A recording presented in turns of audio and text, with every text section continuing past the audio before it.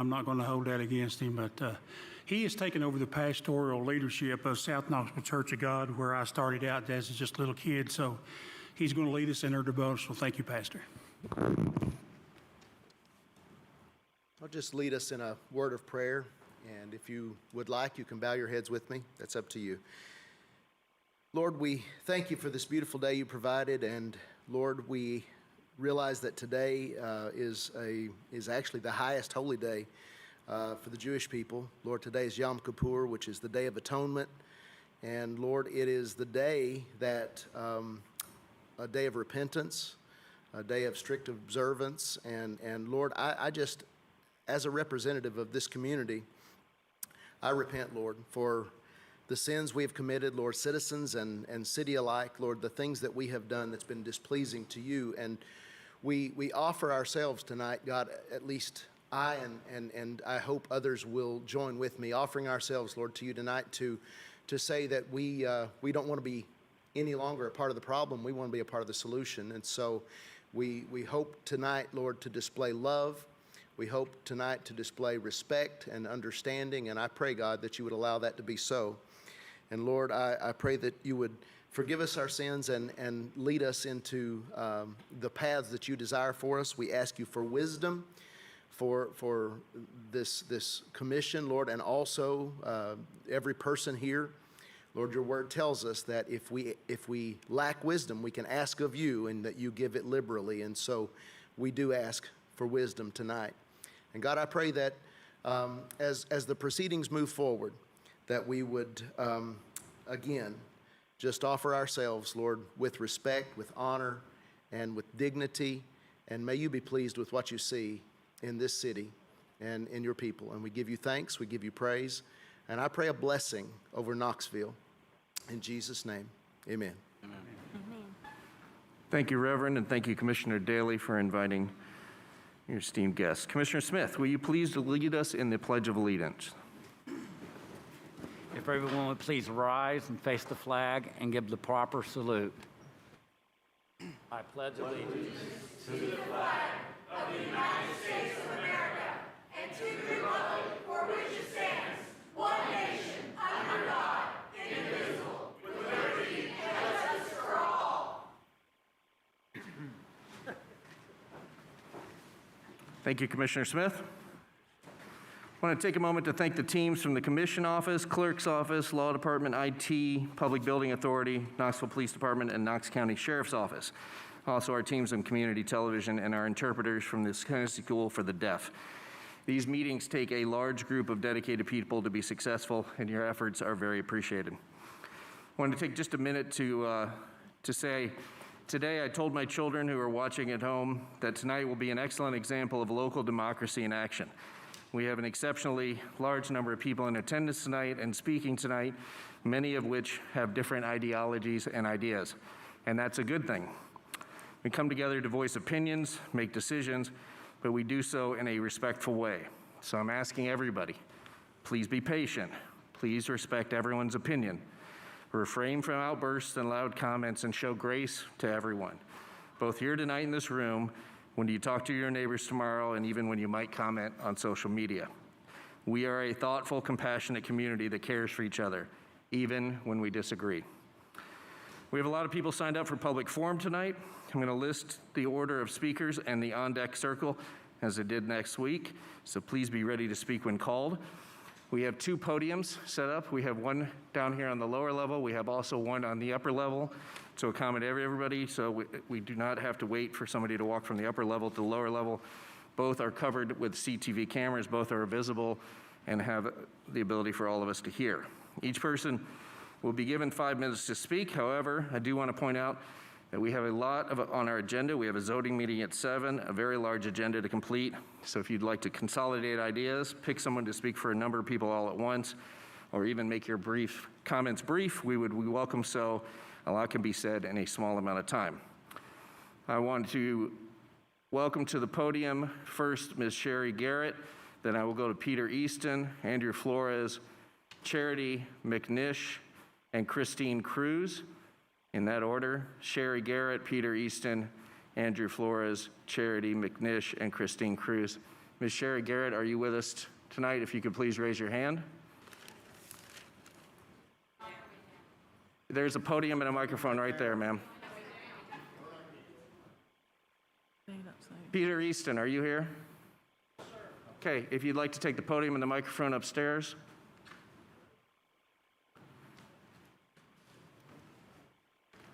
Please, welcome to Knox County Commission. If you could please state your name and your address for the record.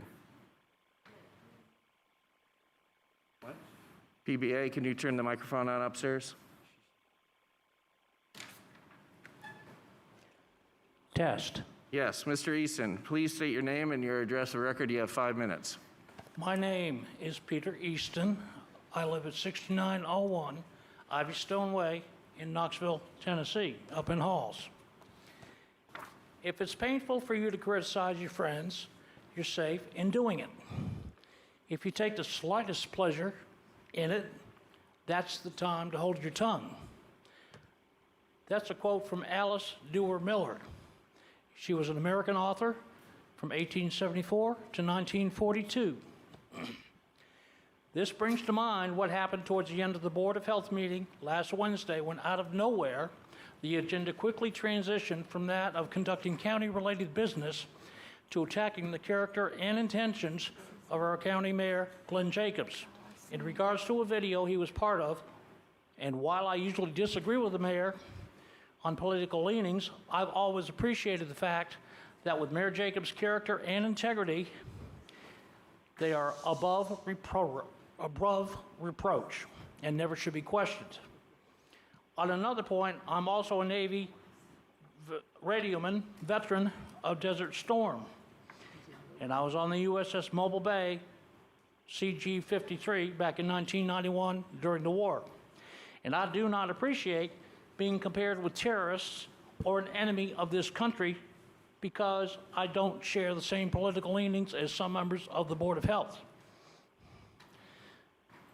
Citizens will come for redress. They come to meetings like this to discuss things with you, the commissioner, or with our county mayor. That's called seeking redress. That's called citizen participation. It's something we all do to better and make our government stronger. We should not be questioned. We should not be called terrorists as we do it. With Dr. O'Brien being a veteran, and I respect him for his status as a veteran, he should not use his status as a veteran and use it as a bully pulpit to antagonize and attack a fellow member of Knox County government. That's not what we do as veterans. We never should politicize our veteran status. Dr. O'Brien, you were wrong.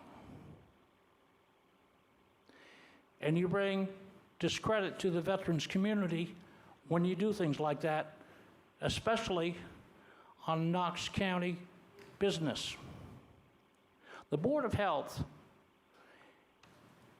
is something that Knox County business should only be discussed, not to attack political opponents. I'm very disappointed that Dr. O'Brien chose to do that, and I ask that he resign because of it. Yes, you heard me.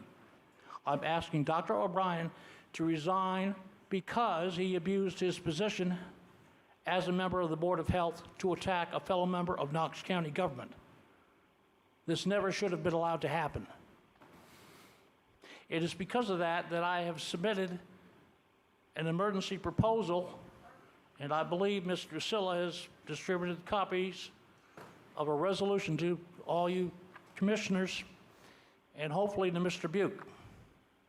I ask that you seriously consider that proposal tonight to repeal the Knox County codes and to dissolve the board. They have turned into an entity of which business cannot be taken care of properly anymore. They've not become an instrument of the people. They've become an instrument of a political entity. Thank you. Thank you, Mr. Easton. Ms. Sherry Garrett, please approach the podium. Please state your name and your address for the record. You have 5 minutes to address commission. Thank you. My name is Sherry Garrett. I live at 7900 Sharp Road, Powell, Tennessee, 37849. Before I get started, I'd like to clear one thing up. Commissioner Schoonmaker, you asked Dr. Buchanan last week if masks were medical devices. She said no, cloth masks were not medical devices. However, I pulled up the FDA website, and I believe I emailed that to each and every one of you last week. And here's what it says in regard to masks.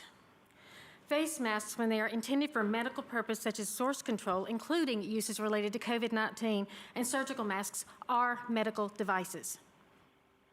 So yes, all masks being used to prevent the spread of COVID-19 are medical devices. For Dr. Buchanan not to be aware of that as a Knox County Health Officer is concerning. 1 in 4 people will die of heart disease this year alone. 600,000 will die from cancer. 300,000 people will die from obesity. Where does it end? Thomas Jefferson stated that if people let the government decide what foods they eat and what medicines they take, their bodies will soon be in as sorry a state as those who live under tyranny. If this is about public health, then the Board of Health must mandate healthy living, good food choices, exercise, and outlaw tobacco, cigarettes, and processed sugars. If this were about public health, then why were fast food restaurants, liquor stores, and tobacco shops allowed to remain open as essential businesses?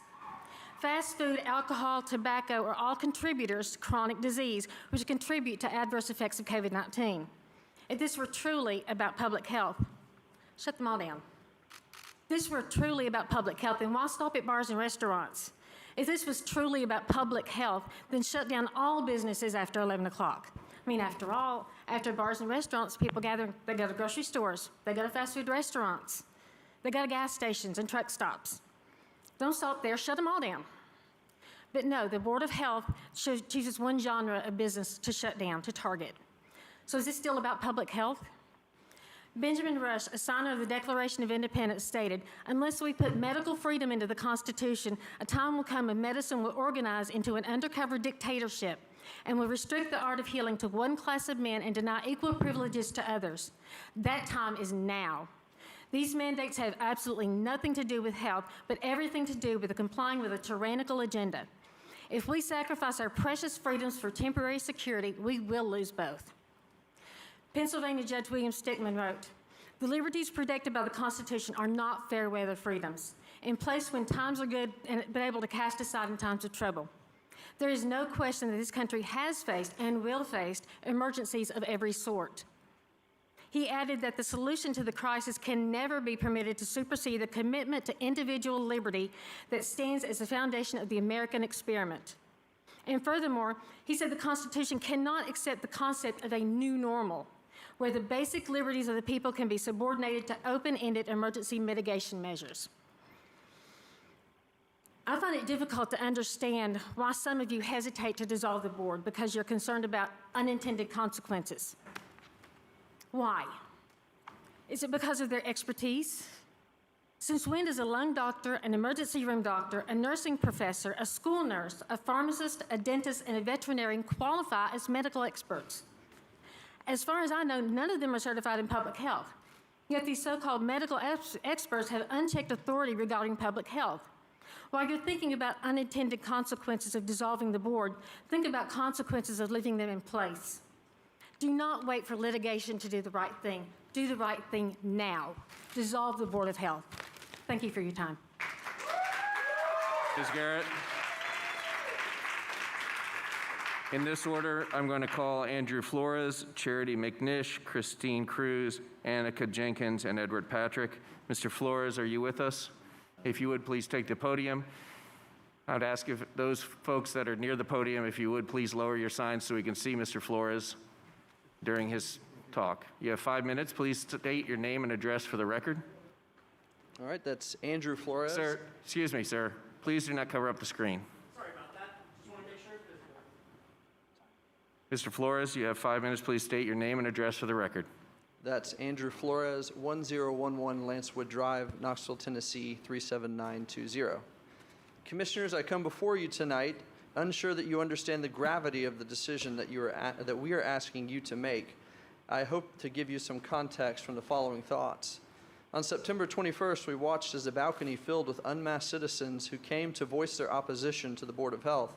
We came to protect the individual rights and freedoms of the citizens of Knox County from the overreach of the board. We did not say that the people appointed to the Board of Health were evil, unqualified, or unprofessional. We said that the Board of Health had been issued too much power, and we asked you to take away that power by bringing them under the oversight of the Board of Commissioners or by dissolving them. We watched the Board of Health meeting Wednesday and listened to their legal counsel say that the county could not issue an ordinance limiting their power as their powers come from the state.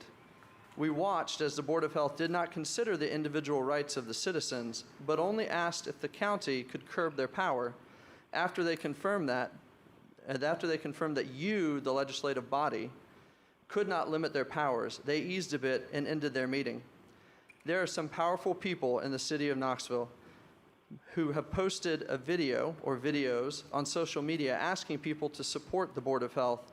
These people do not want the Board of Health to come under the authority of the legislative body of Knox County. They do not want the mayor of Knox County to have authority over the board. They do not want to limit the power of the board and therefore relinquish the authority of each citizen to self-govern their health, freedom, and liberties. If it is not in their best interest for the Board of Health to be dissolved, as it strips away their power and their influence as well. Any time in history when a group of individuals is given unchecked power and authority to govern the people without recourse, disaster soon follows. As we have seen or will see, if they are left unchecked, the economy will suffer irreparable damage, either by lawsuits against the county or business closures and unemployment. This is a fight for our county, to save our county and our citizens. It appears that your only option is to dissolve the board as they retain their power even if the governor's executive orders expire.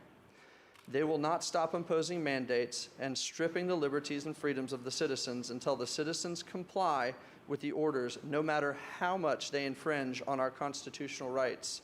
And I cannot say this enough, a pandemic does not void a citizen's constitutional rights, as evidenced by the ruling out of Pennsylvania.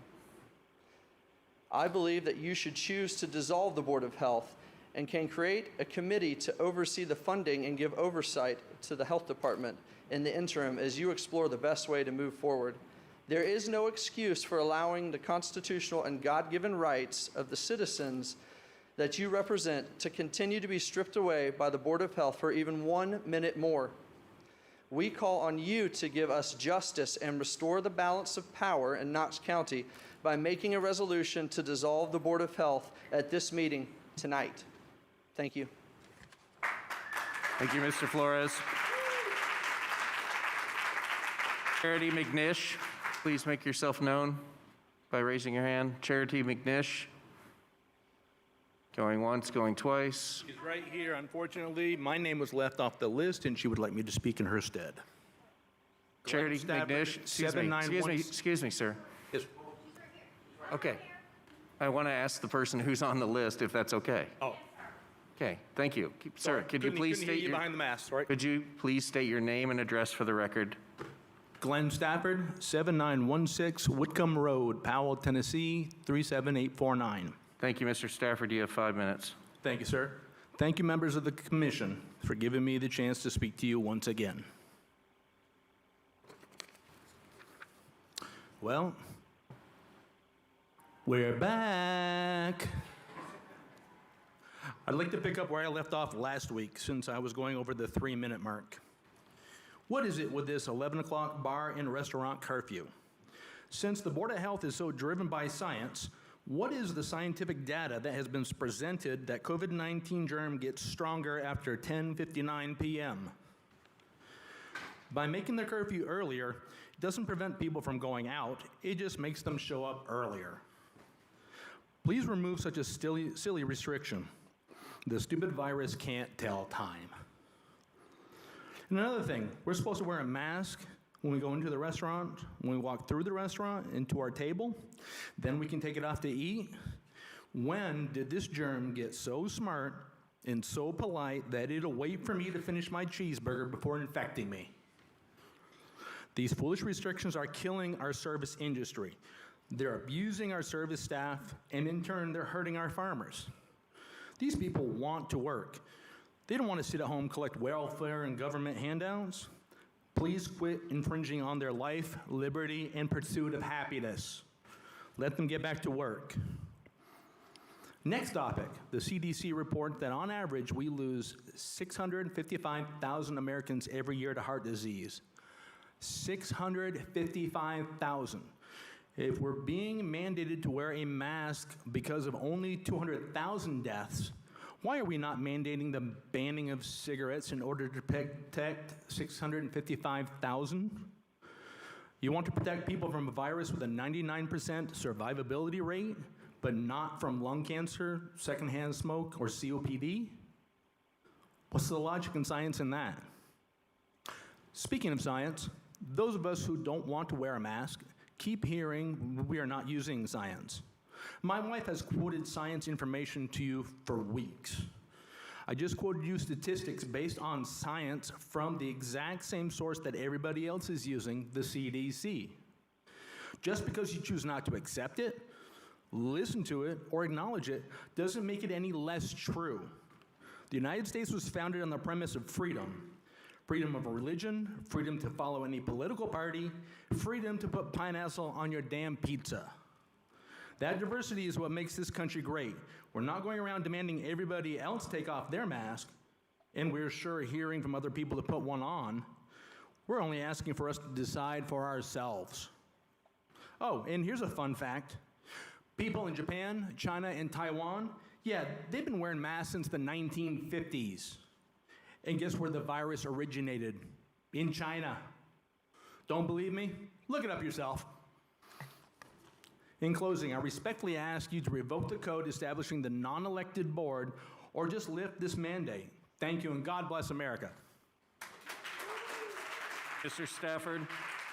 Christine Cruz. Thank you, sir. Ms. Christine Cruz. Next in order will be Annika Jenkins, Edward Patrick, Kathleen Marquardt, and Michael Widdleson. Ms. Cruz, if you would please state your name and address for the record. You have 5 minutes to address commission. Thank you. My name is Christine Cruz. I live at 1921 Lions Bend Road, Knoxville, Tennessee 37919. Good evening. There's a great philosophical divide about what is right or who is right and who is wrong in this debate about whether to retain or dissolve the Knoxville County Board of Health. Each side stands vehemently behind their position and beliefs. The scientific debate, however, is not the issue. Due process is the issue. Ronald Reagan once said, quote, "The most terrifying words in the English language are, 'I'm from the government and I'm here to help.'" There's a process of checks and balances which protects its citizens from a tyrannical government. We are here to ask the Commission to respect the process that has worked for 244 years. If people want mandates, increased restrictions, curfews to continue, draft a bill, bring it to a vote, let the people decide at the ballot box. This way, the appointed authorities do not feel unsafe or threatened. It's a fair process. We are here to ask the Commission to limit the government's power lawfully and peacefully. In response to the Board of Health's claims of threats by our group, I challenge any member of the Board of Health to provide evidence of a threat against them or a family member. Our group does not condone any act of violence against members of the board or any other member of the community without exception. Any individual found of making such threats needs to be held accountable and punished to the fullest extent of the law.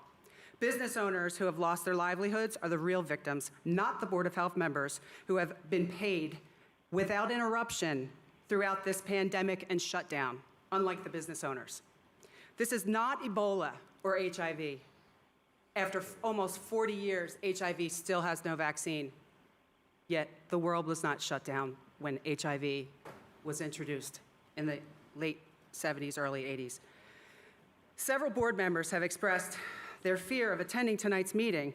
The one I find most abhorrent is the statement from Dr. O'Brien. He claimed to fear the opposition, yet as a vet, quote, "I have dealt with worse with ISIS," end quote. Thank you, sir, for your service if you're here tonight, and thank you, Mayor Jacobs, for offering to escort any member of the board so they had the opportunity to be here, to ensure everybody's safety. So I am confused.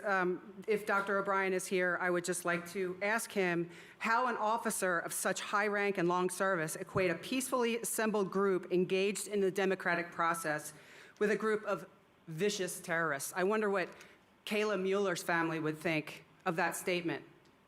Thank you, Mayor Jacobs, as I said, for offering to escort any member who wished to be here safely. The allegations against our group are unfounded without a shred of evidence until proven otherwise. For the record, Mayor Jacobs had nothing to do with the formation of our group. The administrators of our group decided there was a need when the mask mandates were forced on us. So as of today, we have about 2,000 members, and it's growing by the day. People who have been afraid to speak out because they were afraid that they would be singled out and bullied by the Board of Health and their enforcers. So I've been personally attacked on social media when Larson J. posted a question on Facebook about what would you say if you could speak directly to the board members, the Board of Health? And I posted my comments based on logic and fact and research. And a woman who was expressing her opinion, which opposed mine, stated, she replied that she hopes, quote, "a plumber does my next colonoscopy. Your stupidity is showing," end quote. The point is, when the opposition cannot win a debate fairly using facts, they attack, they attempt to intimidate, and they claim victim status, as is the case of the Board of Health.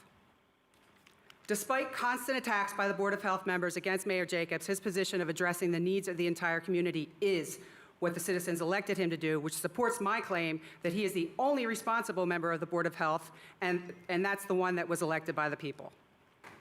So I asked the Commission to dissolve the Knox County Board of Health effective immediately. To the Commission, as we ask you to make these decisions for our entire community, please consider the advice of Colonel Keith Nightingale, commander of the 3rd Brigade, 82nd Airborne in Vietnam, when he, historian, quote, "Don't try to be loved, just try hard and lead always, all else follows. Remember your basic human values. If you forget them or allow others to forget them, you forfeit your purpose and why we exist as a nation." Final comment. If the Commission is concerned with how this vote will affect their future political career, remember this. If you vote to continue to allow the Knoxville Board of Health unchecked and unlimited power, you are voting to relinquish your future power to the entity you created and enabled. Thank you. Ms. Cruz.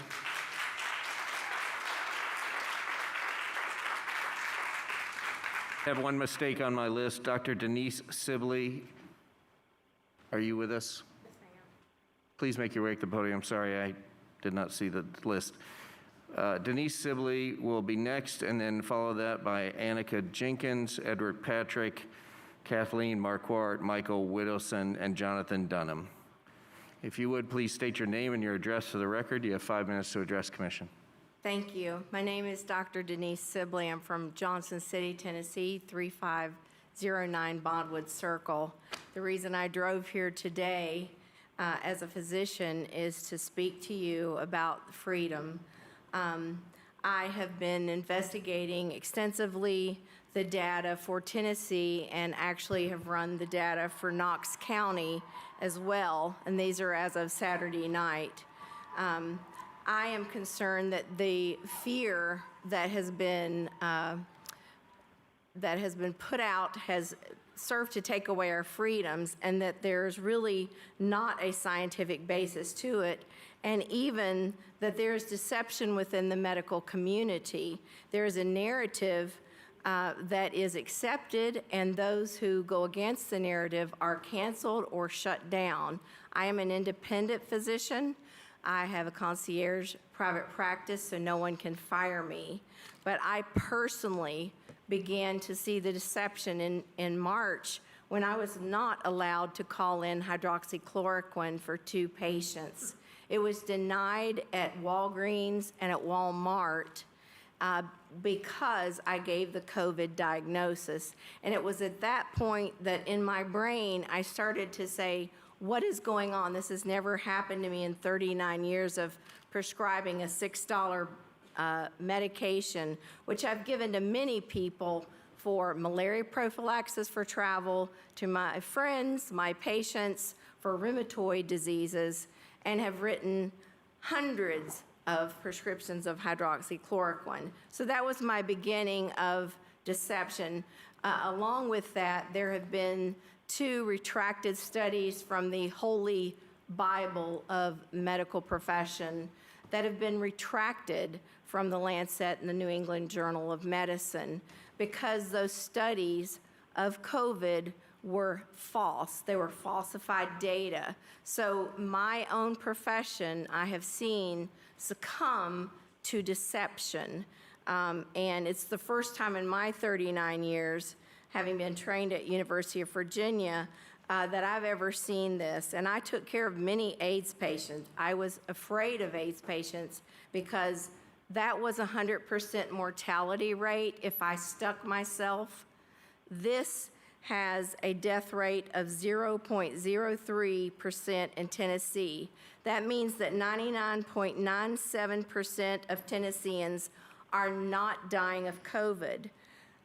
This is the first time in my 39 years of medicine that healthy people have been masked for any respiratory viral illness. There is no precedence of this response to a disease of any respiratory disease, influenza included, and especially one that has such low mortality.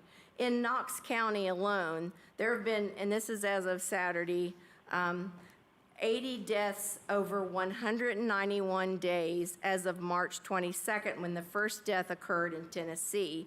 You have a population of 470,343 people. So your death rate is 0.017. Let's compare that to the death rates of other things. Deaths from accidental death in Knox County is 5 times higher. We should ban all ATVs, all ladders, anything that would bring you an accidental death. The motor vehicle occupancy death rate is higher. The suicide rate is higher. There are 13 people that die every day in your county, and that's an average of all causes. So that over 191 days, the expected deaths are 2,499. That means that 3.2% of your deaths in Knox County over the last 191 days of counting COVID have actually been attributed to COVID. And we would preface that by saying that even the CDC said that only 6% of deaths are due to COVID alone. So we must take those mortality rates. They may be lower. I would say to you that Tennesseans have the freedom to decide for themselves with their own adult brain whether to wear a mask, whether a mask is effective, whether there are hazards to a mask, which there are, so that we can use our own intelligence to decide rather than having it forced on us. Thank you, Dr. Sibley. Your time is up. Thank you very much for joining us. Ms. Annika Jenkins, are you with us? You would please state your name and your address for the record. You have 5 minutes to address commission. Sure. My name is Annika Jenkins, and I'm only going to give my zip code, 37934, out of fear of safety, and I'm going to address that during my speech.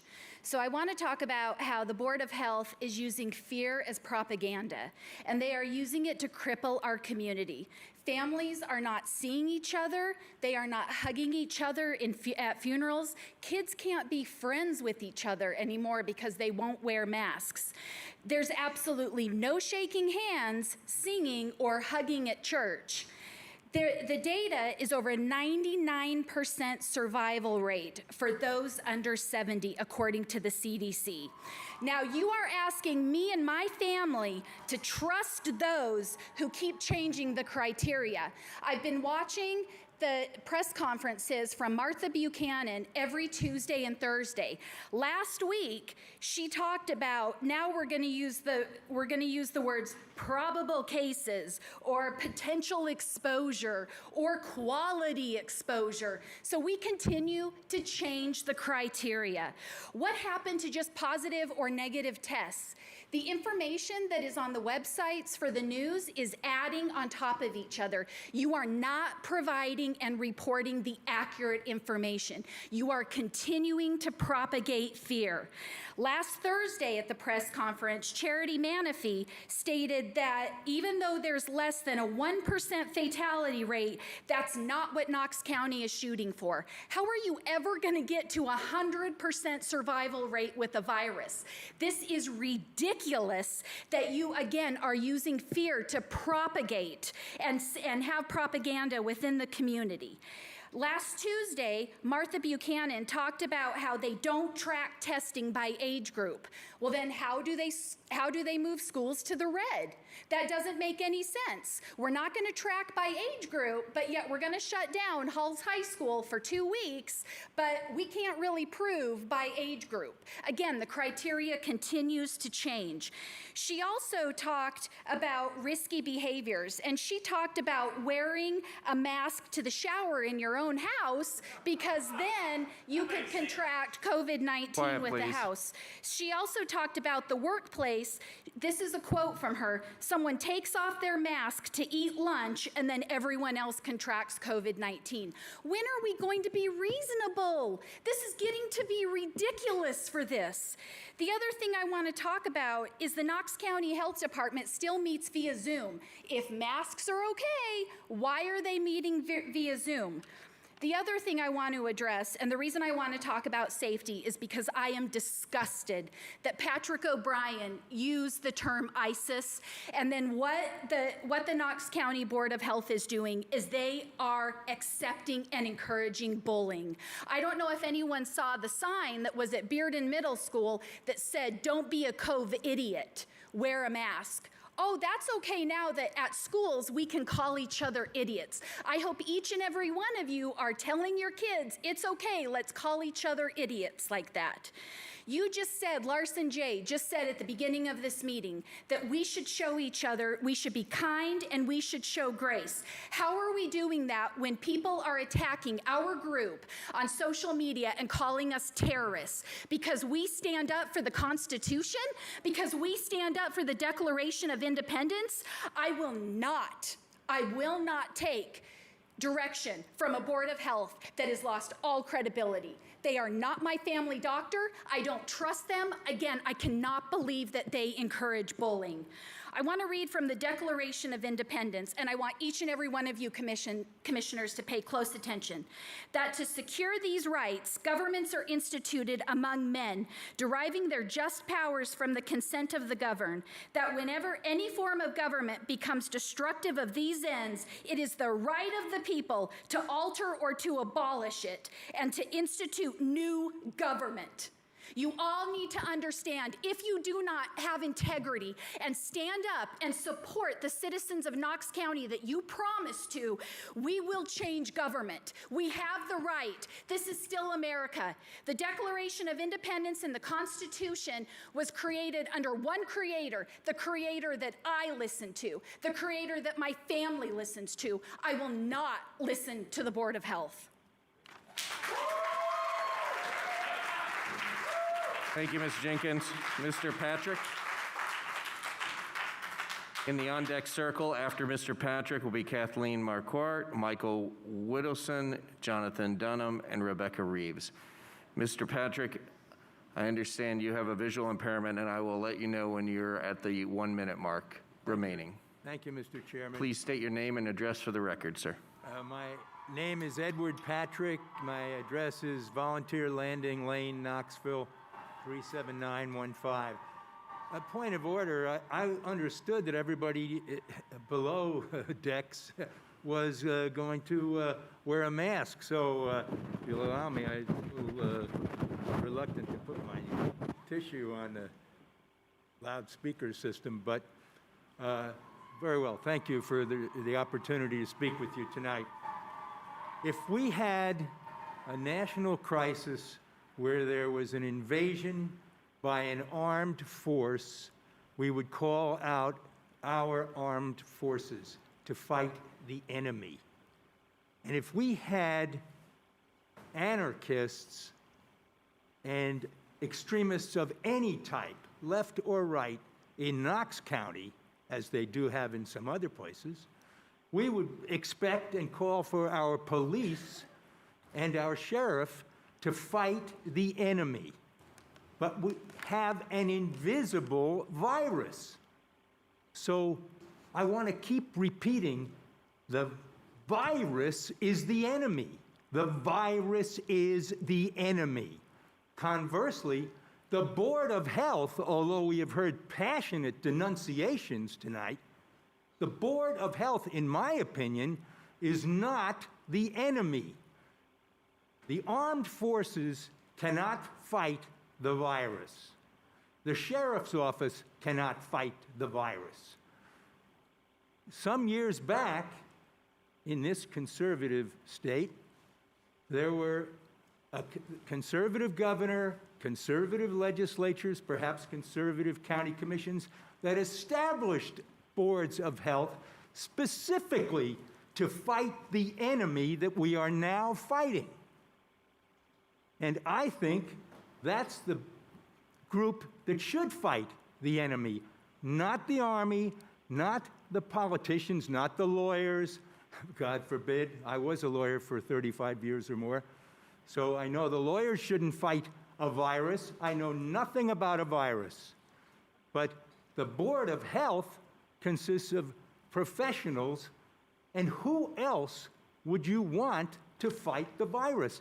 From what I am hearing, we want passionate political theorists and independent thinkers, in quotes, who believe that they should fight the virus by talking to their private doctors. I want people to listen to the Board of Health and follow the Board of Health. That's what I'm asking. And with respect to the particular situations at hand here, there are two resolutions, as I understand it. I certainly have no objection to having a citizen board member. I think that's a good idea. With respect to the second, which I understand expresses displeasure by the county commission on the actions of the Board of Health, I would prefer that you said, certainly at the very least in an intro, that the county commission respects the Board of Health and its efforts to fight the enemy virus, but in particular, and if you have particular issues, I'm talking about the fundamentals here. Fundamentally, the virus is the enemy, and the Board of Health was specifically designed to fight this kind of enemy. In particular, you can argue one way or the other about a particular decision, but I respect them. We've watched them regularly, and every one of them is impressive. 1 minute, sir. Thank you. So I would urge people to watch them on TV, not through the lens of passion and intensity. I'd like to lower the temperature here. My gosh, it's really almost abusive what's going on here about the Board of Health. And they have been getting horrific, insulting, belittling, degrading, threatening, intimidating voicemails, emails, anonymous, snarky comments on social media. These people are not getting paid anything, and they deserve our respect. So that's what I'm asking for this commission, to at least endorse the efforts of the Board of Health, and in particular, if you have a disagreement with the Board of Health, then raise that. Thank you. Thank you, Mr. Patrick. Kathleen Marquardt, are you with us? If you would, please raise your hand. Coming up next will be Michael Widdleson, Jonathan Dunham, Rebecca Reeves, Annabelle Henley, and Allie Haney. Kathleen Marquardt, please state your name and address for the record. You have 5 minutes. I'm Kathleen Marquardt. My address is 1207 Viking Drive, Knoxville, 37932. Now, you all have, approximately 500,000 people that you are responsible for the health and welfare for in Knox County. When you were given this directive from the governor, to consider masks and shutting down businesses or restricting them. Did you study both the efficacy and the safety of masks before you did this? Did you study any of this? Because you know all the figures we've been getting from Fauci, Dr. Fauci, the CDC, they keep waffling. Wear a mask, don't wear a mask, we don't need a mask, need a mask, masks don't work, masks work. You're supposed to be changing your masks every 20 minutes with fresh ones, and I haven't seen any of you change them out.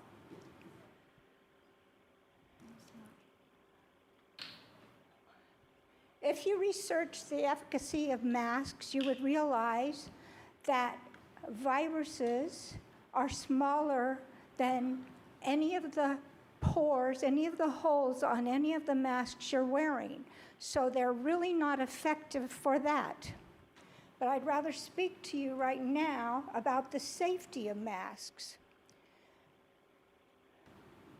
People who are obese, diabetic, women who are pregnant, children, people with other issues, people who are recovering from cancer or who have cancer.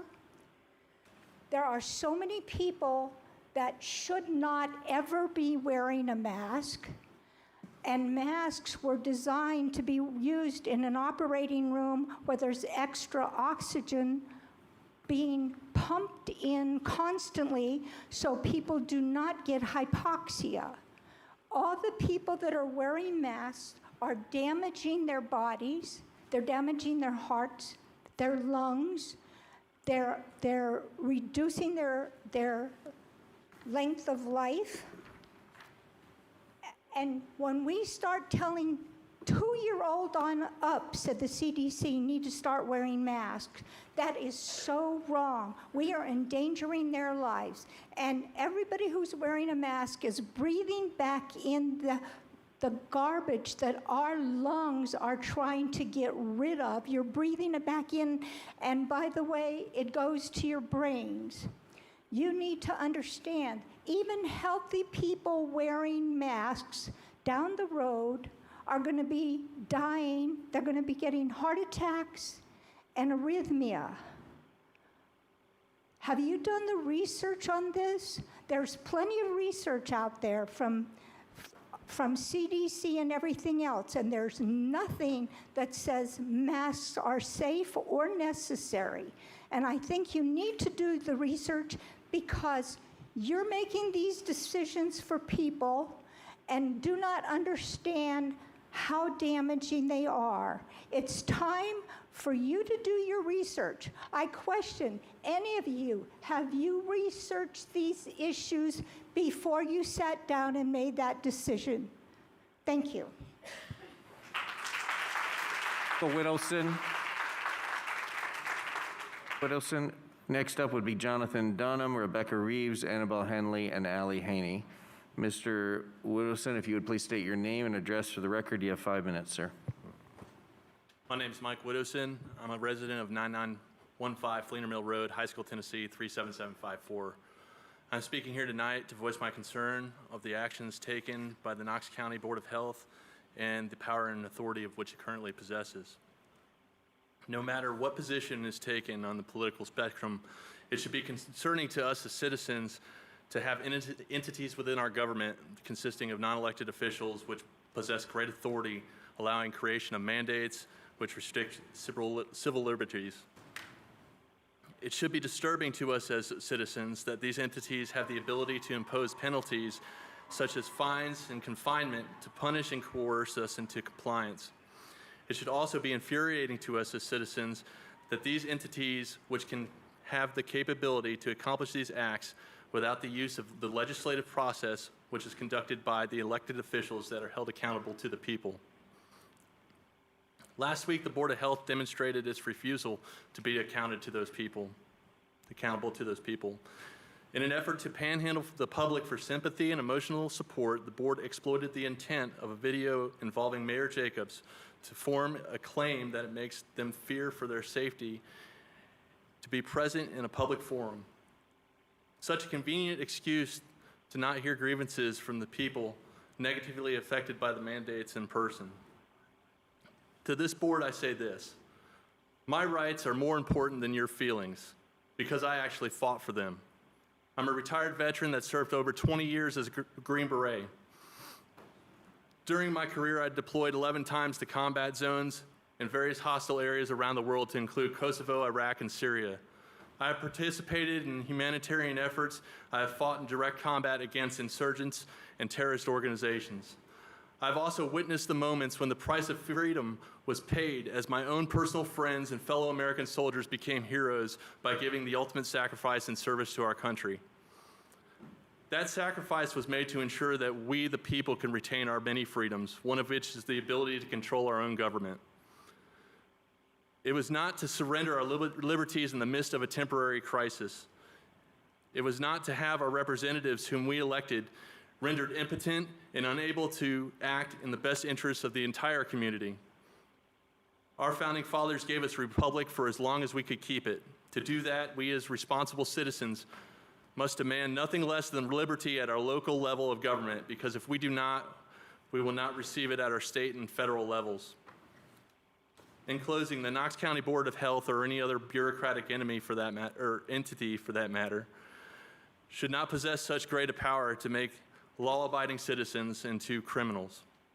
Bureaucracy should only be empowered to make recommendations for the regulations based off their field of expertise and subject matter knowledge. These recommendations should then be presented to our elected officials to exercise the democratic process.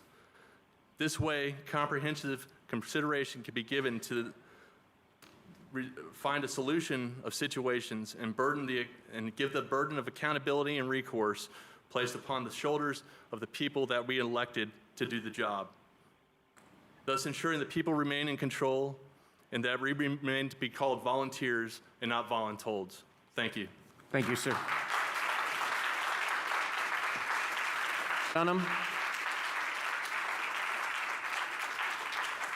Will be Rebecca Reeves, Annabelle Henley, Allie Haney, Debbie Stafford, and Chris Irwin. Mr. Dunham, you have 5 minutes. Please state your name and address for the record.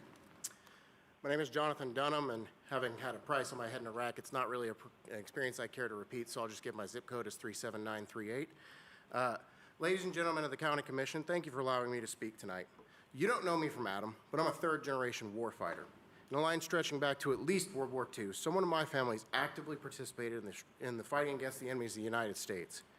Every male with whom I share a last name has served at least a term of 4 years in one of the branches of the armed forces, most of the women as well. I do not say this because I want your gratitude. Truth be told, after fighting in Fallujah, the Sunni Triangle, and the Triangle of Death as an infantry Marine, I'm not very comfortable discussing it with anyone. I bring this up because there's an old sentiment in the United States that freedom has a flavor the protected will never know. I have lost many people for whom I care deeply, and my grandfather lost his mind in the pursuit of freedom and security for this great nation. But now, because of a disease from which almost everyone recovers, my rights, those of my children, and those of my fellow Americans are being violated. This breaks my heart and enrages me. 244 years ago, my ancestors drove out the British. Why? Were they just greedy landowners that wanted to hoard their money like a dragon with a mountain of gold? No. They fought the British because Parliament passed legislation to tax the colonists without representation. Today, the Knox County Board of Health violates our rights in a similar manner. The Knox County Board of Health members are not elected by and therefore not accountable to we the people for any harm done to us by their decisions. Yet they are allowed to make law. Further, they violate our rights to peacefully assemble with their arbitrary curfew, as if a virus can tell time.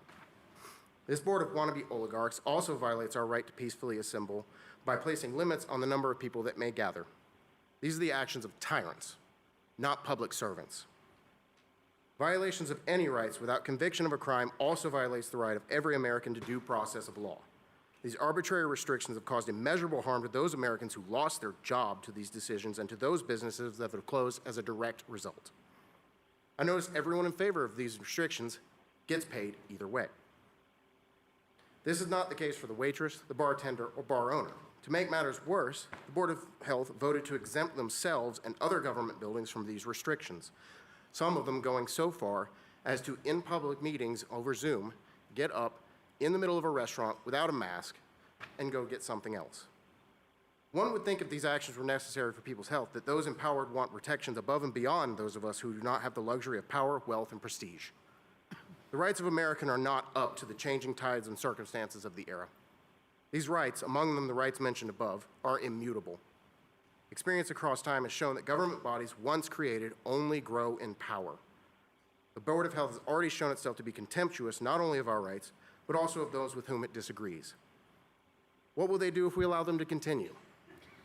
Under Tennessee law, County Commission has the ability to create or dissolve the Board of Health, but not the power to regulate it. For all these reasons, I respectfully request you dissolve the Knox County Board of Health before they do more damage to the freedom that over 1 million people have died to preserve. If you do not, my fellow citizens and I will be forced to recognize that you are not, as Thomas Jefferson would say, adequate guards of our security and freedom, and we will be forced to find other people to fill the post. Thank you for your time. Thank you, sir. Rebecca Reeves.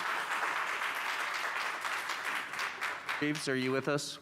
I'm right here. Thank you very much. Please state your name and address to the record. Yes, my name is Rebecca Reeves, and I live in the Pine Springs neighborhood, 37922. In 2010, my agency sent me to Centerville, Tennessee to assist with FEMA after the Nashville floods destroyed a large part of the city and the surrounding areas. I sat with a FEMA team and waited around expecting to help large amounts of people in need, but I found myself twiddling my thumbs instead. I asked the gentleman from FEMA where all the people were. I knew how devastating this flood was, and I assumed we would be swamped. His response to me sticks with me to this day. He said, and I quote, "I have never seen anything like the state of Tennessee. I have traveled all over this country and assisted in many disasters for decades. But in Tennessee, the people did not wait for us. They jumped in and took matters into their own hands before we even got here. Neighbors and friends and even strangers are fixing roofs. They're clearing debris. They're loaning out trucks and trailers and taking care of business. And heck, there are even people passing out free sandwiches in the street." And I said, "Yes, sir, this is the volunteer state. We take care of each other and we do what's right and we get it done." My heart swollen with pride. As I take a look again at Tennessee during this 2020 year, I am again proud of Tennessee. I am proud we have handled this virus well, as our mortality rate has remained low. I am not proud, however, of the tyrannical overreach of an unelected board that has run rampant without checks and balances. And as a result, there have been business shutdowns and curfews, which has resulted in several closures and loss of employment. These mandates have not been effective. Our positive caseload seemed to soar weeks after the mask mandate. I even heard the Board of Health say that cases went down in the weeks following the mask mandate, but that is not backed up with actual proof. I do have the screenshots from Mayor Kincannon that show on July 1st, our total case count was 977. The mask mandate went into effect on the 3rd, and on July 23rd, the case count was at 2,702. By August 11th, 4,868. However, all of that being said, our death count has remained low, and last I checked, we had around 80 deaths in the last 6 months. And while any loss of life is tragic, and I do not take that lightly, I assure you these numbers do not equate emergency pandemic mode, shutdowns, or loss of businesses. Tyrannical mandates are not needed to continue stoking fear. The suicide rate, domestic abuse, and mental health crisis have skyrocketed. Drug and alcohol abuse are on the rise. And a health board should recognize how unhealthy these factors are for our population too. We can't look at one slice of pie in this full circle of issues. The things that make a person strong to fight off a virus are obvious. We exercise, eat healthy fruits and vegetables, go outside, low stress, on and on. To make a person more susceptible to a virus is the opposite, staying indoors, not eating healthy, stress, maybe from the loss of income and your business shutting down. The toxins from your mask, not breathing in and out properly and exhaling as we're supposed to. We must strengthen our immune systems, our bodies, and our population. We must have a line of defense to fight off any disease. We are encouraging things that weaken our community and our health by isolating and wearing masks. The majority of our population will survive this, around 99%. We need to keep this population strong in order to continue that survival rate. If we weaken the strong, the chances of survival decrease. Let's protect the vulnerable, the elderly, and strengthen ourselves to improve ourselves even more. Wearing a mask that gets moist and invites particles to colonize while being smushed on your face is not healthy. There are doctors, scientists, and verified researchers that will back me up. I am not wearing a sticky fly trap on my face. Picture all of the germs and mold colonies that you are breathing in all day, the fungal lung infections and viral pneumonias that this is causing, and that's nasty. Imagine getting a lung infection or pneumonia from your mask and then getting COVID on top of that. We have also learned from March until now many errors that contributed to the enormous death toll. 5 states sent COVID patients to nursing homes. Also, ventilators were overused. And we now know that ventilators were harming more than helping. And they are rarely needed to combat COVID. We know what to do more now than ever. Tennessee never enforced those practices that those other 5 states did. And for that reason, we have fared much better than them. And I urge you to let the citizens of Knox County do what it knows to do. The Board of Health mandates are not needed here. We are the volunteer state. Let us volunteer to lead the way for the rest of the country to see. This is Tennessee. We stand apart from everyone else. We always have, and I intend to see it stay that way. Thank you. Henley. Annabelle Henley. Please raise your hand. Next up after Annabelle will be Allie Haney, Debbie Stafford, Chris Irwin, Zachary Kimball, and Cynthia Finch. Ms. Henley, you have 5 minutes. Please state your name and address for the record. Thank you. My name is Annabelle Henley, and I live at 2009 Willis Place in Knoxville 37920. You've heard Dr. Buchanan talk about how her staff feels right now and the things her staff are going through, and I thought it would be nice for you to hear from one of us. My regular job is the program director of women's health at the Knox County Health Department. However, since March, I've been doing that job as well as working for the COVID response team. During this pandemic, I've been working with some of the most intelligent, well-educated epidemiologists in the country. Right now, we're working insanely long hours, 7 days a week. We're missing time with our families. None of us are paid an exorbitant amount of money. I'm not complaining about that, it's just a fact. So why are we doing this? Most of us got into public health because we want to serve the people of our county. Right now, I spend my days managing contact tracers, taking calls from the medical examiner's office, reporting people who've died of COVID. I participate in the review of medical charts of people who are hospitalized and on ventilators, and I speak to family members who are struggling because their loved ones have been struck by COVID. Early on, we set up a coalition of churches in the county who are working with Second Harvest to distribute food to people who are in isolation and quarantine. This coalition has fed approximately 2,300 people to date. There's a lot going on, and those of you who sit on this commission don't seem to be aware of all that. Only one of the commissioners has come to see us since all this started. I would invite you to come and sit with us, see what we see, and hear what we hear. You can sit with me. I'll be happy to invite you. And maybe you need to talk to the families of people who've lost loved ones or experiencing long-term effects of this disease. You have been selected or elected to protect all the citizens of Knox County, not just a very vocal minority. In a recent survey by the Howard Baker Center at UT, 77% of Tennesseans say they wear a mask themselves in public. 85% believe that wearing a mask can protect others. 9% surveyed believe there's no benefit to wearing a mask, 9%. 68% said that wearing a mask was a matter of public health, and only 7% believe that it's a political message. That's from the University of Tennessee Howard Baker Center for Public Policy. One way you can protect those you're elected to serve is to support our health board. The members of this board are the best of the best in their fields. They were chosen by their peers to represent each health discipline and are tasked with protecting the health of the population of our of our county. Just as we have appointed jurists on our Supreme Court that are chosen as the best in their field to protect the Constitution, these doctors, dentists, pharmacists, veterinarians, and nurses have been appointed to protect the health of our citizens. Stripping them of these powers is extremely unwise. If you do this, you will not only reap what you sow, but so will all the citizens of our county that you are sworn to serve. No one wants to get back to life as we know it more than the employees of the Knox County Health Department. But the only way we're going to get back to some semblance of normal is to follow the science and allow the medical professionals to make decisions about medical issues. Right now, we have a board made up of the top providers in each discipline. We need to continue to allow the professional healthcare providers to make decisions about the health of our community. Thank you. Thank you very much. Allie Haney. Ms. Allie Haney, are you with us? Yep. Okay, thank you. Hello, my. Ma'am, if you would, just please state, Ms. Allie, have her state her name and address, or you can do it for her. Thank you. Hello, my name is Allie Haney, and I live on Whitcomb Road in Powell, Tennessee.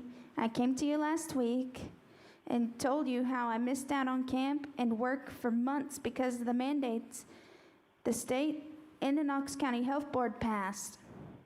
After my speech was posted live online, the bullies began to emerge. One bully in particular said, "How dare I actually stand up here and speak?" He talked as if I deserved to be at the back of the bus with no voice, no right to partake in my civic responsibility. He accused my mother of telling me what to say, as if I lacked the brain to be able to speak. To make matters worse, a spouse of one of the health board liked his bully comment. I wanted to tell you all, I missed out on dance for months. I go to Sunshine Ambassadors. It's a dance program for people with disabilities. Or as my mom likes to say, a dance company for people of all abilities. Because of the governor issued a stay-at-home order, I missed out on dance. I will not get to dance at Fantasy of Trees, one of my all-time favorite activities for Thanksgiving and Christmas. As an American, I have a right to speak, and I want you all to listen to me without making fun of me. I am an American. I want to be a voice for all special needs and not get bullied. I have a right to go where I want and do where I want. I have a right to breathe clean air, and if I'm not feeling well, I'll stay at home so I do not risk making others sick. That is everyone's responsibility. I also wash my hands frequently because that is my responsibility. I refuse to be afraid of germs to the point I cannot live my life. I would like to close with something my parents taught me. Rule number 1, never trust the government. And rule number 2 is always remember number 1. The end. Thank you, Mr. Haney. Debbie Stafford. Coming up in order are Chris Irwin, Zachary Kimball, Cynthia Finch, Courtney Hinckley, and Jennifer Fox. Ms. Stafford, please state your name and your address for the record. You have 5 minutes, ma'am. Deborah Stafford, 7916 Whitcomb Road, Powell, Tennessee, 37849. And I want to thank whoever's idea it was to put the non-masked up here in the balcony. We were told we were not allowed to be down there with anyone else. I was going to come down anyway because I understand there are some people down there that thought it was quite amusing to make fun of my daughter on social media, and I'm teaching Allie how to stand up to bullies, not to cower. And I wasn't even going to mention this tonight. I was going to go back into how in the 1980s people with AIDS were discriminated against, but I think this needs to be said. Last week, it was disgusting the way the health board treated Mayor Jacobs. He apologized 9 times, and they dared to sit there and say they didn't feel safe. Clearly, they missed that beautiful woman of color that came here last week to talk about the multiple murders of black men and youth that's happening over on the east side. And how did our county and our city respond? I heard Miss Kincannon had the Gestapo going around to all the bars to tell them they better darn well be closed by 11 or else. There were a few more murders last week, by the way, as I understand it. So the idea of not feeling safe because feelings were hurt, clearly no one cares about how my daughter feels, including one of the spouses of one of the board members who thought it was really cute for him to say that it was impossible for my daughter to be able to come down here and speak, that clearly I was filling my adult 21-year-old daughter full of words. This is disgusting, and this has got to stop. The people downstairs are heckling anyone that dares to go down there without a mask, but they say that they support freedom. You all have an obligation, and you all are failing us. We came to you last week to ask to put an end to it. And we hear, oh, we want to help, oh, we want to help. Well, you're not doing anything to help. And I'm sorry if I'm coming across as a little bit hostile, but my heart is a little bit hostile tonight. I prayed to the Lord the whole way here to keep me in check. So thank you, Lord, for holding me down so far. This has got to stop. I am a family nurse practitioner, disgusted that I cannot get a psychologist to properly diagnose my little child suspected of autism because, God forbid, they actually go in a room and sit down face to face with a child and play with them. I am fed up with patients sitting in my room and crying about how they've been treated by all these mask holes in Knoxville, and that's what some of you are. Some of you are very respectful, and I appreciate that. None of us up here have said don't wear a mask. If you are that afraid or that immunocompromised that you need to wear a mask to feel safe, I support that. I encourage that, and I welcome you to be able to do that.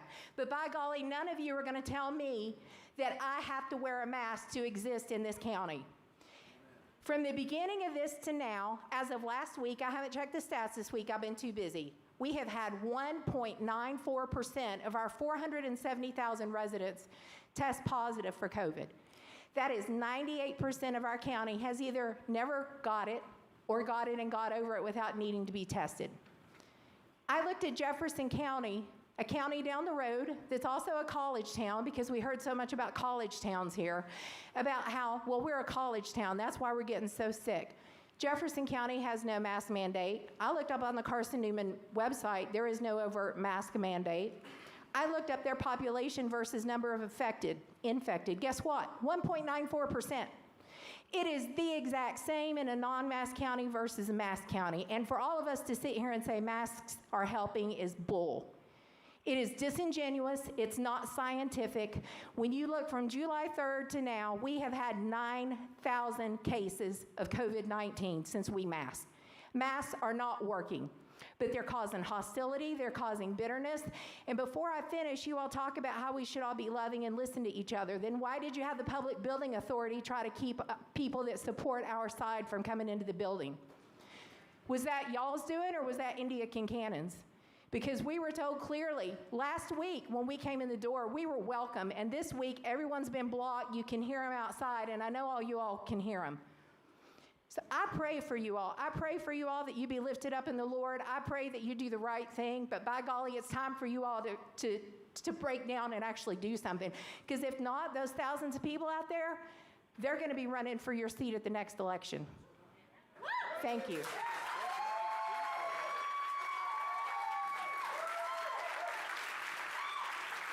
Chris Irwin. Chris Irwin, Zachary Kimball, Cynthia Finch, Courtney Hinckley. Mr. Irwin, you have 5 minutes. Please state your name and address for the record. My name is Chris Irwin, 2131 Riverside Drive, Knoxville, Tennessee, 5 generations Knoxville. I want to take a moment of my 5 minutes, I don't have much to say, to just give a moment of silence for the 200,000 dead Americans. 200,000. Think about that.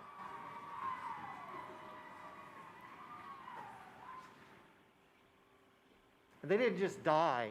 They died deaths of slow asphyxiation. I think about that, and I'm grateful for the Board of Health.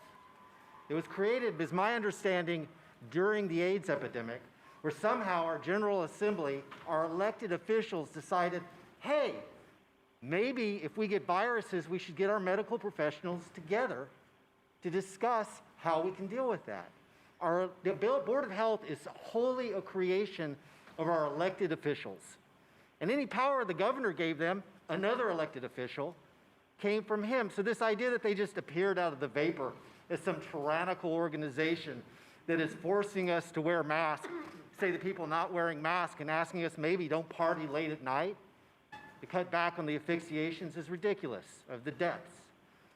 As far as these masks being unhealthy, I invite you to spend $20 and get the meter, wear your mask, and see what happens when you wear it in terms of your oxygen levels. Nothing. You can see it all over YouTube. It was 1845, there was a doctor named Semmelweis. Dr. Semmelweis had this crazy idea. He observed that the infant mortality rates decreased when physicians washed their hands. He even came up with a chlorine solution. So was he embraced? Did people say, well, that's a good idea. It's clearly saving kids from dying. No, he was mocked and ridiculed in his own profession and then ended up being beaten to death about 50 years later. It wasn't until Louis Pasteur came up with what we call virology and verified this that the science of virology started to happen. We're dealing with a science that's close to 100 years old. This isn't rocket science. We know the mask work. We know the basics of virology. We put our experts together to figure this out. This is not tyranny. A mask is not tyranny. I've lived in 2 dictatorships. In fact, one of the dictatorships I lived in was during the height of a cholera outbreak that killed thousands of people when I was in West Africa in the Peace Corps. I saw what happened when people don't pay attention to science. They ship the bodies back on taxis. These are life and death matters. This is not tyranny. They may want to make it about that. This is about common sense scientific protocols. I invite you to see past the rhetoric and tyranny, and it sounds like they're chanting no more health out there, by the way, which is, I think, a little bit ironic in this situation. But we created the Board of Health because, here we go. I have 2 masks on. We created the Board of Health for exactly the sort of circumstance that we're in. When we have a virus, and we're coming into the flu season, asking people to wear masks, and especially when people are claiming, oh, it's tyranny, when half the balcony is not wearing masks. Where are the mask Gestapo? Where are the mask police? This is not tyranny. It's common sense protocols that are being created by an agency that was created by our elected officials, by our General Assembly, wisely. What they did was intelligence. As far as the video, I saw that. I saw the burning vehicles and, the silent people of the tyranny, agents of tyranny. And then I saw what was basically a wanted poster of our scientific community that we've put together to combat viruses. Don't fall for this, for the emotion, for the misdirection. We're taught we don't want to sabotage the one agency that we have that for a decade plus was created to address the exact situation that we're in. I think about those doctors that ignored Dr. Semmelweis when he said, wash your hands, and the babies that died needlessly as a result. And I wonder what those doctors thought later when they found out, oh, he was right. There may have been thousands of people that could have lived. We're going into the flu season.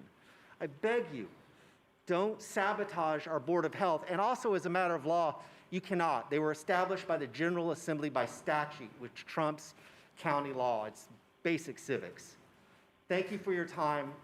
Thank you for those of you that wear masks. Thank you for those that respect science over hyperbole and rhetoric, because that's what's going to keep us alive. Thank you, Mr. Irwin. Zachary Kimball, are we with us? Mr. Kimball, if you would please state your name and address for the record. In the on-deck circle, Cynthia Finch, Courtney Hinckley, Jennifer Fox, Ashley Capps, and Victoria Kay. Mr. Kimball, please state your name and address for the record. You have 5 minutes. Zachary Kimball, 7632 Sabre Drive, Knoxville, Tennessee, 37919. I prepared for 3 minutes, so this is great. Some comments on what I've heard tonight. As the previous speaker noted, the current mandate is not actually being criminally enforced. So you can't both talk about how there is a terrible law and then also not have the law be enforced and somehow think that that makes you a victim. We are in a situation where there is a pandemic. It's going to exert certain costs on this county, and we have to deal with that. So I think everybody should just sort of step back a little bit and think about the fact that there's volunteers for a board that volunteered when it had no apparent power at all. They volunteered as a public service to comment on the budget of the Knox County Health Department. They now are thrust into a situation where they do have power. That is problematic in a lot of ways, but that's where we are, and that's what laws are set up, and they're doing the things that are required now. To suggest that those people are somehow or other seeking power or want to be tyrants, I think is pretty preposterous, considering they volunteered for a board that had no power at the time. So yeah, I think everybody just needs to calm down a little bit and look at where we are. The numbers that exist today are what they are because we're taking the actions that we've been taking. You can't just sort of pretend everything's going to work out exactly the same way if we change all of our actions. Also, I think that it's important to talk a little bit about the economic effects of the Board of Health's mandates. So some of these have been widely discussed, others are widely ignored. They all deserve more careful discussion than they've had. Negative economic effects are cited as a reason to rein in the Board of Health, but what are these effects? Are they actually the result of the Board of Health mandate? Or are they the result of federal regulation or the Tennessee Pledge or a result of the pandemic itself? People have lost their jobs because of the pandemic in many cases. The Board of Health has only 2 mandates in force currently, so let's keep that in mind. There's a bar curfew at 11 o'clock and a mask mandate. That's it. Everything else comes from somewhere else. And so we know that the bar and restaurant curfew has a large impact on a small number of bars, but we still need to quantify that impact. How many bars are affected? How much revenue is lost? None of these numbers are actually being thrown around. Nobody's actually talking about the specifics. What about the mask mandate? What is the direct cost of the mask mandate? As far as I know, it's about $1 million for everybody in Knox County to buy a mask. That's spread evenly across all citizens. I haven't heard anything else articulated in terms of specific economic costs of the mandate. And what about the positive benefits of all these Board of Health mandates? The mask mandate creates a direct economic benefit. A survey by the Cleveland Federal Reserve Bank found that 67% of respondents were more comfortable in a store when all customers wear masks. 11% felt less comfortable. That's a 56% gap. If consumers are less likely to visit a business when they're uncomfortable, then the mask mandate is actually helping business in the county. So there's also indirect benefits from both in that they limit the spread of COVID-19, and that helps the economy. Numerous observational studies of cell phone data and reservations show that high case counts suppress patronage of businesses. So that means growth in case counts hurts local businesses. Hospitalizations and sick days also cost money. I think that overall Knox County citizens have already racked up at least $8.5 million in hospitalizations. If transmission gets worse, institutions like UT and Knox County schools might have to close. That will also hurt business. Eventually, stricter rules might be required to prevent overwhelming hospitals, and then there will be even higher economic costs. The Board of Health puts a lot of effort into measuring health risk and considering the effects of their actions. They review studies and guidance from experts on how to limit disease transmission. They publish and review their metrics. They've tried to consider economic impacts, but that is not their expertise. And I understand the county has a need to consider the bigger picture, to consider economics, to consider how things affect people's mental health. But if that's the case, then the county and those political leaders also need to come with data and studies. Commissioner Ward in the previous meeting suggested an advisory group of infectious disease specialists to assist the Board of Health. Maybe instead the commission should consider creating an advisory board to analyze the local economic impact of the Board of Health and of COVID-19 and make suggestions about how to counteract those economic effects. That would be a much better place to start to weigh the cost and benefit analysis of wearing masks or shutting down businesses. Thank you. Finch. In the on-deck circle, Cynthia Finch, Courtney Hinckley, Jennifer Fox, and Ashley Capps. Ms. Finch, please state your name and address for the record. You have 5 minutes. Good afternoon to this distinguished county commission. Thank you for the opportunity to be here to talk. My name is Cynthia J. Thomas Finch. I live at 201 Delta Road, Knoxville, Tennessee, 37914. I am a licensed social worker, retired to volunteer. I'm here today to support a passionate volunteer, the passion volunteers of the Board of Health. I too am a passionate volunteer. I volunteer at the East Knoxville Free Medical Clinic in Knoxville, Tennessee. One question I could ask to this council is how many of you know where all of the free medical clinics are? I can look around the room and say, ask everyone. I'm here today in support of maintaining the Board of Health and recommending the adding of an additional community voice to the board. Let me spend the rest of my time to talk to you today about testing. Over the past 2 or 3 months, myself and a group of volunteers have been providing opportunities to have more testing in our community. I support maintaining the Board of Health. Let me thank the following leaders. Dr. Martha Buchanan, a brilliant doctor and leader of our health department. Dina Mashburn, the clinical director of the health department. The young lady who just spoke. The entire health department and their staff have been working tirelessly to make sure that the health department and those things that are needed for this pandemic crisis are moving forward. Let me thank the present appointed Knoxville Board of Health volunteers. They're doing a good job. We need order, and that's what the Board of Health is doing. If you've had a personal impact, the death of a family member, the death of a loved one, the death of a child, the death of anyone, then you would want order. And I thank the Board of Health for that.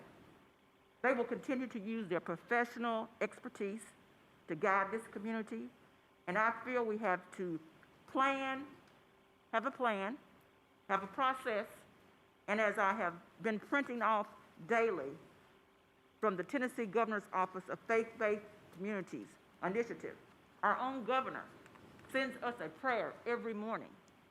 And the prayer for today was, God, we pray that our leaders would trust in you and not lean on their own understanding. Guide them to seek you, for you to give them understanding, that they may need to carry out their official assignments effectively and efficiently. This is from our governor. What I say to you, Commission, is that you have a responsibility, an obligation to uphold the law. I have for you today articles about the recent COVID-19 testing that happened on the east side. And the question was asked, if the test is positive, what's next? What's next?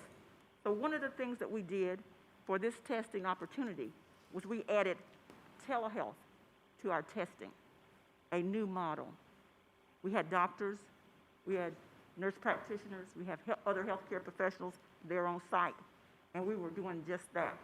So what we provided for those individuals, when you ask them what's next, if they're positive and they don't have a doctor and they don't have insurance, we provided them a list of all of the clinics, all of the agencies, all of the providers that provide free medical services. So I have that here for you tonight. And so I'm here and I'm looking at this list of the Knox County Board of Health members. Brilliancy, professionals, leaders, experts in the health field. That's who needs to continue to provide guidance to us in this community. So before I leave, I would like to make sure that each one of the county commission receives this article about what happened over on the east side as it relates to testing, and a copy of all the different clinics, health centers, free medical clinics that exist in our community. This is a good resource. And I want to add the young lady here from the Knox County Health Department. She invited you to go over to the health department to see what's going on. I would advise you to do that too. The only way that leaders can make decisions is to know exactly what is happening. Thank you, Ms. Finch. You could provide that information to our commission staff over here, and they'll distribute it. Courtney Hinckley, are you with us? Ms. Finch, you could provide, Ms. Finch. Ms. Finch. Ms. Finch, right here. Just provide the staff over here the information, they will distribute it. Hinckley, please state your name and address for the record. You have 5 minutes. Hey, my name is Courtney Hinckley. I live in Powell, Tennessee. I'd rather not state my full address, if that's okay. Please forgive my nerves. This is an uncomfortable position to be in, but it's important for me to stand here and speak what I feel is truth, even if my voice shakes a little bit. So I hope that you can look past that, and I hope that my message to you comes across in a respectful and clear way. I want to thank you for this opportunity to speak to you and for your willingness to listen to all perspectives on this issue. I'm under the assumption that you all sitting before me, as well as the members of the Board of Health, are good people who are just trying to serve Knox County. That you want to improve the health outcomes of Knox County and the citizens here. However, the Board of Health does not seem to be considering the implications of how these restrictions and these mandates are negatively affecting many citizens in this county. A close friend of mine, she was refused entrance to a local business recently, even when she informed them that she has a heart condition and she cannot wear a mask, and she was not allowed into that business. It's clear that exemptions are not being honored, and I know that was touched on last week.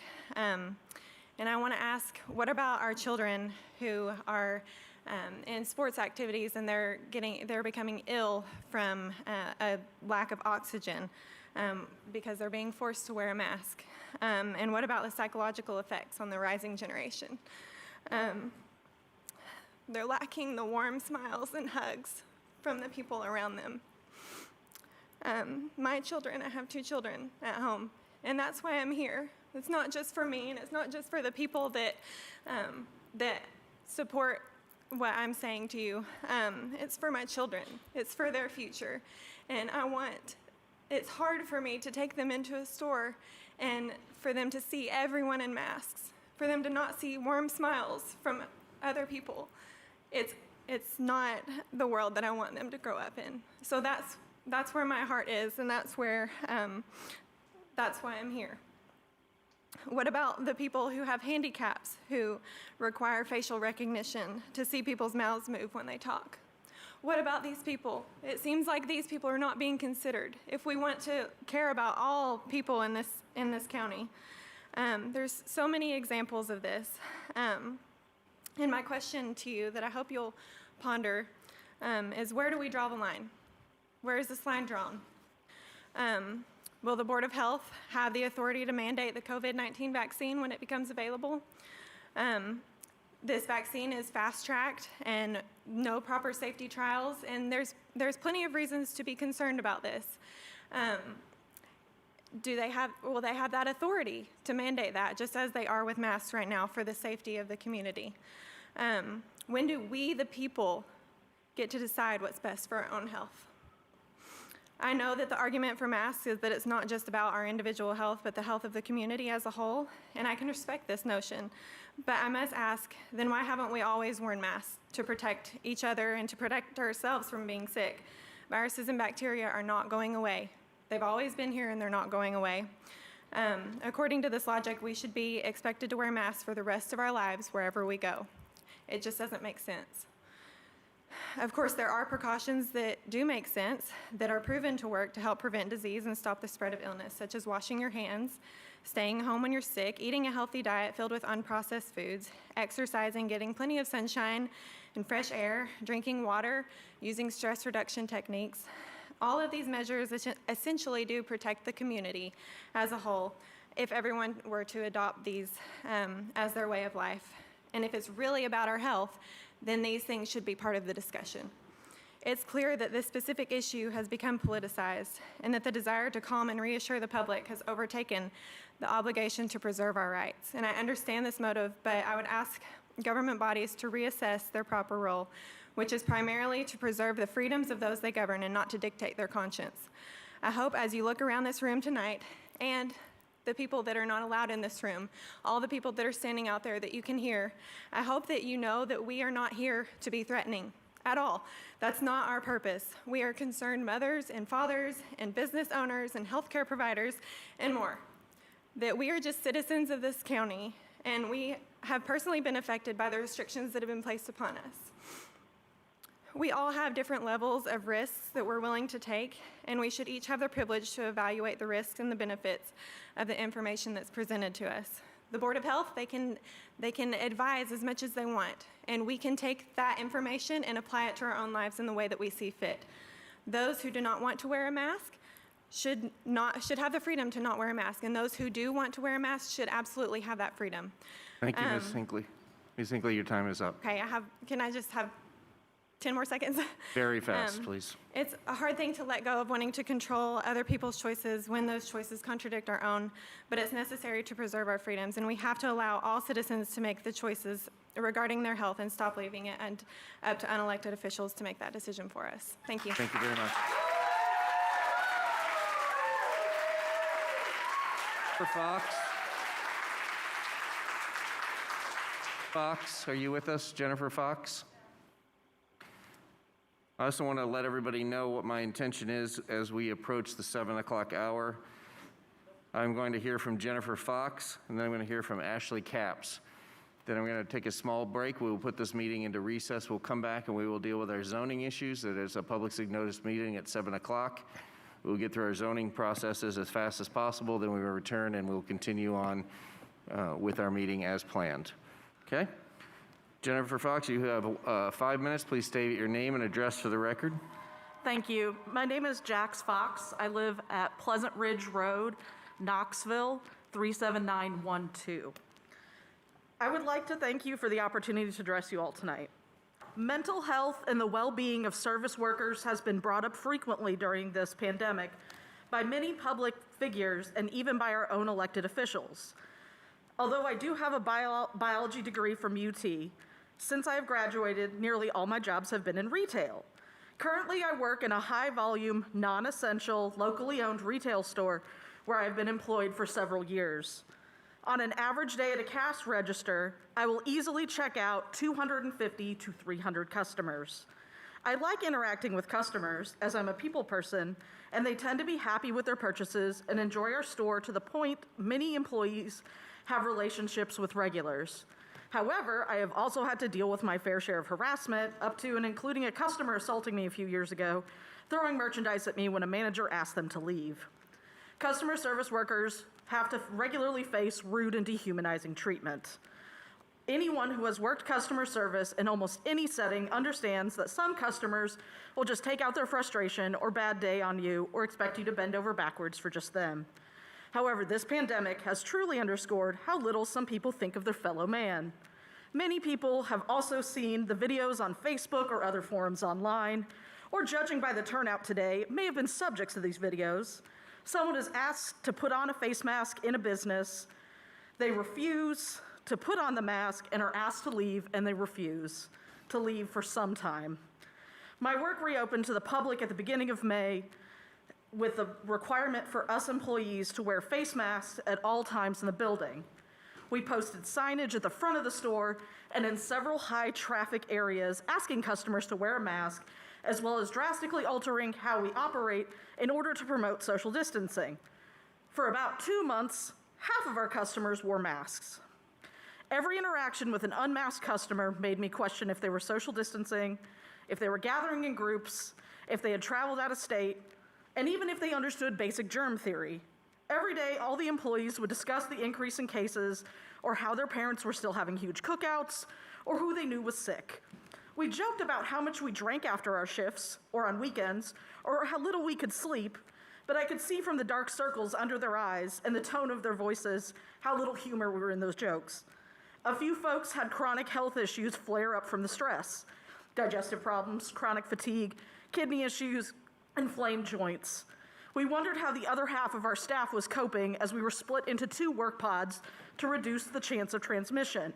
I haven't seen half of my coworkers since March 16th. I began to regularly get headaches no matter how well hydrated I was, and on a regular visit to the dentist, I found out I was badly grinding my teeth. I've had to pay hundreds of dollars out of pocket for a mouth guard to wear at night lest I break a tooth or want the excruciating headaches to return. Then the health board passed the county mask mandate on July 1st. When I walked into work on July 2nd, every one of my coworkers was in a better mood than the day before. It was like a weight had lifted. While this required new signage, changing the mask from a suggestion to a requirement for service, and more training, as employees were glad to now offer masks to customers and even face shields for those who could not wear a mask instead of being forced to serve unmasked customers. The mandate didn't automatically make people comply, but it allowed employees and management the ability to point to a higher authority, and within 2 weeks, masked customers increased from 50% to nearly everyone. Early on, there were uncomfortable encounters. The frequency and severity of these encounters have decreased over the past several months, yet I still had a woman tell me last week that she didn't need a mask because she was 6 feet away when she was leaning against my counter, which was less than 3 feet deep. Some people will always be unpleasant to those working customer service, but I can assure you masks are only their new outlet for frustration. The discomfort in refusing service due to not wearing a mask is so small and momentary compared to the repeated sinking feeling of having unmasked customer after unmasked customer at your register standing less than 6 feet away, wondering if they were the person you saw cough into their hand or watch them lick their finger to peel off a bill. When I heard about the resolution to restrict the Board of Health's powers, the first thing I thought was there wouldn't be a mask mandate and my coworkers and I will be back to square one on masks.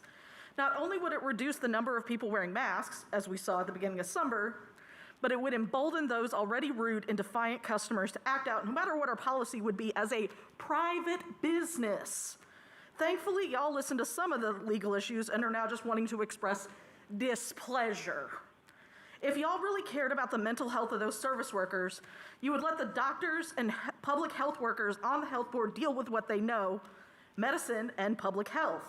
Unless the commission truly believes that every adult in Knox County would actually follow the Tennessee Pledge, which includes wearing a mask in public, suddenly and voluntarily after what we have seen already with a mandate, I would suggest you leave communicable disease control to the professionals. Thank you. Thank you very much.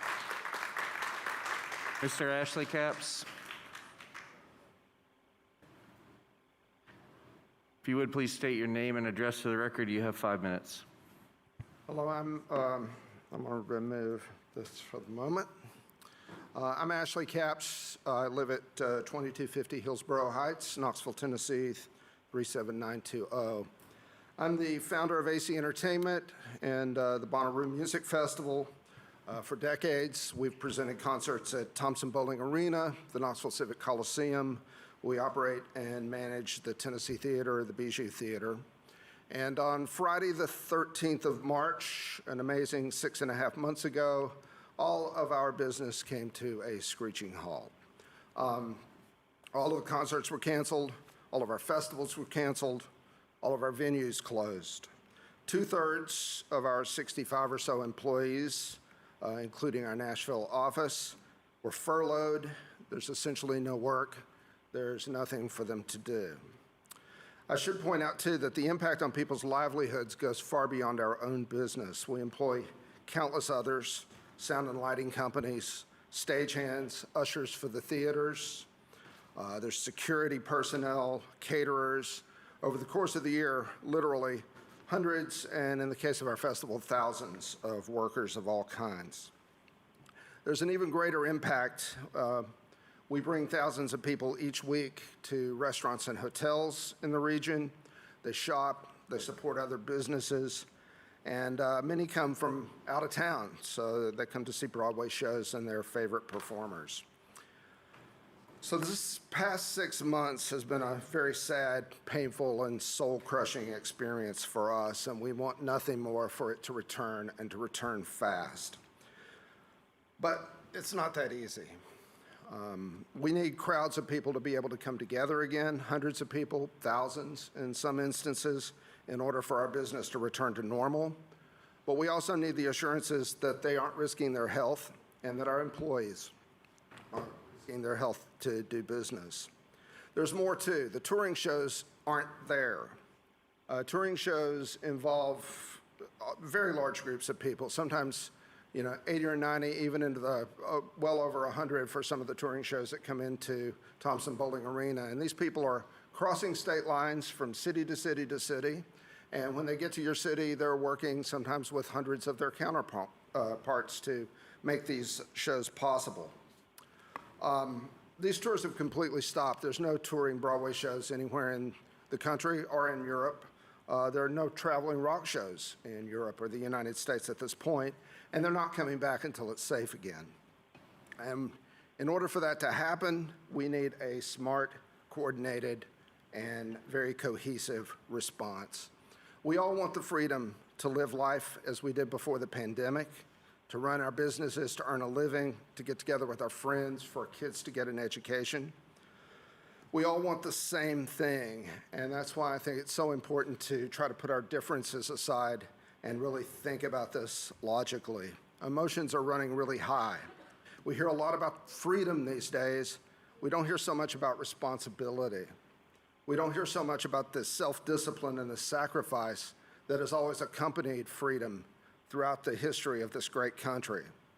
We hear about our Constitution and individual rights, but not so much about the provisions for the common welfare, the safety of all.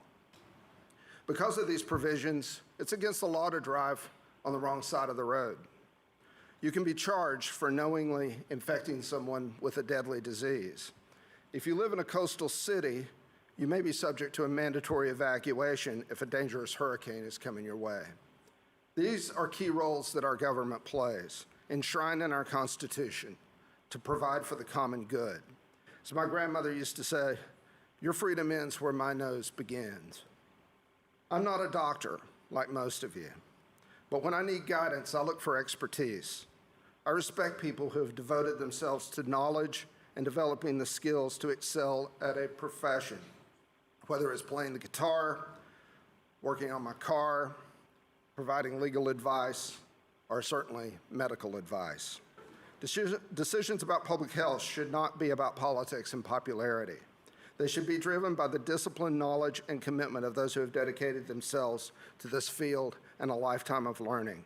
I'm asking you to support the Board of Health and empower them to make the decisions that bring this crisis to an end as soon as possible. We need to make tough decisions. This is hard. It requires discipline and long-term thinking.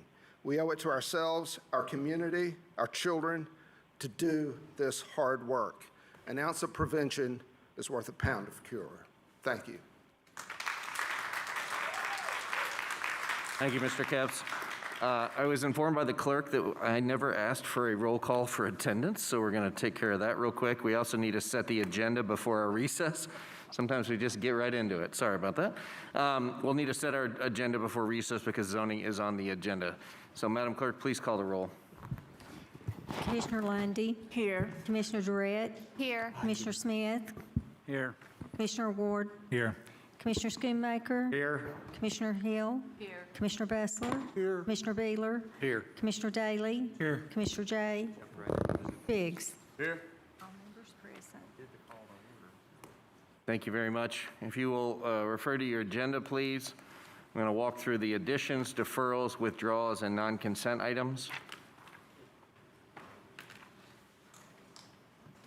Additions to the agenda include number 6, 7, 24, 28, 39, 59, 60, and 62. I'll say that again. Additions include 6, 7, 24, 28, 39, 59, 60, and 62. I'll be with you in just a second, Mr. Smith. Deferrals include number 77, 77. Our withdrawals are 34 and 76, 34 and 76. Our non-consent items, get ready for it. 1, 2, 23, 24, 36, 37, 38, 47, 48, 49, 50, 51, 52, 60, 61, 62, 63. Repeating those, 1, 2, 23, 24, 36, 37, 38, 47, 48, 49, 50, 51, 52, 60, 61, 62, and 63. Commissioner Smith. Thank you, Mr. Chair. I would ask that we amend the agenda to take item 51, destinations, and split that into two with R209-805, the language being changed to $5,458,492.08.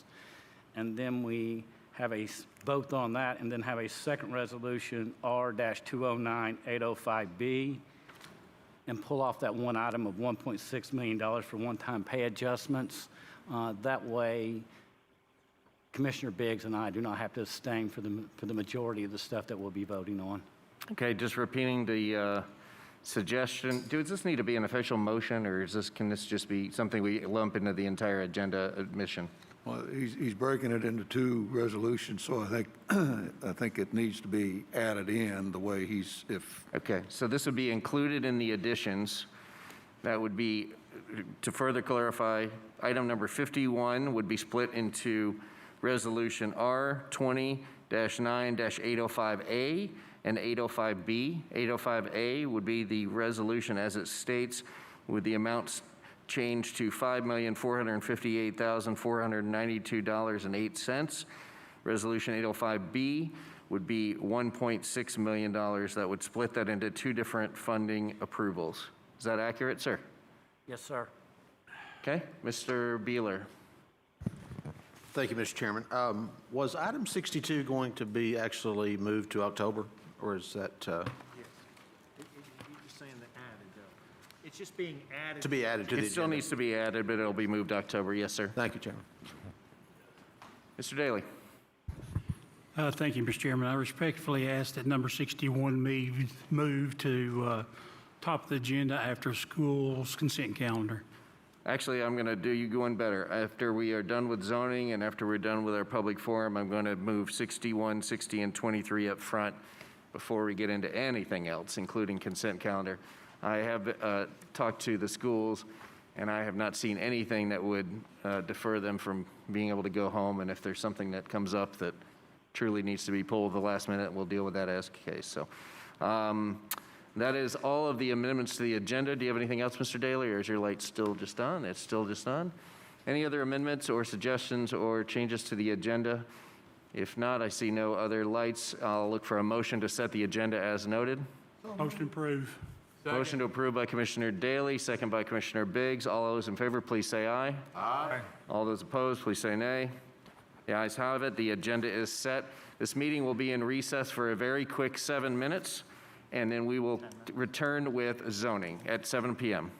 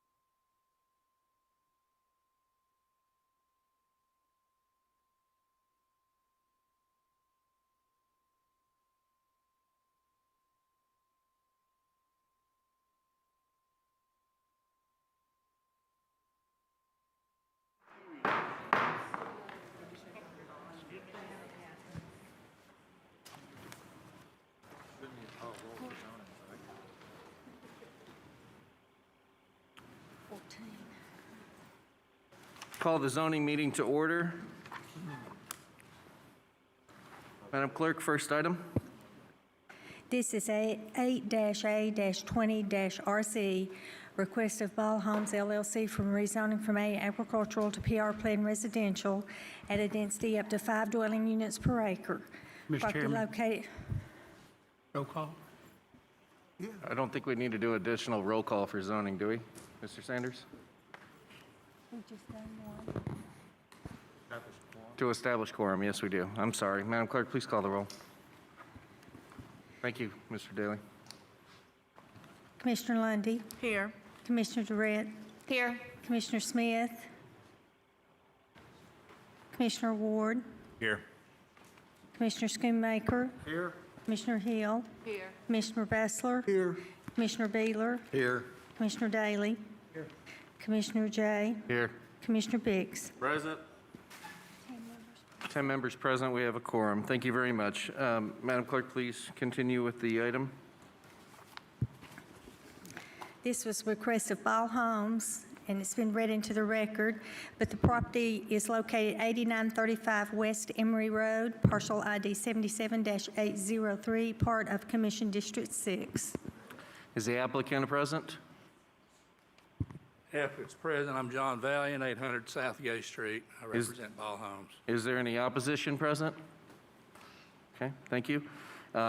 First, I'll have to ask for the MPC, or the Planning Commission's staff recommendation and report. Amy Brooks, Knoxville, Knox County Planning. The Planning Commission recommends that County Commission approve plan residential zoning up to 5 dwelling units per acre because it is consistent with the sector plan designation of low-density residential and hillside protection for this area by a vote of 13-1. Thank you very much, Ms. Brooks.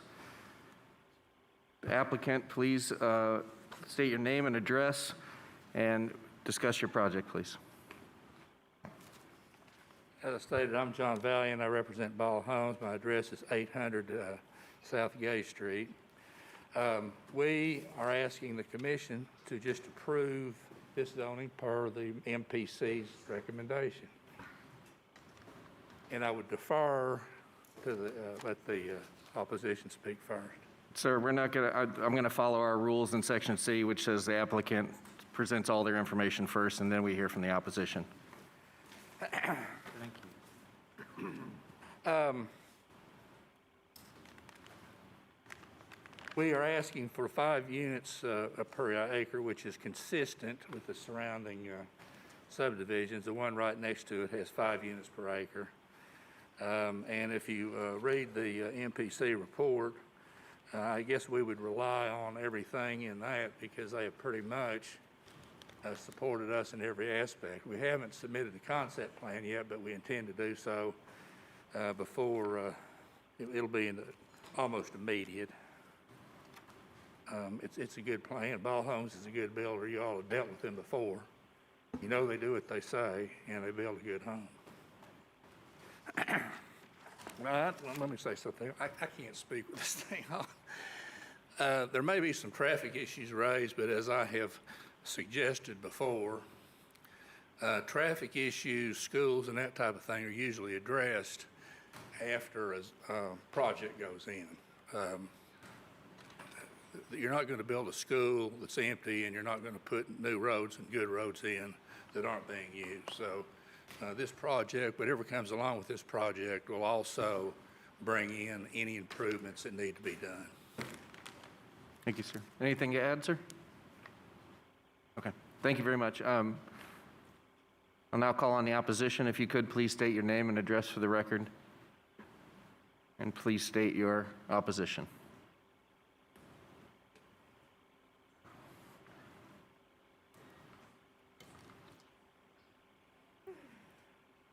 Can I take my mask off? Whew, thank you, Jesus. Good evening, Commissioner and County Commissioners. My name is Julie McBee. I live in the Carnes community. My address is 7511 Carpenter Road, 37931, and I'm here again in opposition, speaking for the Carnes community.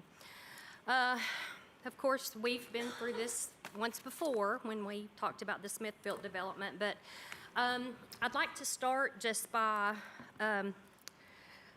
We've still got traffic issues in Carnes. I did have a PowerPoint, but I can't get connected here, so I apologize for that.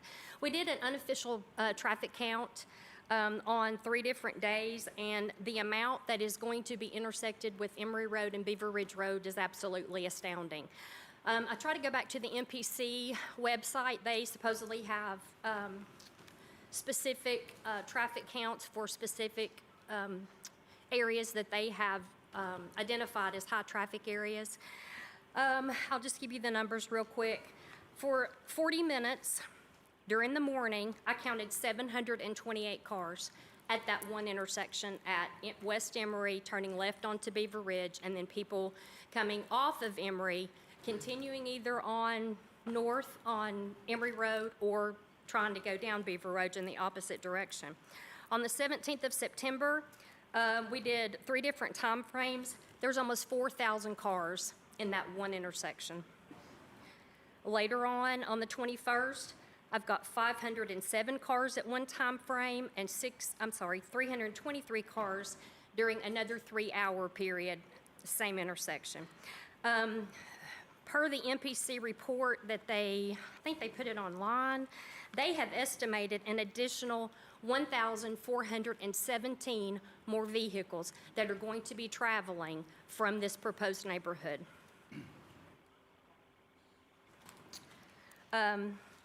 While I was there are 5 or 6 school buses.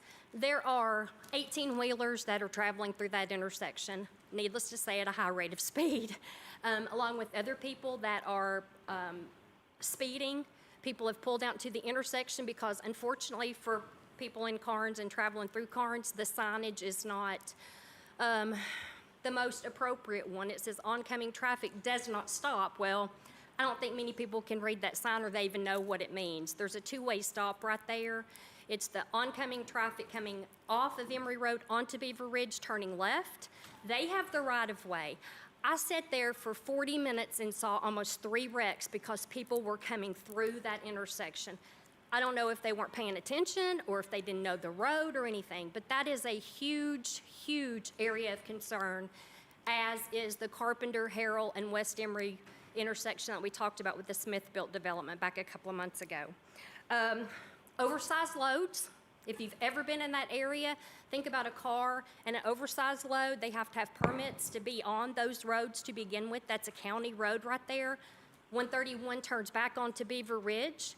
That is a state DOT road, and 18-wheelers, like I said, are coming right through there. They are trying to get that interconnected into Carnes Valley. Ms. McBee, I'm sorry, I did not give a sort of time limit to each side, so you started at 7:05. I'm going to give you to 7:10 before I return it to the applicant. I apologize. I should have set the time limit at the beginning. I'll make it quick then.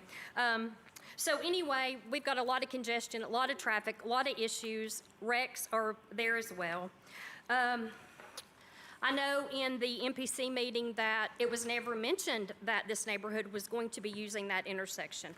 They only mentioned turning off of Emory Road, heading on to Carnes Valley, which therefore takes us to Oak Ridge Highway, which therefore takes us to Hardin Valley, which therefore takes us to Pellissippi and all that connection.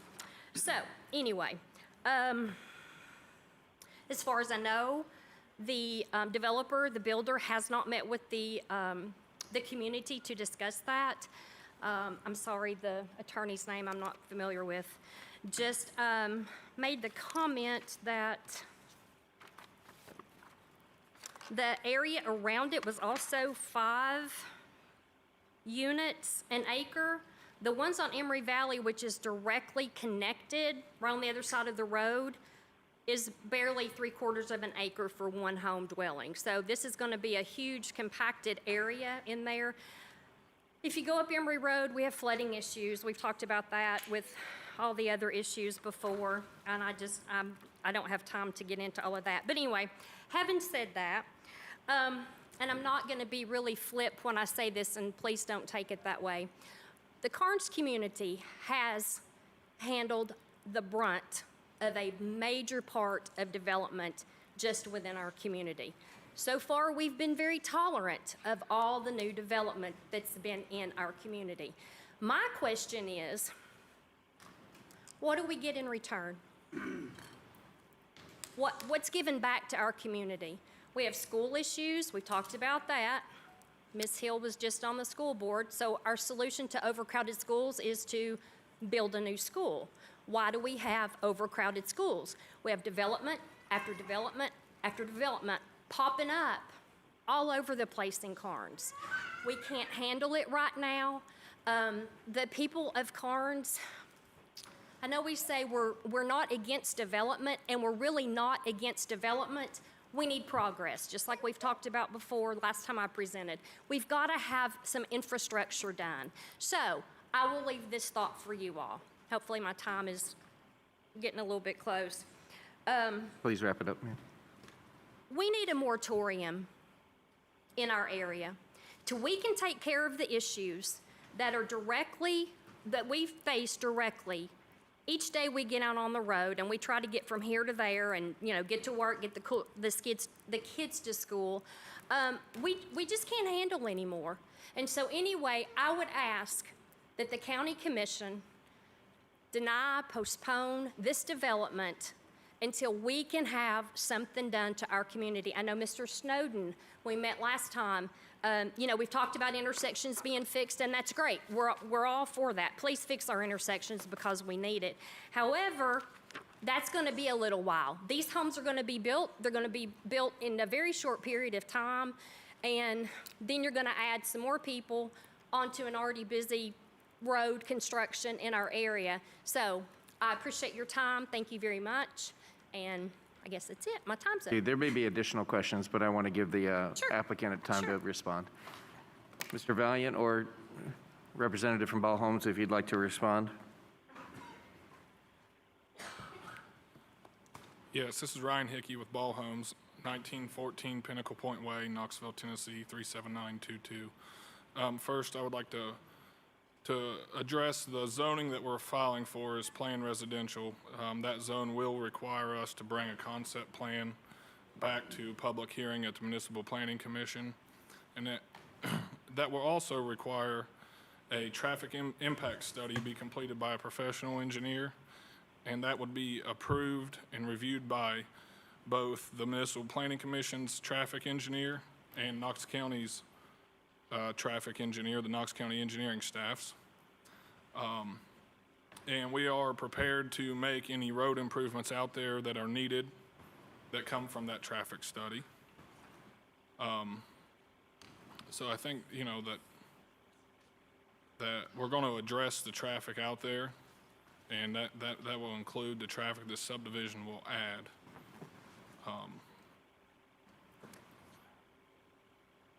I don't know if, I think Knox County Engineering's probably here. I don't know if they want to speak to any of this, but,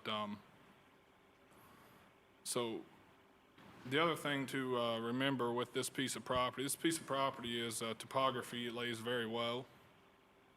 That's one of the reasons we feel like the density would work on this property. It's not a steep piece of property. It's relatively flat for Knoxville, Tennessee. So. Thank you, Mr. Hickey. Mr. Snowden, did you have anything you wanted to add? You're not required to. I'm just giving you an invitation. Okay. Ms. McBee, is there anything you would like to say? I'll give you one more minute. I promise in the next agenda item, I'll put some times on it. Sorry about that on this one. Yes, Ms. McBee, you're up. Can they socially distance a little? Yeah, if you could give her a little room. Thank you very much. Thank you. This gentleman mentioned something about the traffic and whatever traffic issues that were going to be taken care of by them. Can I ask, and not be facetious, is he going to fix Olive Emery Road right there? I mean, we've got more than 50 feet of road for an entrance and an exit that needs to be fixed on that part. And an additional, by the MPC, that it was put on the zoning report, 1,417. Where do they get those numbers then if they're going to have to go back and do a traffic study? But the traffic study then is going to come after if it's already approved. So, I mean, I don't know that that's going to be beneficial to anybody. Mr. Snowden, can you explain the planned residential process versus a regular zoning and how I believe there are extra steps involved in that process? There are, and I can let Amy speak a little bit too, but I'd like to address, Ryan said he had 117 lots, so that would, that's what we call level 1 traffic study. So that would only look at their access point. We wouldn't be asking them to look based on those requirements for the next downstream intersection. But as far as the planned residential zone, much to what Ryan has said, is once this body rezones that property, or if they choose to, then it goes back to Planning Commission with a concept plan, and the citizens have an opportunity to look at what improvements are being originated out of that traffic impact study. Our big thing we're going to be looking for is line of sight at the intersection, as well as any need for a turn lane or anything like that should the need arise. So that level 1 study does kind of focus in on more their access point than, other access points along Emory Road. Thank you, Mr. Snowden. Any comments or discussion from the commissioners? Seeing none, I'll look to, sorry, Mr. Schoonmaker. Thank you, Mr. Chairman. Knox Planning, in your packet that you forwarded to us, there's a submission where the backyard of a family, the flooding is all the way up to the children's playground swing set. On this development, what will that do to this lady's backyard?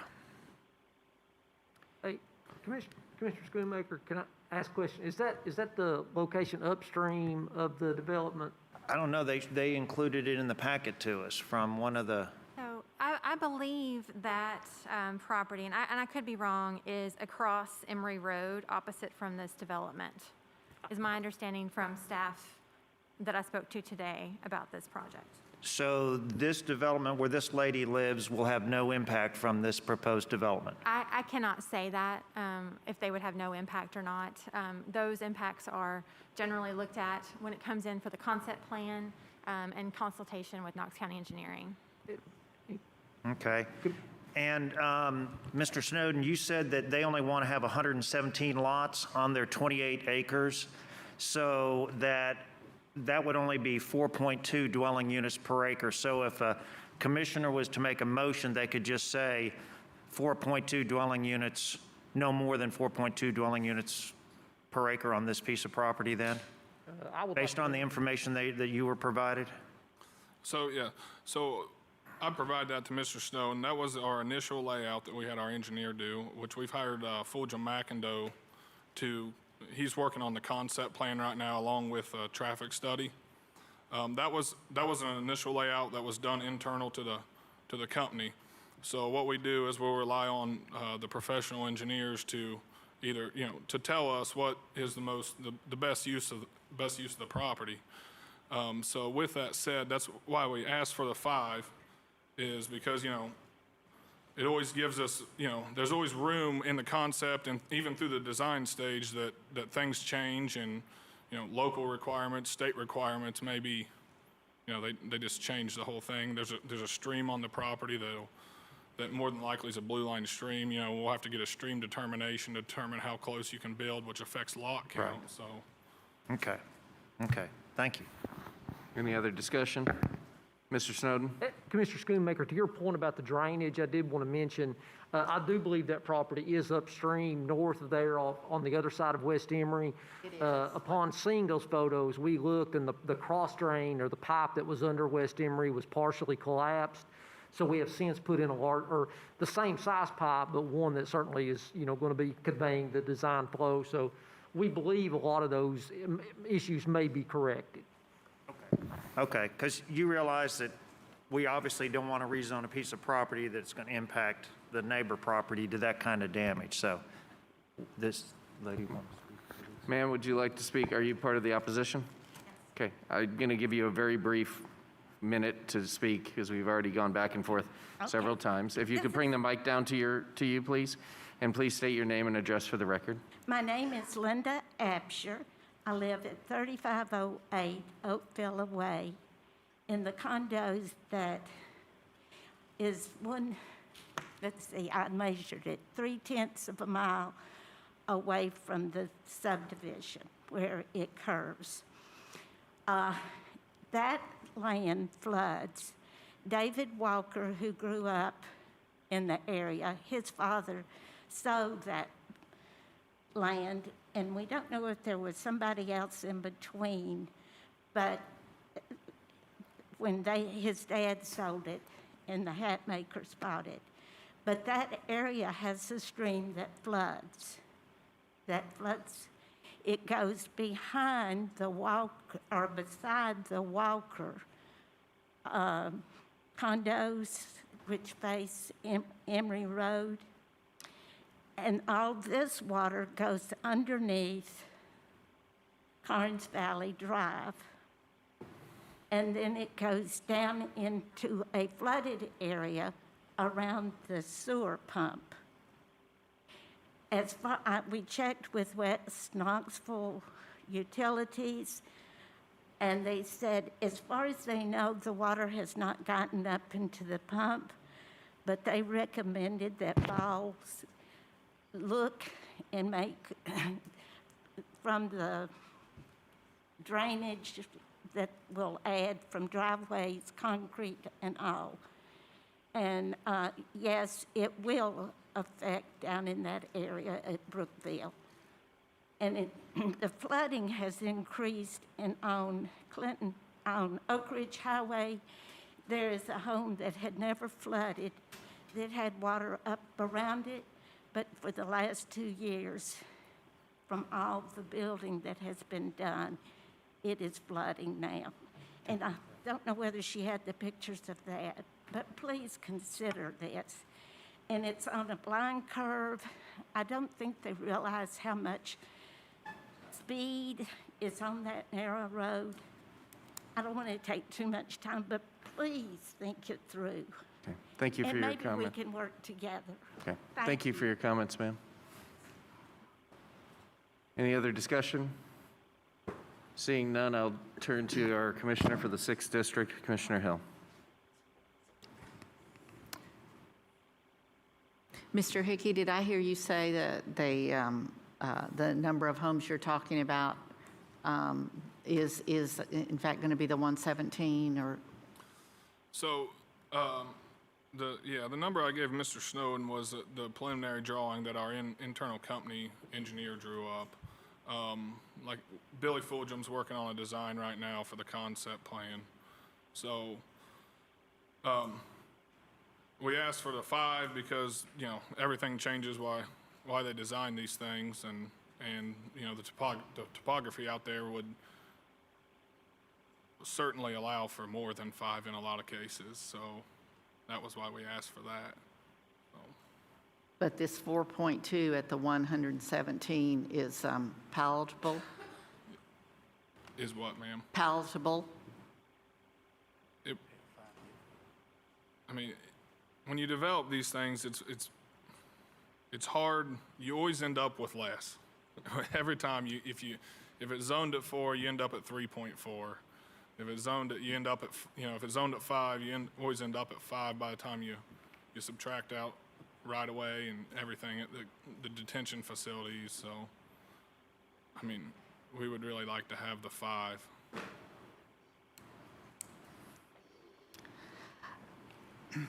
For Mr. Snowden, do you have concerns about additional flooding if this development is built? Not necessarily. Our stormwater ordinance requires the pond to be designed to detain the 100-year storm. So, our standards are pretty stringent, so I don't foresee any downstream, neighbors being impacted. There's a very large box culvert under Carnes Valley Drive that this lady referenced, so I don't foresee any concern in regard to downstream impacts, no ma'am.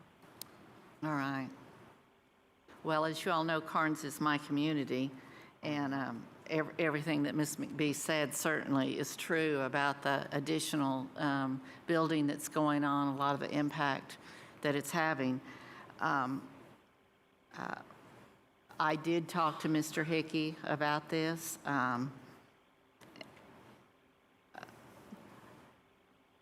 He tells me, and I believe you until you don't do it kind of thing is who I am. And since I'm first in on this, I believe you until you don't do it.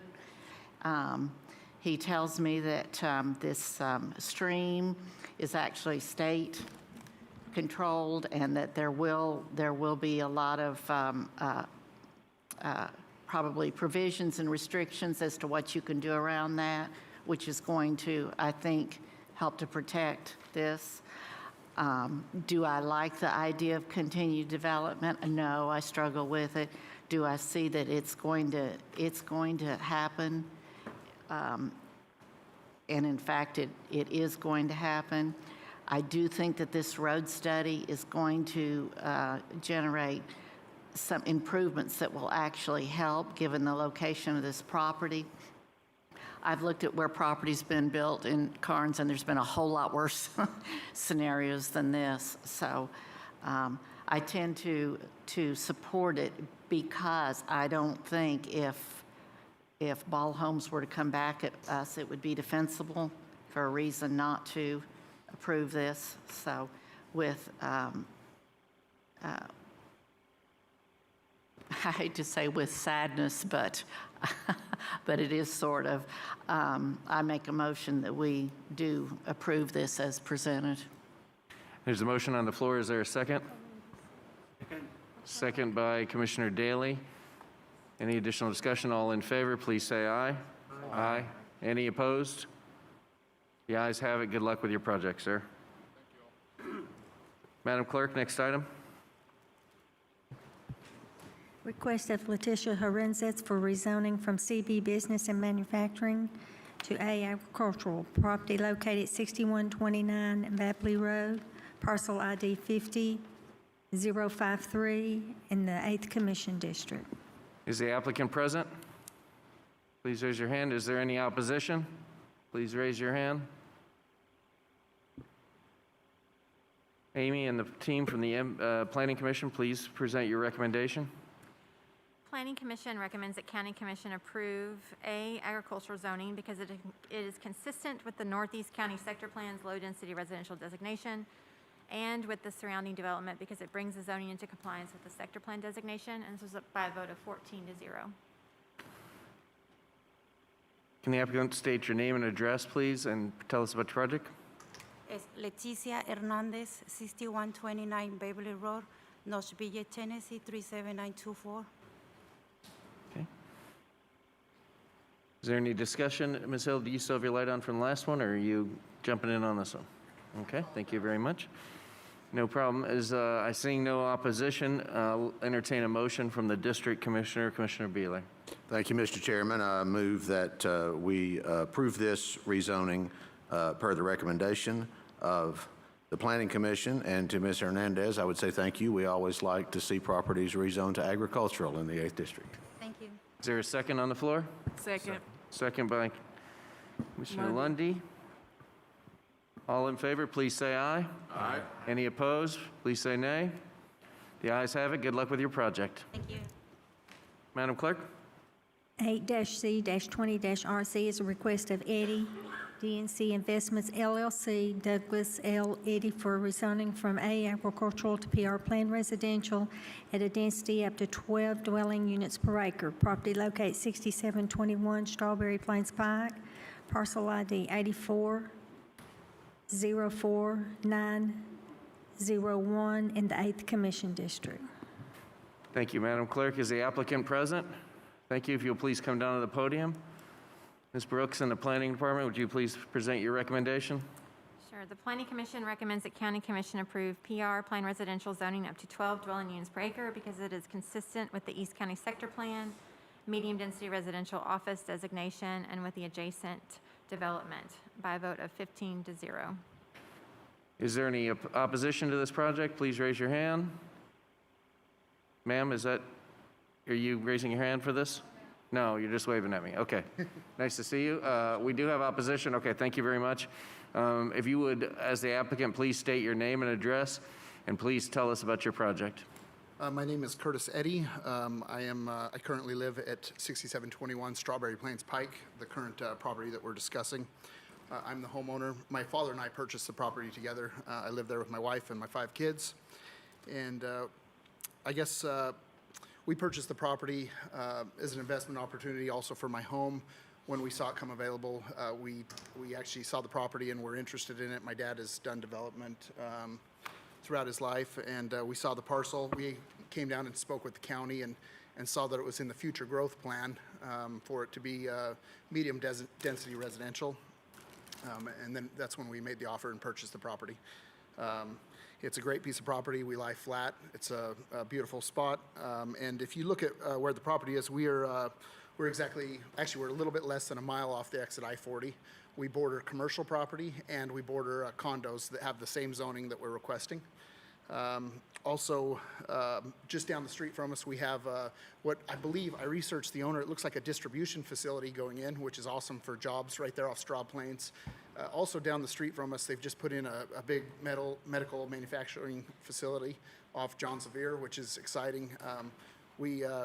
And I've lived on the side of town for a little while now, and we don't have the same problem that Carnes has had with overgrowth. So I think we're real excited to be able to participate in kind of growth on this side of town. And it's exciting to see jobs coming in over there and kind of seeing we're seeing good life at the restaurants when my wife and I go out to eat off the exit there. It's exciting to see kind of the seaside of town growing and some stuff go in. Okay, sorry, I've just made a few notes here. I think that's about it. Did you have anything you wanted to add to it, Dan? I don't think so. Sir, if you could please state your name and address for the record if you'd like to speak. My name's Douglas Eddy. I'm at 4326 Mannington Drive in Knoxville, Tennessee. That's 37917. At this time, we don't have a concept, but we would pursue something that falls within the allowable zoning that we're requesting. So, Thank you, sir. Ma'am, if you'd like to come up and speak as the opposition, I gave them about 2 minutes. I'll give you 2 minutes as well. Sorry, I got to work on designating the time. Drusilla, if you could put 2 minutes on the clock.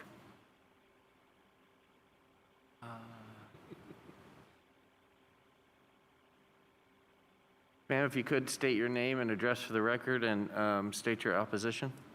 My name is Terry Lacombe, and I live at 1607 Wisteria View Way, 37914. My property backs up to this property, and we're not opposed to the property being developed. We're opposed to the medium density rezoning with up to 12 units on 7.9 acres. That seems like a lot of units. That to get that many units, you would have to probably do apartments, which wouldn't be conducive to that area. Also, at the city meeting, it was stated that the property doesn't flood. It has flooded every year that we've lived there, and I have pictures that could be shown. And it only floods during like November to February timeframe, and Mr. Eddy hasn't lived here during that time frame on the property. And also, this area is a transit area. We've seen 4 restaurants go out of business. There's currently 1, along with a variety of fast food restaurants in that area. So, the population isn't there to support it. And then the 2 new facilities in that area, yes, they're going to bring jobs into the area, but, are all those employees going to be brand new employees who don't already live in the surrounding areas? And then in his proposal, there's 911 entrances and exits from this development. Straw Plains is already a heavily traveled road with a lot of semi-trucks, with the depots that are down off of John Sevier. And there are periods already during the day that it's difficult to get out onto Straw Plains. And with the new truck depot being put in right across from the TBI, we're going to have the additional trucks coming in this way. Mayor, if you could wrap up your comments, I think you have some additional people that like to speak, but It's just our hope that the commission will reconsider this zoning from medium to possibly low density. Thank you. Thank you. Sir, do you want to speak?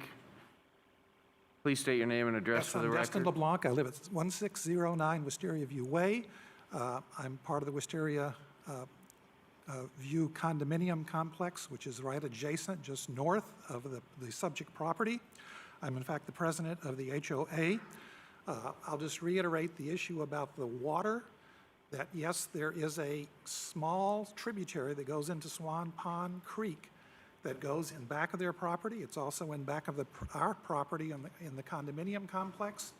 However, we are about 6 feet higher than theirs, and there are regular, every winter floods where portions of that property. And my concern is that the developer, the applicant, address that appropriately, because at the MPC meeting, the developer said, I went to the property and I've never seen flooding there, and he's only lived there for 2 or 3 months.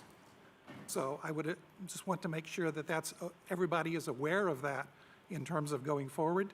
I also have a concern about the number of maximum units, 12 per acre. This is for a 8.5 acre site that's sort of a strange shape that already has significant property on it. I think a reasonable number for that is more like 5. Our complex, the condominium complex that I live in, has 60 units, and we're about 50% larger in terms of acreage. So that would be the number of 5 per acre would be a reasonable number. The other thing that I would like to see is, and this is more of a recommendation to you guys, not to them, but they said, we don't have any concept plan. We don't have anything. I mean, they don't have a concept plan, but they don't have a general idea. They want to build apartments, they want to build condos. The people that were here earlier came and said, hey, we want to build houses. This is what we're going to build. If you take a look at what's going on at Knox Center Mall, they're saying, we're going to build development things before they do the rezoning. And so I think that should be something that that you recommend to the Knox Planning Commission, that there be not extensive development plans, but a general idea of what's going on. Thank you very much. Thank you very much, sir. I will just say, just like we heard before, they're applying for planned residential, which, if I understand correctly from our planning department, that requires coming back with a concept plan and coming back with more details. Thank you. Ma'am, I'll give you 2 minutes and then we'll move on, so you'll be the last speaker. If you would please state your name and address for the record. My name is Sharon Rush. My husband, Dean Rush, and I live at 1601 Wisteria View Way, adjacent to the property where the builder lives.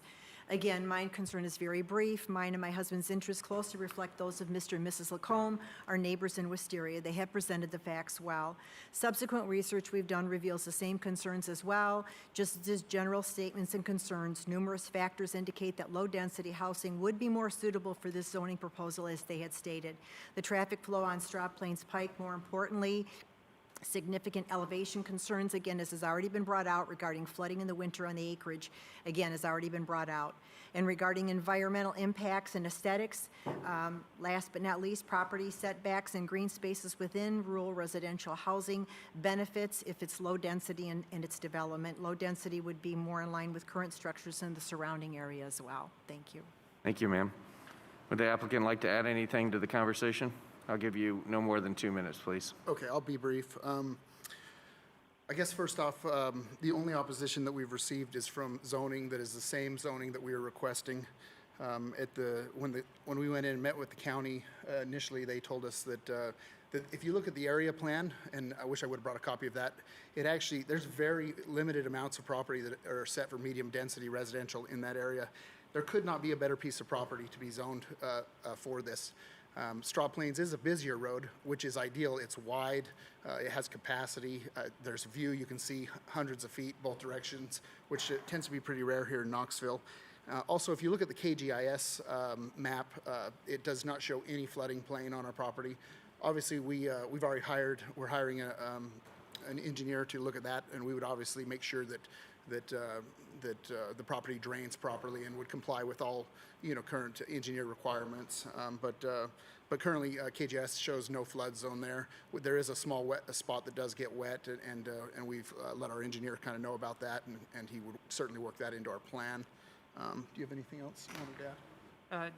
Just to address some of the concerns, we typically are building for first-time home builders, home buyers rather, small starter homes.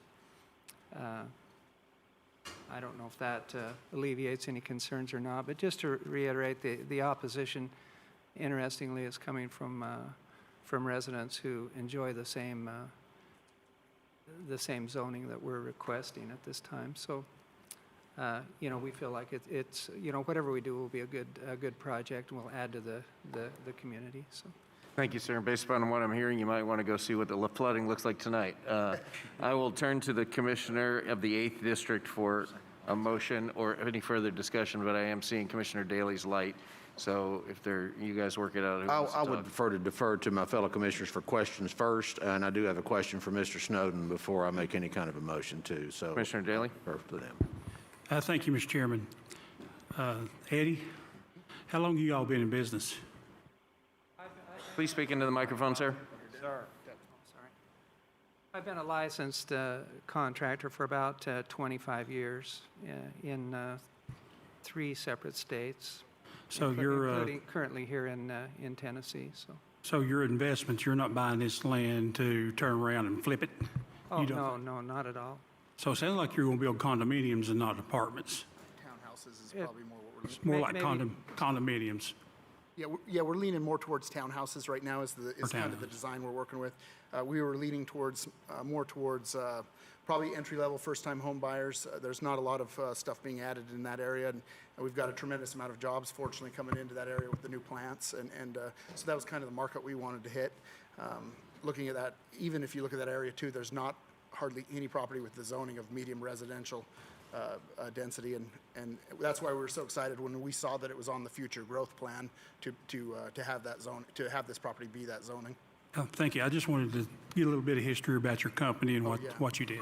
Yeah, my father has been building for years, and I'm also been in real estate the last 18 years doing sales and assisting with development and construction. So, Commissioner Beeler, if you'll entertain another comment, Mr. Schoonmaker has a question.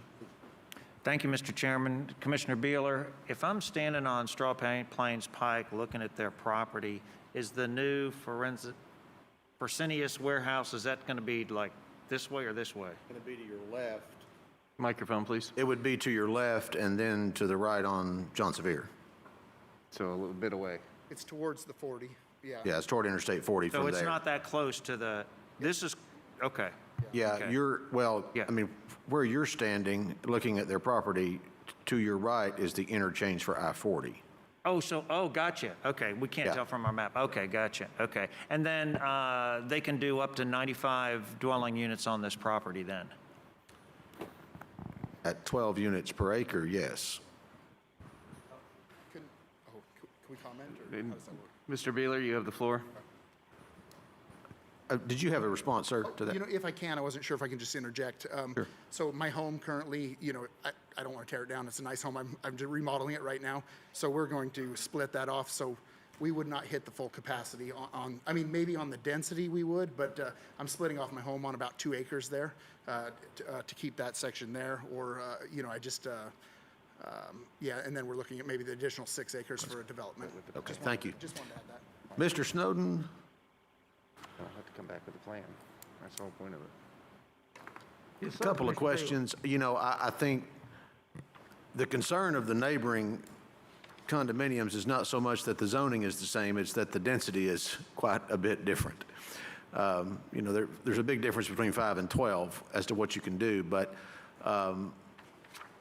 there's also a limitation to what you can do on 6 acres.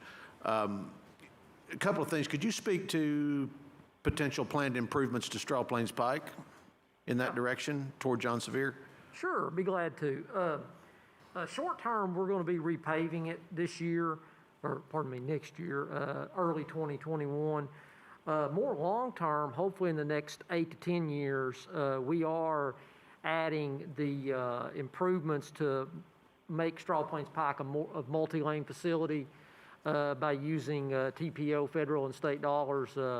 That is something that it's one of the few major arterials the county maintains. It connects East Governor John Sevier Highway to essentially the interstate. So we are going to make that project one that we would like to see moved up into the TIP that would allow for it to be a 4-lane, median divided highway. So there, or at least as the county's plans to move forward with some, some pretty decent sized infrastructure improvements in the area. Thank you. I think the concern we face a lot now with this body is once we rezone something, we're limited into what we're going to be able to do in the future. A lot of things are going to fall to the Planning Commission. However, the planned residential process,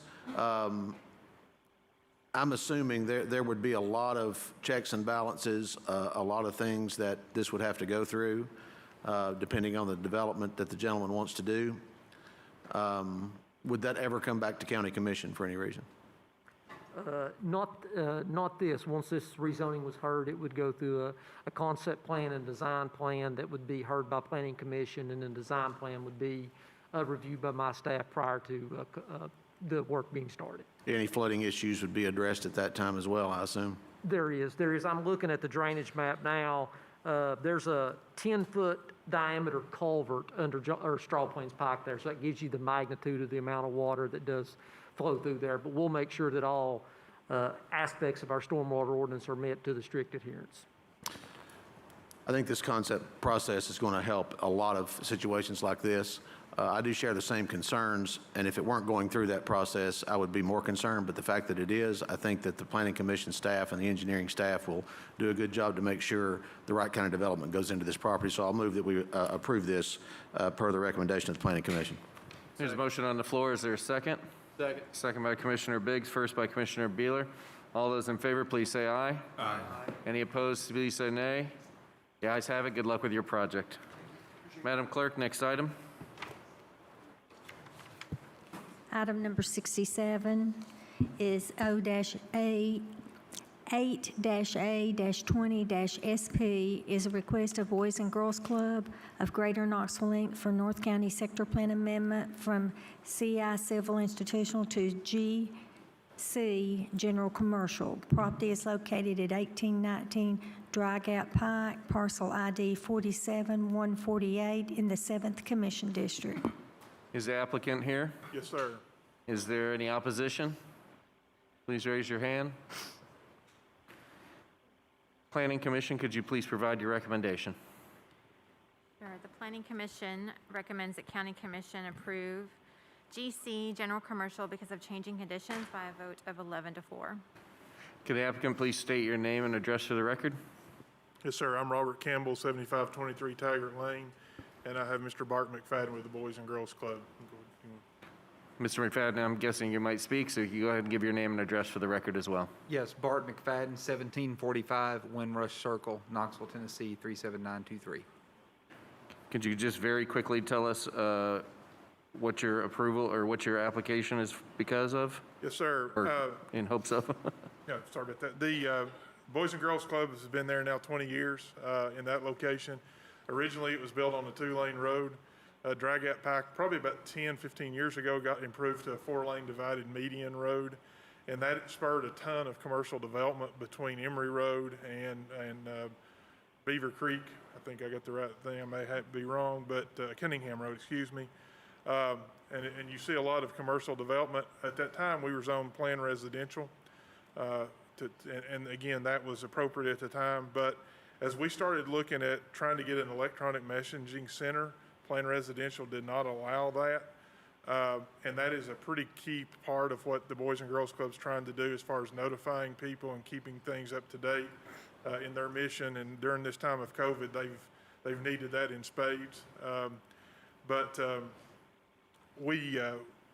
we looked at it, what the Boys and Girls Club does is more of a commercial concept than it is a residential concept. And so we thought that would be an opportunity to get that zoning kind of straightened out, as well as allow the messaging center understand that planned commercial, if something changes, which we don't anticipate that will ever happen with the Boys and Girls Club, that has to come back in front of this body. So if that use ever changes, that planned commercial means that just like planned residential, it has to come back in front of this to be vetted and have things done. So Bart may want to speak. He hopes the Boys and Girls Club is going to be there for another 100 years, and we all do as well. Yeah, any concern that that property would ever be sold or used for something different other than serving children is couldn't be further from the truth. Obviously, there's a growing need in that community, a growing number of kids. We want to continue to serve kids in that community for the long haul, and that's what we intend to do. Thank you, sir. I'm going to recognize first Commissioner Schoonmaker at his light on with a question, and then I'm going to go to Commissioner Bustler. Thank you, Chairman Jay. In our packet, we had some but let me back up a second. MPC staff recommended denial of this rezoning originally. Is that correct? That's correct. And you felt that it wasn't appropriate to have a digital sign on this location as the reason for the denial? No, that was not the reason for the recommendation of denial. As you all know, when we're looking at a rezoning and a plan amendment, in particular for a rezoning, we're looking at all the uses that are allowed in that zone. We're not looking at the specific use being proposed or currently there. We have to look at all potential impacts. Okay, and I noticed in our packet that Scenic Knoxville was opposed to this rezoning because of its, I guess, its distance off of the main Emory Road. That, why would you put a digital? And I guess the underlying condition would be, are they rezoning this so that down the road that they could just sell that property and turn that into a commercial establishment? That would be a question for the applicant. I mean, we try not to look at the use in front of us, but all the potential uses that could be there. Mr. Schoonmaker, no, that's not why we're doing this. Again, I don't know if you've been to Dry Gap Pike before. I certainly have. Okay, when you start, you've got a hamburger place, a clothes place. Now you got a mini storage warehouse. There's a KUB substation. Across the road is the Hallsdale-Powell wastewater plant. Adjacent to the substation is a floodway, so we can't go, commercial can go no further than that even if it needed to. Across the street's Bricky McLeod School with an electronic messaging center. There is a subdivision entrance, and then there's a Weigels. If you look at that corridor, and again, I've been doing this a little while, when you look at 4-lane divided median roads, they scream commercial development. They don't, and if you go on the other side, you start out at Cunningham, there's a hair place, there's a mini strip mall, a gas station. There's 2 other properties that one may be going towards commercial, I'm not sure. This is a commercial area. So to us, it made sense to make this consistent with what the rest of the area is, which is commercial, and it allows us the electronic messaging center.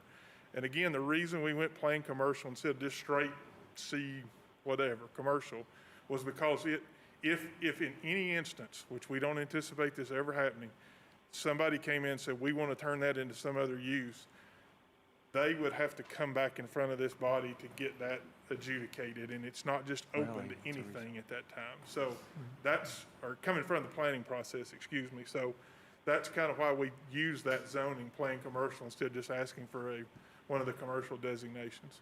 Okay. Well, you also have to understand our point of view, too. We have to be good stewards of the county's money, because later this evening, we're going to be appropriating $260,000 to the Boys and Girls Club. So, we don't want the public to perceive that we're appropriating them funds and then at the same time rezoning their property so they could bail out of that area to go to someplace else. And I'll just point out, too, the electronic messaging center is actually being donated by one of the sponsors at the Boys and Girls Club. So, none of the funds you're appropriating would go anywhere near any of that. So they do a great job of taking care of that money. And I'm on their board. It's one of the reasons that I'm here. They do some impressive work. And this messaging center would allow us the opportunity to keep people informed better than that little plastic thing that's up there now. So, Commissioner Bustler? Thank you, Mr. Chair. It's my pleasure to make a motion that we approve this sector plan per staff recommendation. And I'm really glad to see that we'll see what's going on at the Boys and Girls Club more readily now than we wouldn't have in the past. Point of order, Mr. Chairman. The staff made a motion, they recommended denial of it. The MPC commissioners overrode that denial and made approval of it. So if you say you're making a motion to approve the staff recommendation, that's to deny this rezoning, or sector plan, excuse me. Pardon me Believe you'll on that. reword it. Into it. I'll just reword it. I want to make a motion to accept the sector plan. Approve. Is there a second? I believe what, Commissioner Bustler, if I might make a friendly amendment, I believe you're making a motion to approve per Planning Commission recommendation. Is that accurate? Well, you Per said- Planning Committee, sorry, Planning Commission, not planning staff, Planning Commission. Thank you. Thank you very much. Is there a motion, or is there a second for this? Second. Second by Commissioner Beals. Additional discussion, Commissioner Daly? Yeah, just one question, Amy. Sounds like Commissioner Schoonmaker's got me to thinking, the reason we want this, or Mr. Campbell, is because of the sign. Is there not a better zoning that we can have the digital sign there? Is this the best zoning? The zones are very limited. I can articulate, why the planning commission recommended approval of this, if you'd like for me to, but.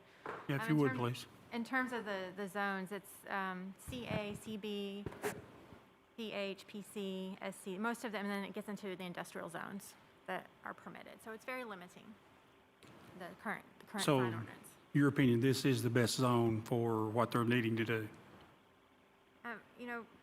Because it does get to come back for additional review by the Planning Commission and by our staff and by Knox County staff, yes, planned commercial is the more appropriate zone. Thank you for clarifying that. Commissioner Smith? Thank you, Mr. Chair. Director Brooks, I guess what you're trying to say is of the potential zones that this would work in, this zoning gives you the most oversight as a planning commission. So if the property was to ever change hands, yes, a site plan would be provided for additional review. Any further discussion? There's a proper motion on the table from Commissioner Bustler with a proper second from Commissioner Biggs. All in favor, please say aye. Aye. Any opposed, please say no. Ayes have it. Madam Clerk, next item. 8-D-20-RZ is request of Boys and Girls Club of Greater Knoxville, Inc. for rezoning from PR Plan Residential to PC Plan Commercial. Property located at 1819 Dry Gap Pike, parcel ID 47148 in the 7th Commission District. Just for clarification, the first one was a second plan. This one is virtually identical. This is the zoning plan. Is the applicant present? I believe they are still. Madam, Amy, would you please give us the recommendation from the commission? Planning Commission recommends that County Commission approve planned commercial zoning by a vote of 11-4. Is there any additional discussion? Is there opposition? I did not see any. Commissioner Bustler? Thank you. I make a motion per Planning Commission recommendation on the rezoning. Is there a second? Second by Commissioner Biggs. It's proper motion on the table with a second. All in favor, please say aye. Aye. Any opposed, please say no. Good luck with your project, sir. Thank you very much. We appreciate Madam Clerk, next item. 8-E-20-RZ is a request of Fulton Properties LLC from rezoning from I Industrial and A Agricultural to PR Plan Residential, zoning up to 5 dwelling units per acre. Property located at 1740 Number 2 Drive, parcel ID 5201-802, part of Commission District A. Is the applicant here and present? Yes, sir. Robert Campbell, 7523 Taggart Lane. Welcome back, sir. Is there any opposition to this? Please make yourself known, loud and proud. I seeing none. Planning staff, would you please provide us a recommendation? Certainly. Planning Commission recommends that County Commission approve planned residential zoning up to 5 dwelling units per acre for the requested portion of the property because it is consistent with Northeast County Sector Plan's low-density residential designation and because it brings the zoning into compliance with the sector plan designation. The vote was 15-0. Is there anything you'd like to add to that, sir? What she said sounded good to me. Excellent. Any other discussion? Mr. Beeler, I will defer to you. Thank you, Mr. Chairman. Mr. Campbell, Yes, sir. can you give me a quick overview of what the plan is for this property? Yes, sir, I can. We are basically putting in single-family homes here. And a quick thing, it is downzone from industrial, which a lot of that land is out in that area, to plain residential. There's a plain residential development to the northeast of this property that's 1 to 5 as well. And so it's sandwiched between industrial land, and we're putting single-family homes. We got a sinkhole in the back corner that we're having to stay away from, so we've made some kind of mitigation work on that, and are going to help some issues, we hope, in that area. So hopefully that's what you're... No, it does, absolutely. Mr. Snowden?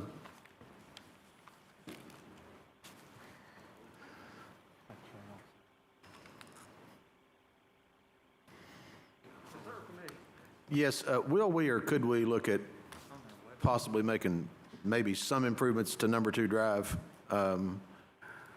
We can look at it. It's been a long time since I've been on number 2, so I'll have to go up there and look at it. But I try to drive number 2 regularly. We don't care to look to see if maybe there's some minor widening we can do as part of a resurfacing project or something like that. Thank you, sir. Mr. Chairman, I move that we approve this per the Planning Commission recommendation. There's a motion before us. Is there a second? Second. Second from Commissioner Ward. All in favor, please say aye. Aye. Any opposed, please say nay. The ayes have it. Next item, Madam Clerk. Thank you. 8-C-20-SP is a request of I-4075 Business Park LLC for Northwest County Sector Plan Amendment from O Office and AG Agricultural to GC General Commercial and MDR Medium Density Residential. Property located 13206 and 0 Buttermilk Road, 0 Everett Road, parcel ID 141028, 02805, 02806, and 02802, part of Commission District 6. This is also a two-part. First part is a sector plan, it looks like, and the second part is rezoning. Is the applicant present? If you could please state your name and your address, sir. Hello, Commissioners. I'm Steve Maddox, 100 Dalton Place Way, Knoxville, Tennessee. Thank you. Planning team, do you have a recommendation? The Planning Commission is recommending that County Commission approve general commercial and medium density residential because of changes in conditions by a vote of 9 to 6. Sir, could you please describe your project? Excuse me, is there any opposition present? Please make yourself known. Seeing none, sir, Mr. Maddox, could you please describe your project for us? This is a fairly large project. It's on the west end of Knoxville, there at the Watt Road interchange, and it's about 260 acres. There's 190 acres or so that's in Knox County. The property has the zoning that we're asking for on the front, which is a CB, and then once it goes over the backside, there's mixed zonings back there. We have plans that we've been working with the several different entities on to bring in a sports-related industry into Knoxville, which ties in with the study that Knox County had done as far as like bringing in sports to Knox County. And along with that goes hotels, restaurants, and all the other things. And there's also a major, major road improvements, as well as major infrastructure with electric and water and sewer and all those kinds of improvements. And so what we're trying to do is to bring up the zonings into a situation where it would be more consistent. Thank you. Is there a look to Commissioner Hill in the 6th District to open the discussion, or if you would like to defer to Commissioner Daly, he has his light on. I will defer. Commissioner Daly. Thank you, Commissioner Hill. Steve, how many acres are in Loudoun County? There's about 90 in Loudoun County. What's your plans for that 90 acres? We don't want hotels in Loudoun County, and You know, we get ball fields on Knox County side, which is no tax money, but we get hotels over there. So reassure me that we will not see hotels in Loudoun County. Well, since Loudoun County's not present, what's going over there is the parking. Thank you. I believe Mr. Daly wants all the cash registers in Knox County. Commissioner Hill? Yes, and he's actually telling the truth about that, Commissioner Daly. I had a chance to sit down with Mr. Maddox and look at the plan, and I'll tell you, it's exciting. It's very exciting what they're hoping to do out there with this sports complex, and I think the location is wonderful, not only because it's in the 6th District, but because it's way out in the 6th District. It's very low residential and right there on the interstate. It's going to be fantastic. I fully support this and make a motion to that effect. There's a motion to approve from Commissioner Hill. Is there a second? Second. Commissioner Biggs is the second of the night again. All in favor, please say aye. Aye. Any opposed? The ayes have it. Madam Clerk, next item, please don't go anywhere. Mr. Maddox. 8-H-20-RZ is a request of I-4075 Business Park LLC for rezoning for PC, Plain Commercial, CA General Business, and A Agricultural to CB Business and Manufacturing, and RB General Residential. Property located at 13206 and 0 Buttermilk Road, 0 Everett Road, parcel ID 141. 028, 02805, 02806, and 02802, parts of Commission District 6. I see Mr. Maddox and the applicant is present. Is there any opposition that has walked in? Ms. Brooks, could you please give us a recommendation from Planning? Yes, Planning Commission recommends that County Commission approve CB Business and Manufacturing and RB General Residential zoning by a vote of 9 to 6. Commissioner Smith? Thank you, Mr. Chair. I just wanted to thank Mr. Maddox for his follow-through on this. This is, as he said, a study that we started 3 years ago with this commission. And it's an opportunity to bring in an industry to an area that we are perfectly located for, the perfect climate for, and it also brings in my favorite kind of tax dollars, and those are people from other places. I appreciate your efforts in this, and I along with Ms. Hill, are very excited about this, and I think this could be something really great for Knoxville and Knox County. Thank you, sir. Thank you. I'll entertain a motion from the 6th District. Ms. Hill? Motion to approve is presented. Second. Second from Commissioner Schoonmaker, first from Commissioner Hill. All in favor, please say aye. Aye. Any opposed, please say nay. The ayes have it. Good luck with your project, sir. Thank you. Madam Clerk? On page 16, item 72, 8-I-20-RZ is a request of P. Lee Anna Kersley for rezoning from RAE exclusive residential to RA low density residential. Property located 2650 Maloney Road, parcel ID 135-02101 in the 9th Commission District. Is the applicant present? Yes, sir. Is there any opposition present? Please make yourself known. Ms. Brooks, if you could, please give us the recommendation from Planning. The Planning Commission recommends that County Commission approve RA low-density residential zoning because it is consistent with the surrounding development and the low-density residential designation for the South County Sector Plan. This was approved on consent 14-0. Could you please, applicant, please state their name and address for the record? My name is Leanne Kersey. I live at 3776 Gooseneck Drive, Knoxville, Tennessee, 37920. Commissioner Daly. Thank you, Mr. Chair. Leanne, had a couple phone calls wanting to know what you're going to do. We're going to rezone the LDR, but I think, are you going to extend the subdivision, or are you going to do a single house? What are your plans there? Plans essentially for a single home, looking for, essentially if we just do a single home right now with the possibility of putting an in-home business in the home, it's not allowed with the current zoning. With the change to zoning, if we want to put an in-home business in the single home, it's acceptable. So we have to go to LDR to have an in-home business? Amy? That, I'd have to look up a little bit further into that. I have to look at the code specifically to see what other zones would allow an in-home business, but.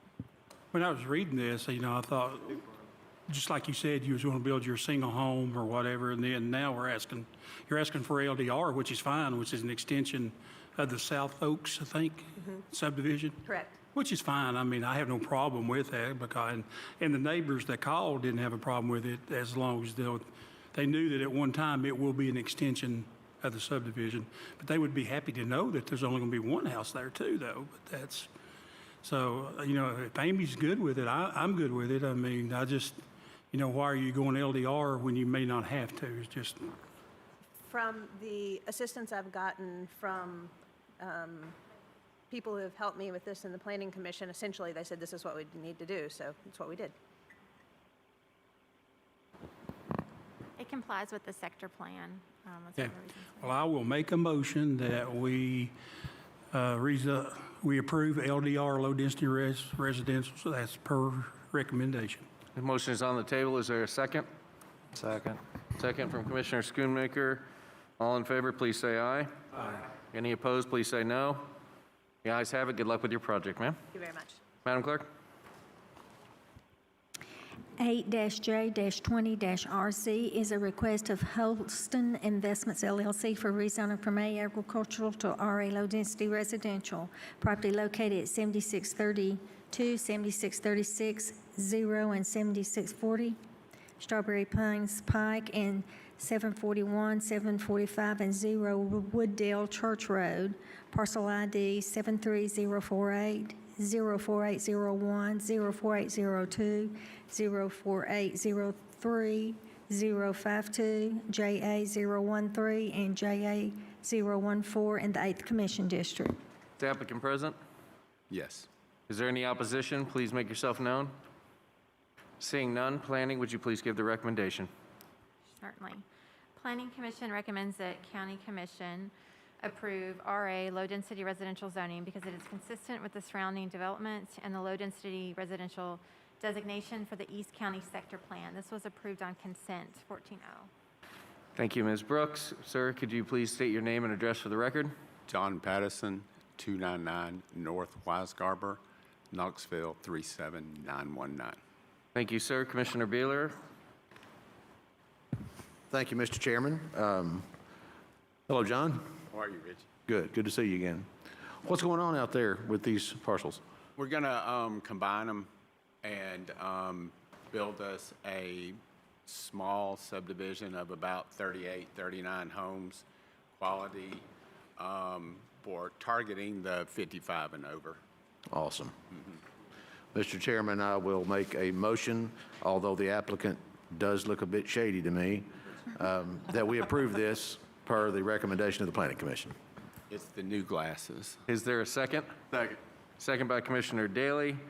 All those in favor, please say aye. Aye. Any opposed, please say nay. The ayes have it. Good luck with your project, sir. Madam Clerk, next item.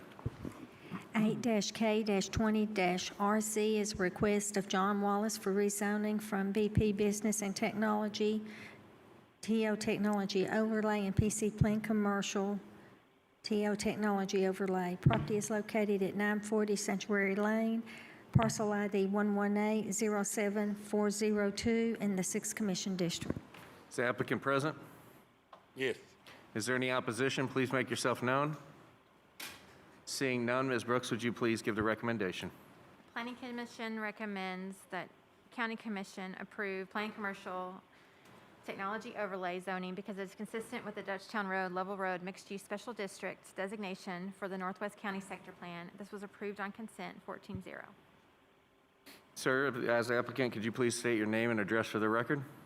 John Wallace, 10426 Bob Gray Road, 37932. Thank you, sir. Ms. Hill? Hello, Mr. Wallace. Hello. Tell us what your plan is. Well, basically, I live next door to it, and this was a church before, and we acquired the property and decided that there's so much community needs right there for an open community area and recreational and event center, that we wanted to try to pursue this, and at the same time, maybe teach classes in it for cooking and home preservation and gardening and those sorts of things. My son Rob is the one that sort of got it engineered. Rob, if you could please give your name and address for the record. Sir. Rob Wallace, 10424 Bob Gray Road, Knoxville, Tennessee, 37932. Would you like to elaborate?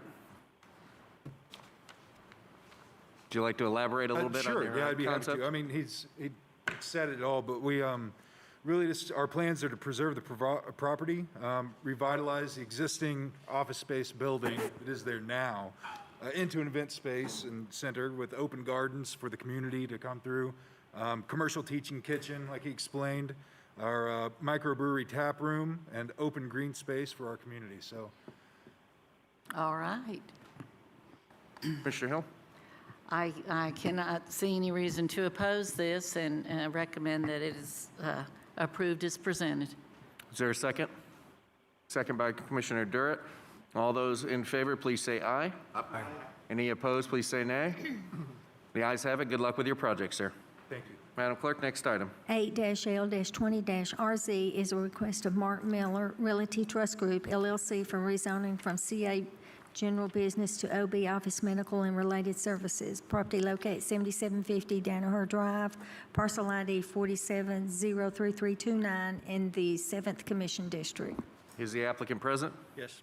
Is there any opposition? Please make yourself known. Seeing none, Ms. Brooks, would you please give the recommendation? The Planning Commission recommends that County Commission approve OB, which is Office, Medical, and Related Services zoning, because it is consistent with the Emory Road I-75 Mixed-Use District designation for the North County Sector Plan, and it's compatible with the surrounding development and zoning. This is approved 15-0. Sir, would you give your name and address for the record?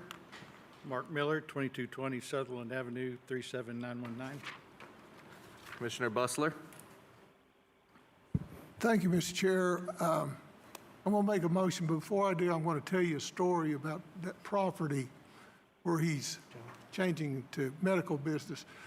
Years ago, there was a little 2-lane road with a turning lane. It was Emory Road. Now it's 4 lanes with a turning lane. So you got 5 lanes. But back years ago, on the other side of the Emory Road was the Rutherford property. And where the Ruby Tuesdays was at, there was a little hill there, and there was a tree up there. And this guy, one day I looked up there, and there was a station wagon parked underneath that tree. And he was sitting out reading his Bible and praying. He said, over here on this hill is going to be a big healing. There was no Tenova Hospital, none of those other medical buildings or anything like that. This was years ago. This was about 23, 24 years ago. And I talked with him, and he was there. He said, God told me to pray there for 10 days. He said, that's what I'm going to do. So he prayed for 10 days, and he was gone. His name was Blazer, Mr. Blazer. I think he was from Clinton, Tennessee. Didn't think anything more about it.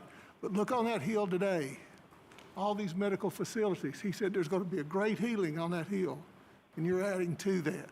So I just want to let you know, it may not be what you wanted to hear from me, but that's what that guy had that vision for that hill 25 years ago. Well, anyway, I want to make a motion that we approve this rezoning as for commission recommendation. There's a motion on the floor. Is there a second? Second.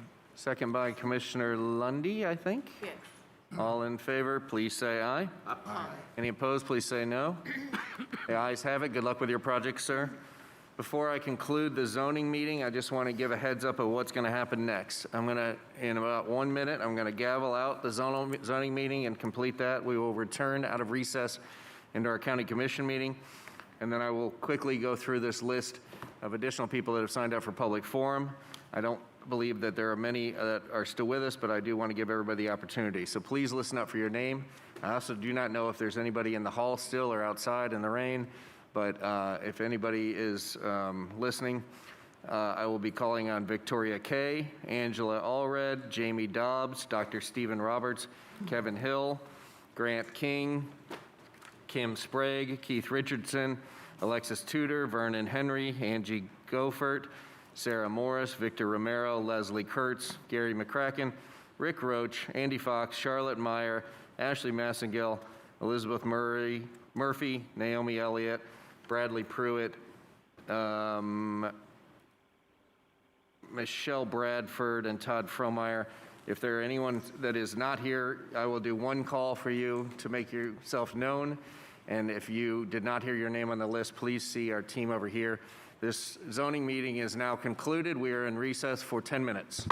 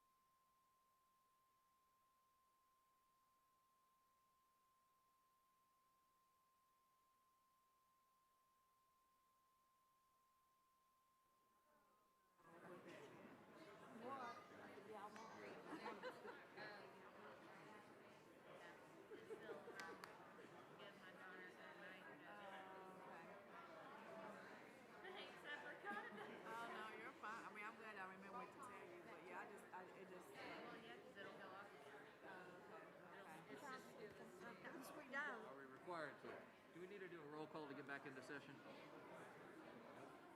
Nope. We don't have to, we ain't doing it.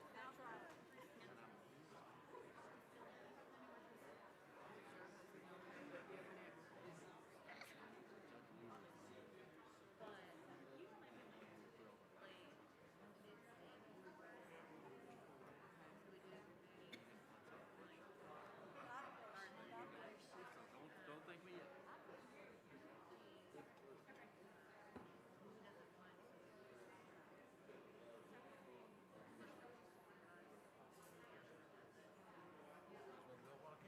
Working hard on it. Second.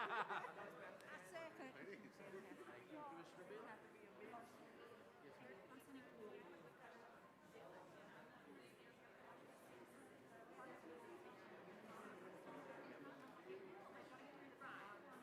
Yeah, and they can come join us. There's plenty of capacity. Eagles left. I think you think it was there. We're doing it. You did say you can, right?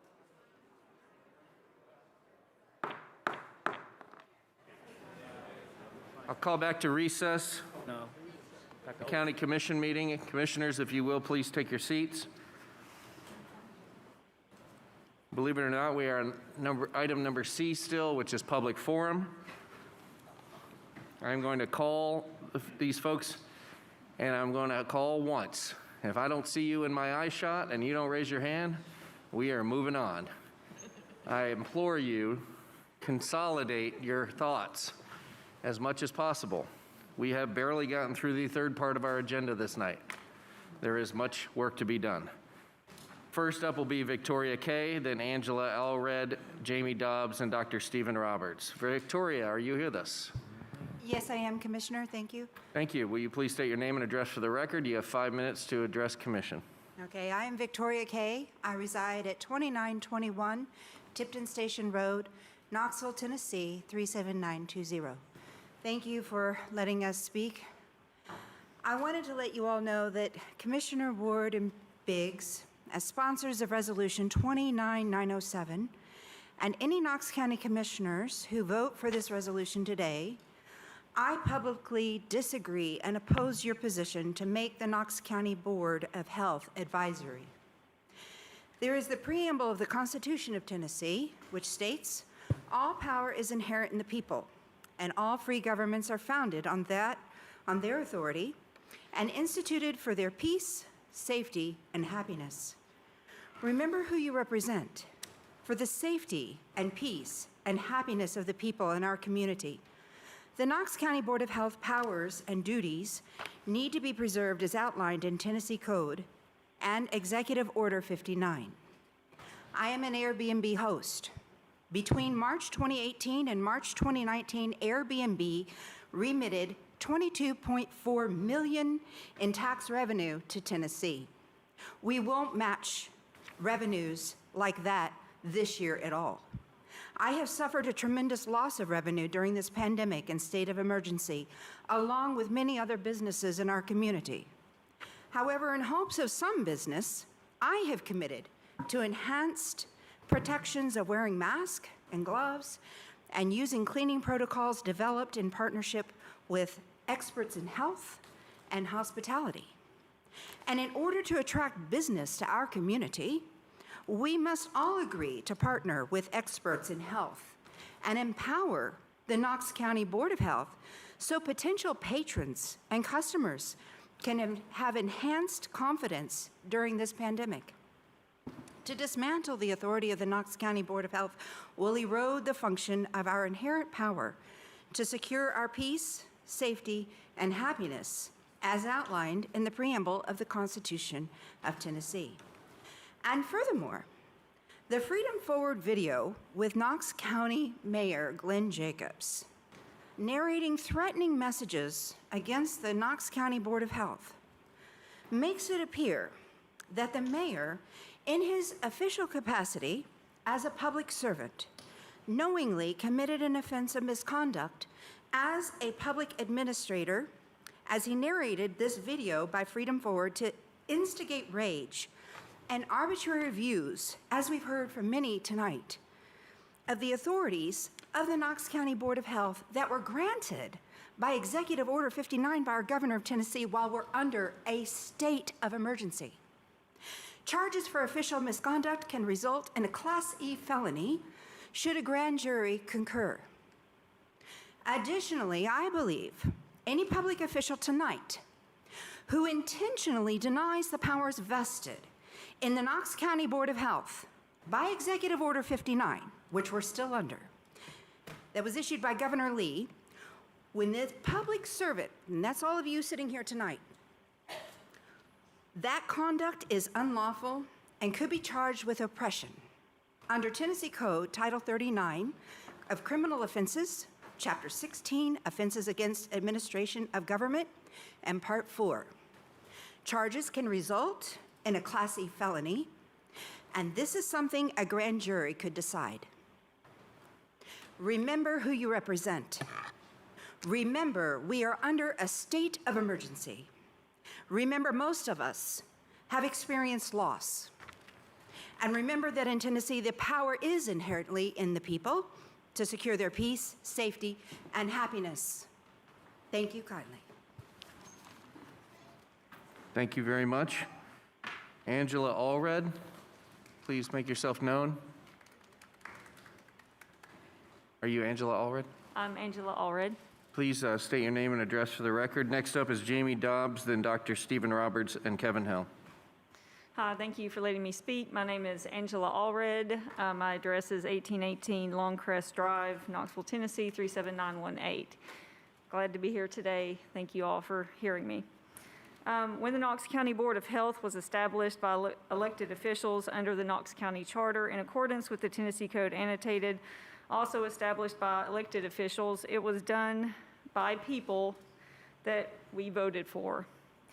And I stand by those decisions made by our elected officials to establish that board.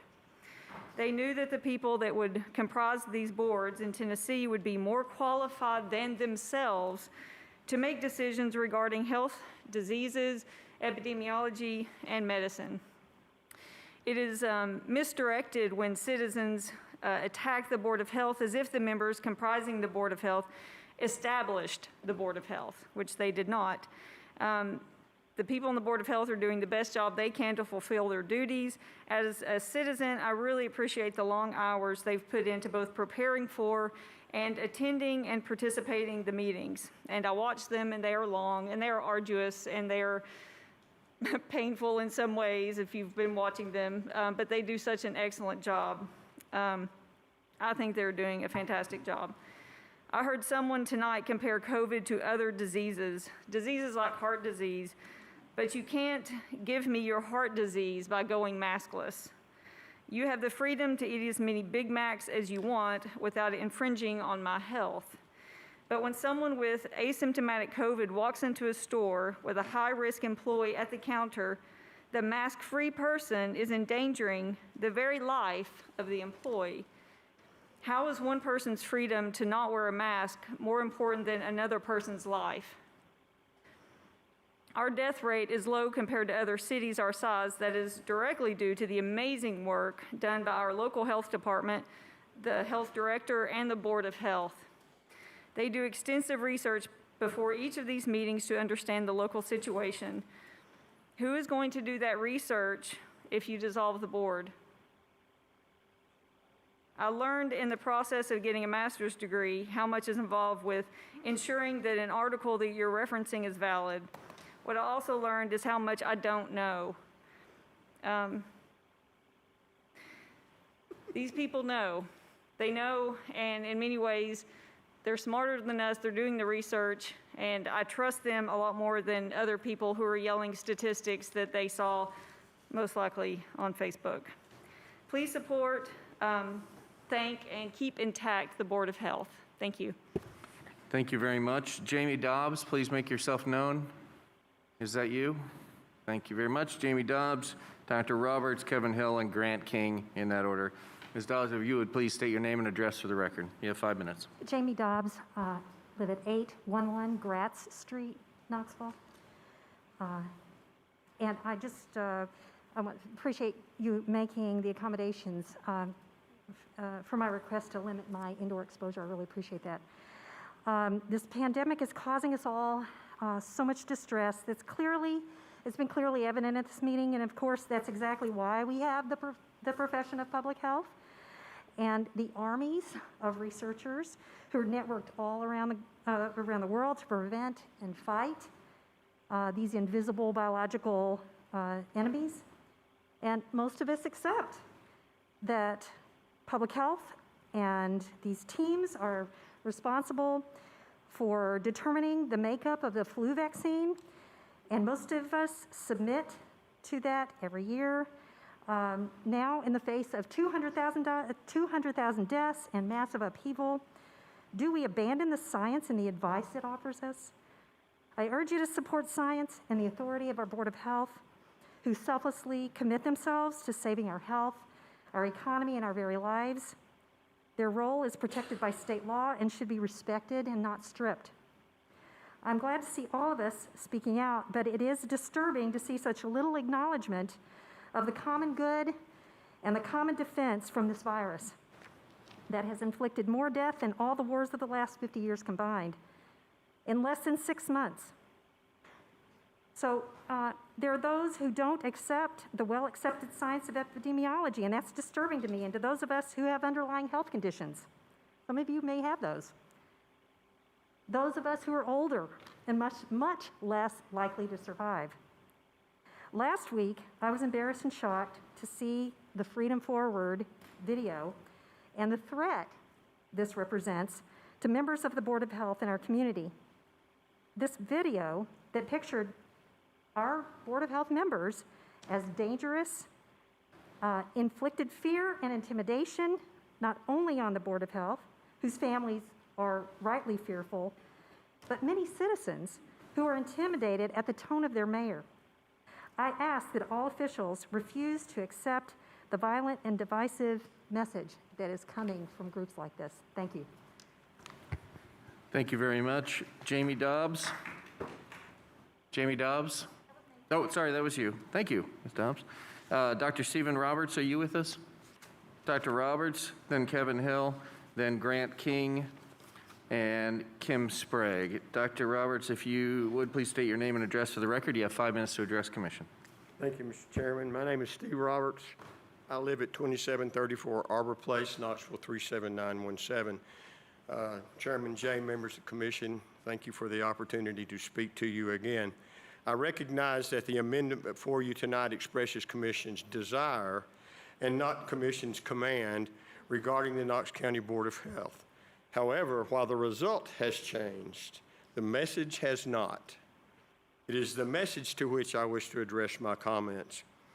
Independent administrative boards have been around since the Articles of Confederation. They became institutionalized in 1849 with the creation of the Department of the Interior, and they have increased in number and scope ever since. Their purpose is to provide expertise to legislative bodies and executive administrators. They offer expertise, specification, and continuity, and do so in a dispassionate and nonpartisan manner. They protect us from shoddy construction, unscrupulous businesses, and unethical attorneys. They ensure we breathe clean air and drink safe water, in as much as that's possible, and they protect our homes and families. When Commissioner Beeler was sick with COVID-19, his and his family's concern was not whether the Food and Drug Administration, a non-elected administrative board, was taking away his personal liberty or to whom the FDA was accountable. I'm sure he didn't wonder if the medication he was taking was safe. He knew the FDA had already made sure that it was.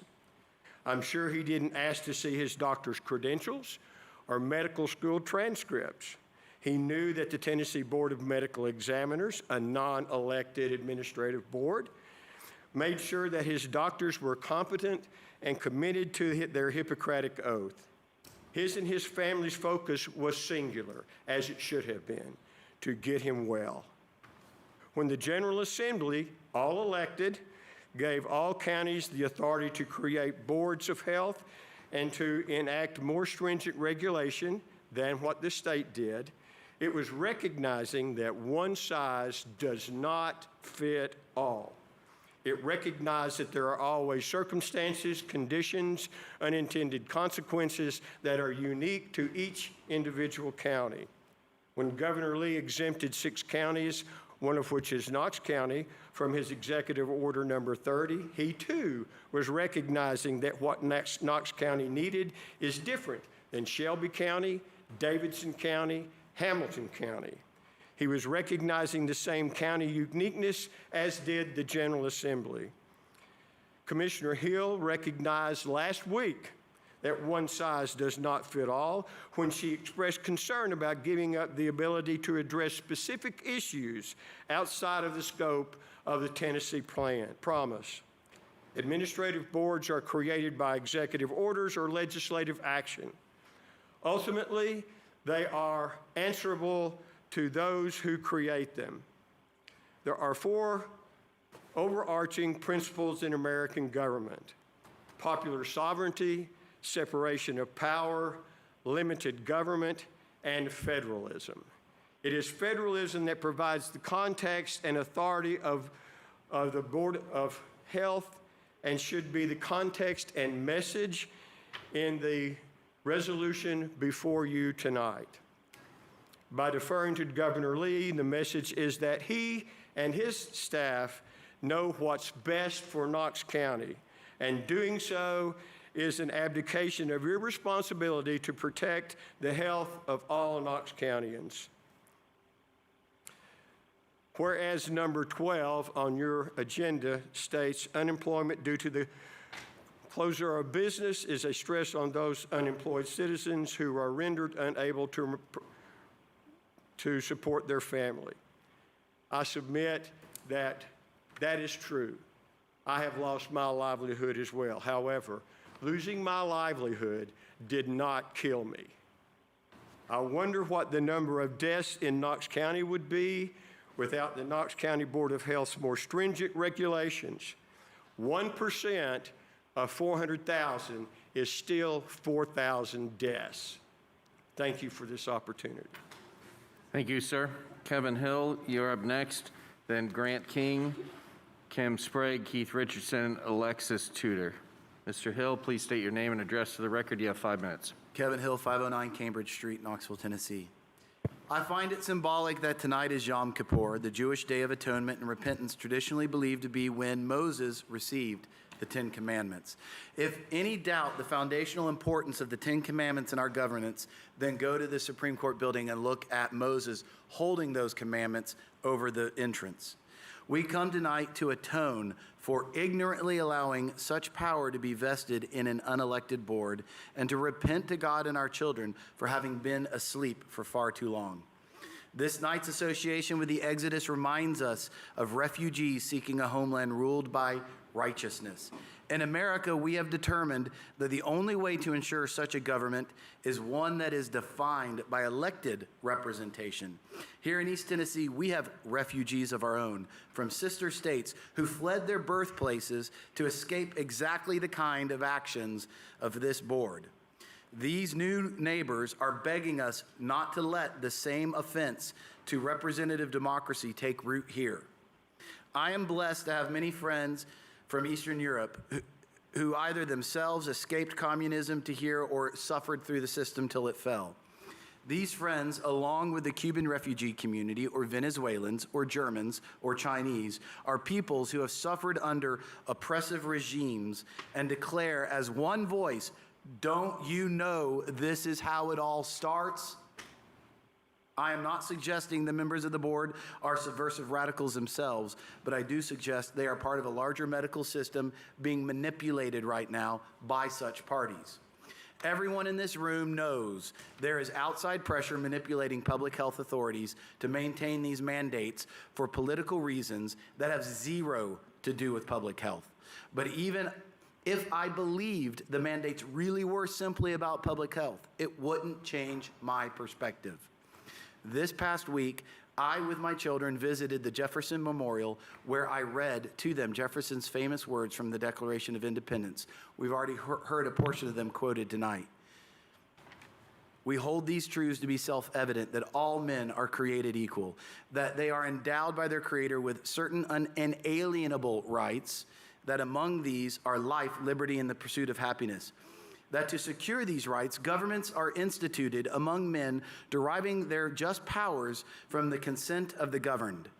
That whenever any form of government becomes destructive to these ends, it is the right of the people to alter or abolish it and to institute new government, laying its foundation on such principles and organizing its powers in such form as to them shall seem most likely to effect their safety and happiness. Prudence, indeed, will dictate that governments long established should not be changed for light and transient causes. And accordingly, all experience hath shown that mankind are more disposed to suffer while evils are sufferable than to right themselves by abolishing the forms to which they are accustomed. But when a long train of abuses and usurpations pursuing invariably the same object evinces a design to reduce them under absolute despotism, it is their right, it is their duty, your duty, to throw off such government and to provide new guards for their future security. You have all taken an oath to defend the Constitution of the United States, which enshrines in law this declaration, and yet it seems you sit on your hands fearful of what the media might say or what might happen without a local despot in power. For 2 months, we have clearly argued to you the only effective and lawful defense of our rights available to you, our representatives, is the dissolution of the board. Our right to representative democracy was won at the cost of many of our founding fathers' fortunes and/or lives, and then preserved by the blood of our military's sons and daughters. You dishonor them all if you do not take the action that liberty and freedom demand of you tonight. In the famous words of Patrick Henry, "Give me liberty or give me death." I refuse to live one more moment under the tyranny of unelected officials, fomenting a spirit of fear in our county. If you are not willing to effect change, then we are forced to seek the only other remedy available to us, the citizens, and bring suit, and likely financially ruin this county. I don't want to be the author of that destruction. In the federal courts that are dedicated to the protection of constitutional rights. And one final statement. There's been much said about the professionalism of this board. Yet when a professional who was in his expertise told them their actions were unconstitutional and violated my rights, they disregarded his word and acted on their own. That's not professionalism. That's not expertise. That's elitism. Thank you, Mr. Hill.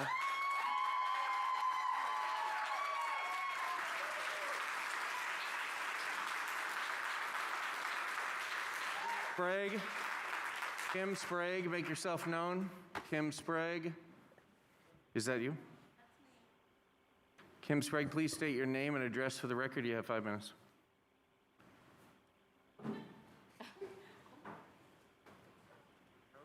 That's okay. Just all wet. Coming up next will be Keith Richardson, Alexis Tudor, Vernon Henry, Angie Goffert, Sarah Morris, and Victor Romero. Ms. Sprague, please state your name and address for the record. Mr. Chairman, I believe we skipped a name. Was it Mr. King next? Excuse me, you are correct. Grant King, you're up next. Grant King. If you would, are you Grant King? I am Grant King. Okay, please take the podium and the microphone up top. Sorry, Ms. Sprague. Can you hear me now? Oh, yes, sir. Please state your name and address for the record. My apologies. Okay, my name is Grant King, and I live in Mascot, Tennessee. I took some time earlier today to actually read the resolution, and I want to make sure that it's understood clearly that the issue is not whether there should be a mask mandate or a curfew on restaurants and bars.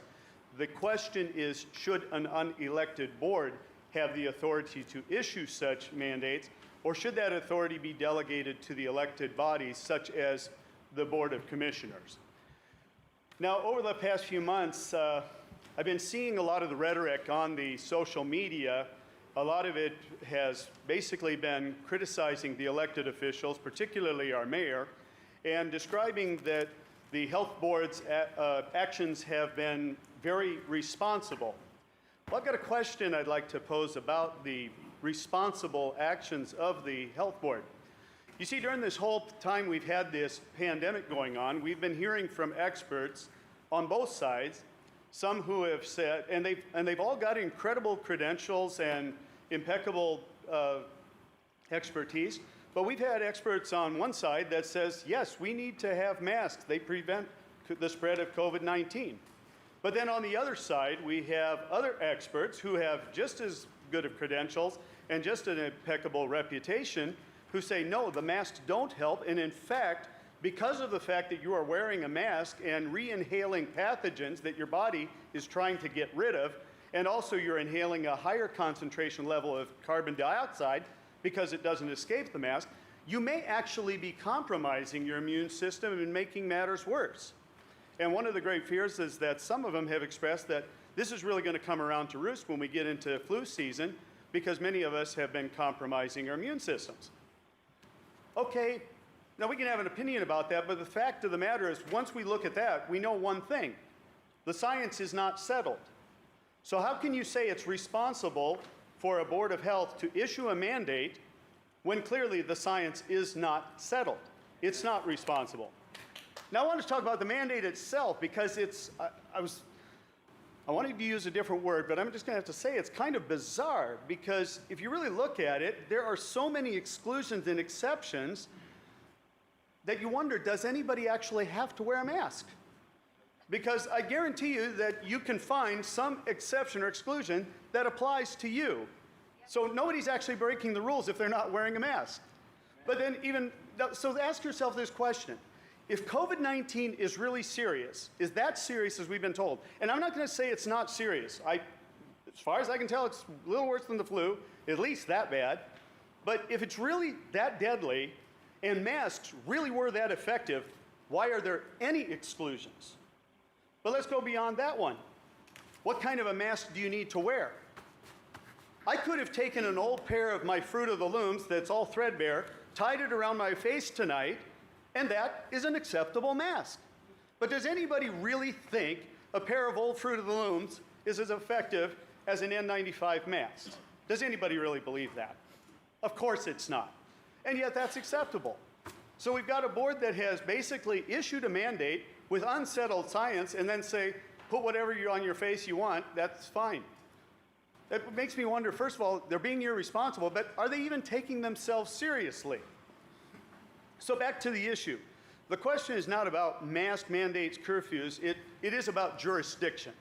Should the Board of Health have jurisdiction, or should an elected body of officials, such as the County Commission, have jurisdiction to determine whether we have masks? And keep in mind, if the Board of Health was gone tomorrow, there would be nothing to prevent this body from adopting a resolution and enforcing mask mandates. Nothing.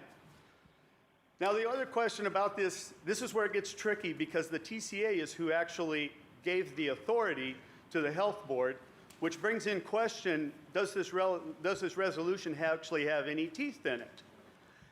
Probably going to be kind of hard to prove that. But so then the question is, should we even pass it at all? Well, I tell you, I think you should pass it, because passing this resolution is going to send a strong voice to Nashville, because it's just as it is important for us citizens to make our voices heard, it is important for our elected bodies to make their voices heard as well. So I would encourage you and urge you, as you pass, I guess you're going to vote on this later this evening, to really consider that and consider the importance of actually making your voice heard in the higher forms of government. Thank you for your time. Thank you very much.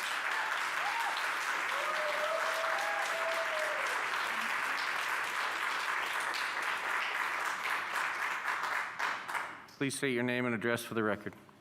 My name's Kim Sprague, and my zip code is 37934. I'd rather not give my full address. I watched the Board of Health meeting this past week, and one of the members said something that kind of struck me. She said, "Why does it matter that we weren't elected?"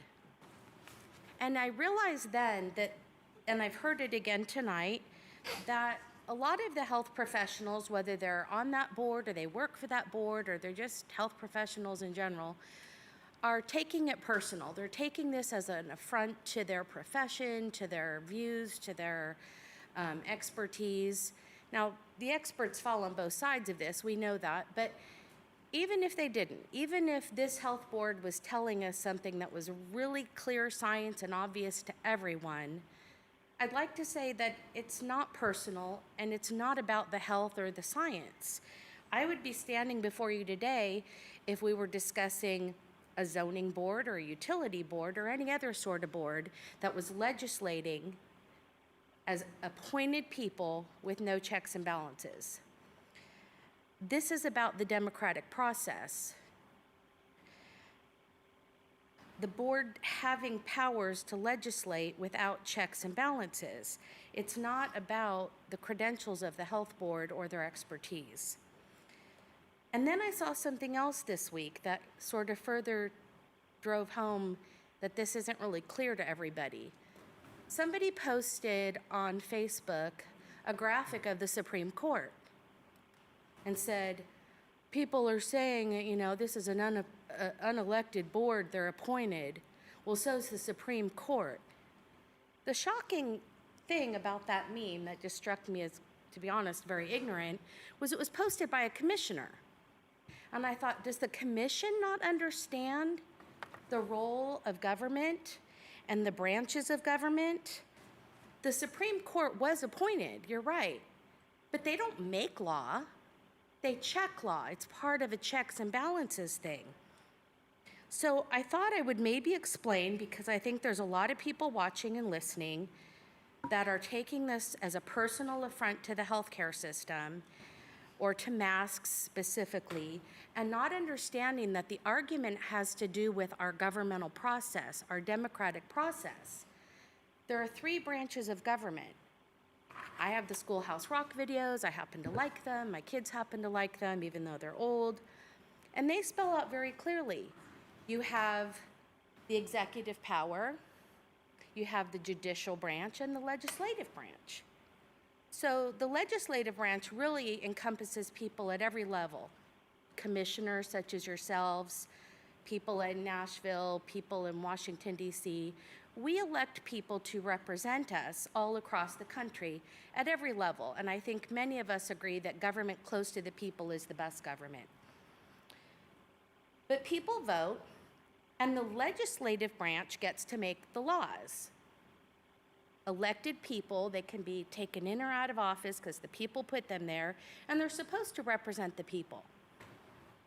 The judicial branch, which doesn't get to make any laws, checks those laws against the Constitution. They measure them, they make sure that no rights are being violated. It's a system of checks and balances. But here we have a Board of Health that is making law. Obviously, they're unelected, and then they're making law, and there's no checks or balances. That is the problem here. It's not the science, it's not whether or not we should or shouldn't wear masks. It's the lack of checks and balances, it's the lack of representation to the people, and they should not have legislative powers, which is essentially what you all have given them. Even if their science was accurate, if their science was accurate and this was something like super crystal clear that we really needed to do because of a pandemic, you all could put that in place, right? I'm not quite exactly sure how Tennessee government works, but I think there are some legislative bodies that could then put that in place. And you guys aren't medical experts, I don't think, but you deal with a lot of subjects where you're not experts, and you call in experts and consult with experts and such. And you could do that in the case of a health issue. But you do not need a health board to be legislating with no checks and balances at all in place. And that's what makes this different than, for example, the Supreme Court commissioner. So I hope that that's clear to everybody, and I would ask you to please dissolve this board, take away its powers. Thank you. Thank you.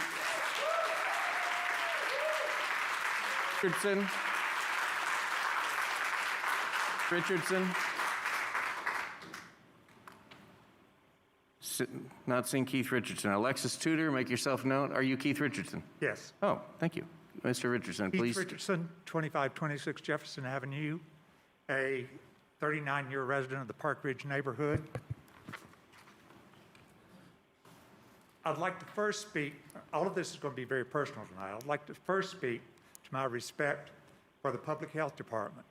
It was in 2009 when I was charged with the responsibility of putting together continuity of operations plan for the Department of Housing and Urban Development's regional office here in Knoxville.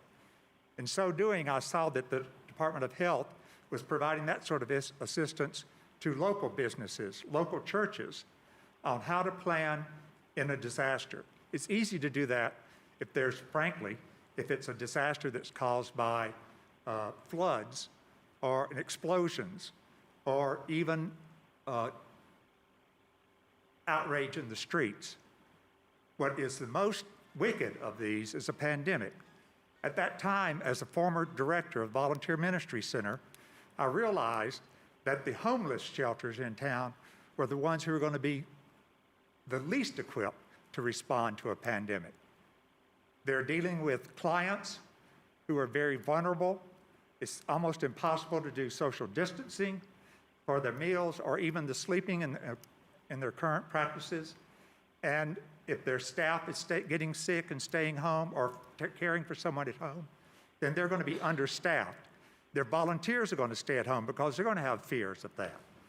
That's when I went to the Public Health Department, met with Dr. Buchanan, and later on with Larry Hutzel with First Staff, and they developed a plan for the homeless service providers to how to plan for a pandemic. This was in 2009. They had the foresight to do that. So when this pandemic came up in March, the shelters and the other homeless service providers already had a plan in place, had already thought through, how are we going to respond to this?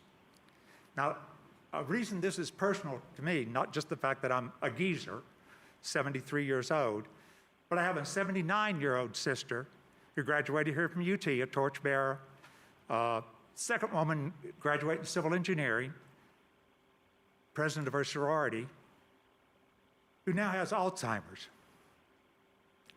I want to visit her while she still recognizes that I am someone different from her second oldest son who lives in Denver. Those personal visits are threatened if my health is threatened. I recently went to Costco to get glasses adjusted right before visiting her. Thought it would be easy enough because I'd been there before and it looked like they were doing things safely. On my way out, it wasn't until on my way out that I noticed that there were people shopping there who weren't wearing masks. I looked at Costco's policies, and their policies are that if someone comes to shop there, they don't have a mask, they turn them away, but they do reasonable accommodation. You can shop online, make your purchase, drive up, we will deliver it to you. Before I came tonight, I checked to see what the situation was going to be. I did not want to be threatened. I am disappointed that the reasonable accommodations that the Public Building Authority made for people who feel that either that their freedom is being infringed upon by not wearing a mask, or that they have a health problem they can't wear a mask, that they were allowed to come downstairs. When it had been set up for them to be able to speak from upstairs, they were allowed to come downstairs and speak here. I should have thought more about sitting here on the front, but I wasn't expecting the Pledge of Allegiance to become a projectile pledge to where I could have felt like I should have worn a handkerchief over my head.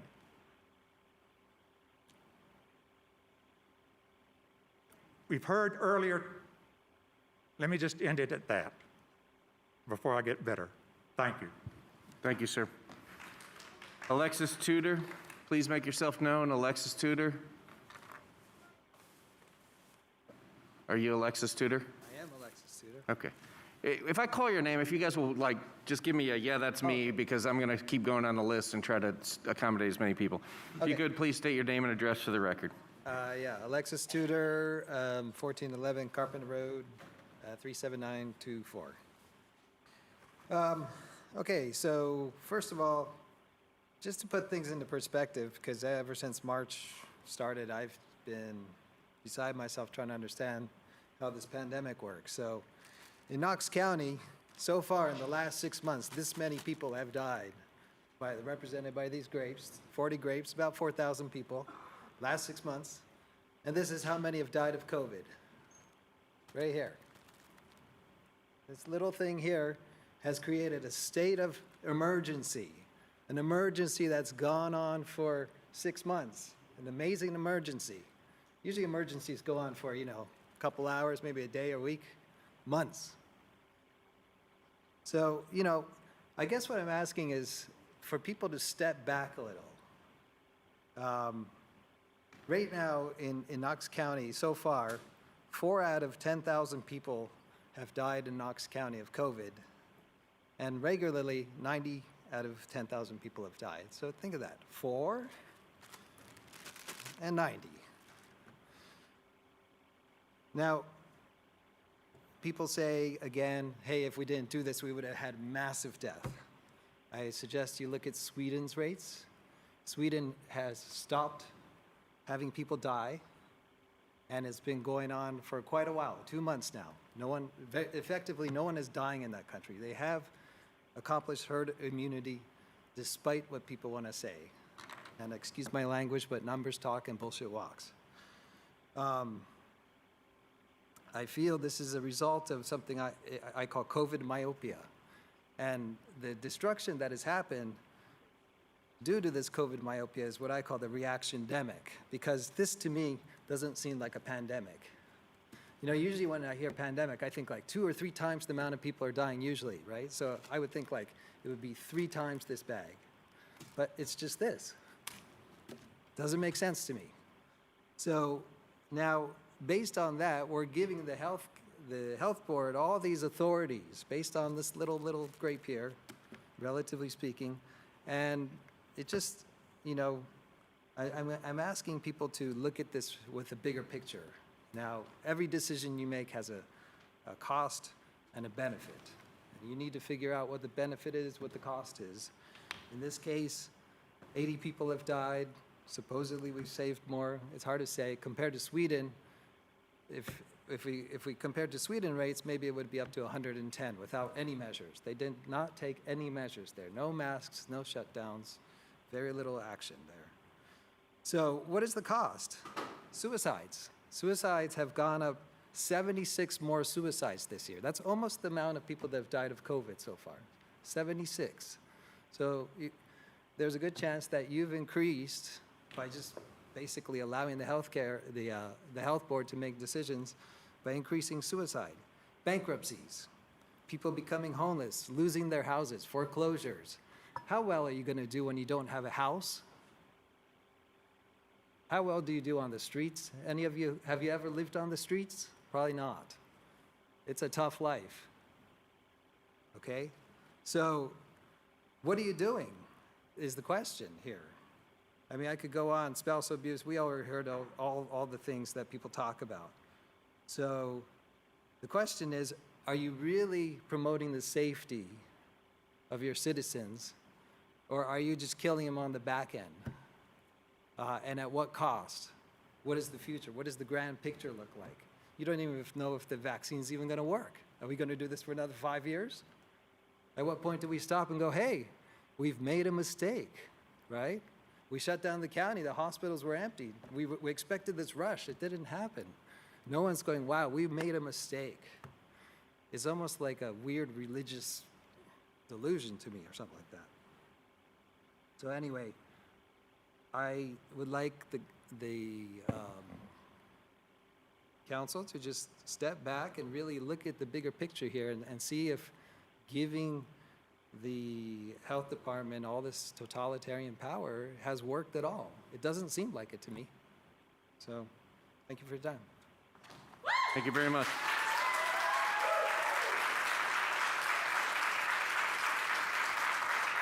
Vernon Henry. Okay.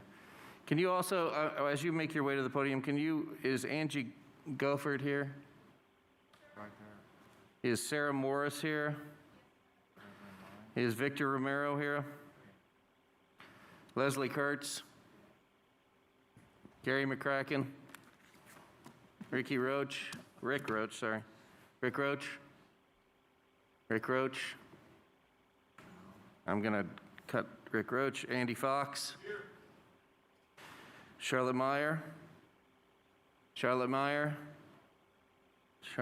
gone. Ashley Massengale? Elizabeth Murphy? Naomi Elliott? Bradley Pruitt? And James Crane. I'm going to ask you all to try to figure out who can consolidate. We will never get to this vote if we hear it for 5 minutes from every single person. We can do that. We can be here till midnight or 2 a.m. If there are anybody that would like to connect together, if you're saying the same thing, you'd like to cut your comments down, we will hear everybody, but we also have not even started the business at hand. Okay?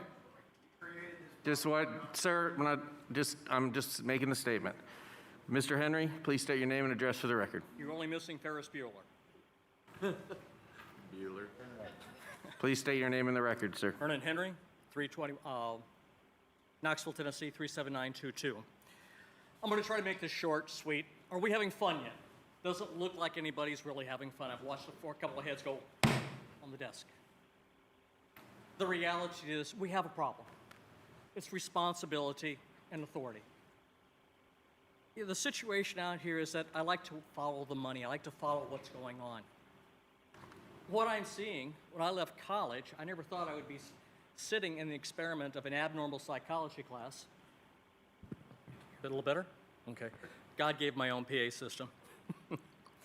Nor did I think I'd be sitting in a social engineering class as well. And I'm going to read social engineering, just so that everybody's on the same page.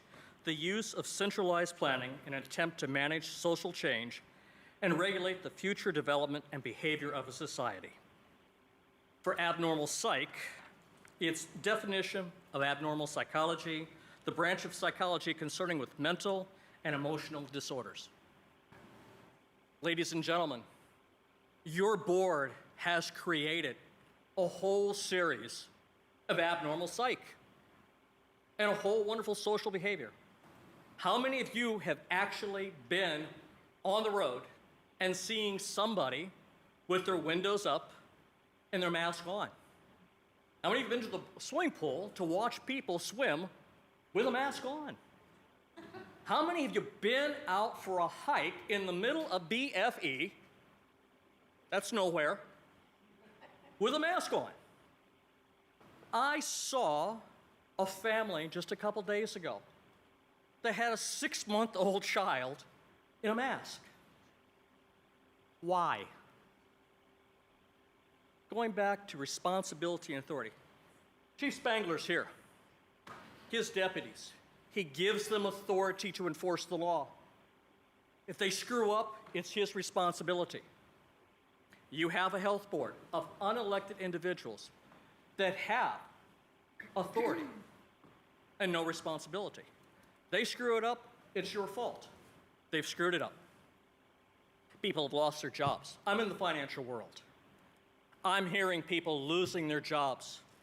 Their businesses have been shut down. They've lost their health insurance. They're going to lose their car. They're going to lose their apartment. They're going to lose their house. They're going to lose possibly their marriage.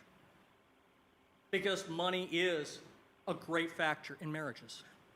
Because when people quit talking, because all they're doing is arguing about money, the marriages fall apart. Each and every one of the board members hold a certain amount of responsibility for this. You've given them the authority, but the responsibility is yours. Let's follow the dollars and cents. Tennessee has picked up $2.68 billion of CARES money. University Health System has picked up $53,940,000. UT has picked up $34.5 million. The UT 5 what I commonly refer to them, who's sitting on the health board. They have every reason to continue this. We actually have a gentleman who sits and advises them legally, and his response is, let them sue. That should offend everybody in this room, because at the end of the day, we sue and we win. We still pay. Your job, you come out here and you make decisions on what to spend our money on. Bridges, roads, hospitals, sewers. That's great. You have a tough job. But when these lawsuits start to take effect and we start to win, and we will win, we still have to pay for them. And we shouldn't have to. Simple aspect. Take the responsibility and take the authority. You may not like what I'm suggesting, but I'm not here to make friends.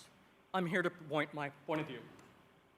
Take the responsibility and the authority away from that board, put it back on yourself, and make the decision to dissolve them. I wish they were experts in their field, because we would have immunologists, we'd have virologists, we'd have epidemiologists. They would be on the board. If they spoke, that'd be great. I'll leave with this. My biggest fear on this mass situation, realistically, is in 6 months and a year, when we have a big, bad, nasty, ugly butt, a level 4 virulent, that a mask would have stopped. People will die because they will say, oh, this is like the CV-19. Thank you, sir. With that, I will let you, I apologize if I seemed a little bit overzealous, but I have been sitting up there and I was falling asleep. Thank you. So be Angie well. Gophert, please.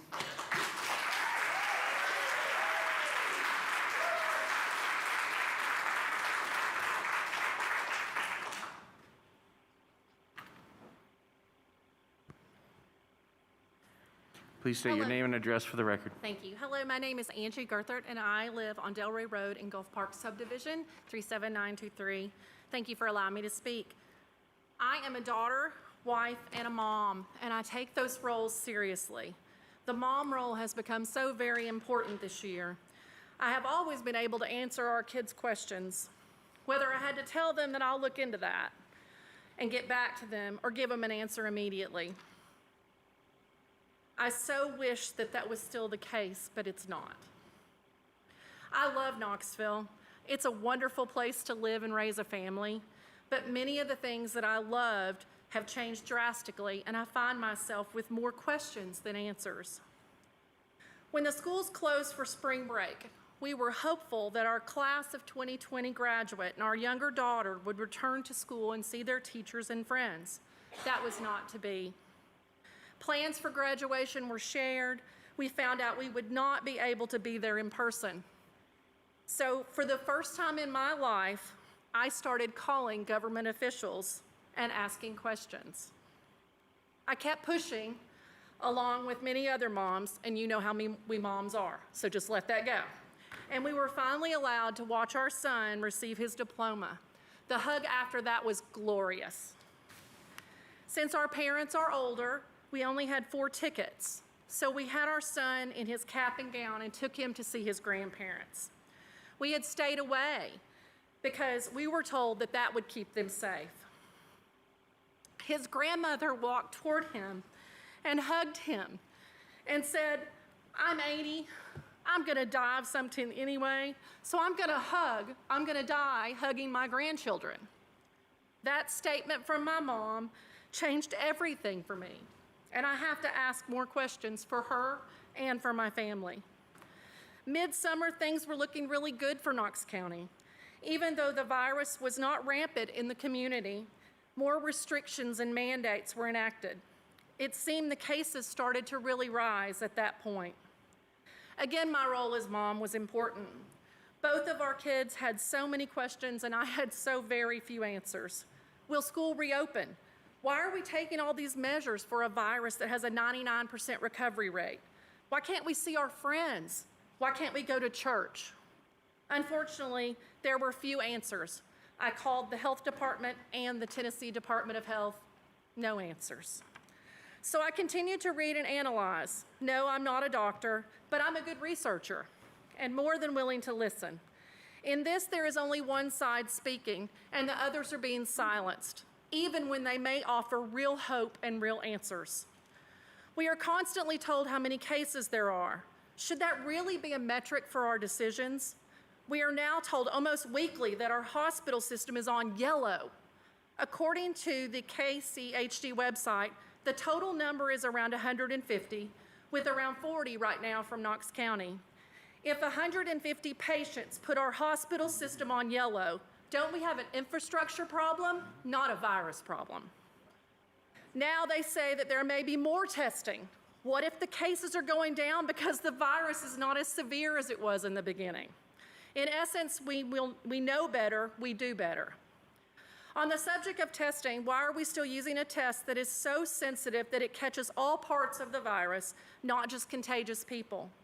Many epidemiologists and virologists have called out the testing and said we have to run the test at a much lower cycle threshold to find those that are truly sick.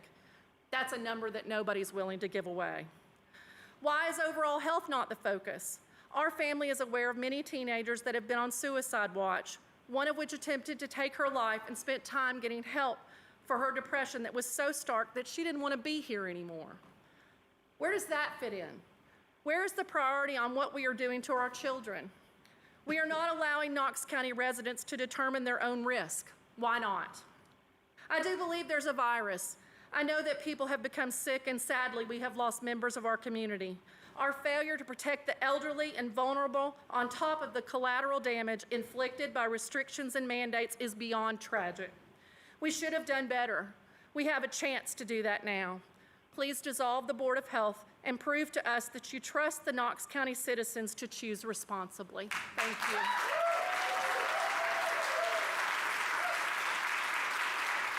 you. Morris.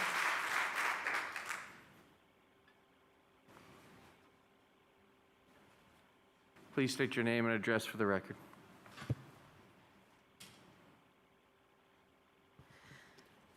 My name is Sarah Morris, and I'm not currently a resident of Knox County, although the majority of my adult life I have lived and worked in Knox County, and most of my personal business is conducted here. Back in March, I was asked by a former coworker while we were having a conversation about the shutdown and quarantine, of which I was vehemently opposed to. He asked me what number of lives lost would change my mind about my stance. My answer was none. This isn't to say that I don't value life, and I am deeply sorry for anyone who has lost a loved one due to COVID, but I want to explain the reason why I gave the answer that I did. One word: precedent. There has only been one time in history where a government regime rose to power and then gave it back. That was right after our founding fathers had just finished liberating a country from a tyrannical king. They knew firsthand what tyranny was, what it looked like, and how people suffered under the weight of it. They decided against unsurmountable odds that they were no longer willing to live under tyranny, and they were prepared to give everything, even their lives, to end that tyranny. Many of them did. What they did next was inconceivable in the fact that it had never been done before. They saw that the first thing that every regime that had risen to power did was create a list of rules and laws that people had to follow under that ruler. So the first thing they did was create a list of rights, unalienable, which meant could not be taken away. A list of things that everyone had the right to do above all else because they weren't given by men, but by their creator. They gave the power back to the people. The next thing they did was spend 100 days writing the single greatest piece of legislation in history to make sure that those rights would never again be infringed upon or taken away. Since March, the Board of Health has continuously attacked, ignored, and flat out taken those rights from the citizens and business owners of Knox County. This is the reason why I answered my former coworker with saying that there will be no amount of lives lost that will justify the suspension or removing our rights. Because once that precedent is set, it is set for not only everyone living in America and Knox County today, but also for every generation to come. We have an opportunity now for you to dissolve the Board of Health and give the rights back to the people the way our founding fathers intended it. In addition to that, modern medicine has made astonishing advances in the last 100 years.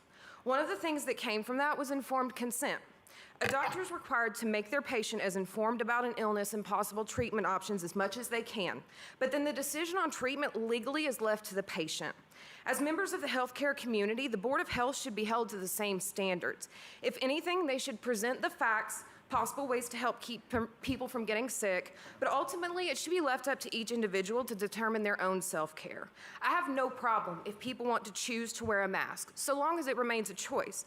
I draw the line at unelected people trying to force others that they have no constitutional power over to adhere to a certain set of medical treatment options. A mask is a medical device, therefore it is up to each person to choose to wear it or not.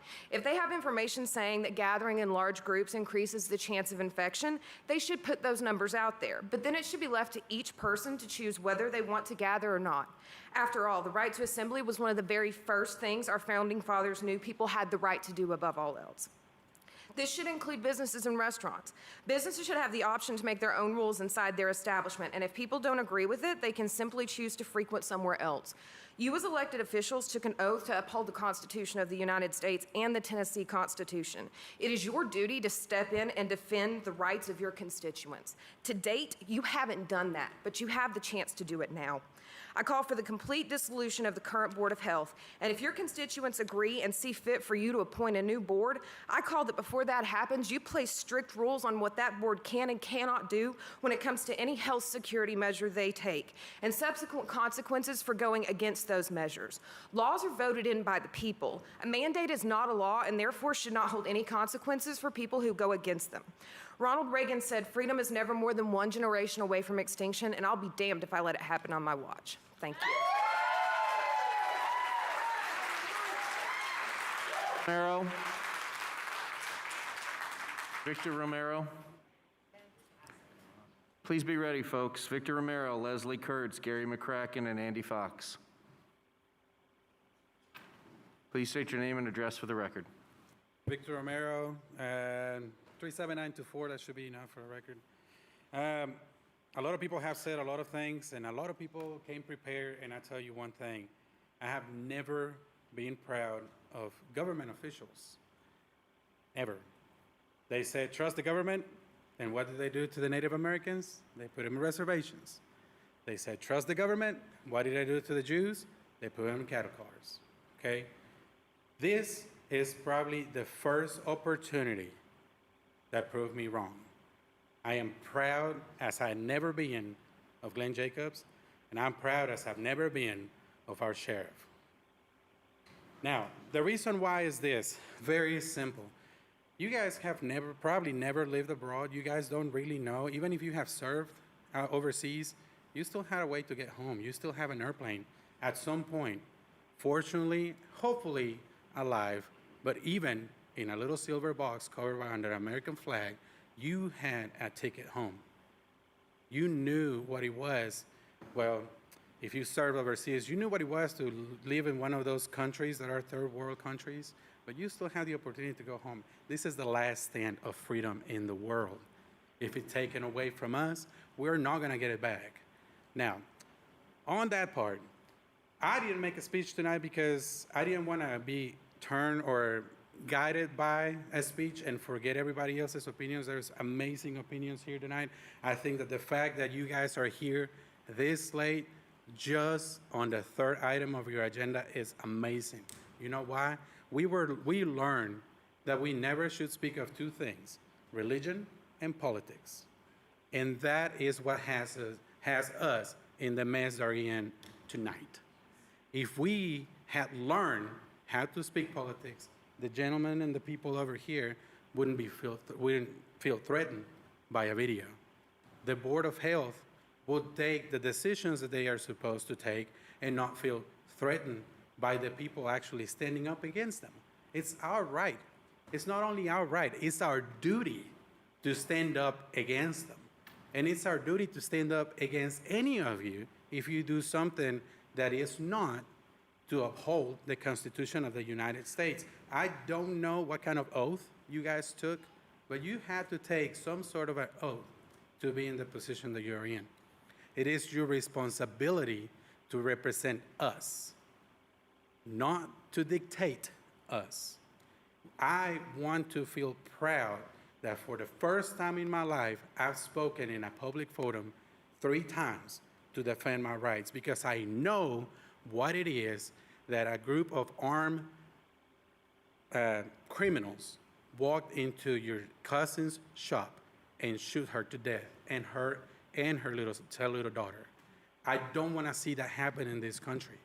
I don't want to be in a country where the only people that have the power is the people that is above you.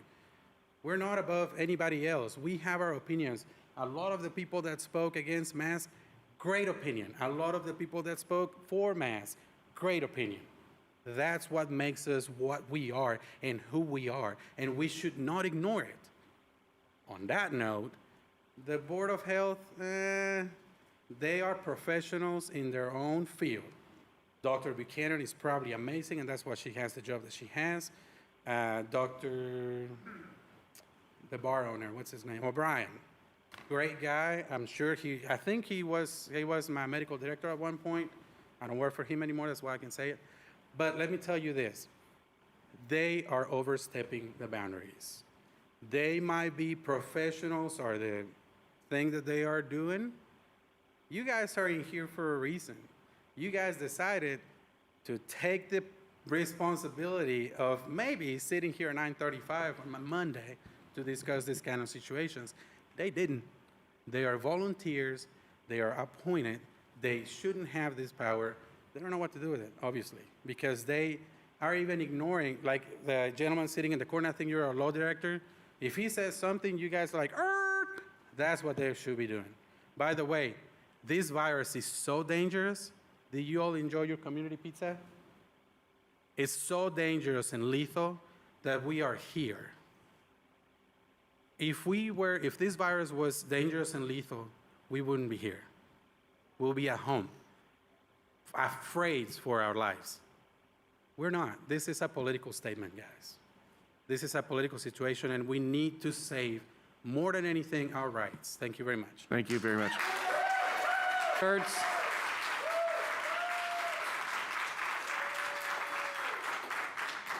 Kurtz, please state your name and address for the record.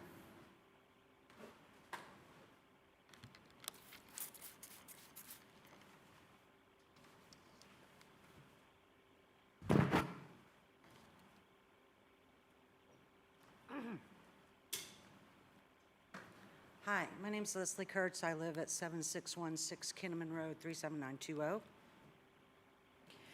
All right, masks reduce community spread. That's a fact. The most patriotic thing that I can do for my country right now is to wear a mask. I wear this mask to protect you, not to protect me, to protect all of you out of care for your well-being. When you don't wear a mask, you're putting me at risk. Your call. Elected officials are elected to lead using the resources you have, including experts, people that have gone through the ranks, educated themselves, and excelled in their fields. The leaders of NASA, the Air Force, the Army, the Marines, they were not elected, they earned their position. I don't want to go to Mars on a ship designed by politicians. The CDC, the FDA, the NIH, they are all experts who have committed themselves to public service. They don't answer to a party, public opinion, or voters. They answer to the truth and to oaths dictated by their profession. First, do no harm. In a time when our biggest threat is a deadly, contagious virus, the Board of Health members are exactly the folks smart leaders should be supporting at the highest level. My industry, the entertainment industry, is dead in the water until we have no community spread. The economic impact of this industry in Knoxville is huge, and none of us have worked since March. We won't be getting back to work till this is down to zero. When we have a concert, restaurants do better, hotels do better. Last year, just my work alone as a freelancer for my clients we put $500,000 in money we spent in this community that stayed here. That's just my work, one person. None of that. This year I'm at zero, guys. So until, it's not just restaurants, it's not just businesses, there's a lot of us that cannot work or visit our 95-year-old friend in the hospital or have weddings or do all of those things until community spread is at zero. Masks are how we get there. Some of you say that the requirements by the Board of Health might be unconstitutional. On July 24th, the Tennessee Attorney General, in opinion 20-14, stated, a government mandate that requires the general population to wear face coverings in public due to health emergency caused by COVID-19 would be defensible. Asked and answered. So if you choose to willfully undermine the safety procedures that are designed to save lives, protect your citizens, we do have recourse, and we will seek it. So do no harm. And I would like to say that the tactics used by Mayor Jacobs, the Freedom Forward group, and anyone else involved in any way, including private citizens, are outrageous. We do not threaten each other. Certainly not people who are speaking the truth with no vested interest in lying. So the BOH represents the educated voice in response to COVID. Listen to them, empower them, do the right thing. Fail this resolution, do no harm, and wear your dang mask. Thank you. Thank you very much. Gary McCracken, available.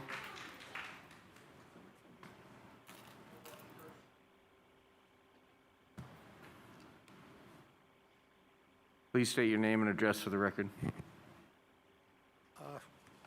I'm Gary McCracken, 811 Grott Street, 37917.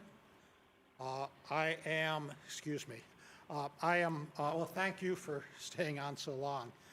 I'm also a faculty member at UT. I've been working in infectious diseases for over 30 years. I'm currently teaching a senior seminar on the ecology of infectious disease, and there's been a lot of interest in COVID-19 because it is real. The reality is that we're here together. We, the people, are here together in the middle of one of the worst public health crises that we've had in over 100 years. And this is exactly the wrong time to strip the Board of Health of its authority to guide us through this crisis. The Board of Health is comprised, as you know, of well-informed scientists who understand the situation. If we remove them, who's going to guide us through this crisis? Is there anybody sitting here or here or here who's better equipped than the Board of Health to guide us through this crisis? The Board of Health are not fear-mongers. They know the situation. They're telling what it is, and it's bad. And it's not getting any better.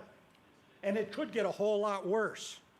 Viruses and infectious diseases are not influenced by political will of individuals, or by the economic disruption that they might throw us into. We should be, we are, so we should be in this together.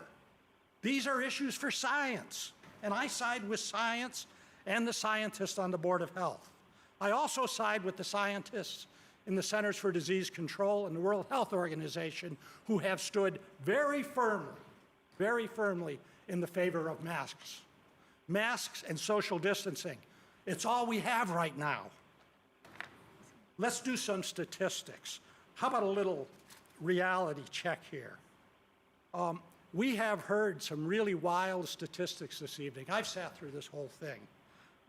We've heard that the CDC said that only 6% of COVID deaths were a result of COVID.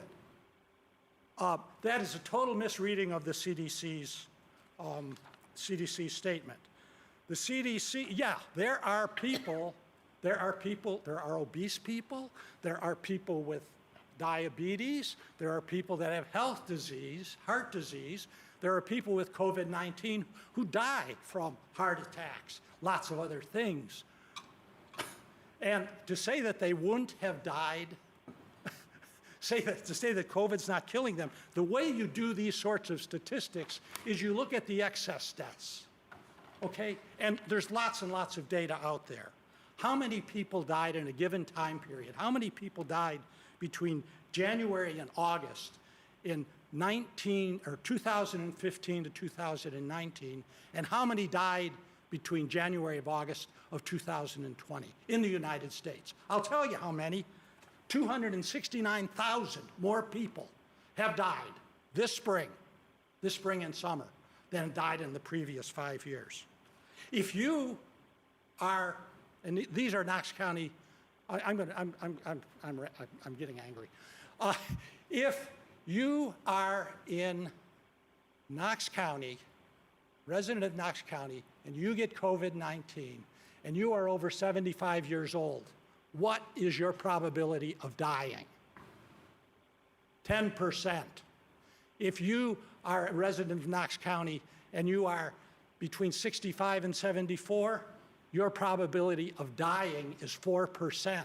These are Knox County statistics. You've heard 0.01, 0.001 deaths. Bullshit. Nationally, the death rate is about 3.5%. Okay? The death rate is about 3.5%. It varies widely. But by God, all we've got are masking, social distancing, keep people out of the bars. You guys have all saw the picture of the kids on the strip. And why are the statistics going down in Knox County? A lot of it is because people aren't going to get tested. The kids don't want to be sent home. Okay. I'm done. Thank you. I didn't want to use all my time. Thank you, sir. I'm going to do one thing real quick before we continue on with public forum. I'm going to address item number 61, and then I'm going to go back to public forum. Madam Clerk, will you please read the roll on number 61? Consideration of an ordinance of the Commission of Knox County, Tennessee, amending Knox County Code, Chapter 42, Article 2, Division 2, Section 42-58, entitled Competitive Test, List of Eligibles, and Section 42-59, entitled Filling of Vacancies, to establish timeframes for administering employment candidate examinations. This is ordinance number O-90-9111, adopted September 10, 1990, and this is on second reading. Motion to approve. Second. Motion from Commissioner Daley, second by Commissioner Biggs. Is there any discussion on this item? This is a roll call vote, please. Commissioner Lundy. Aye. Commissioner Lundy votes aye. Commissioner Durrett. Aye. Commissioner Durrett votes aye. Commissioner Smith. Yes. Commissioner Smith votes aye. Commissioner Ward. Yes. Commissioner Ward votes aye. Commissioner Schoonmaker. Aye. Commissioner Schoonmaker votes aye. Commissioner Hill. Yes. Commissioner Hill votes aye. Commissioner Bessler. Aye. Commissioner Bessler votes aye. Commissioner Beeler. Aye. Commissioner Beeler votes aye. Commissioner Daley. Aye. Commissioner Daley votes aye. Commissioner Jay. Aye. Commissioner Jay votes aye. Commissioner Biggs. Aye. Commissioner Biggs votes aye. All members present voting aye. Motion passes. Thank you very much for the members of the Merit Council and from the Sheriff's Office who were waiting for this. Thank you for your patience. I'm going to go back and we're going to finish up public forum. I implore you, please try to consolidate comments so that we can get through the action of tonight's meeting. I have left on the list Andy Fox, Ashley Massengill, Elizabeth Murphy, Naomi Elliott, Bradley Pruitt, James Crane, and then I don't believe, is Michelle Bradford still here? Do you still wish to speak about the 5G issue? Okay. And Todd Fromeyer, will you still like to speak when we get to the land use part?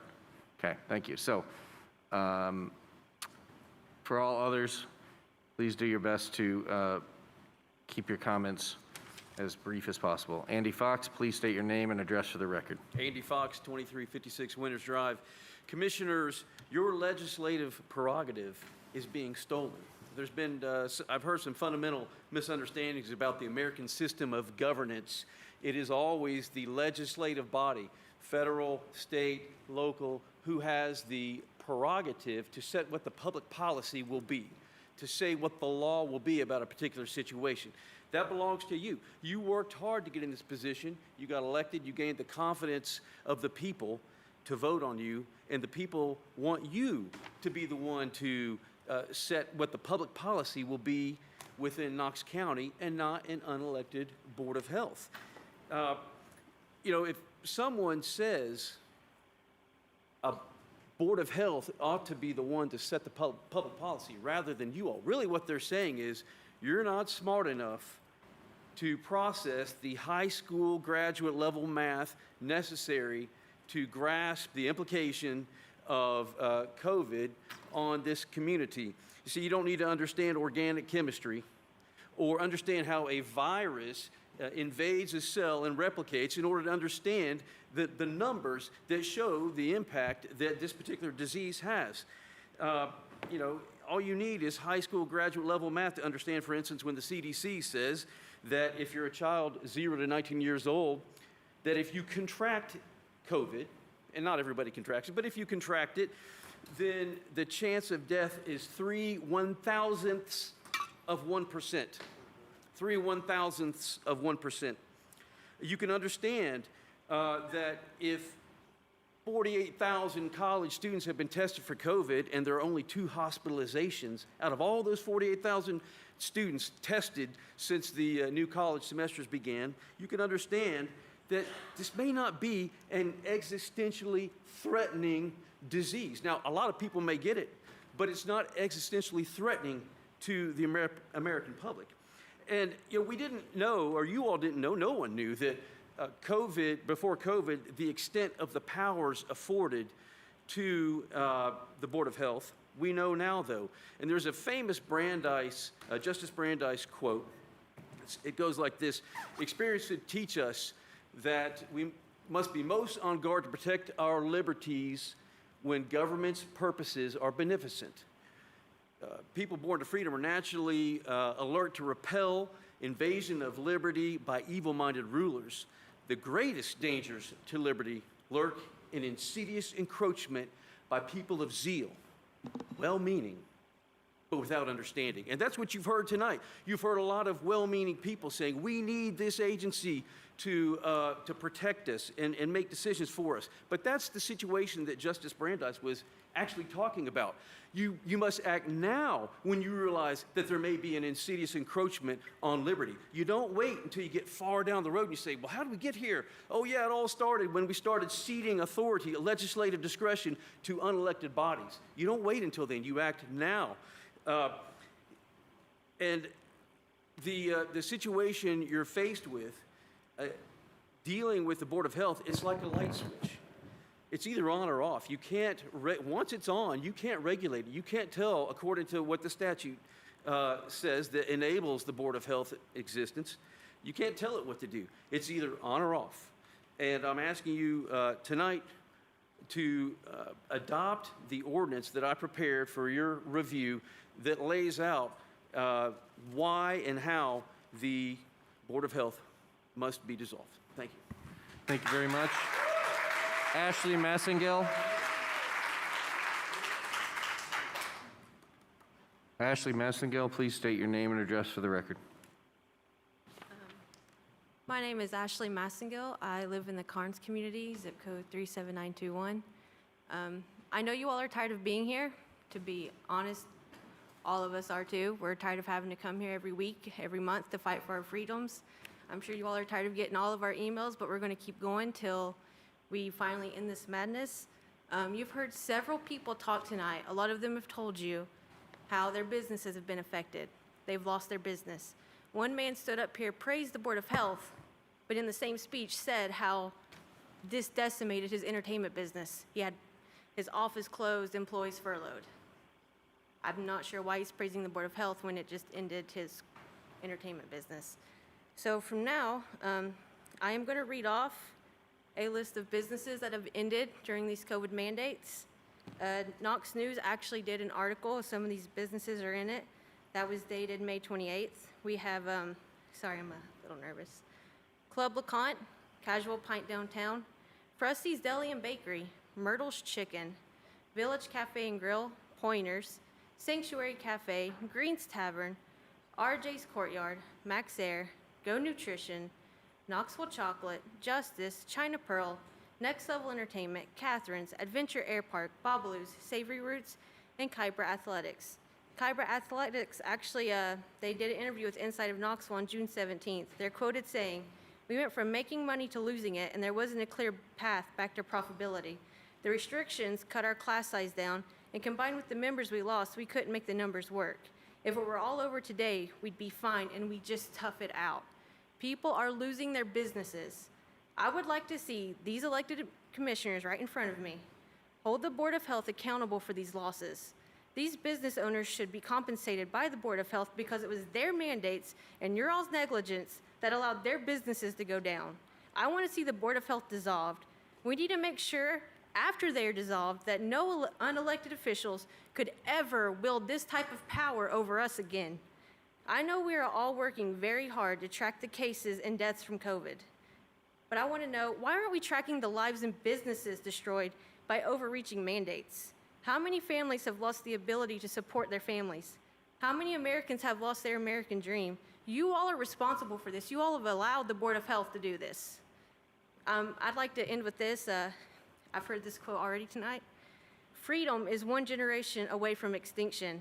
For far too long, good people have sat on the sidelines. That is no more. We are here. We are fighting for our rights. We are this movement. This tyranny needs to stop. Dissolving the board is the only answer. Thank you for listening. Thank you very much. Murphy, please state your name and address for the record. Sure. Elizabeth Murphy. I'm in Carson Daly's district 37920. I hope that's enough. I can get with Carson Speak later. up just a bit, please. I can get with Carson later to give my exact address if needed. The other side is painting us as anti-science, as scary people who are attacking Board of Health members. The BOH themselves said during last week's meeting that they were fearful of us. I'm here to assure anyone in a mask and anyone on the Board of Health that you have nothing to worry about. We are kind folks who simply wish not to live our lives under the dictates of an unelected board that has no checks and balances. The only checks and balances they have is right here in this room. If you do not act now to rein in the wayward board, then who knows where this all will lead. The BOH and their supporters claim that we're anti-science, yet where is the scientific data to support curfews? Where have we seen such measures before in history? Dr. Souza, a veterinarian, said in last week's meeting in regards to when they would begin talking about relaxing mandates would be determined by a progression of a vaccine. Dr. Buchanan said, and I quote, "In this country, we achieve herd immunity through vaccination. And in this country, we'll have to achieve herd immunity to COVID through vaccination." That should scare you. In the past week, major media outlets reported 4 new serious concerns about the COVID-19 vaccine trials. New York Times, 9/22. 2 vaccine experts identify a major flaw in the COVID-19 vaccine trials. The trials are focusing on whether the vaccines prevent mild disease, not moderate or severe illnesses. Washington Post, 9/22, a former Harvard Medical School physician and AIDS researcher, Dr. William Hazelton, agrees with the previously mentioned New York Times article. Further, he notes the design of the Pfizer and Moderna vaccine trials are such that they could be considered a success with fewer than 100 people vaccinated. These are not nearly enough numbers to determine long-term safety and efficacy. CNN, 9/25, the AstraZeneca COVID-19 trial is still paused in the U.S. as more information is becoming available about 2 participants in the UK who experienced severe neurological autoimmune diseases during the vaccine trial. NBC News, 9/24. Perhaps most alarming is the news that Dr. Richard Whitley, the chair of the U.S. Data Safety and Monitoring Board, DSMB, evaluating the vaccine trials in the U.S., had significant conflicts of interest. In 2019, he received consulting fees from GlaxoSmithKline, which in making a COVID-19 vaccine, and he's on the board of Gilead Sciences, which manufactured, I can't say this properly, remdesivir. He also oversees another DSMB for GSK.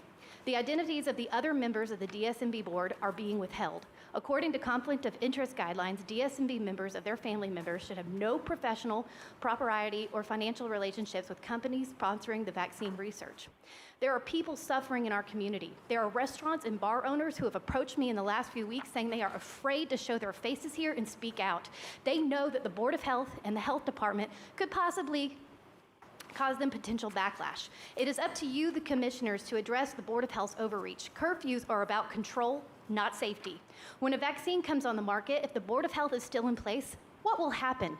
Dissolve the Board of Health. Only you have the power to stop this. There will be blood on your hands if you don't.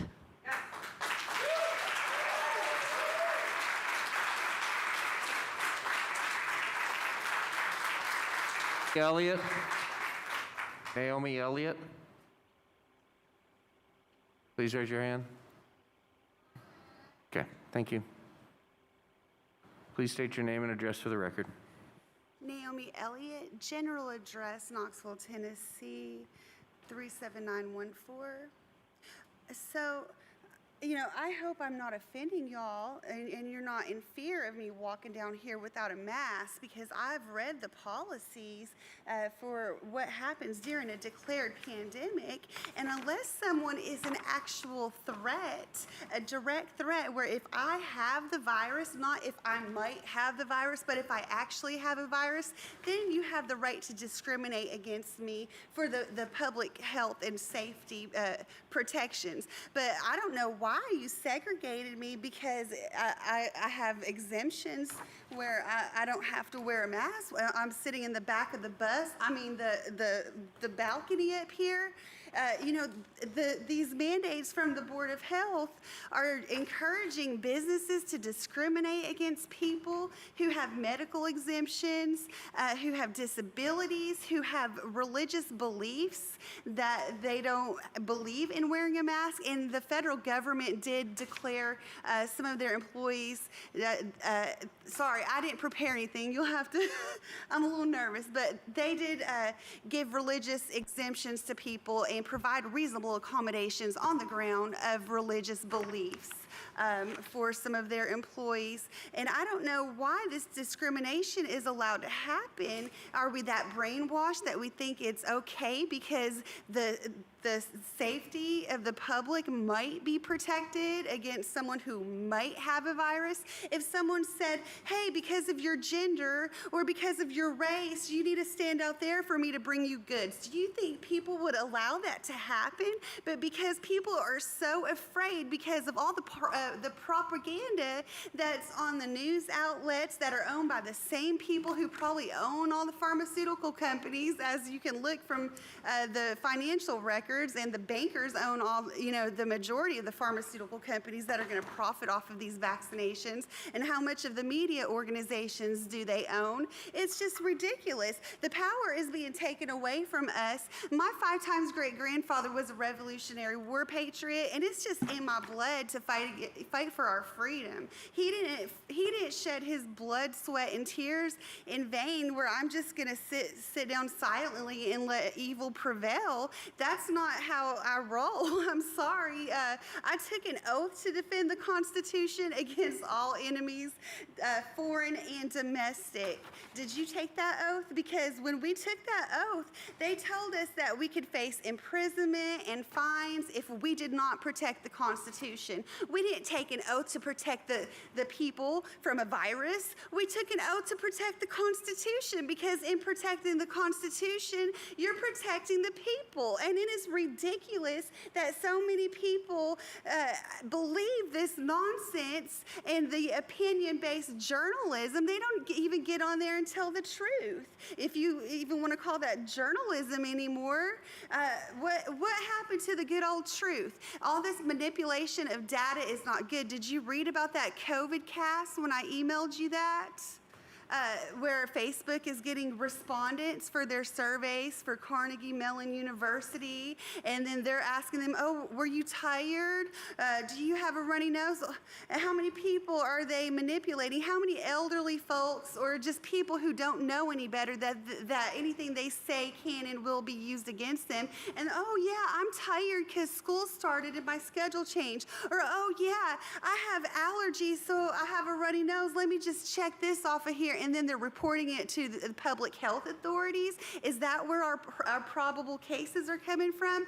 Because they're counting those entire households in their reporting. It's just ridiculous. I don't know what else to say. It's just beyond me that things like this are happening. It reminds me of Nazi Germany when things first started taking place and the disabled people were the first ones to be targeted. This is America. Stand up for our freedoms and our rights. The Constitution is the law that guides all other laws. That should be above everything else. And if it does not align with the Constitution, whoever wrote it is probably a domestic enemy, because their laws and their legislation, like so many that we have in the books, are contradictory to the Constitution. And you have a chance to defend our country and defend our citizens, starting right here in Knox County, Tennessee. Thank you, Ms. Elliott. Pruitt. Bradley Pruitt, please raise your hand. Okay. These are the final speakers: Bradley Pruitt, James Crane. Then we will hear from Michelle Bradford. Please make your way to the podium, and Todd Frommeyer. That will conclude public forum. Mr. Pruitt, please state your name and address for the record. Bradley Pruitt, 403 Woodlawn Pike, Knoxville, Tennessee, 37920. Thank you for having me and staying this late. Larson, I've met you before at Pete's Coffee. You probably don't remember, but a late great friend of mine, Dan McGee, he introduced me to you. I'm sure a lot of y'all knew him, but he was a mentor to me, and I've had a lot of great teachers. You know, I went to UT. I have a bachelor's in biological science, and actually was in the same concentration as Dr. Gary McCracken that spoke a few minutes ago, ecology and evolutionary biology.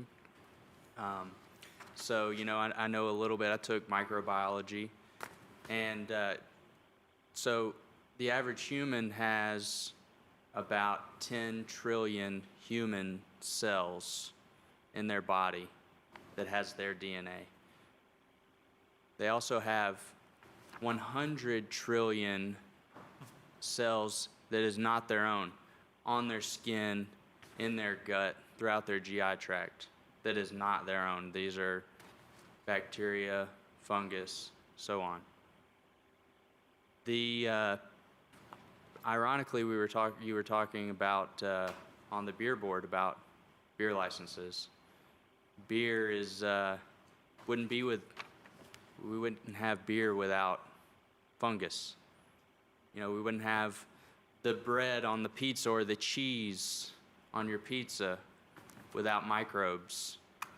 You can't just get rid of all the microbes and be safe. They actually protect you. You know, you could go out in the woods and eat a deadly mushroom and die right now. I mean, it happens. Are we gonna ban these mushrooms that are out in the woods? We're gonna go out and, you know, dig them all up? A gentleman earlier talked about the enemy being the virus.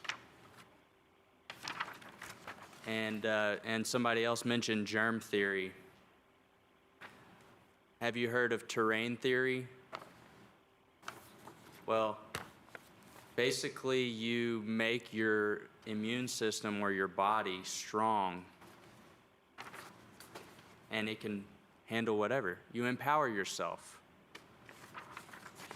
So I feel very empowered tonight by all these people who have spoken, and I feel powerful speaking in front of you.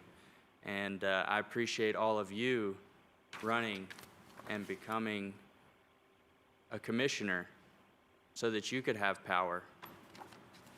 It's important for us to empower ourselves as people and take responsibility. Everyone who is born will die. And how are you going to live your life? Is it a life worth living?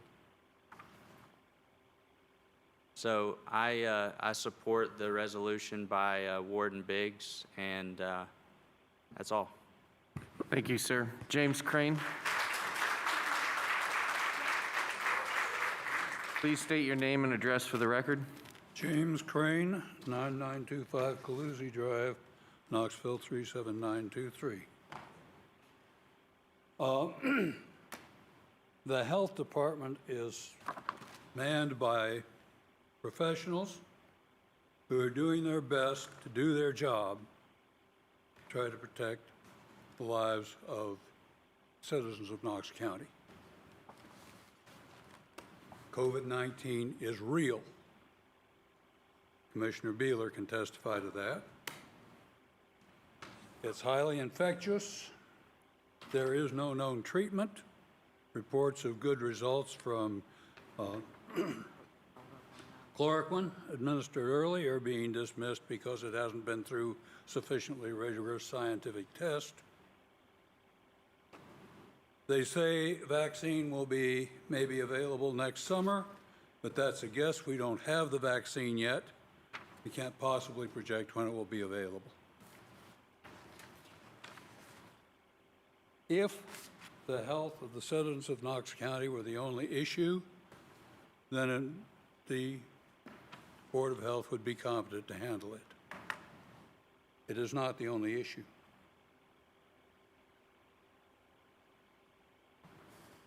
We have to remember that COVID-19 did not exist a year ago. We are still learning about it.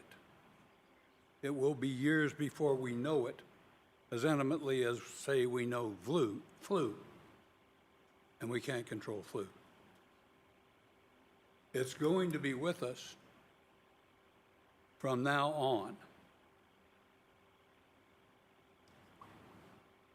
When it first burst upon the country, our best experts working without discrete knowledge of this advised a total shutdown because there was no way to control it. And that's what we did. And by the time that calls became unavoidable to reopen the economy, millions were out of work, millions of businesses were shut down. The rules said essential businesses could remain open, but every business was essential to its owners, to its employers, and to its creditors.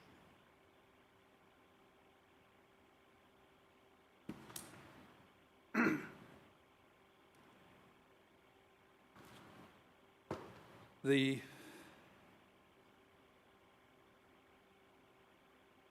problem is that the economy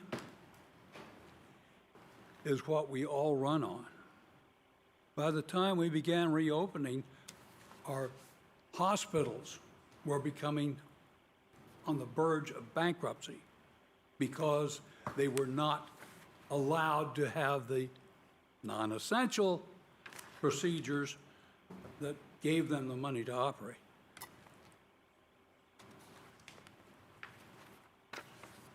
COVID itself, from the news media, which seems to run sometimes on the basis that good news is no news, they'll tell us that we've got over 10,000 total cases in Knox County. And they will tell you, though they don't trumpet it, that of those 10,000, 8,402 are inactive. These people have recovered. 81 died. Of the total resolved cases, because we don't know what the outcome of the unresolved ones will be, but from the resolved ones, 84.16%, this is based on the figures in today's Knoxville News Sentinel, 84.16% survived. Those resolved by death represented 0.95% of the cases that have been resolved. Sir, please try to conclude your comments soon. Very well.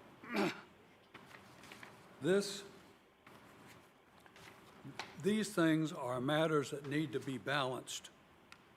It's not just a question of health, it's a question of health of the economy. That job belongs to our Knox County government, not to the Board of Health. It should advise and give us the best that medical science can give us in terms of advice, but the decision lies here and/or with Mayor Jacobs, because you're the ones that we elected to make those decisions. Thank you, sir. Michelle Bradford. Michelle Bradford, please approach the podium. State your name and address for the record. On the on-deck circle in the final position, Todd Frohmeyer, please be ready. Welcome back. Hi, how are you? Good. Please state your name and address for the record. You have 5 minutes. Oh, wow, it's already started. Okay, Michelle Bradford, 7310 Bennington Drive. And speak up if you can. Michelle Bradford, 7310 Bennington Drive. Thanks. Okay, so I agree that the mask mandate is an overreach of power, which has caused a lot of harm to especially local businesses, as well as provoking even further bipartisan division. Yet, I believe that the mask mandate is another one of the many COVID-related issues that is distracting us from joining together and focusing our energy and efforts toward fighting a much greater threat to both our health and our freedom. That greater threat is the 5G rollout. Just to clarify, 5G is not referring to 5 gigahertz Wi-Fi upgrade. It is the 5th generation of wireless technology, and it includes frequencies above 70 gigahertz. I don't call 5G a greater threat to create any more fear than many people already feel these days because of the narrative that has been given about COVID, but to call people to action, to first learn the facts about 5G and all that it will bring, and then for people to help restore local authority regarding this issue.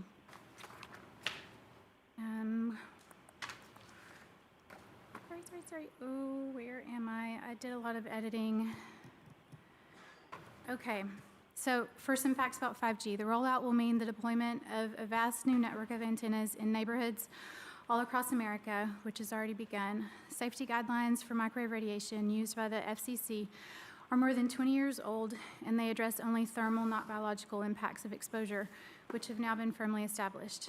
They're currently being sued by the Environmental Health Trust and Children's Health Defense for refusing to update those safety guidelines because over the past 20 years, a robust body of independent science has emerged showing significant biological impacts from exposure of microwave radiation, including clear evidence of cancer, neurological and cognitive harm, heart abnormalities, reproductive effects, and microwave sickness, among other serious health problems. Some symptoms of microwave sickness include headache, anxiety, sleep disturbances, fatigue, difficulty concentrating, as well as changes in the cardiovascular and central nervous systems. It can affect different people differently based on different factors. But I have no doubt that many people have symptoms from microwave radiation from wireless devices and cell towers, but just haven't yet made the connection. One of the best ways the Board of Health could protect the health of Knox County citizens is to educate everyone about these dangers. Okay, and then to step back and give a bigger picture of this. Some people will think this sounds like conspiracy theory. I like to think of it as discerning critical thinking. The Hegelian dialectic is a strategy that can be used to force unwanted change within a society by first creating a problem, then waiting for the fear-based reaction, and lastly, providing the pre-planned solution that people would otherwise reject. If you check out the World Economic Forum's website, you will see that they are calling this pre-planned solution the Great Reset, which involves a fourth industrial revolution, a 5G-enabled, AI-controlled global system and society. If these plans are so good, we need to ask ourselves why they're trying to implement them through so much deception, devastation, and control, all in the name of COVID. Okay, so as the declared COVID pandemic and its many consequences have been impacting the world and demanding everyone's attention, this global technological system of surveillance and control has been and continues to be quickly installed around us. Not only is 5G a system of surveillance and control, but it has not been proven safe, and the FCC made it clear that they did zero safety studies before beginning to roll it out. We do already have an overwhelming amount of evidence showing biological harm from microwave radiation at the 2G, 3G, and 4G levels, and no studies that show 5G is safe. So I want to take this opportunity, I think this is allowed, just to invite everyone here and anyone who watches this to apply your passion, energy, and effort to work together toward halting this greater threat of 5G before even more of these harmful antennas are installed without our consent. Thank you, Ms. Bradford. Oh, am I done? Yes, ma'am. Thank you very much. Meyer, please approach the podium, state your name, and address to the record. You're the last speaker in public forum. Todd Frohmeyer, 1551 Lawrence Glen Lane, Knoxville, Tennessee, 37923. Mr. Chairman, Commissioners, before I was going to talk on land use, before I get to that, I just wanted to say a couple of words in support of Colonel O'Brien, who was called out several times tonight. I'm a 20-year military veteran and spent 12 years on active duty in the Air Force. My wife is a doctor and also spent a period of time on active duty in the Air Force as an OBGYN at Eglin Air Force Base. We stand with the Board of Health and specifically with Colonel Bryan. I think we can all aspire to the level of public service that Colonel O'Brien has shown, both for his military service and his service to our community. Thank you.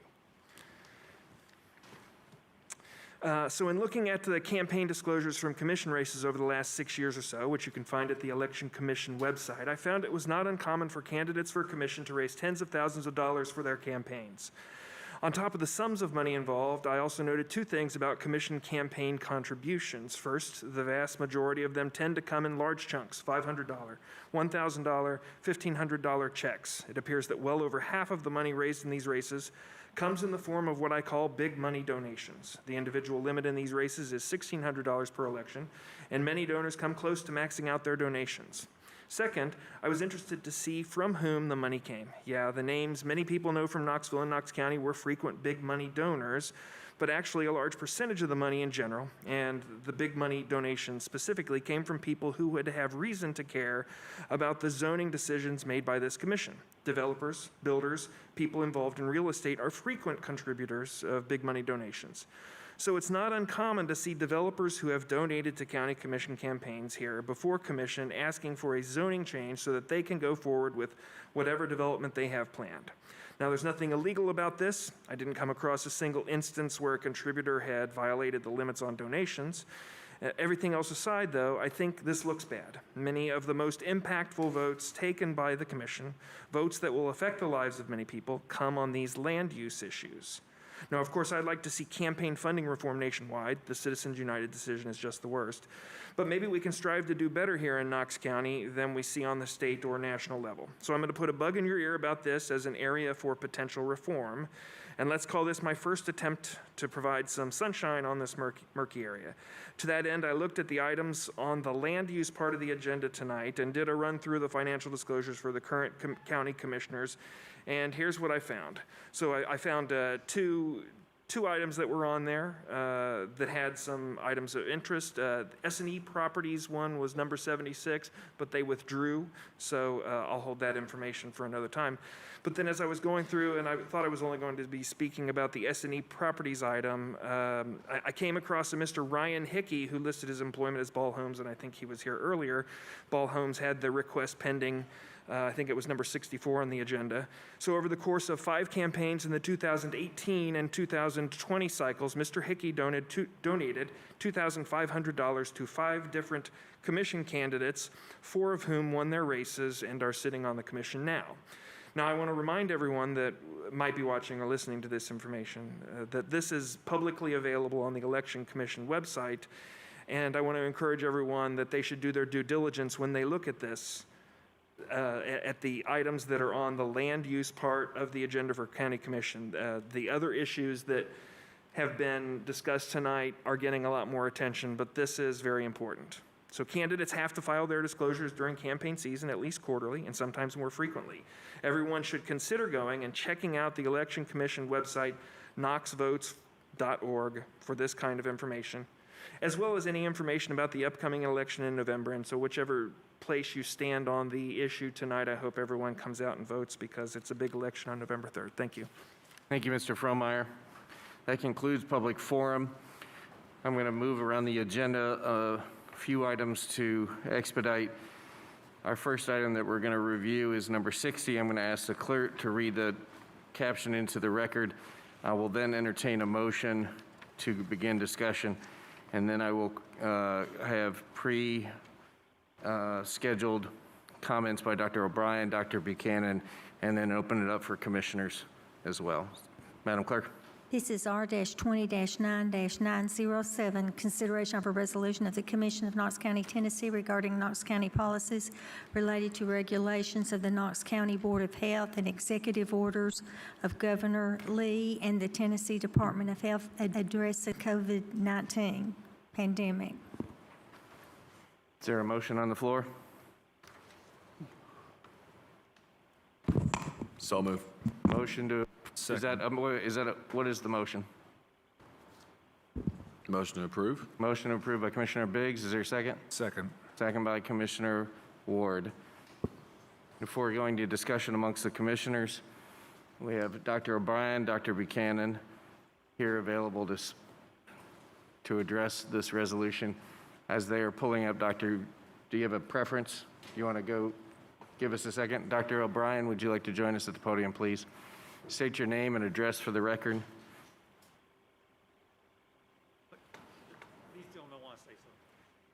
Hey, Commissioner.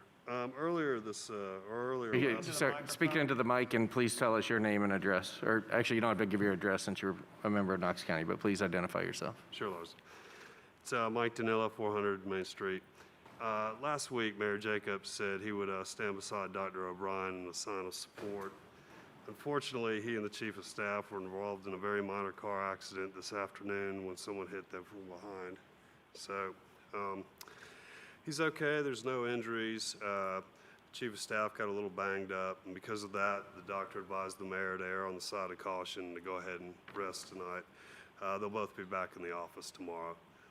In the meantime, myself and Deputy Chief of Staff Chris Caldwell said would stand in the mayor's place.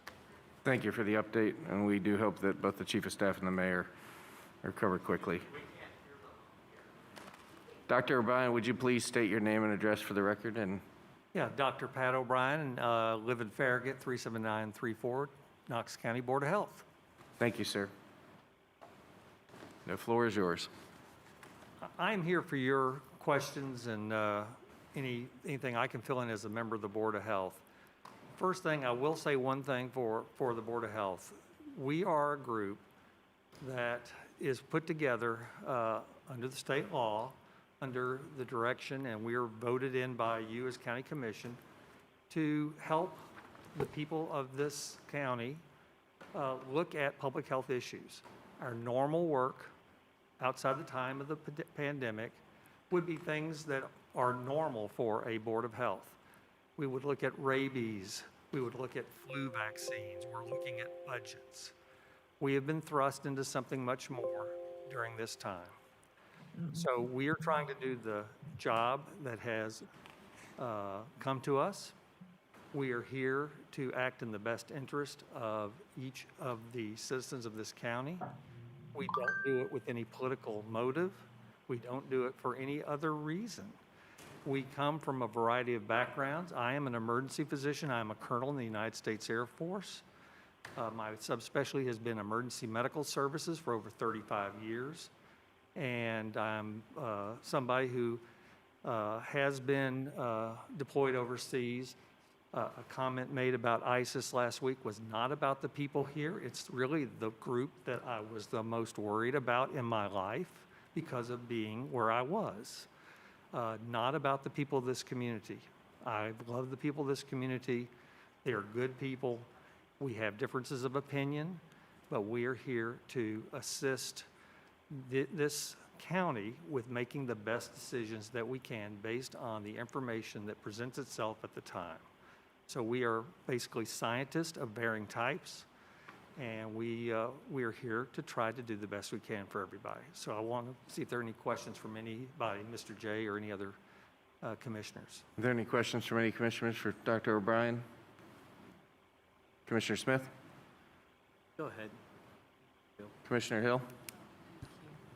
Not a question, but just a comment and a statement.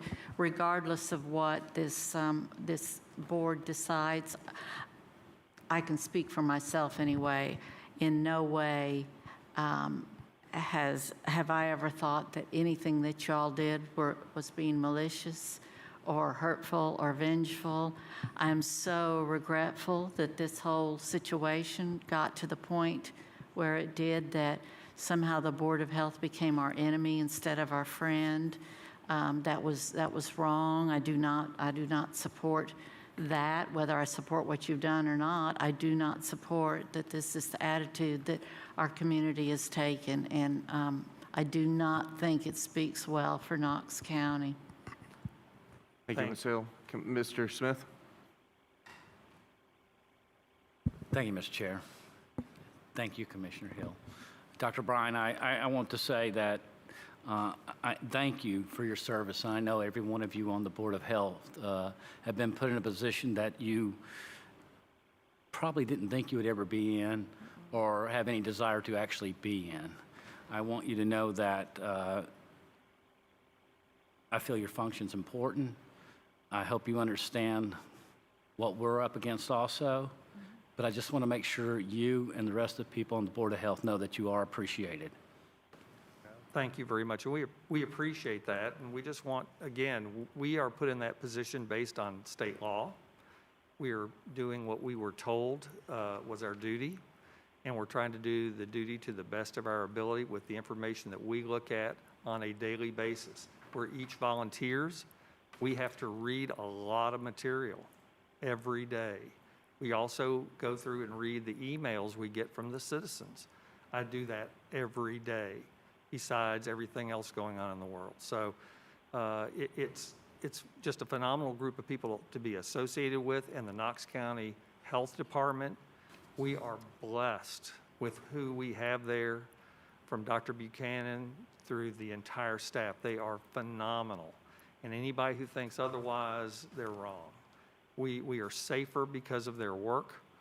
I sleep better at night knowing the information I get from them. And I look at that compared to information that we get from other sources. But I feel really good about our information that we're getting locally. So as a physician, I can state that and state that unequivocally. Thank you, Commissioners. I have a question. It's really not a technical question. It seems that a lot of this has been politicized, and there's a lot of fear out there amongst people. And, you know, it's a serious disease. There are things that we don't know about it. And I believe that scientists and doctors should and have admitted that they don't know everything about it. What can the Board of Health do to help calm those fears and still make sure that people are being rational and behaving in ways that are that gives an advantage to us being able to control this? And I heard someone say that we couldn't do anything till we got to zero community spread. I don't think that's possible without a vaccine, and even with a vaccine, I don't think that's possible. Where's our soft spot, our good ground? Where do we need to be? You know, I'm concerned that testing's going down. Would you all ever mandate testing? Is that anything you all would consider doing? Because to me, that's a bit scary. But what can the Board of Health do to, at the same time, promote good health in our community and address this issue, and also relieve some of the fear and anxiety? Because I'll tell you, I know people that were perfectly healthy a year ago. They haven't got COVID, but their health's going down from anxiety and depression. And that's affecting a lot of people. And I worry sometimes about the long-range effects that's going to have on people. And I'm just wondering, I know you don't like to take the whole approach of it, but I want to make sure you're all not focusing too much on COVID-19, that we are letting other things that are going to have long-term effects on our society happen. May I defer to Dr. Buchanan, who is present on video with us, to let her start? Sure, thank you. It's been given to you. Thank you. Can you hear me? If you could turn it up, Zach, please, as much as possible. Okay. Sorry. It's okay. Just want to make sure everybody has. How are we good now? Keep going. Exit out. Let's go. Okay. Thank you. So, I can't see any of you, so I apologize for that. Commissioner Smith, you are correct that there are other parts of the health of our community that have suffered as a result of things going on with COVID. And to help you or relieve some of those concerns, I want you to know that my staff is resuming some of those activities. We're resuming our efforts with All for Knox around substance misuse. We're also bringing new staff on so that we can allow our staff that focus on other things to be able to focus on those other things, such as obesity and diabetes and smoking cessation and mental health related to substance abuse. So we are aware of that, and we are making every effort we can to address those issues. Yes, our efforts have been very much focused on COVID because that's really been the thing in front of us, making many people in our community ill and even taking the lives of some. And I would echo that. I mean, this is a real disease. I have personally been affected by it from people I know. I had somebody from my church just pass away, somebody without pre-existing conditions who got it, and he passed away, and his wife did okay. So it is here in our community. We do have the concern, and as a member of the Board of Health, we have to look out for those who are vulnerable in our community. Yes, just because children may not themselves get serious disease, they and young people can spread it to others throughout the community so that you will start to see spikes over time that affect other age groups. And that's where we start to have problems. So we don't want to get to the point where we as Knox County decrease our guard enough that this disease, in conjunction with other respiratory illnesses like the flu, really hit us hard in the next few months. So we need to be very vigilant. We need to continue to do the 5 core actions. If not, models that are out there that we look at are not good if we don't do that. And we want to make those models not the truth. We want them to be just that, a model that we never, we didn't have that happen to us. But we have to look at the information that's presented to us, and we have to make decisions based on that. So we're trying to balance that out. As a community, we have fewer regulations that we as the Board of Health have enacted than a lot of places around the country. So we try to balance out the business aspects with pure public health and the aspects of just socialization. So that's where we came to a compromise with what we did with the closing. The mask mandate is our cornerstone, along with the rest of the other core actions. And we just ask, please, to work with us on this so that we can try to get a critical mass of people who do not spread disease, so this thing will snuff itself out as best it can. It will never go away completely, but we want it to be gone enough that we can resume life more like what we knew here months ago. Commissioner Smith? Yeah, I do want to ask one question before I pass to my fellow commissioners on their first round. Looking at the data, Knox County is a fairly young place with the population of under 44 composing about 65%, yet you find 70% of the cases there almost. I understand that with UT back in school that we are worried about the problems there and the effects of having crowded people, crowded masses in the bars and the strip. Being a former UT student a long time ago, I wonder, have you asked the Knoxville Police Department to go to the strip and help enforce the underage drinking laws? I think that could cut down on the number of people in those bars. Again, that's not something that we don't do the enforcement as we have been told. We work on regulations, and regulations are already in force for the police to be able to do that, both KPD and UTPD, and we have to rely on them to kind of handle that aspect of it. We have tried to, again, just do as little as we could to get the most bang for our buck, and that's what we're really trying to do in this case. Thank you, sir. Yes. Thank you, Dr. Commissioner Buchanan. Smith. Before I pass the baton to Commissioners Schoonmaker and Bustler, I did have a question. Dr. Bryan, could you talk to us about the structure of the Board of Health? Is the way our Board of Health atypical of other boards of health, either in our state or in our country? And if you have any knowledge about sort of why it was set up that way and why the mix of different medical professionals are the way they are, along with two other representatives and maybe a third that we're heading towards?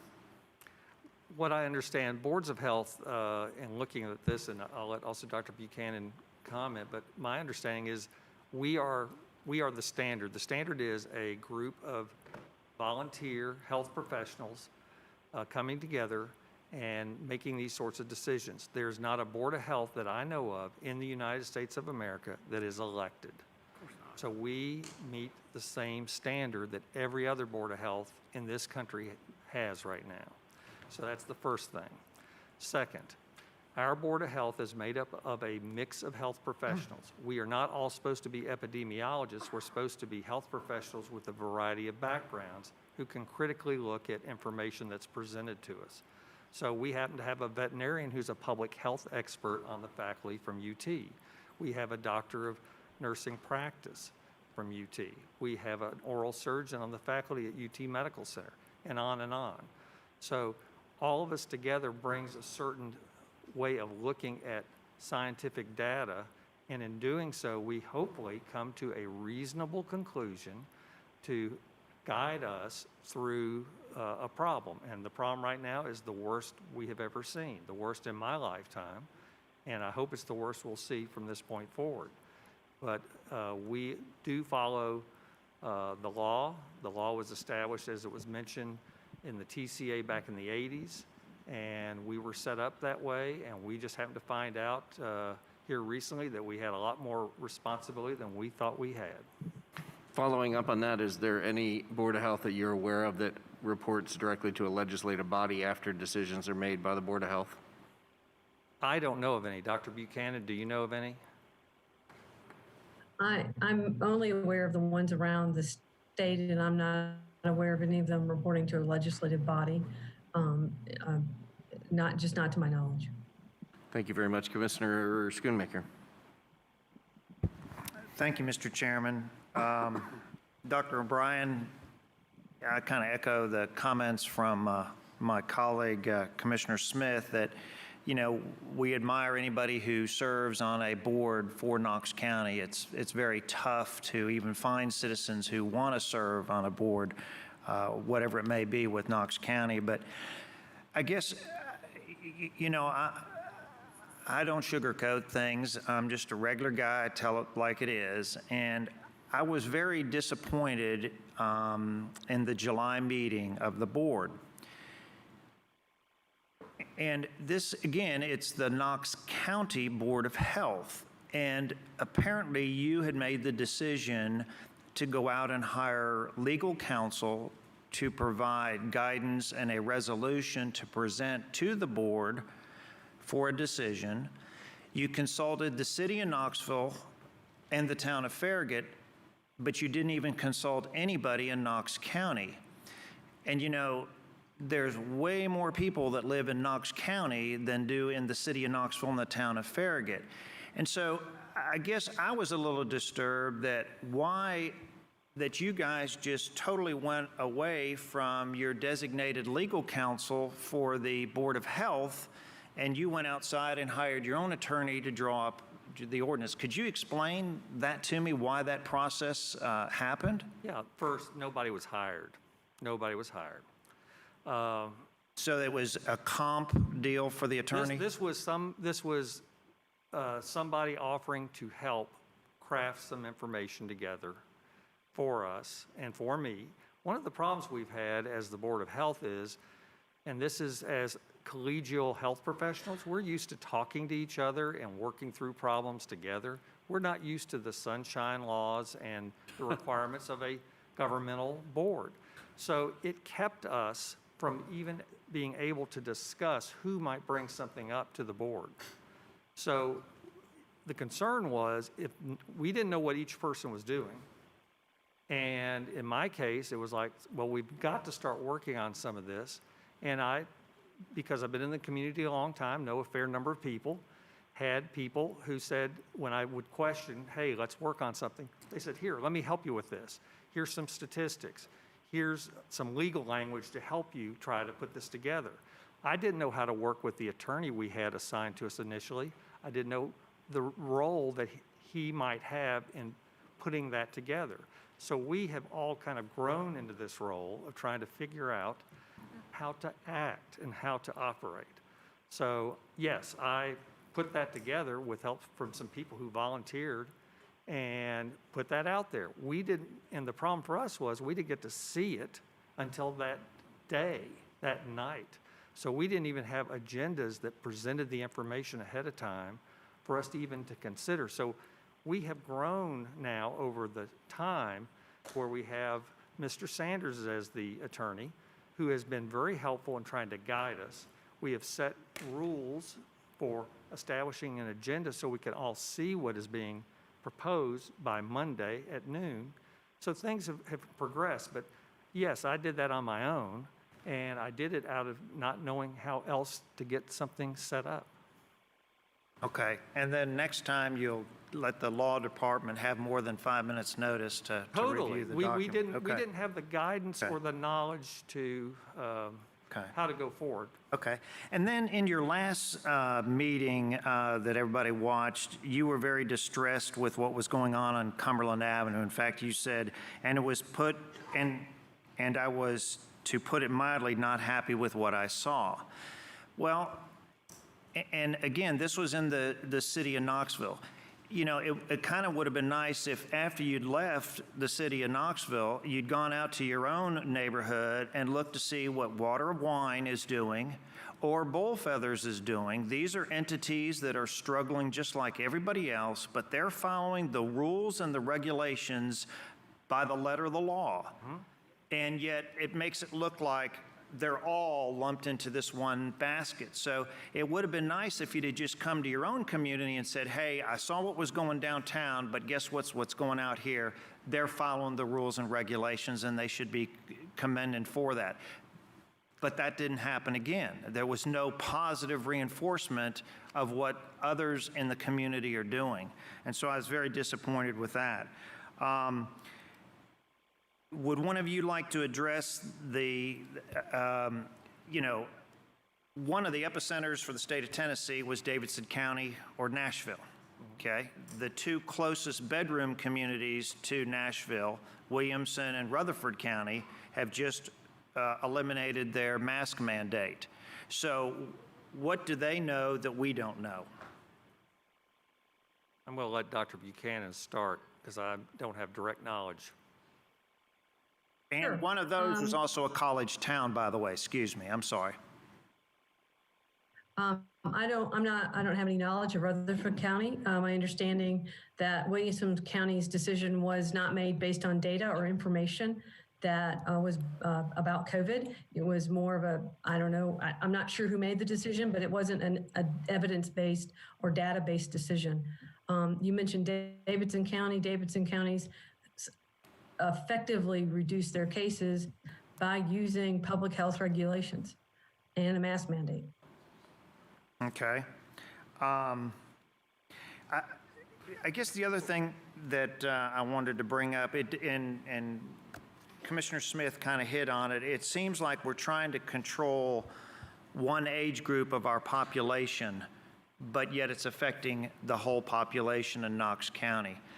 And I hope you have an understanding of what kind of a financial impact this has been to the businesses in our county. We heard one individual at Public Forum just roll off all of the businesses that had to have closed because of not being able to operate properly. And I guess the other thing that bothers me too is when we have received emails this past week, all of us, to a record I've never seen before. I mean, texting, the phone calls, everything. I mean, I don't think there's been, and Commissioner Smith, you've been around a long time, I don't think there's anything that even pales in comparison. But I guess the other thing that bothered me is the folks that have a medical condition in this county that are being harassed because of it. And I had a very heartfelt email from a citizen whose husband is a veteran and wanted to simply go in and do shopping and was absolutely harassed by the maskers or whatever you want to call them, and never even bothered to even consider that he may have a condition to where he can't wear a mask. So this issue has really divided our county. And I hope you can appreciate also, just like I said earlier, the financial impact that this is having on Knox County. I do, sir. I think we all in the Board of Health have that. You know, the time of 11 p.m. closes very few businesses in our county. I do know a fair number of business owners. I was a business owner myself until about a year and a half ago. And I know that it's been difficult.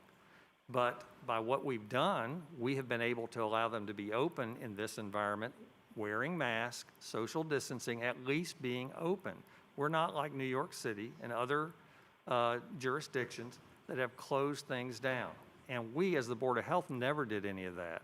The only thing we've done in this regard is this 11 p.m. Closing that we've done recently, and then before that, the curfew. But we did not do what the Tennessee Pledge mandated. We, as the Board of Health, did not mandate anything before July. So I want to make that clear. And then also, some of those businesses listed did not close because of COVID. I know that personally because of knowing the business owners. Other factors came into play. So you need to have all the information and understand, yes, COVID is a piece of this. It is not the only piece in what's going on in our business community. Okay, and final comment, do either one of you know what the governor is going to propose on Wednesday of this week? I do not. Okay, thank you. No, sir.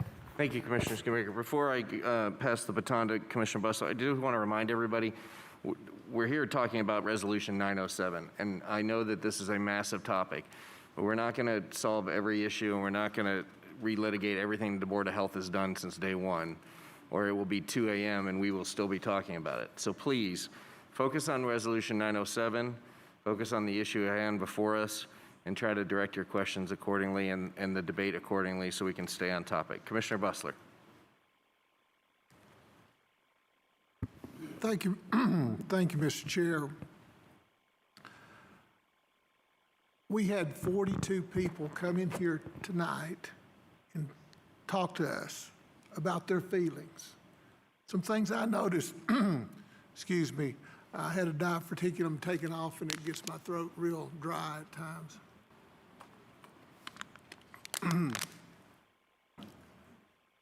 But they were very concerned about certain issues, and they let us know what those issues were. But we talked about nothing here on this item we're going to vote on, how we can bring the two sides together. This issue that's been brought up, and they concern it around the health department, and I'm not blaming you for it, but it has divided. And we see this all over the country. Is there any way that you can get both sides to work together to come to a compromise where we can both agree to talk about this issue about the COVID virus, to where we say, yes, it does work this way, or no, it doesn't work this way? You know, we first heard social distancing, and then we heard about the mask. And then we heard about then you have to both social distance and the mask. And we're sitting here, and I was quarantined because I was close, like we are now, for 14 days. And at my age, 14 days is a lot of time. So I'm home, and my wife did not enjoy those 14 days. So if we don't test, you know, you talk about tests, you have to wait. The state says 10 days, we say 14 days before you're free to let go again. So how can we, from this point on, start working with the public that comes out here that says they're afraid to talk because they're afraid that the health department they'll bring retribution back to them for saying stuff. Now, that's how they feel. You've heard them say that. I'm not saying that because of me, and I'm upset that people feel that they have to be afraid of their government. But there's some way we've got to talk amongst ourselves, and not just over this resolution, to get our county back together. And because it started around this, how can we work to get them back together? Do you know of any way that we could get them back together? I'm going to see if Dr. Buchanan wants to start, because a lot of that is in her purview. So the way we get our community back together is for our leaders to lead by example, and to come together and demonstrate that they can work together to solve these problems. You know, the Board of Health has listened to the public and has representation. We're not all the same. We have similar backgrounds, we have similar training, but we certainly aren't all the same political persuasion, I'm guessing. I don't know for sure, but I'm guessing. And we're able to sit together, talk through things, and make decisions based on evidence and data. And we are listening to the community. We've made some compromises, we've made some changes, and I'm very proud of our board. So I think that leaders have to lead by example and come together and show people that mask wearing and COVID-19 are not partisan issues. They are not political issues. These decisions that need to be made are not political decisions. They impact our community greatly, but they're public health decisions, and they're decisions that need to be made by public health professionals who have the expertise. So I think that's important for everybody to understand. But it's not a partisan or political decision. It's a decision that needs to be made to protect the entire community. Commissioner Schoonmaker talked about the entire community. These efforts protect everybody in our community. It doesn't matter where they live in Knox County. Wearing a mask protects people from getting COVID.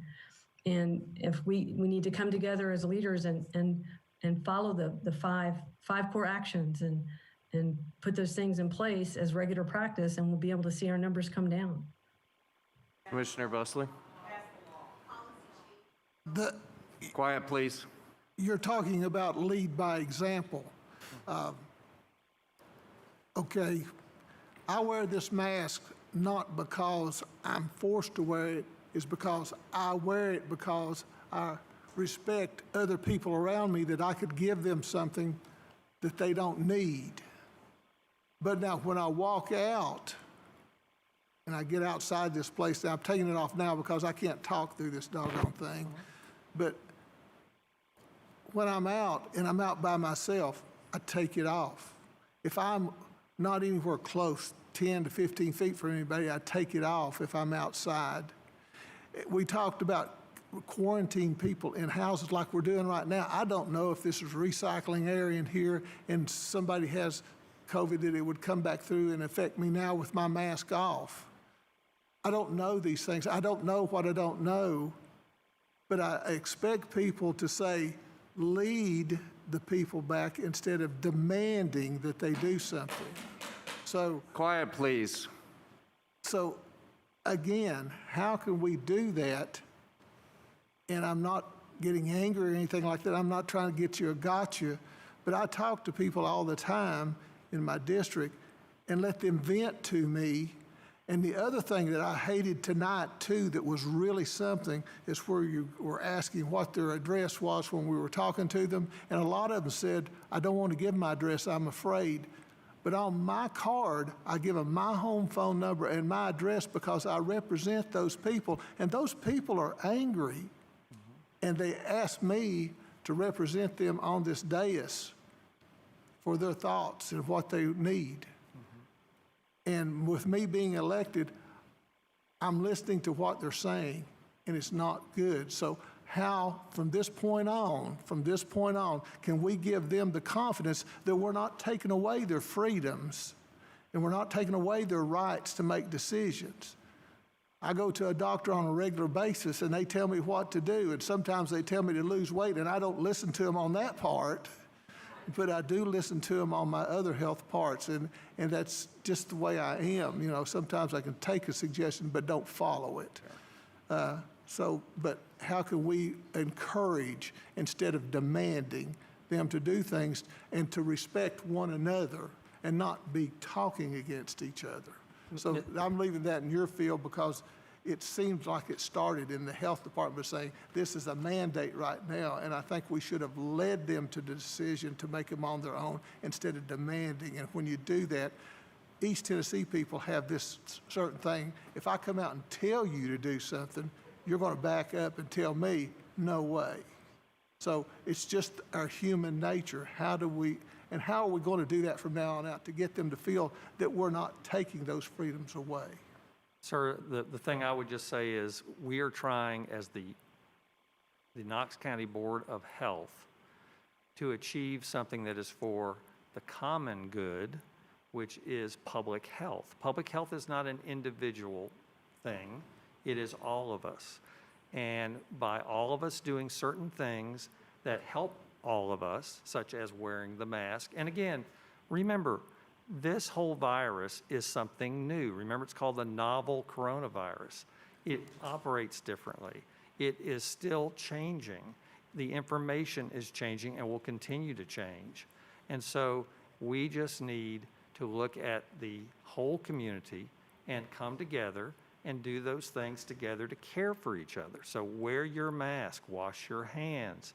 Please, please stay apart, social distance. If you're sick, don't go to work. Don't go out and congregate with people. You know, these sorts of things will help. We have, unfortunately, some people who just, even when we asked that from March, April, May, June, they couldn't do it. We observed that in our community. I observed it. And that's where our Board of Health said we need to do something a bit more. And wearing masks doesn't take away your liberty, I don't feel, or your freedom.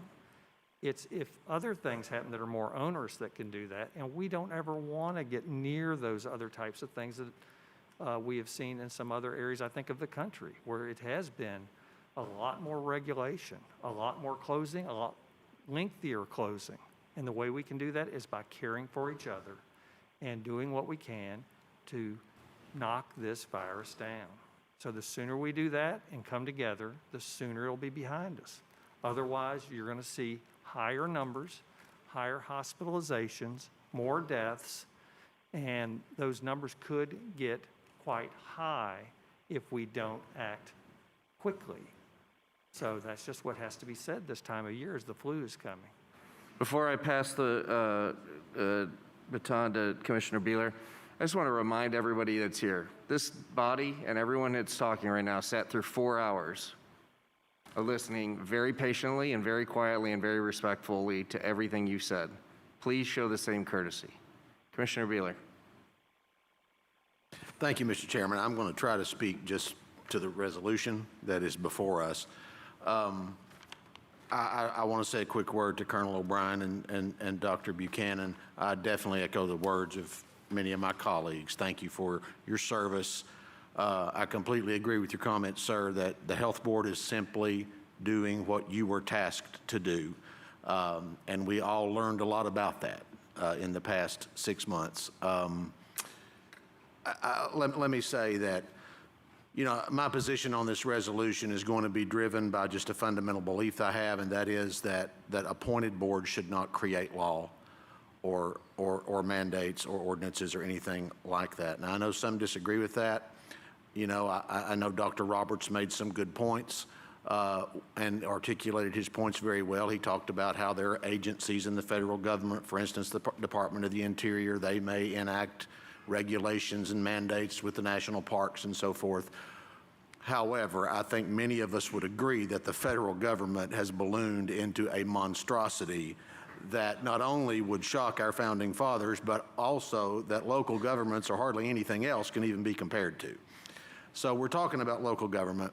You know, although that's a core belief of mine, I believe that law should only be created by the legislative branch or the people.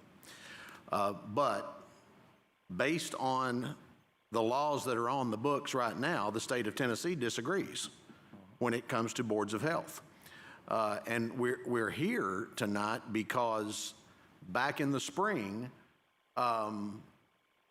most of us who even knew that there was such a thing as a board of health felt that those boards of health existed to provide a measure of oversight and fiduciary oversight over the health department and to act as an advisory board to the county. Well, we all learned, or many of us learned, that health boards actually have been given much broader authority by the state, and in many ways, kind of unlimited authority. And that set off some alarm bells and red flags in a lot of people as a matter of principle. And so, you know, I say that to say that I can support this resolution. Now, I'll qualify that with this. I'm a strict constructionist when it comes to the Constitution and to the rule of law. And under the rule of law, a county is a subdivision of the state. Counties exist because the state that they are in says they exist. Counties are not sovereign. States are sovereign, or at least they were supposed to be when it all started. And so a county cannot make a law that conflicts with state law. However, this resolution in its final form does express desire and intent, not creating a law or a mandate, and so I can support the resolution as it's written because of those principles. Thank you. Thank you, Commissioner Beeler. Commissioner Biggs. Thank you, Chairman. Man, Richie Beeler, you're all right. That was good stuff. I ain't even gonna lie. I'm impressed.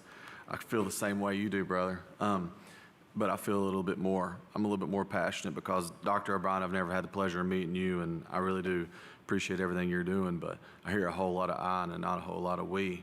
And the direction that I want to see the Board of Health go is the direction that I feel like my constituents want as well. And while I do appreciate you, I heard a lot of infringing upon my freedoms and things of that nature tonight, a lot of data. And I'll be honest with you, other than the CDC and some other areas, I don't even really know where you guys are pulling your data from. I heard Commissioner Smith talk about taking a stance on underage consumption. I've heard a lot of different stances. But whenever I met with Law Director Book, I started talking to him about a resolution that I wanted to craft that I felt like would find medium ground.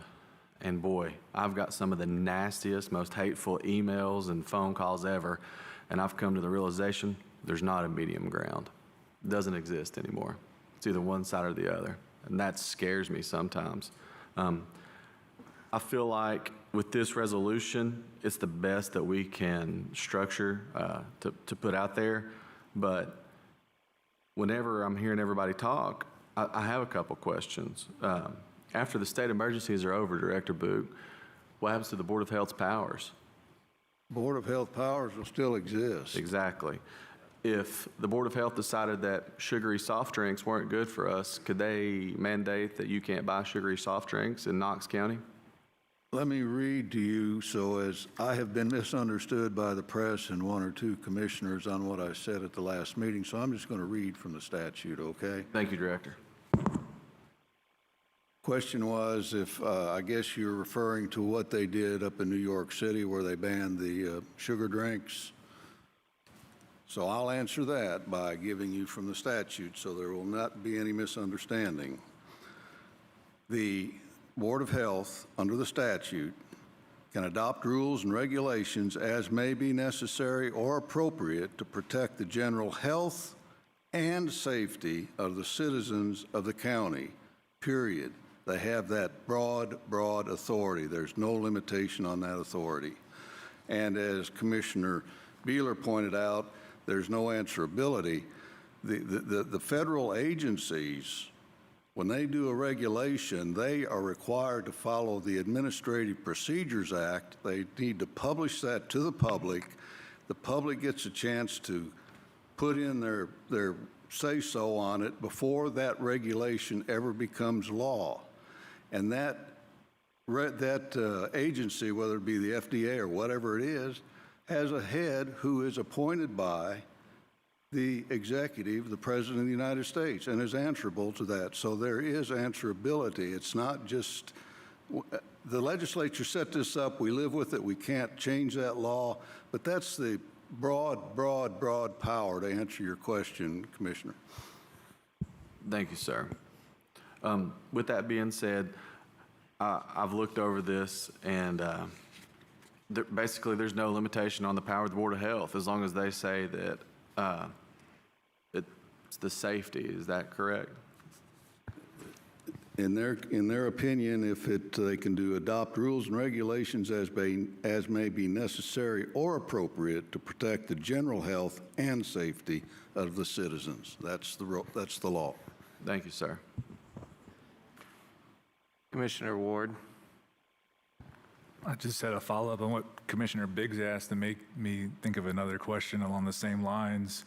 We, at last commission, we had a lady speak very passionately about the gun murder rate we've been having in East Knoxville. Could the board, in theory, say that we have a gun problem and banned guns to some degree? As broad as this is written, and if you follow what people across the country are doing where they're saying guns are a safety hazard and they want to cut down the limitation on guns and all of that, it's arguable that what I just read is something that would fall within the province of the Board of Health. I'm coming over to you, Commissioner Smith, but I'm going through the rounds the best I can. Commissioner Hill? Thank you. This resolution is certainly written with compromise in mind. However, I've come to process this and believe that it changes nothing. It changes nothing. It merely says what we wish, what we feel, but it in no way, as of today, changes anything that's going on with our Board of Health.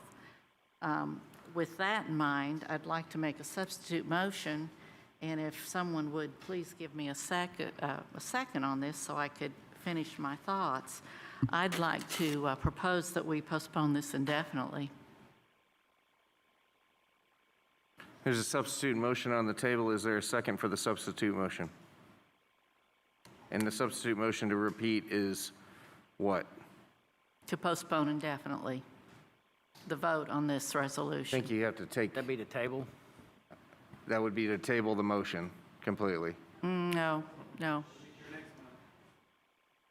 Postpone indefinitely, it's gone. Yeah. Is that a motion that can be taken, or is it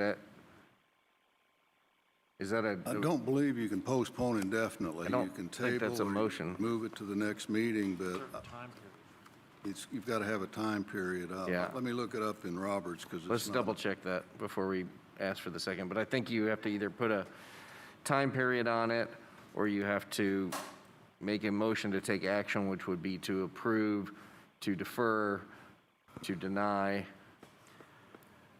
Mr. Law Director, Or to postpone indefinitely. or to post. Yeah, but I think you can't and postpone. We'll double check here in a second, but. Well, while you're looking it up, I will just state that I'm not suggesting that this board should not take some action, but if we're going to take some action through resolution, we need to take some action that's going to change something and make a difference. This merely states what we think and what we wish would happen. Now, we've got information here about an ordinance, and perhaps someone on this board might want to rewrite a resolution to dissolve the ordinance so that we can dissolve the Board of Health. That's going down a road where what we do, it will in fact make a difference. This resolution as it stands changes nothing. Changes nothing. According to my sheet, there is a Robert's Rules of Order ability to postpone indefinitely. By asking to move to postpone the question indefinitely, it would be a majority vote, and it says the matter can come up again at the first meeting of the next session. If you have not defined a session in your local rules, items can come up in the next regular session. So we do have that definition. Mr. Law Director? The Roberts Rules in Section 11 under Roman numeral 6 says a postpone indefinitely is a motion that the Assembly decline to take a position on the main question. Its adoption kills the main motion for the duration of the session and avoids a direct vote on the question. It is useful in disposing of a badly chosen main motion that cannot be either adopted or expressly rejected without possibly undesirable circumstances. That's straight from Robert's Rules.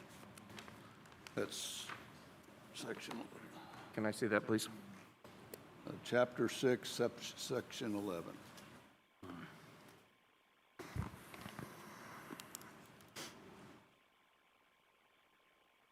So is that a yes or a no? If you get a second, you have to vote on it. It's a secondary motion. All right. It's a substitute motion. So you can. It is an appropriate. It is appropriate motion, yes, if you receive a second from this body. but would it just postpone till? It could be brought up the next. It could be brought up in the future. Yes. It is not required to be brought up. It doesn't defer it automatically. Somebody could refile a motion or refile something completely different The next meeting. at the next meeting.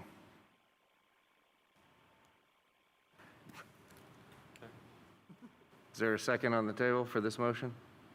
We can sit here and talk about this all night long. Seeing no second, we'll go back to the original motion. The original motion is to approve. Discussion is still on the table. I see lights still from several commissioners. 1 second. Let me make sure I can get a question of that. Commissioner Daley. Thank you, Mr. Chairman. I'm with Commissioner Beeler and Commissioner Biggs and probably a few others. I don't have a problem wearing a mask. I have a problem if an unelected official cited me for a Class C misdemeanor, punishable by a $50 fine and 10 days in jail.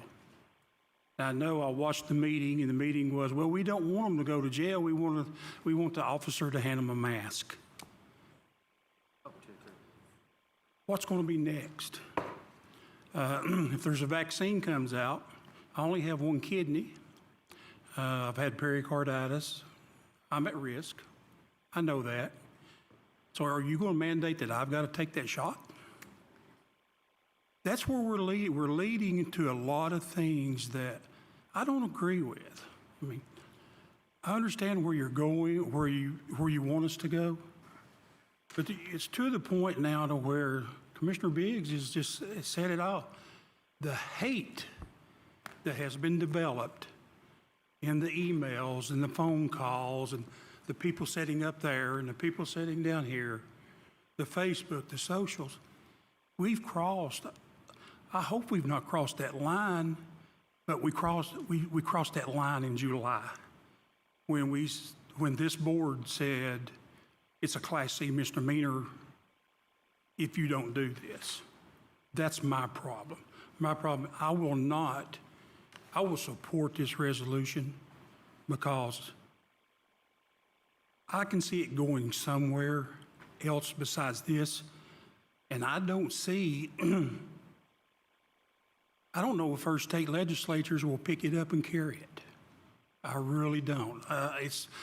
To me, it may be one of the points, or it may be at the place where our state legislature says, hey, Knox County, you know, we're not going to take it up. You know, I heard John mention that he had talked to the Charlie Curtis at TCSA, and this resolution is legal. We've been threatened that we're going to be sued, and if you don't, we're going to be sued if we do, we're going to be sued if we don't. So if we are, we are. Okay, that's just lawyers wanting to make money. I mean, that's just the way it is.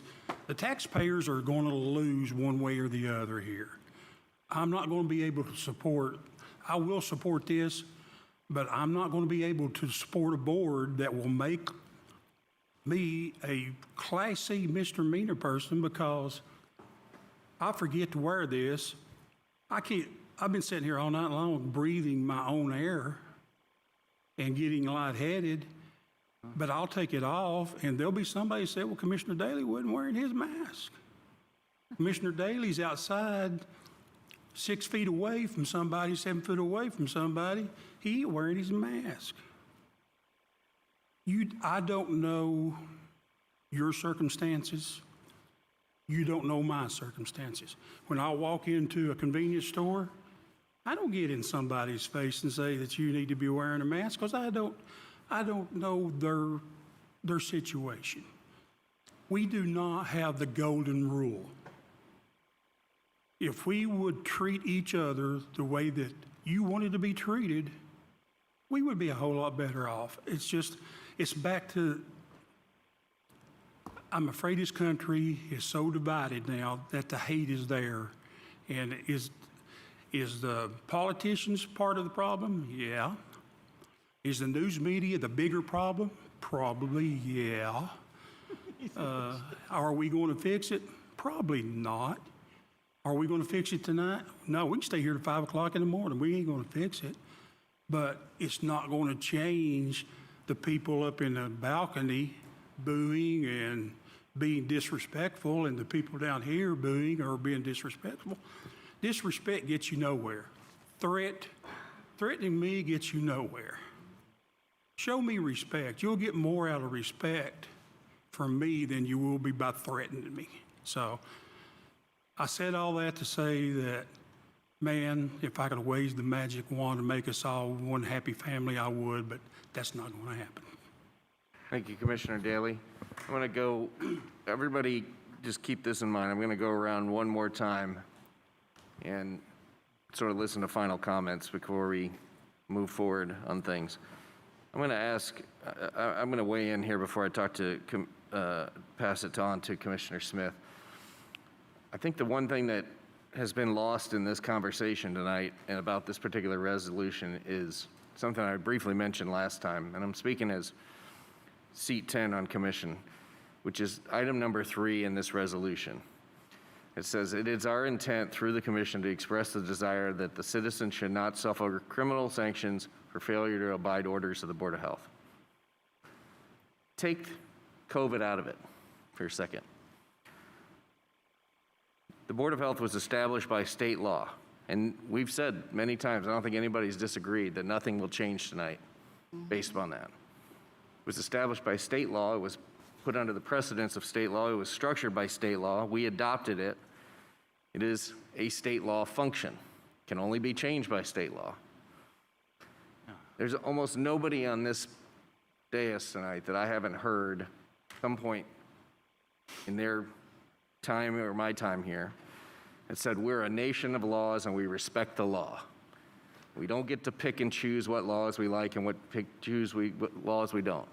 We change those if we decide we want to change the law, but we don't ignore them. And take COVID out of it for a second. Item number 3 in this resolution says,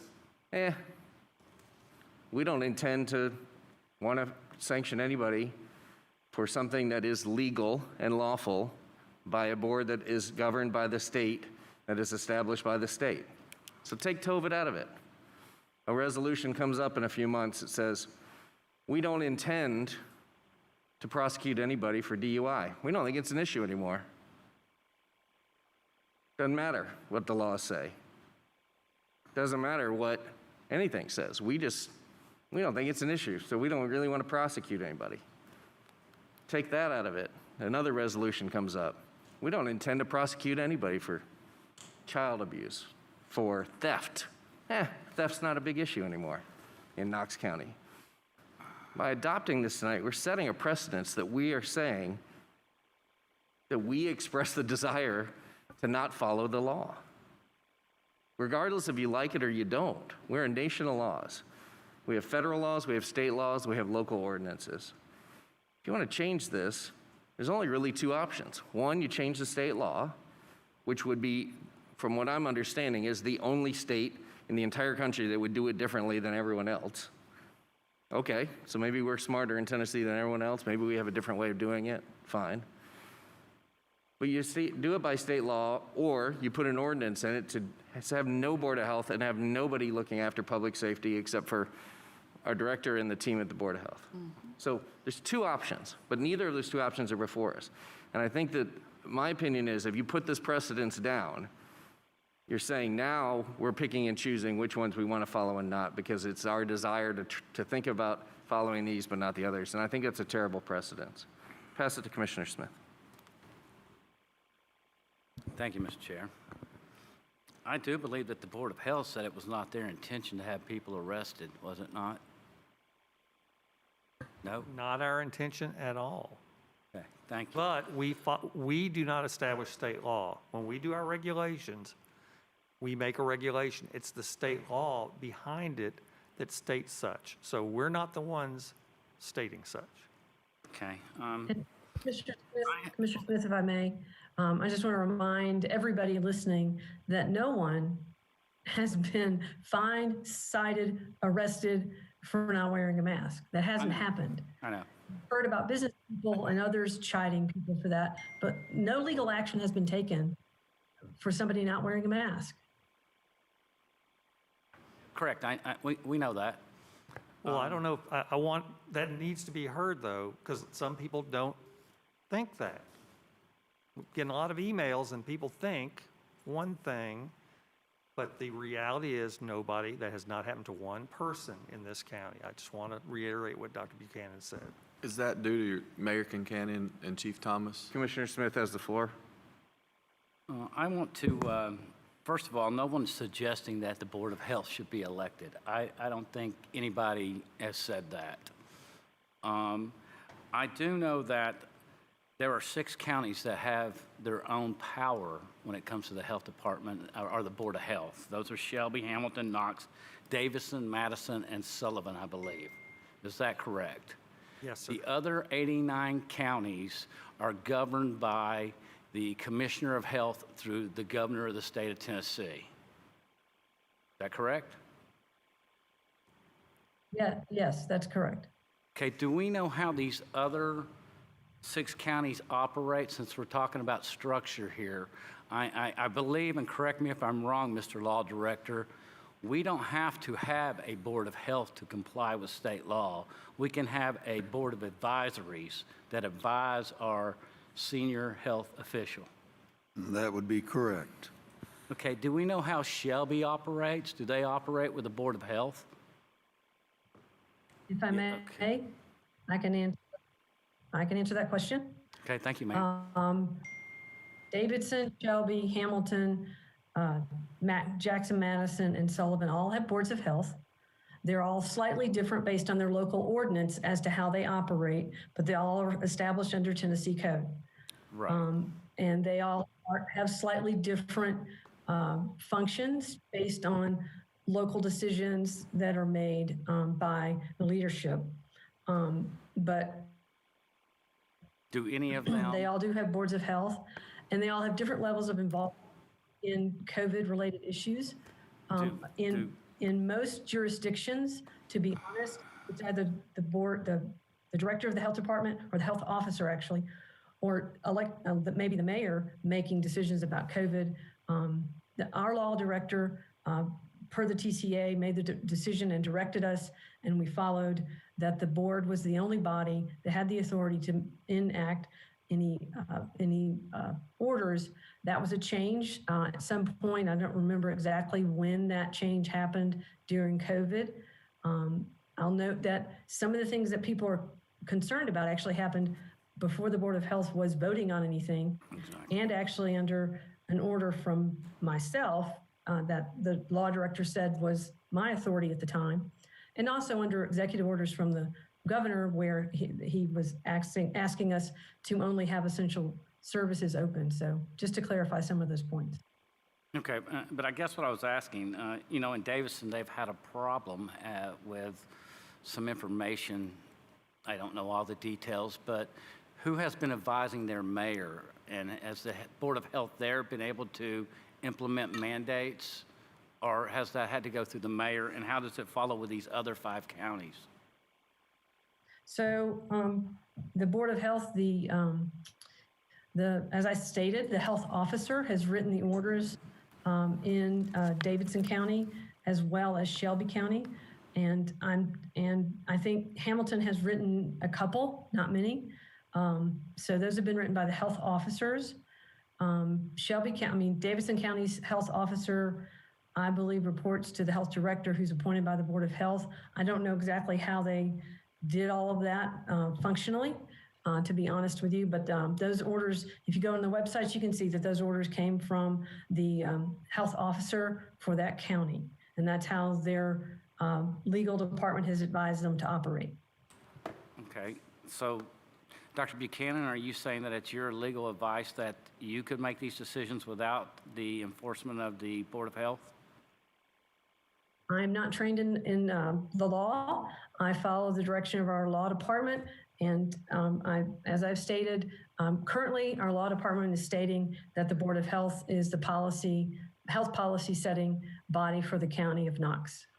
Okay, thank you. And again, Dr. O'Brien, I want to thank you and all your fellow members. This is not an easy situation for anyone. And I appreciate what you all have done. I hope you understand the position that we're in and some of the fears that people have.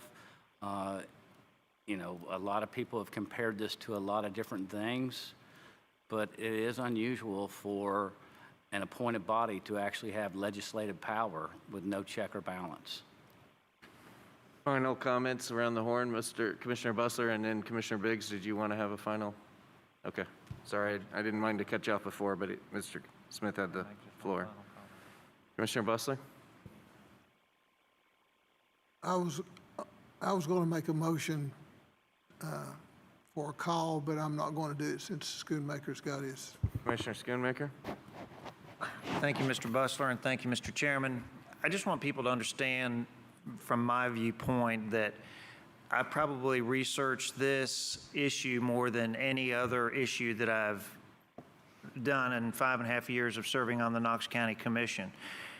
I've read a U.S. Supreme Court case.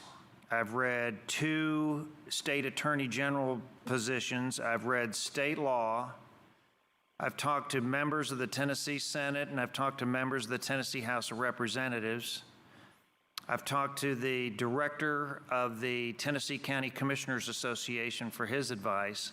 So I want you to know the decision that I make tonight, I am fully prepared for, and I pretty much almost read every email that's come in from the public and text as well. So thank you. Before we get to I know Dr. Buchanan did have a statement prepared, and if it's okay with you and Commissioner Bosso, I'd like to give her an opportunity before we head towards the final. So, Dr. Buchanan? Yes, thank you, Chairman Jay. Thank you, Commissioners, for your attention to this important question before you. I just want to take a few minutes, and I'm not going to read the whole statement because it is late for all of us. But you've heard a lot from some members of the public, and you've talked with each other, and you've done some research about the Board of Health and about public health in general. But you really haven't heard from me very much, your local public health expert, who has served as your health officer for 14 years and been at the health department for 16 years. And I think that for those of you who have lived in Knox County over that time, you will know that that time frame has not been one of regulation and heavy-handed public health policy. It was insinuated today that we can make resolutions about sugary drinks and other things, and those things have happened in other places.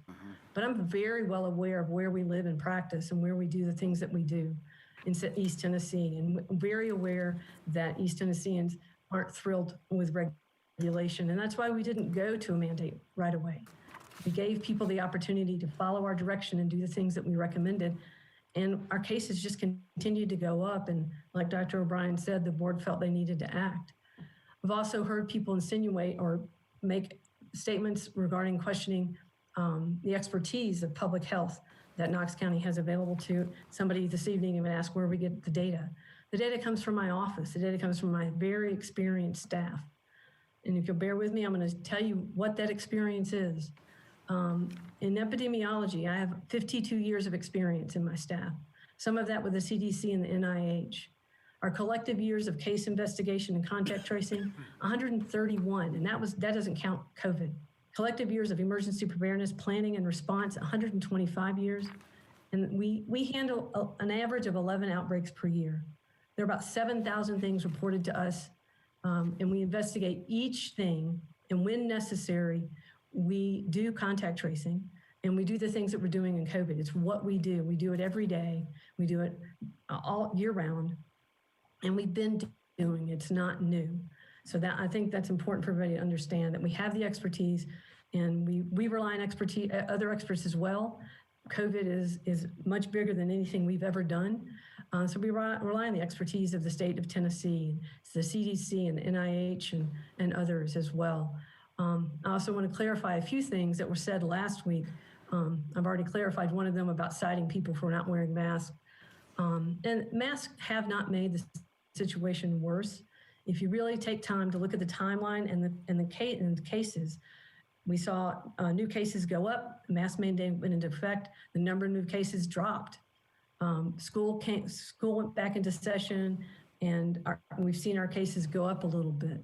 We're hopeful that with people wearing masks, those will come down. We know hospitalizations and deaths will always lag behind cases. And as you heard earlier this evening, most Tennesseans do support a mask mandate. Also, some questions about our ability to work with businesses. We work with businesses in a regulatory fashion, helping them keep Knox Countyans healthy year-round so that they can operate in a healthy way. We also work with businesses to help create wellness programs for their employees and others. There's been a question about why are the metropolitan counties different, and I can only speak to Knox County. And we're not governed like the other 89 under the governor. Knox County is the third largest county in Tennessee, and as such, we have a large population density. In addition to that, we have the flagship university here in our community, which we're happy to have, but that increases our population by about 30,000 each fall. And that's important because COVID spreads in those situations more easily. So what is at stake? To date, the COVID narrative has been described as public health or the economy as opposing things, like we can't have both. They're not mutually exclusive, and they both have to be considered, and I believe the board has considered those in their decisions. We can't have a healthy economy without a healthy population, and there are very real economic ramifications to rising COVID cases. If we lose the ability to make local decisions based on local data and based on local situations, we risk more cases, more hospitalizations, and more deaths, something that will have a very negative impact on our community. So we can insert politics and erase public health expertise from this process, but doing that won't erase the virus or its very real impact on the people of Knox County. So thank you, and I'm happy to take any questions. Commissioner Bussler? Commissioner Smith? Dr. Buchanan, I don't have any question. I sincerely want to thank you too and the employees at the health department. I know how hard you all work and how talented you all are, and don't ever mistaken me questioning for any disrespect or an unbelief in you, okay? Commissioner Bussler, I believe you were going to call for the vote, but I also believe that we may be exhausted our discussion, so. Okay. See, I took care of you on this one. I call for the question. Is it everybody, we can either go towards a call for the question and actually vote to call for the question, but I do also sort of recognize that everybody's lights are off. So if it's okay with you, Commissioner Bussler, I believe we could just proceed to a vote without calling the question. Is that okay? Okay. I want to make sure. So the motion on the table, let me restate, the motion on the table is about Resolution 907, item number 60. The motion was to approve by Commissioner Biggs. The motion was seconded by Commissioner Ward. Everybody clear on that? All in favor, please say aye. Aye. All those opposed, please say nay. Nay. Nay. Roll call vote, please. That was pretty obvious. Commissioner Jarrett? No. Commissioner Jarrett votes no. Commissioner Smith? Yes. Commissioner Smith votes aye. Commissioner Ward? Yes. Commissioner Ward votes aye. Commissioner Schoonmaker? Aye. Commissioner Schoonmaker votes aye. Commissioner Hill? Recognizing our intent changes nothing, I will vote aye. Commissioner Hill votes aye. Commissioner Bessler? Aye. Commissioner Bessler votes aye. Commissioner Beeler? Aye. Commissioner Beeler votes aye. Commissioner Daly? Aye. Commissioner Daly votes aye. Commissioner Jay? No. Commissioner Jay votes no. Commissioner Biggs? Aye. Commissioner Biggs votes aye. Commissioner Lundy? No. Commissioner Lundy votes no. Does anybody wish to change their vote? 8 aye, 3 no. Vote is 8-3, the motion passes. Next item, please, Madam Clerk.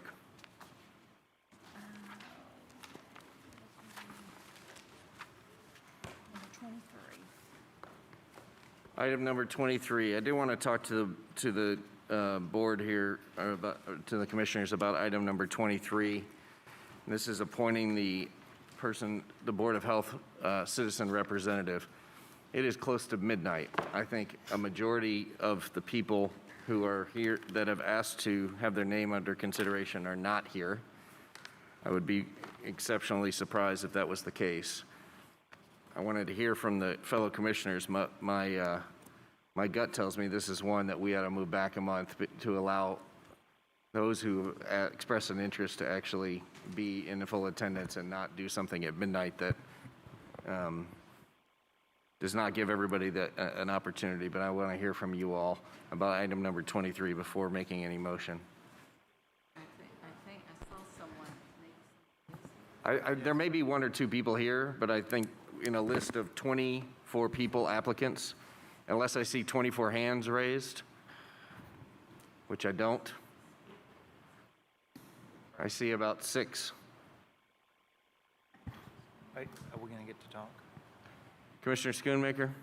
Thank you, Mr. Chairman. I know the candidate that was that wanted to had applied is here tonight. He's been sitting here the whole time. Stephen Weiner is here. If people are interested in serving in this position, and they've been through now almost 7 hours of a commission meeting, then they're the ones that should be considered to be put on this body. If the other ones didn't want to be here, I'm sorry about that, but if we've got 6 or 7 people that's hung in here all this time, they should get first shot at this. Commissioner Smith? These are quick opinions, please. There is no motion on the table. I agree with Commissioner Schoonmaker. Commissioner Ward? I agree with Commissioner Schoonmaker. Commissioner Daly? I thought we ought to have done it different, but you and I spoke about that, but I'll agree with John, because we got to go through nominations, and we got to go through rounds of voting and all that, so it's going to take a little while longer. Commissioner Beeler, do you feel the same? I feel the same, but I still think we should defer to October. Okay, seeing a majority, Commissioner Durrett and Commissioner Lundy? I think deferring to October would allow for a more proper review of all of the applicants, even including the ones here, because by noon Friday, giving us the weekend to review on an important position, I feel like was a short amount of time. Commissioner Lundy, quick opinion? Yes, I defer to, and I don't think it's fair because some people did have to leave for family emergencies. And I hope that we can figure out a process to make sure it goes well when we do vote. Commissioner Smith? If we are to defer this, I think these people should still get their 5 minutes tonight. Maybe we don't have to go through the nomination process and the election process, but these people have been here, and they've stayed, and they deserve to be heard.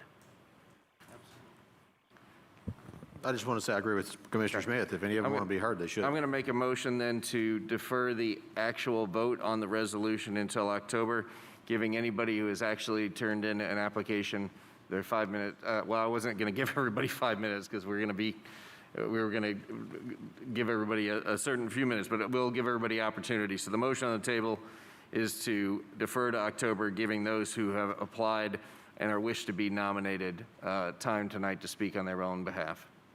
Second. Second by Commissioner Beeler. All in favor, please say aye. There's a motion and a second. All those in favor, please say aye. Aye. Any opposed, say no. One no.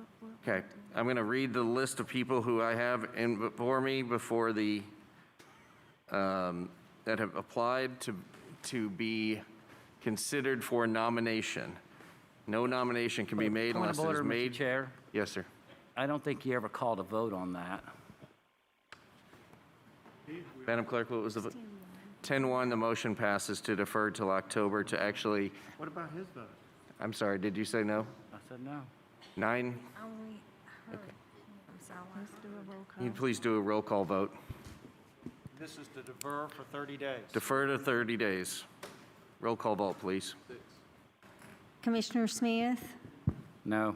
Commissioner Smith votes no. Commissioner Ward? No. Commissioner Ward votes no. Commissioner Schoonmaker? No. Commissioner Schoonmaker votes no. Commissioner Hill? No. Commissioner Hill votes no. Commissioner Bessler? No. Commissioner Bessler votes no. Commissioner Beeler? Aye. Commissioner Beeler votes aye. Commissioner Daly? Aye. Commissioner Daly votes aye. Commissioner Jay? Aye.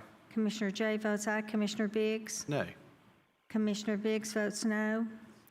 Commissioner Lundy? Aye. Commissioner Lundy votes aye. Commissioner DeWitt? Aye. Commissioner DeWitt votes aye. Anybody wish to change their vote? 6 no votes, 5 yes votes. The motion is denied. We will continue with item number, what number is this? 23. 23, as planned. Resolution 112. Madam Clerk, please read the item into the record. This is R-20-9-112, consideration of a resolution of the Commission of Knox County, Tennessee, appointing to serve as the citizen representative on the Knox County Board of Health, Resolution 112. Entertain a motion? We actually did the nominating for that, excuse me. Can we find out who's actually here? Okay, I'm going to read the names of those who have expressed an interest in being nominated. Again, no nominations can be made except for by commissioner. I'm going to read the names of everybody that I have before me. Please identify that you are in the room and you're willing and able to speak. Seth Barber. Mark Bauman. Mark Bauman is not here. Julie Korn. Julie Korn is not here. Ken Crockett. Ken Crockett is not here. Jay Dorton. Jay Dorton is not here. Cynthia Finch. Cynthia Finch is not here. Bill Fix. Bill Fix is here. Louis Gross cannot attend, as the note says. Jay Gullidge is here. Jeff Heiskell. Jeff Heiskell. Michael Holtz.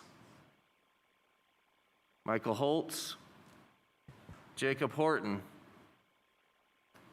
Jacob Horton. Reginald Jackson. Reginald Jackson. Keith Lindsay. Keith Lindsay is not here. Matthew Mincer. Matthew Mincer is not here. Cormac Mohan. Cormac Mohan is not here. Ataya Murphy is out of town and not here. Leslie Myers. Leslie Myers is not here. Rob Norton. Rob Norton is not here. Tracy Pittner. Tracy Pittner is not here. Sam Rutherford. Sam Rutherford is here. Steve Weiner. Steve Weiner is here. Ani Roma. Ani Roma is here. Christina Wilkerson is here. Is there anybody's name that I did not call? Have you turned in your information to the commission desk? No, I did as you said last week, and my commissioner expect my email by Friday. Come to the podium, please, ma'am. Mr. Chairman, while she's coming, number 23 was who, and please spell the name. Ani Roma and Christina Wilkinson. Okay, ma'am, if you could, please, I could not hear you from the back. I'm sorry, Mr. Commissioner. My name is Naomi Elliott. I attended this meeting last week in which the public was informed that there was 2 different ways to be nominated for the board. You could either nominate yourself and submit your resume, or you could have your commissioner nominate you. Correct. In which I spoke to my commissioner, Miss Lundy, or Dr. Lundy, I'm sorry. And she was expecting my email, which I emailed her Friday. Okay. Letting her know I'm already on a health board, a health advisory board. I felt maybe this would be a great fit for me. Okay, we'll call on you in a moment, please. Thank you. Is there anyone else? Okay, right now I just want to verify I have 1, 2, 3, 4, 5, 6, 7. Excuse me, 1, 2, 3, 4, 5, 6, 3, 4, 1, 2, 3, 4, 5, 6, 7. I have 8 people here out of 24. That means we have far more than a majority that are not here. So we have 8 names that we will hear from. Commissioner. Is this guy here? Yes. Commissioner Smith. Sorry, I'd also like to point out, we don't know how many were here to begin with. Commissioner Ward. I just want to make sure that, from what I remember from last week, that none of the people that are applying can be in the health field or have a spouse that's in the health field. I want to make sure they all know that. Yeah, we haven't gotten that. Okay. I'm going to re-outline that. Okay. So the names that we will hear from related to nominations are Seth Barber, Bill Fix, Jay Gullidge, Sam Rutherford, Steve Weiner, Ani Roma, Christina Wilkinson, and Naomi Elliott. Everybody clear on the names? No. Can you please repeat that, sir? Are you serious? Yeah. Okay. Seth Barber, Bill Fix, Jay Gullidge, Sam Rutherford, Steve Weiner, Ani Roma, Christina Wilkinson, and Naomi Elliott. Okay. The last three Want are to- not on your list. Correct. I want to remind everybody a couple of things as we're going to go through and give everybody 2 minutes to introduce themselves, to talk about why it is that you believe that you would be the best choice for the citizen representative of the Board of Health. As Commissioner Ward pointed out, qualifications are that you cannot serve, you cannot be a member of the healthcare community or have a spouse that's a member of the healthcare community in a professional manner. Yes, anybody that's upstairs, please come downstairs. We will need everybody down here. Questions? That's speaking. 1 second, please.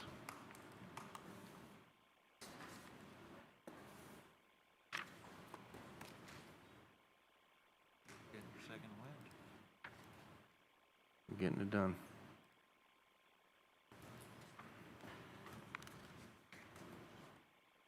I'm just looking for the official notice to make sure that.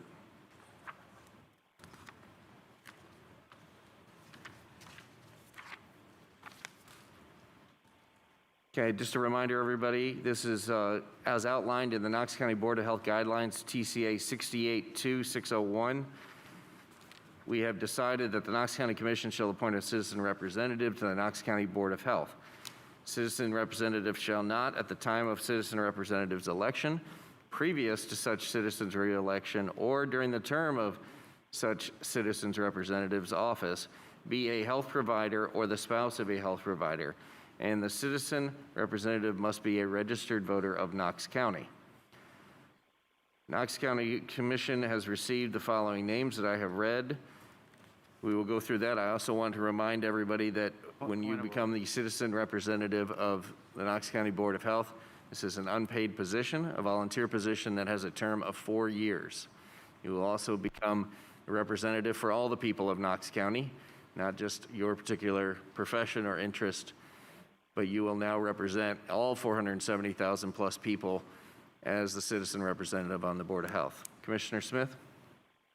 Thank you, Mr. Chair. I may be a little confused. This has been a long meeting, but I want to make sure that we separated this into 2 resolutions last week. Have we even voted to add the member yet? That is an item that is on consent. We approved it last week, but we have not done the consent agenda. So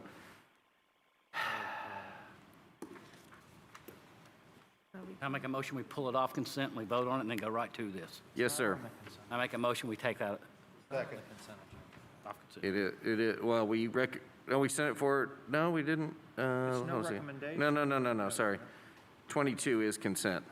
So can I restate your motion that to take item 22 off consent and vote on it immediately? Is that your motion? Yeah, before we proceed to seating somebody in it. I second Commissioner Beeler seconds that motion. All in favor, please say aye. Aye. Any opposed, please say nay.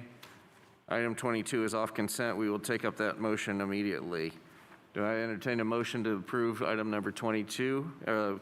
Madam Clerk, please read item 22. Consideration of a resolution providing for the election of a citizen representative as an additional member of the Knox County Board of Health pursuant to Tennessee Code annotated subsection 68-2-601. This is Resolution 111. Is there a motion on the floor? Motion to approve. Second. Motion to approve by Commissioner Schoonmaker, second by Commissioner Hill. I think you raised your hand, or I'm not sure. Who was that over there? Commissioner Hill. All in favor, please say aye. Aye. Any opposed, please say nay. The ayes have it. Number 22 is adopted. Item number 23. Please read that again, Madam Clerk. Item 23 failed. Consideration Oh, of... sorry, 24. Is that right? No. 23, sorry. Consideration of a resolution appointing to serve as a citizen representative on the Knox County Board of Health, Resolution 112. Okay, I've listed the nominations, or the people wishing to be considered for nomination. I'm going to start at the top. Everybody will have 2 minutes. I'm going to keep, we don't have anybody on the computer back here that's running time, do we? I'm going to keep 2 minutes on my clock then. I'll do my best to nod you when we get to that. One moment, please, while I get that up.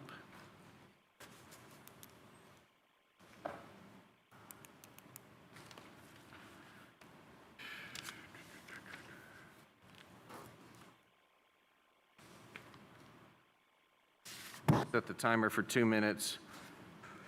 First up, Seth Barber, if you would please state your name and address for the record, and please, in 2 minutes, explain to the commission why you feel like you would be the best member of the Citizen Board of Health.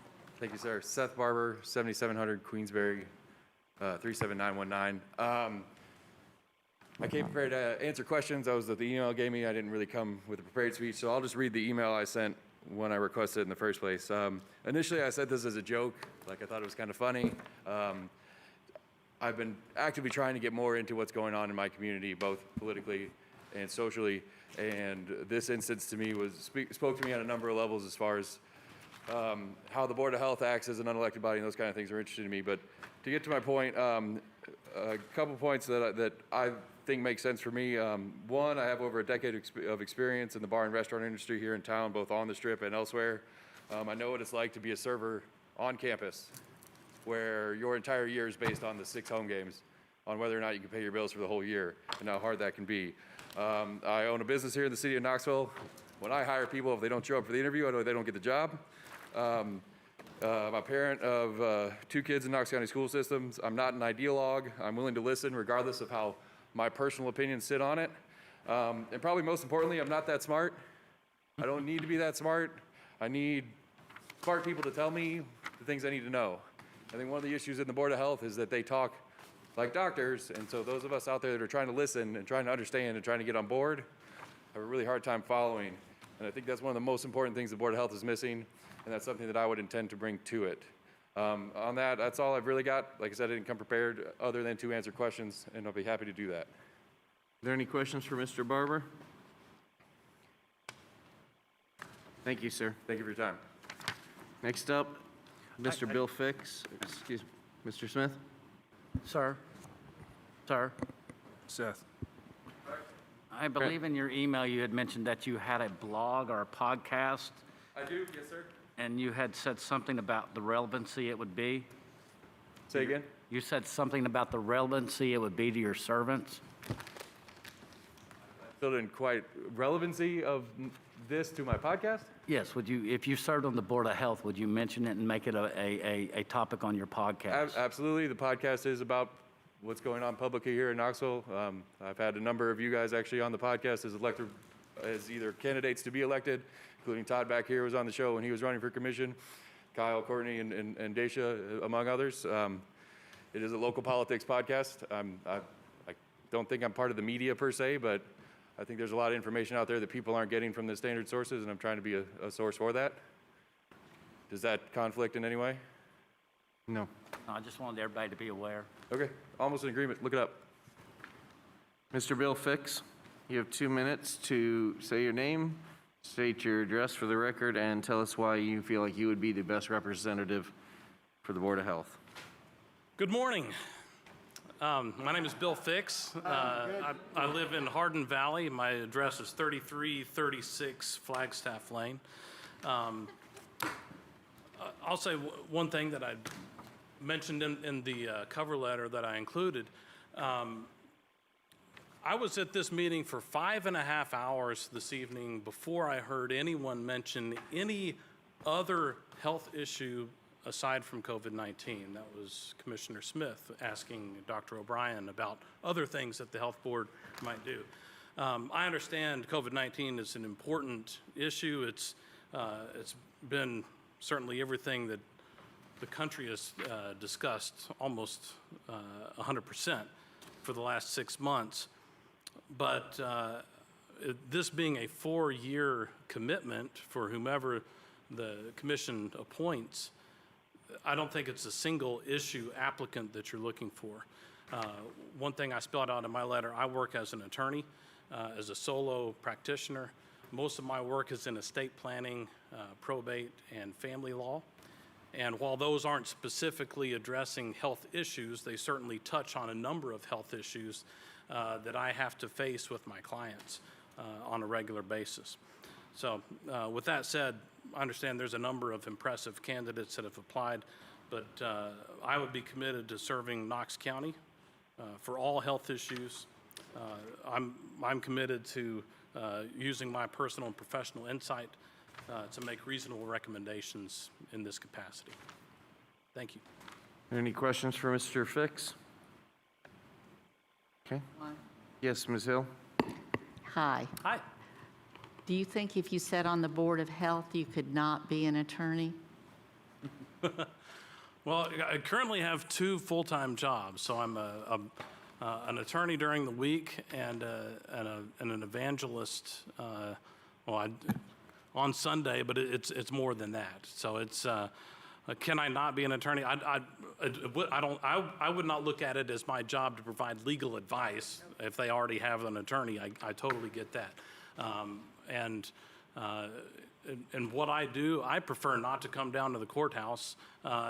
If I can have a week that I don't have to come down here, I'm happy.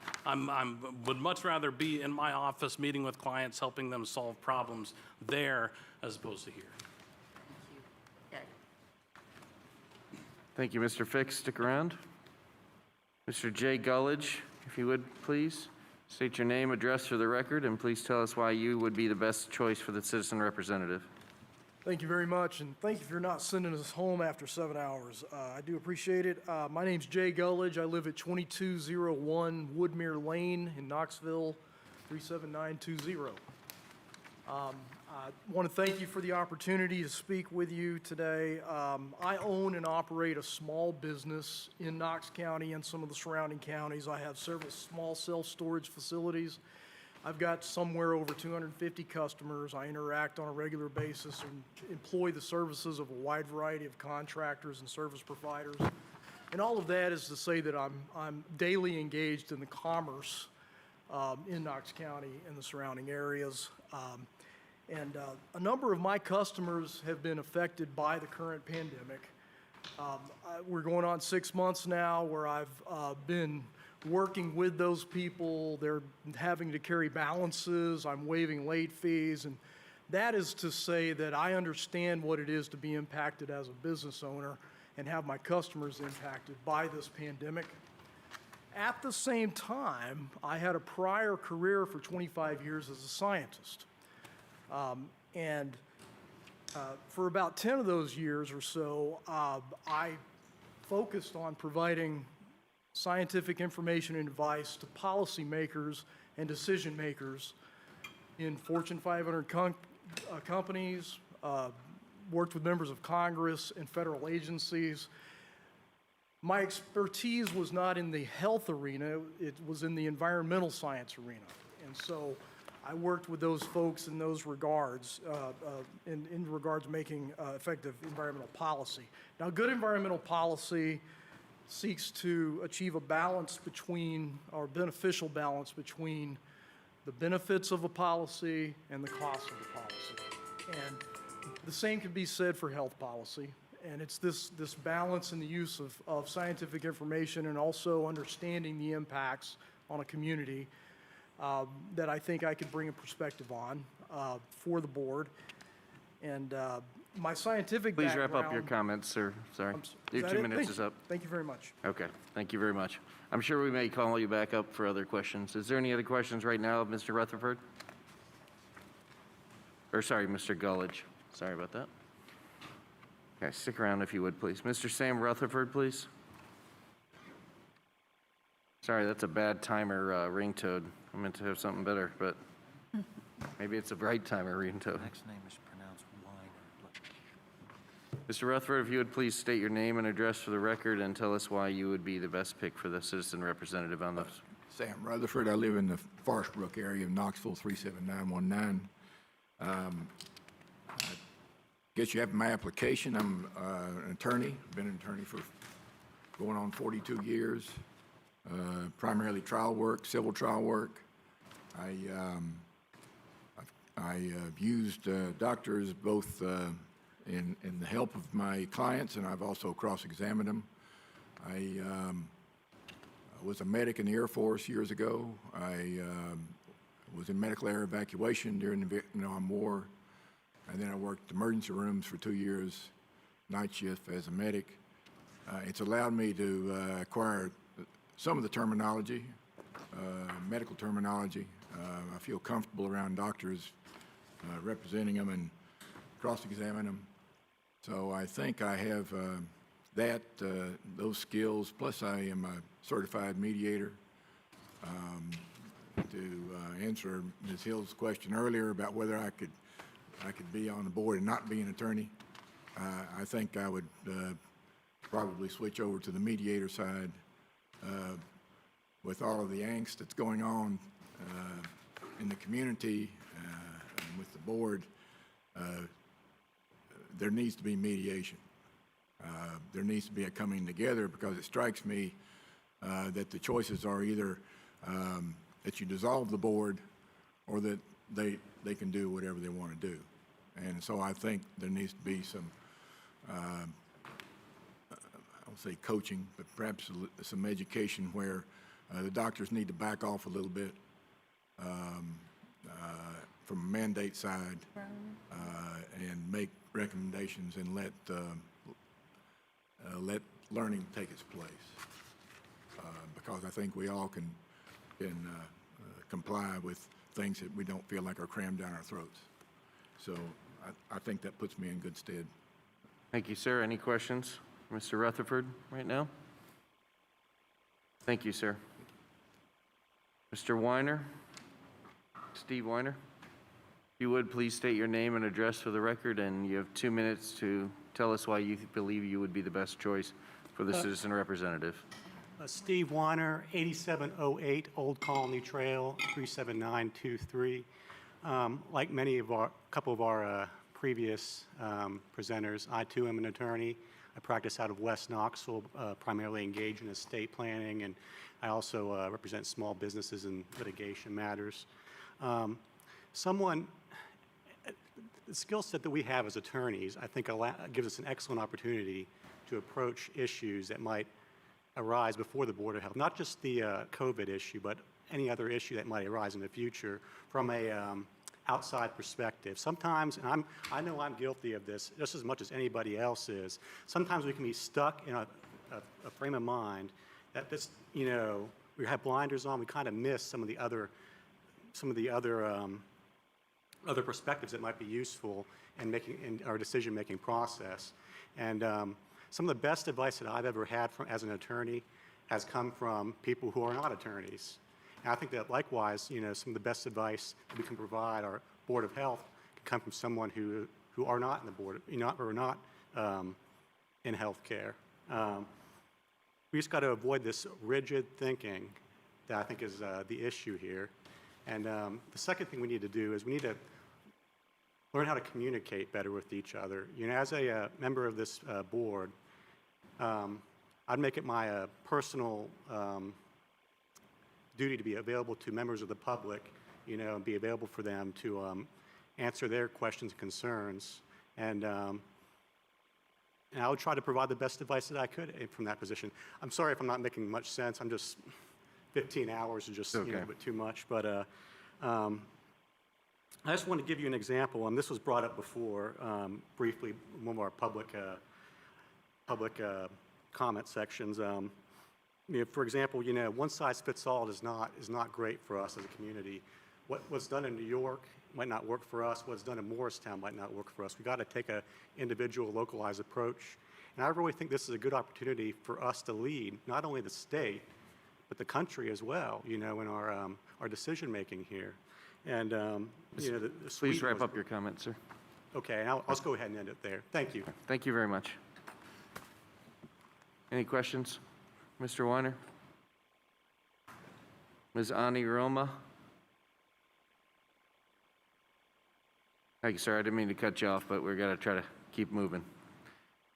Ms. Roma, if you would please state your name and address for the record, and you have 2 minutes to state your position.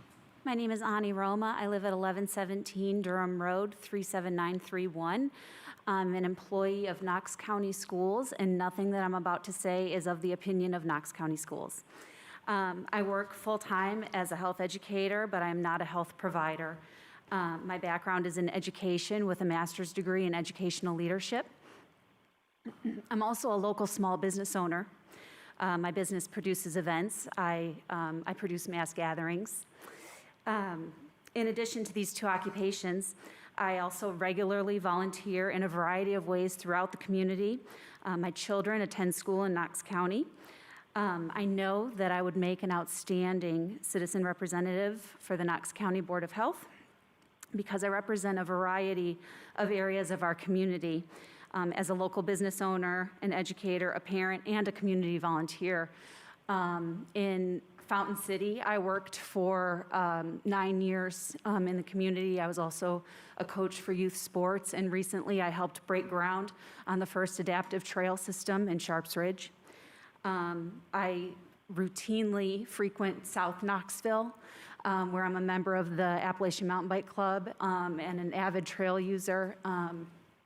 And I frequent local businesses there as well. And I want you all to know that I'm really dedicated to the long-term wellness of our community, not just during a pandemic. And that's all I have, unless anybody has any questions. Thank you. Any questions for Ms. Roma? Thank you very much. Stick around, please. Ms. Christina Wilkinson.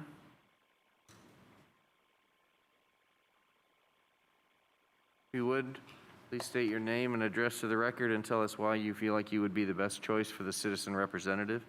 You will have 2 minutes. My name is Christina Wilkinson, and I live on Daylily Drive, 37920. I'm the owner of Smoky Mountain Process and Legal Services. It's a process serving firm. Ask not what your country can do for you, but what you can do for your country. Everyone here is either of sufficient of age to have heard it straight out of the man's mouth, or you were taught that in school. I think we've lost that. I think everybody's motives have become suspect. Everybody here that sits on this dais does so to serve the citizens of Knox County, just like the folks that sit on the Board of Health. And all of you try to do what you think is the best thing. The health department does so much more than a pandemic. That's just the tip of the iceberg. And when this hit, the two things as Joe Blow citizen I wanted to hear is, what are we going to do? And we have a plan. We have a plan, and it's going to be okay. And I didn't hear it was going to be okay from y'all, and I didn't hear a concise plan. When it's an emergency, you want somebody that is going to lead a path. And you don't want any ambiguity at all, if you can help it. And we've seen a lot of that, and I think that's why people are tired. I've taken an oath 4 times in my life to support the Constitution of the United States and the Constitution of Tennessee, and I understand the misgivings of the folks that did want to do away with the Board of Health. I really do. But on the same token, when I do my job, I do it with the Sheriff Andy approach, because you get a lot more with respect than you do being mean and divisive. So if I was elected to this position, that's what you would get from me, is somebody that would try to mend fences and give the people of Knox County a concise path and give them a voice, because it's easy when you're up here to forget what that's like. Thank you very much. Thank you. Our last applicant, Ms. Naomi Elliott, if you would please state your name and address for the record. You have 2 minutes to explain why you would be a good member of the Board of Health.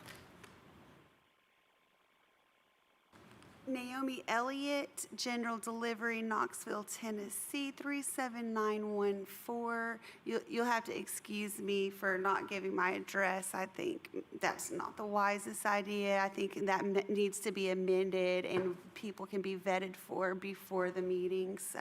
But excuse me, I am on a Board of Health. I do not work in the health profession. My position is stipend only. The next meeting's probably going to be a Zoom meeting. I don't even think I'll receive a stipend for that meeting since there's no travel associated for that meeting.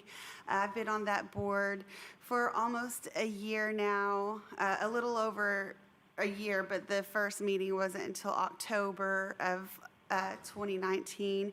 And actually, one of my ideas on that board meeting was to implement like gymnasiums outside at parks like I had seen in Memphis. And then last week, I don't know if it was God speaking to me saying, hey, you need to go try to be on this board. But in Knoxville, in Mechanicsville, the city of Knoxville opened up one of those outdoor gymnasiums. So people who may not have access to a gym can go work out in the public parks.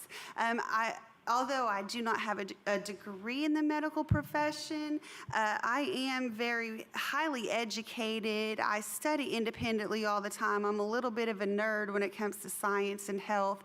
There's a lot of things that need change to better the health of our community. Taking away our freedoms is not one of those things, but advising the public in ways that they can be healthier and we can prevent transmission from disease is a good thing.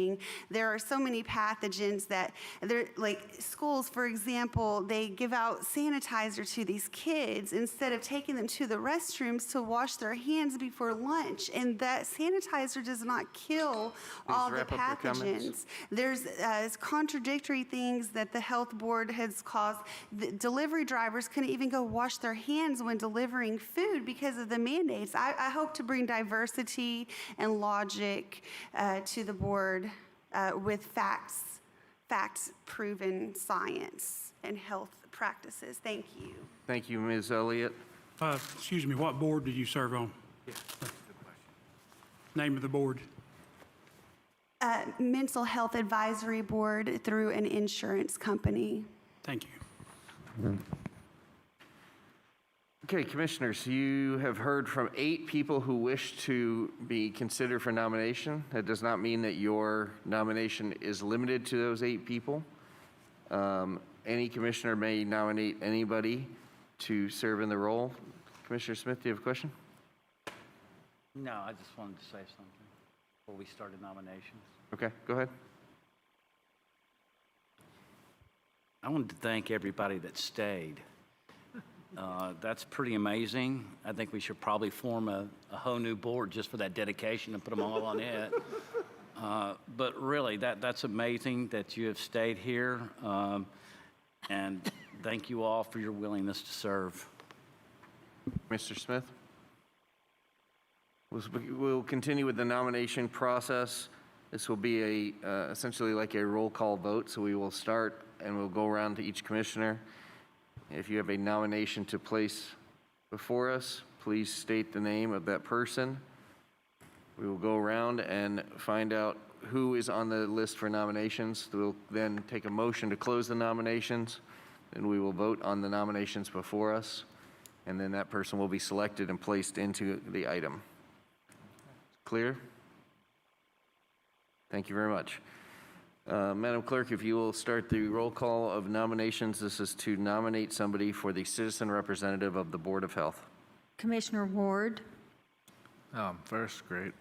I want to say, I know Seth and I know Sam and I know Steve. All 3 of you guys are really good guys. Steve, I've known you the longest, and I know you're a good person, and you're, I'm going to nominate Steve Weiner. Commissioner Ward nominates Steve Weiner. Commissioner Schoonmaker. I just want to say thank you, Commissioner. That was my pick. That was your pick? Yeah, Sorry, buddy. pass. Pass. Commissioner Schoonmaker passes. Commissioner Hill. I nominate Use your microphone, please. Anna Roma. Commissioner Hill nominates Ms. Roma. Commissioner Bessler. Bill Fix. Commissioner Bessler nominates Bill Fix. Commissioner Beeler. Pass. Commissioner Beeler passes. Commissioner Daly. Mr. Gullidge. Commissioner Daly nominates Mr. Gullidge. Commissioner J. Pass. Commissioner J passes. Commissioner Biggs. Not here. Commissioner Lundy. Pass. Commissioner Lundy passes. Commissioner Durrett. Pass. Commissioner Durrett passes. Commissioner Smith. I was hoping everybody would get nominated, at least get nominated, so I will go ahead and go Rutherford. Commissioner Smith nominates Bill Rutherford. Nominations, Sam Rutherford. Sam Rutherford. Entertain a motion to cease nominations. So moved. Second, Second. Commissioner Daly, motion, the first, and Commissioner Hill with the second. I want to thank Naomi Elliott, Christina Wilkerson, and Seth Barber for being here tonight, for putting yourself forward to serve. You are not nominated, but we want to thank you for your efforts to be here tonight.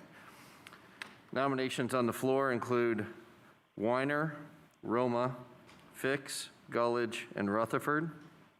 Once again, that is Steve Weiner, Ani Roma, Bill Fix, Jay Gullidge, and Sam Rutherford. We will now commence with the voting in a roll call fashion. Madam Clerk. Commissioner Schoonmaker. Steve Weiner. Commissioner Schoonmaker votes for Mr. Weiner. Commissioner Hill. Anna Roma. Commissioner Hill votes for Anna Roma. Commissioner Bessler. Fix. Commissioner Bessler votes for Mr. Fix. Commissioner Beeler. Weiner. Commissioner Beeler votes for Mr. Weiner. Commissioner Daly.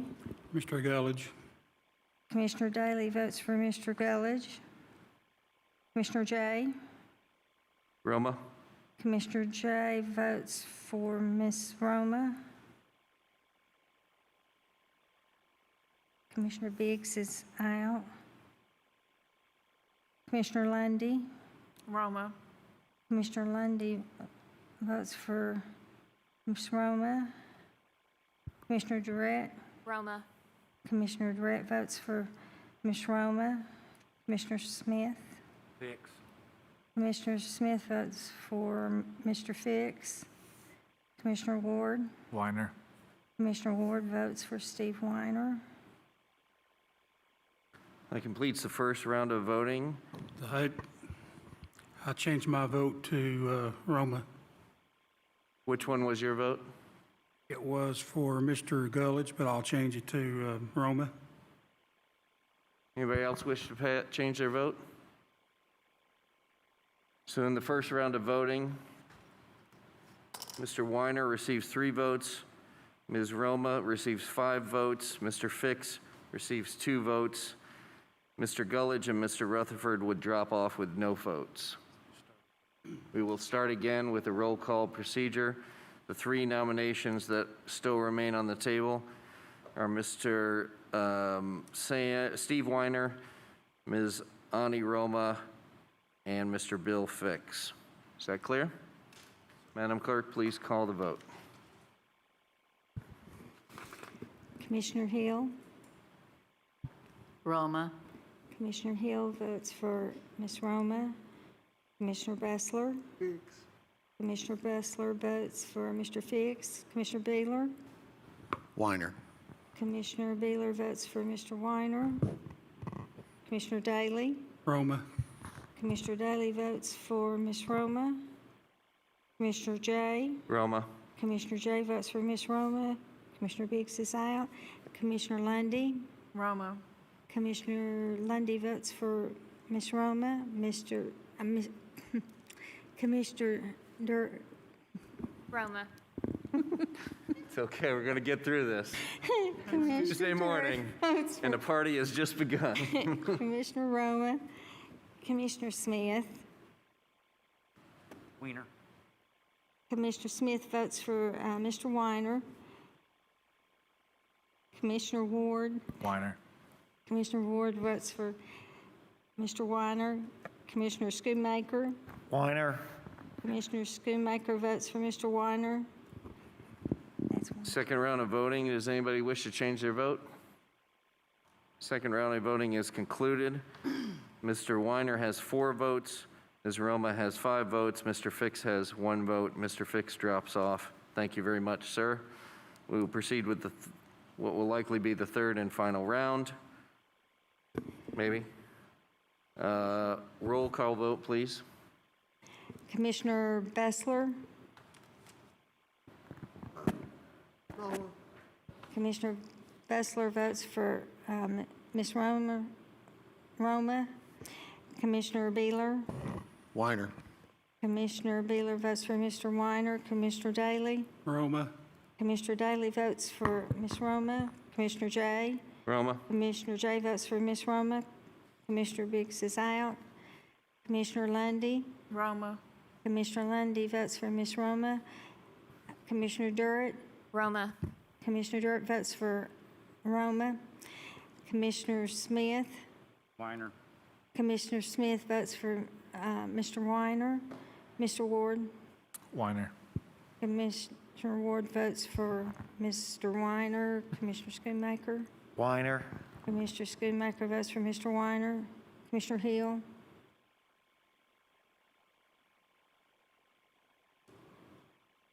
Roma. Commissioner Hill votes for Ms. Roma. Third round is closed. That is Ms. Roma with 6 votes, Mr. Weiner with 4 votes. Ms. Roma, congratulations. You are going to be the new citizen representative of the Knox County Board of Health. I cannot see you, but I am going to congratulate you.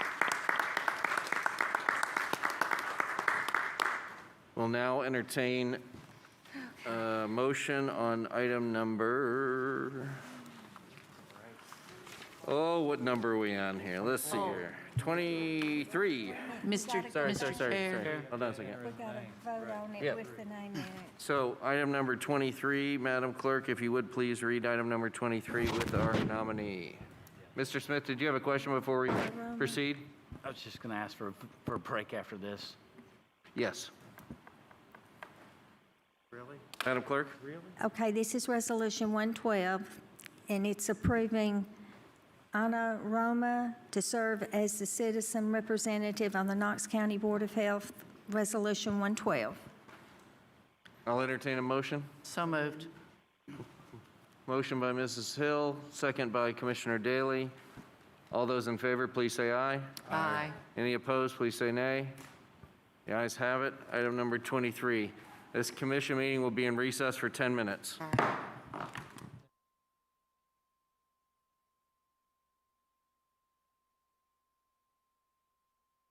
Responders sitting back here that have been waiting all night, if we could go to 51 and 52. Thank you, Ms. Hill.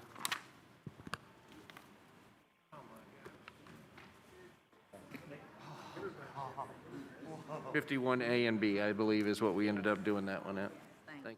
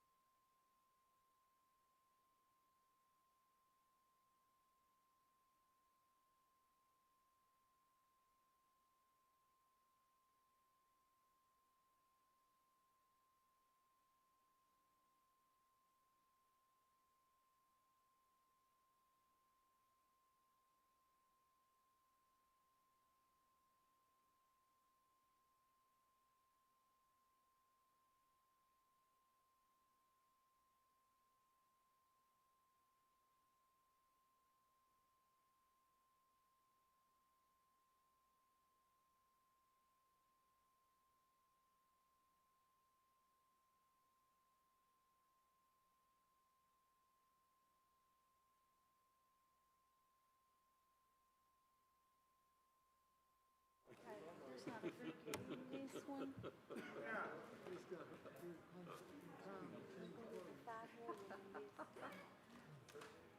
Let somebody else drive, huh? There's not one in. I'll tell you what, I only have a shade. Oh, we're gonna read this twice. We made 51A and 51B. Yeah. 12 o'clock shadow now, and it's just rubbing me raw. Should we go back and approve the minutes from the previous meeting? No, I'm gonna get this out. No, we're gonna get this one out of the way, then we'll go back. I'm like, okay, I'm done with this. Chair. Yes, hey, thank you, thank you.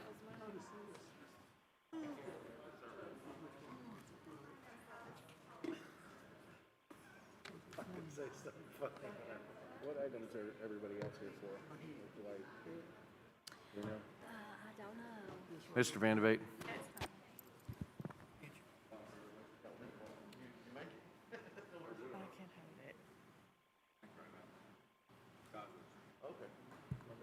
What item are you here for? I don't recall the resolution number, Mr. Chairman, but it's designations that includes, it's the next item up that Commissioner Hill's Okay, requested. thank you. Is there anybody else that's here in the room that isn't here for designations that's waiting on a different resolution then?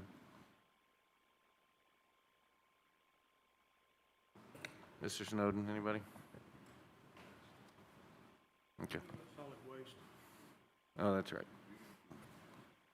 and concealers. Going to call back in order this commission meeting and ask the clerk to read 51A. If you remember, item number 51, we split at the beginning into an A part and a B part. Madam Clerk? Consideration of a resolution of the commission designating and committing and appropriation funds in the amount of $5,458,492.08 from the fiscal year 2020 to fiscal year 2021 for various funds and departments. Resolution 805A. Entertain a motion. So moved. Second by Commissioner Beeler, first by Commissioner Hill. Is there any discussion on this item? Could you please turn Mr. Biggs' light off? Thank you. Any discussion on this item? There's a motion before us and a second. All those in favor, please say aye. Aye. Any opposed, please say nay. The ayes have it. Thank you very much. Item number 51B, please, Madam Clerk. Okay, am I going to read this just with the different? Correct. You're going to read the same exact description Okay. with a different figure. We've split it into two. Resolution of the Commission of Knox County designating, committing, and appropriating funds in the amount of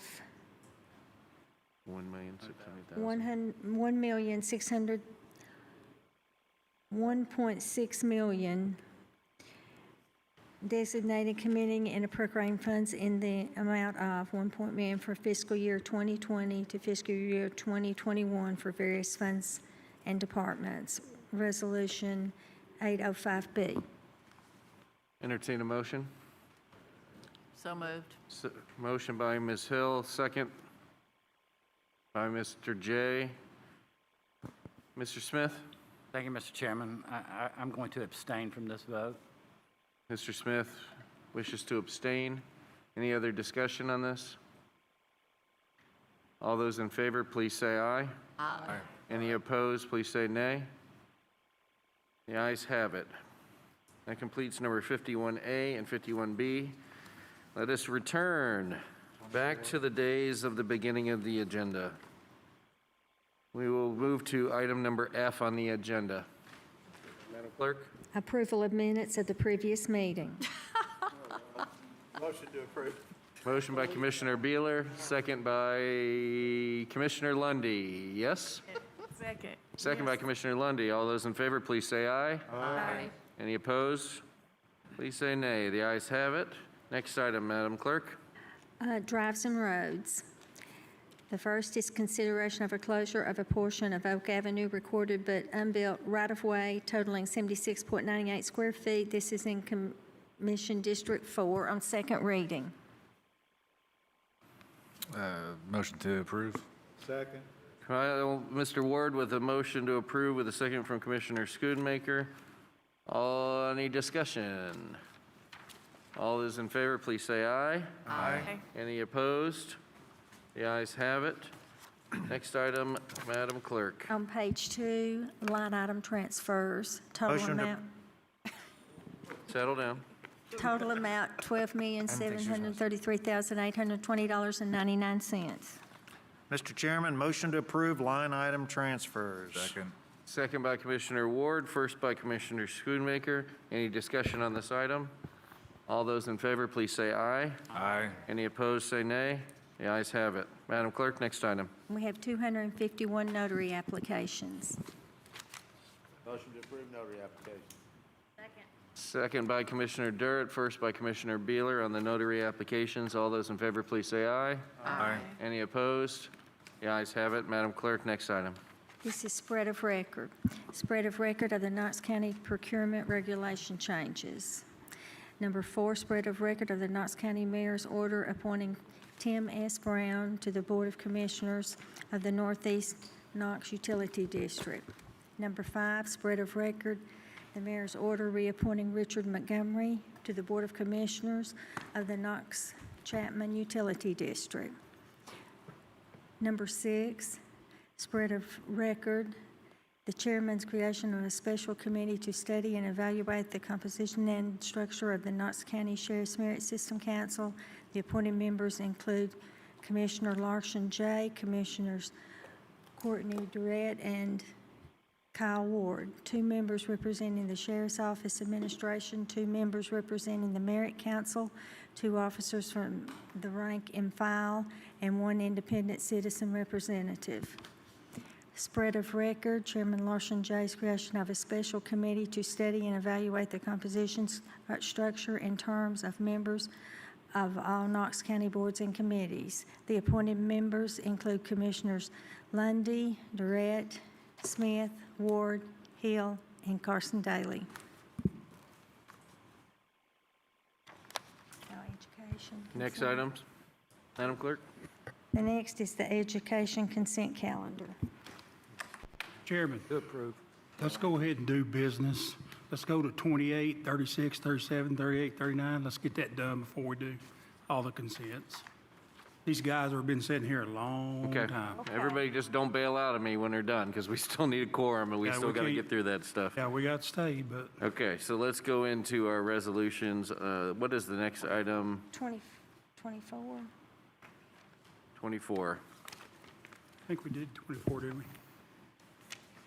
Please read number 24, Madam Clerk.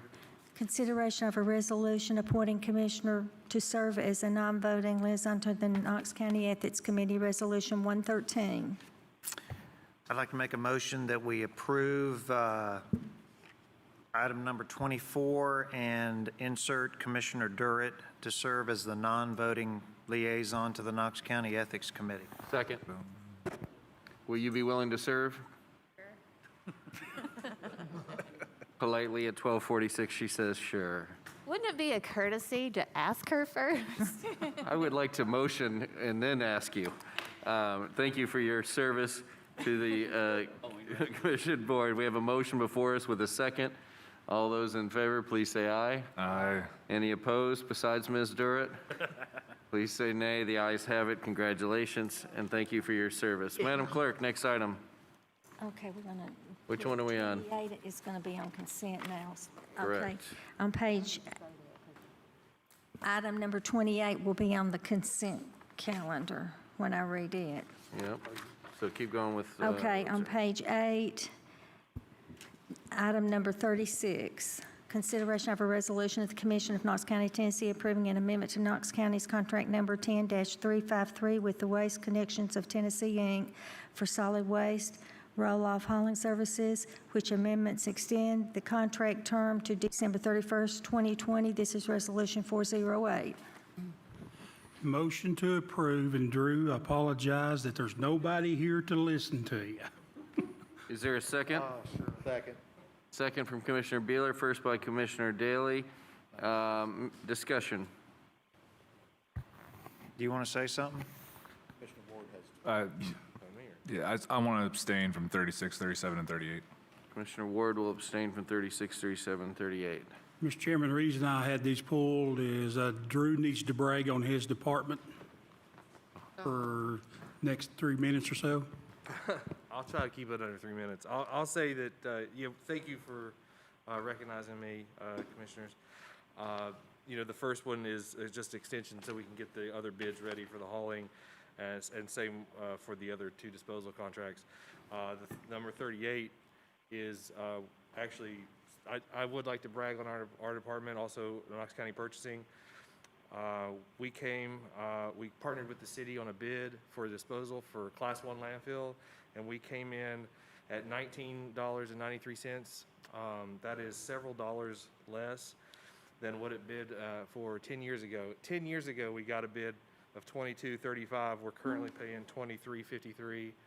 And what that means is that with our 33,000 tons a year, we're going to save about $1 million over the next 10 years on the amount of savings on this contract. So it's about $1 million for the county to do business. I'm hoping that will also help Caldwell balance the budget a little bit better. So Well, that's worth sticking around for. That is fantastic. very, very, very proud of that. Additional questions or comments for our team? We have a proper motion and a second. All those in favor, please say aye. Aye. Any opposed, please say nay. Ayes have it. Item number 37, Madam Clerk. A resolution approving amendments to 2 contracts for solid waste disposal services for the purpose of extending the contracts to December 31st, 2020, Resolution 409. Entertain a motion. So moved. Motion by Ms. Hill to approve, second by Commissioner Schoonmaker, and an abstention from Commissioner Ward as well. All those in favor, please say aye. Aye. Any noes?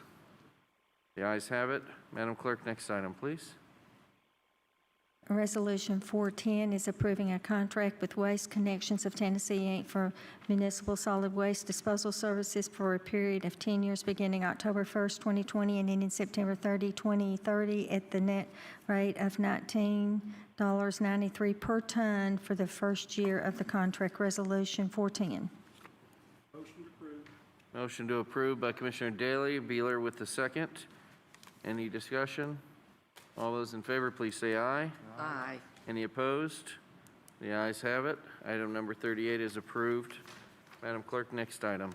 Thank you, Drew, and your team for all your hard work. Really appreciate you sticking it out tonight. On page 10, item 47.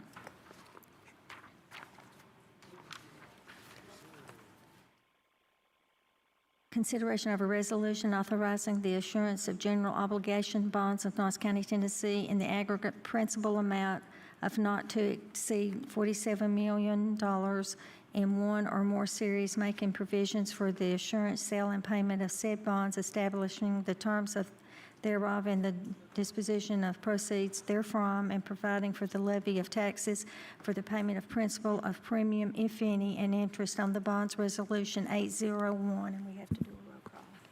Motion to approve.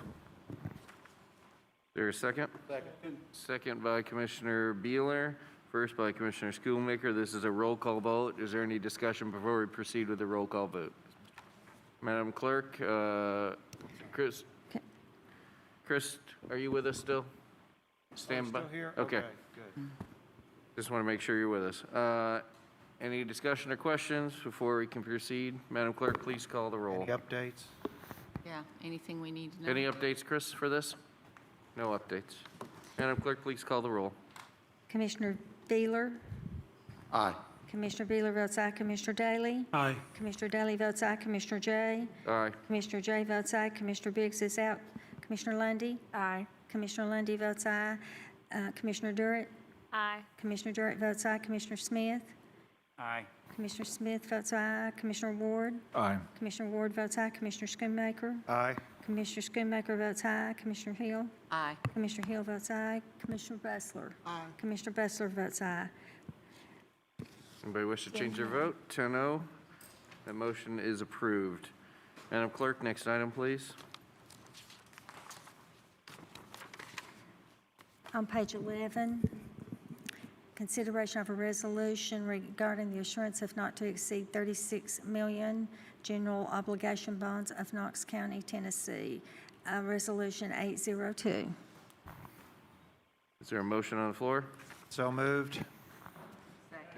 Second by Commissioner Hill, first by Commissioner Schoonmaker. Is there any discussion or questions?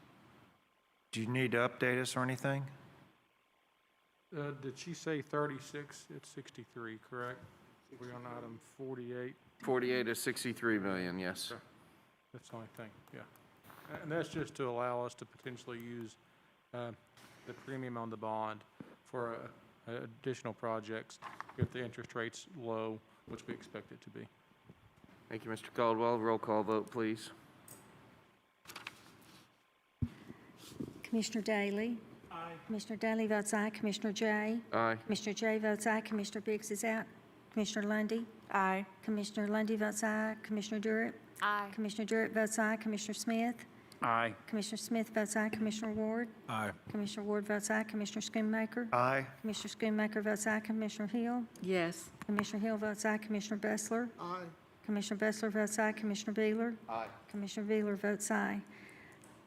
All members present voting aye. It's 10-1. Anybody wish to change their vote? Resolution passes with 10 votes. Next item, Madam Clerk? This is item number 49. 9. This is a resolution regarding the assurance of not to exceed $34 million general obligation refunding bonds, pension of Knox County, Tennessee, Resolution 803. Is there a motion on the floor? Motion to approve. Is there a second? Second. Second by Commissioner Ward, first by Commissioner Schoonmaker. Any discussion?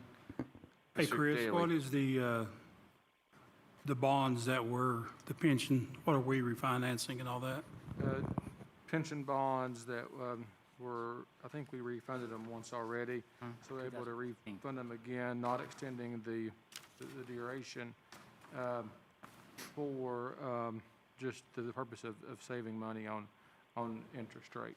And so that's what we're doing. I would also let you all know that we had our first ratings call this morning, which seems like a long time ago. I guess it was actually yesterday morning, with Moody's, and went well. They'll reaffirm we expect our bond rating next week. Intriguingly enough, they asked us a set of questions on COVID, which is of course new, and they asked us questions related to the city's cyber attack and how we were impacted and if we have cyber insurance. And so those were questions that we hadn't ever received before that were kind of intriguing. Any further discussion? Madam Clerk, please perform a roll call vote. Okay. Commissioner Jay? Aye. Commissioner Jay votes aye. Commissioner Biggs is out. Commissioner Lundy. Aye. Commissioner Lundy votes aye. Commissioner Durrett. Aye. Commissioner Durrett votes aye. Commissioner Smith. Aye. Commissioner Smith votes aye. Commissioner Ward. Aye. Commissioner Ward votes aye. Commissioner Schoonmaker. Aye. Commissioner Schoonmaker votes aye. Commissioner Hill. Yes. Commissioner Hill votes aye. Commissioner Bessler. Aye. Commissioner Bessler votes aye. Commissioner Beeler. Aye. Commissioner Beeler votes aye. Commissioner Daly. Aye. Commissioner Daly votes aye. All members present, it's 10-1. That vote passes. This is just a quick note to some of our new commissioners as we proceed through this in the late hours of the night. These would be a great opportunity for practicing your motions in seconds and jumping in on things that will be healthy to you down the road. Next item, Madam Clerk, please. This is That vote passes, by the way. I don't know if I announced it. Thank you. This is item number 50. This is a resolution regarding the assurance of not to exceed $24 million general obligation refunding bonds of Knox County, Tennessee, Resolution 804. Motion to approve. They didn't jump in? Just take a breath. Let them jump in. Okay, so motion by Schoonmaker, Commissioner Bustler on the second. Any discussion? All those in favor, please say aye. Oh, roll call vote. Sorry, I cannot do that. Madam Clerk, please conduct a roll call vote. Commissioner Lundy. Aye. Commissioner Lundy votes aye. Commissioner Durrett. Aye. Commissioner Durrett votes aye. Commissioner Smith. Aye. Commissioner Smith votes aye. Commissioner Ward. Aye. Commissioner Ward votes aye. Commissioner Schoonmaker. Aye. Commissioner Schoonmaker votes aye. Commissioner Hill. Yes. Commissioner Hill votes aye. Commissioner Bessler. Aye. Commissioner Bessler votes aye. Commissioner Beeler? Aye. Commissioner Beeler votes aye. Commissioner Daly? Aye. Commissioner Daly votes aye. Commissioner Jay? Aye. Commissioner Jay votes aye. Commissioner Biggs is out. It's 10-1. Next, the 10-1, the 10-0, right? No. There's one Whatever it is, the motion passes with 10 votes. My apologies. We're getting there. Okay. Next item, Madam Clerk. This is item 806. This is a resolution approving and authorizing the acceptance of funds for various sources of FY 2019-2020 Knox County budget for the furtherance of certain programs as described on the attached list. This is Resolution 806. Move to approve. 52. Second. 806. Move to approve by Commissioner Lundy, second by Commissioner Garrett. Additional I'm discussion? sorry, 52. All those in favor, please say aye. Aye. Any opposed, please say nay. The ayes have it on Resolution 806. Madam Clerk, next item. Oh, we've done that one. Done that one. Is it 59? No, that's consent. We've all, that's consent. Okay, now I'm going to go back to the consent, unless you want a discussion regarding the amendments to the Knox County 63. Item 63. I'm going to address item, let's see. What is the pleasure of our Commissioner Ward, Biggs? There is none from Commissioner Jay to discuss item number 63, but we will if you're I have no discussion. defer to that. Would you like to defer that to next month? Say again? Would you like to defer that for 30 days? No, we just vote on it tonight, right?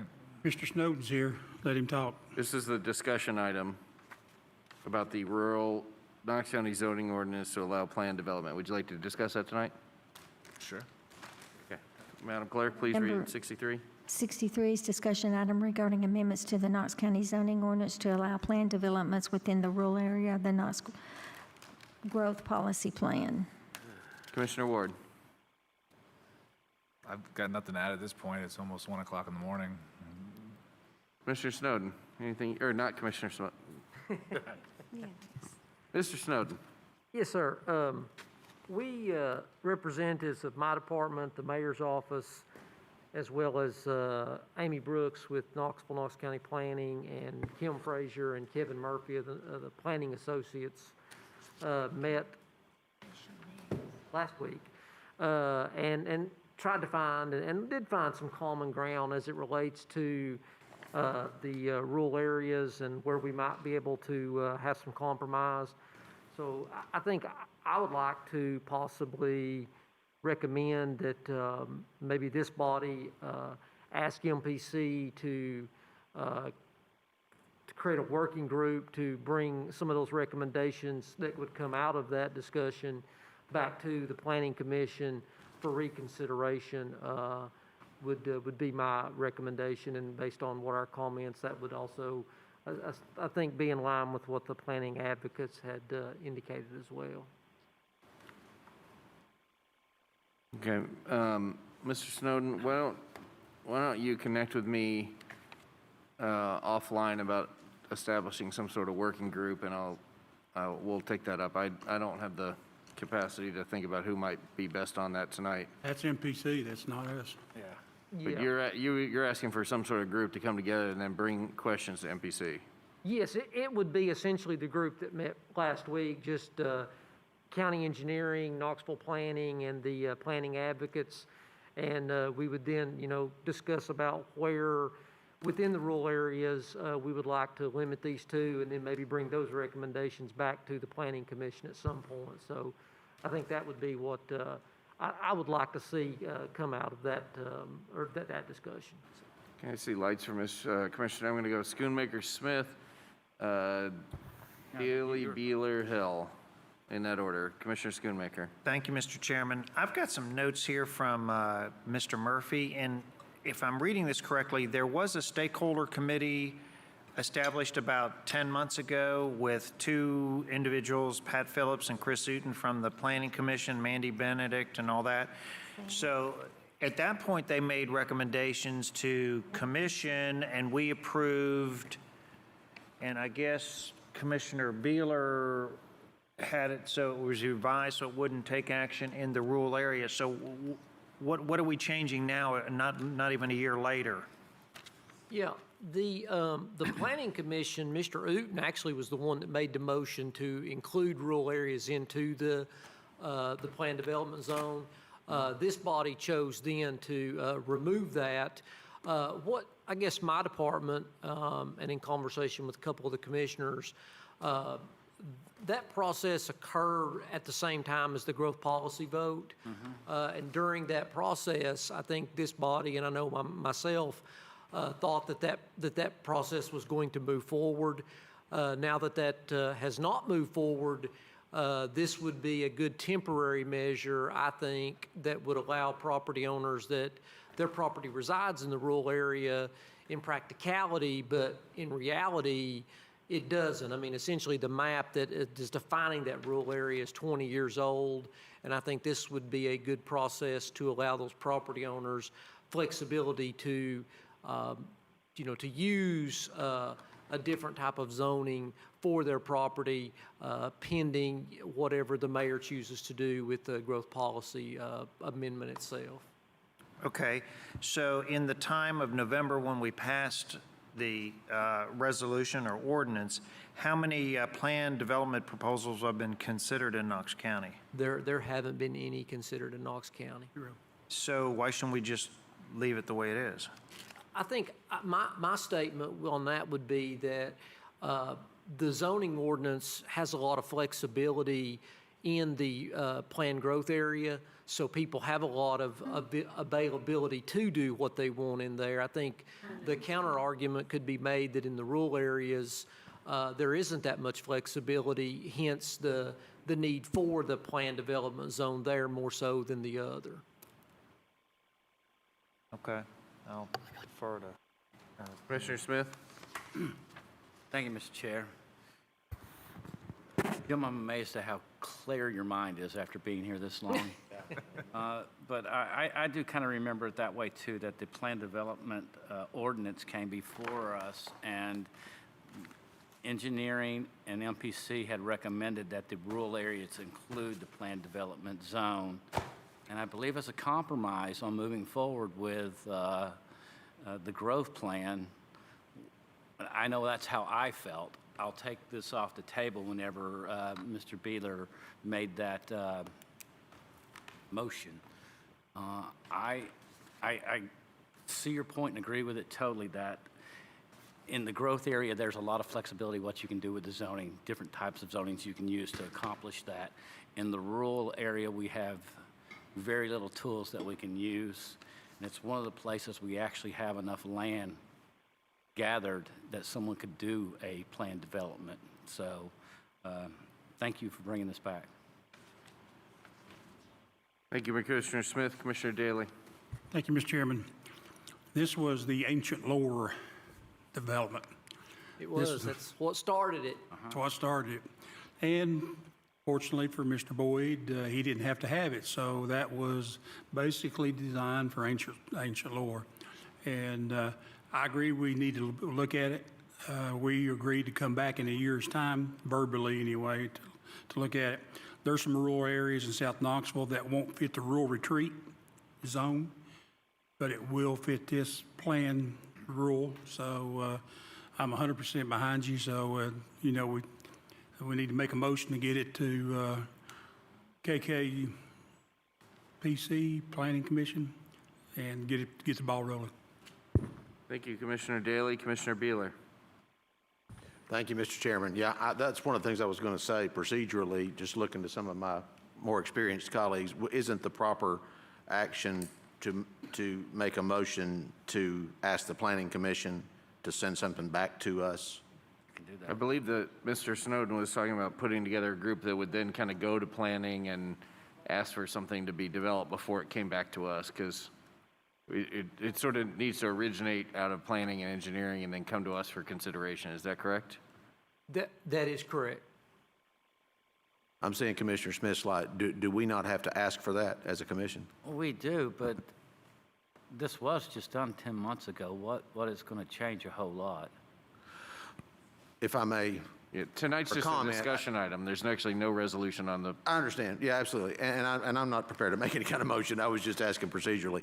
I think one thing that does need to be said here, and I was the maker of that motion to exclude the rural areas, to protect the rural areas. That was the desire of the group that I had been working with. At the same time, if I'm not mistaken, the currently designated rural areas is about 20 years old now.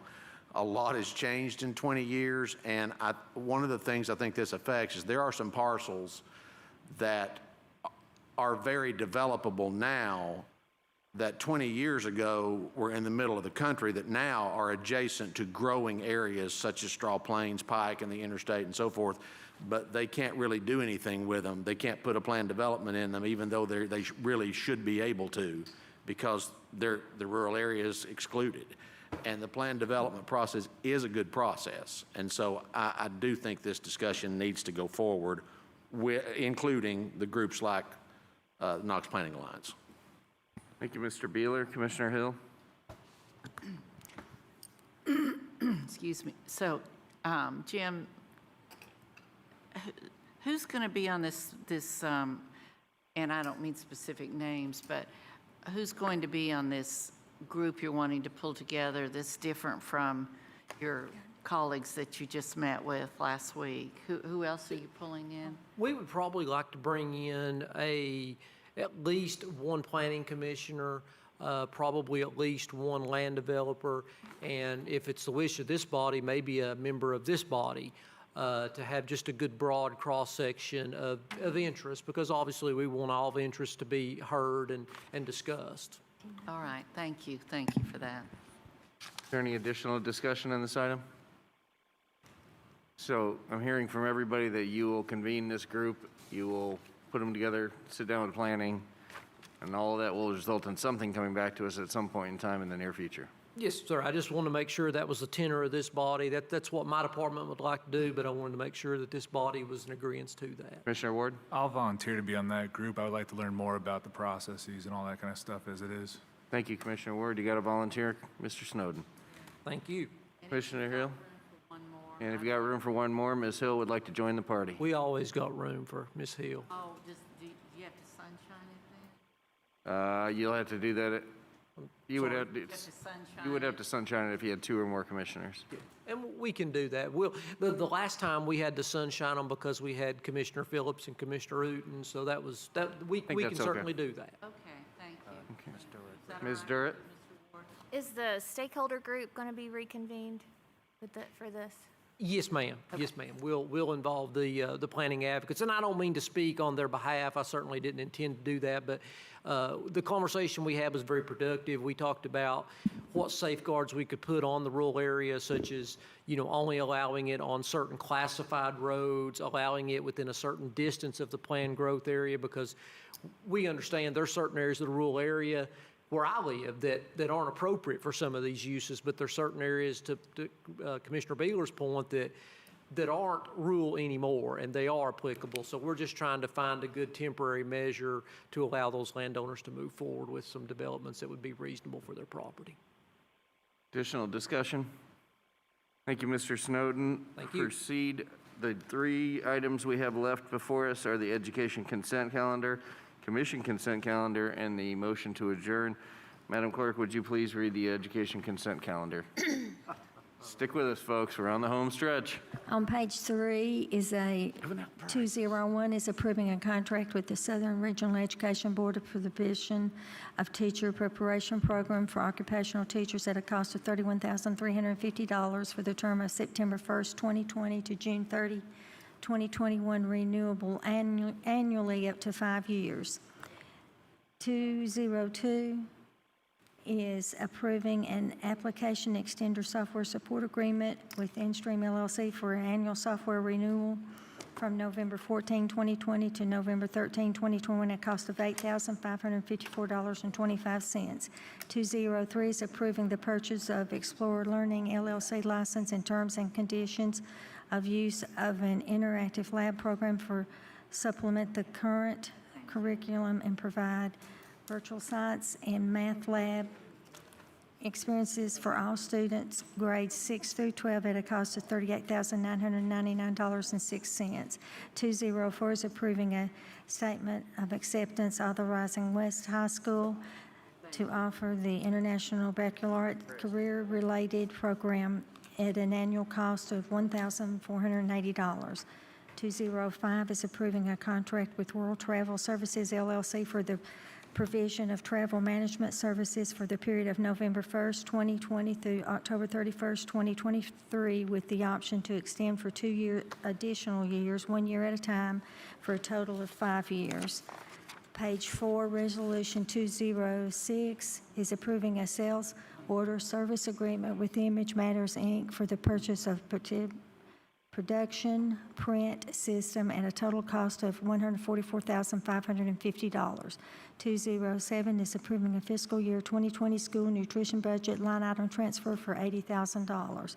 208 is approving an eminent domain action of 2 parcels of land adjacent to Adrian Burnett Elementary School, partial 039PB016, known as 4416 Felty Drive, and a portion of partial of 039PB01601, known as 4408 Felty Drive, for the purpose of expanding and improving the school cost of $40,000. 209 is approving the schematic design of a new Northwest Sector Elementary School by Lewis Group Architects, Inc. 210 is approving a memorandum of understanding between the Knox County Health Department and the Knox County Board of Education in amount not to exceed $494,801 to provide school-based nursing services as part of the in-school health program for the period beginning July 1st, 2020 through June 30, 2021. Resolution 211 is approving a memorandum of understanding with Knox County Education Foundation for the acceptance of fiscal year 2021 grant funding in the amount of $75,000 designated for the Principalpreneur Program. Page 5. Resolution 212 is approving a memorandum of understanding with Knox Education Foundation and the term ending June 30, 2023, and receipt of grant funds in the amount of $15,000 for fiscal year 2021 designated to the base salary of the teaching and learning specialist position. Resolution 213 is authorizing the acceptance of grant funds for Knox County Schools as shown on the attached list in the total amount of $3,924. Second. Motion to approve from Commissioner Bustler, second from Commissioner Hill. Any discussion? All in favor, please say aye. Aye. Any opposed, please say nay. Educational consent calendar is approved. Madam Clerk, please read the general consent calendar. Resolution 110 is reappointing Patricia Williams, District 1, James Corcoran, District 3, Cecil Anderson, District 5, David Harden, District 7, and Robert Thompson, District 9, to the Knox County Board of Zoning and Appeals. Resolution 110.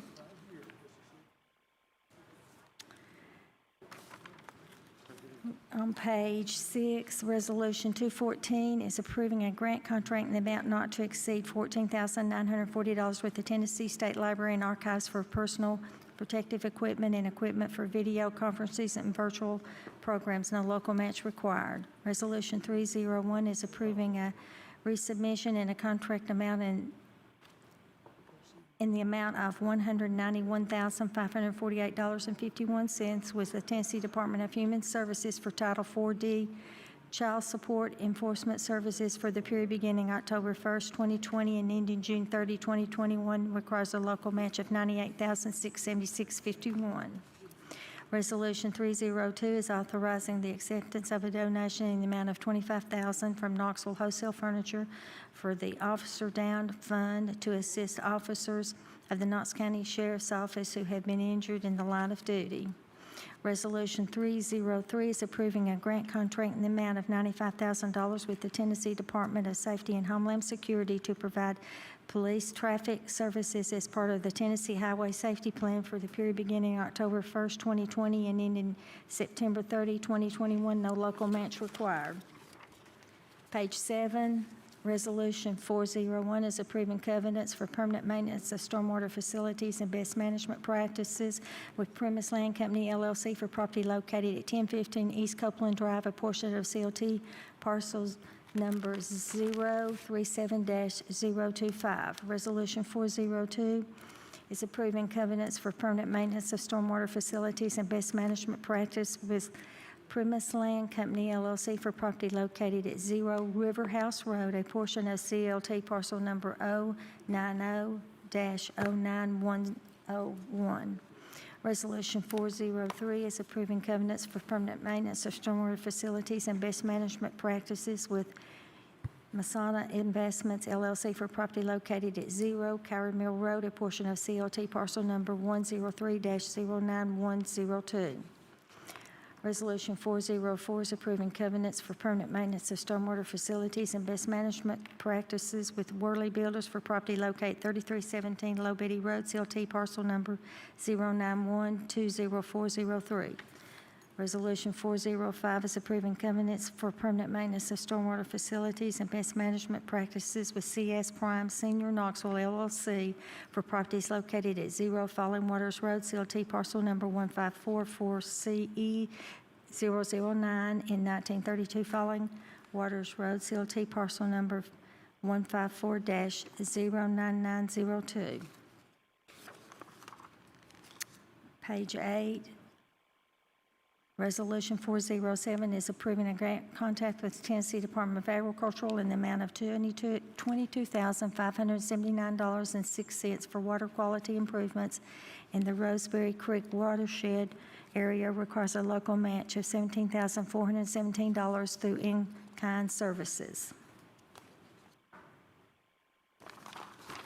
Page 9, Resolution 411 is approving an amendment to the grant access of right-of-way ingress and egress between Knox County, Tennessee, LeConte Development LLC for a 40-foot opening of controlled access on the connector road between SR 168 Governor Johnson Fair Highway and SR 71 Chapman Highway.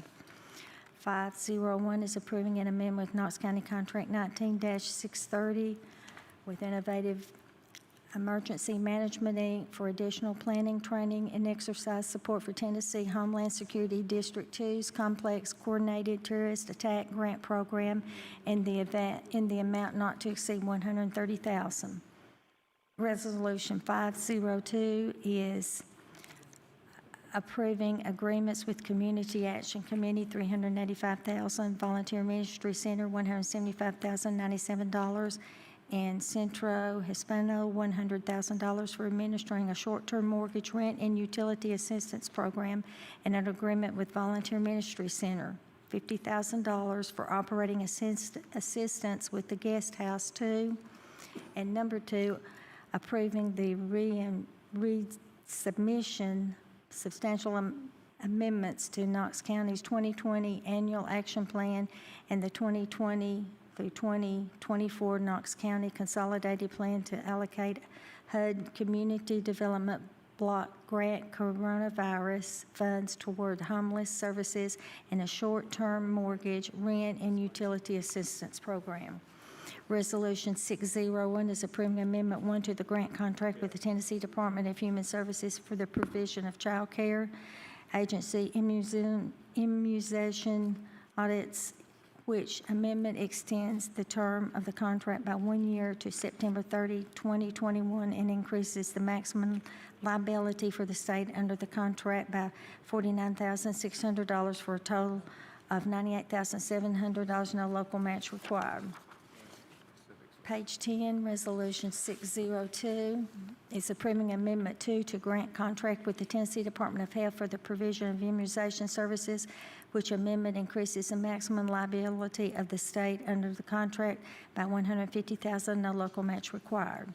603 is approving a grant contract in the amount not to exceed $79,550 with the Tennessee Department of Mental Health and Substance Abuse Services for the provision of comprehensive opioid abuse site-based program, overdose facility review team program, no local match required.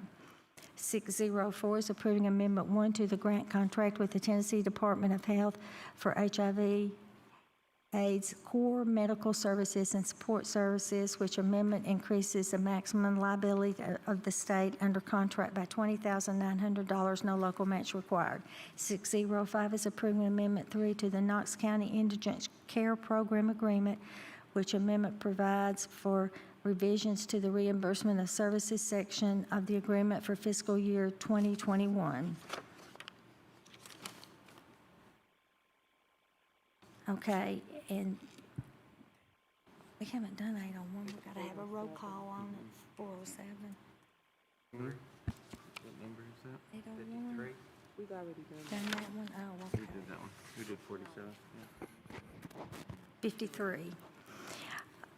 On page 11, item number 53 is approving an agreement with Blunt Memorial Hospital whereby Knox County Regional Forensic Center provides postmortem professional services for Blunt Medical Hospital.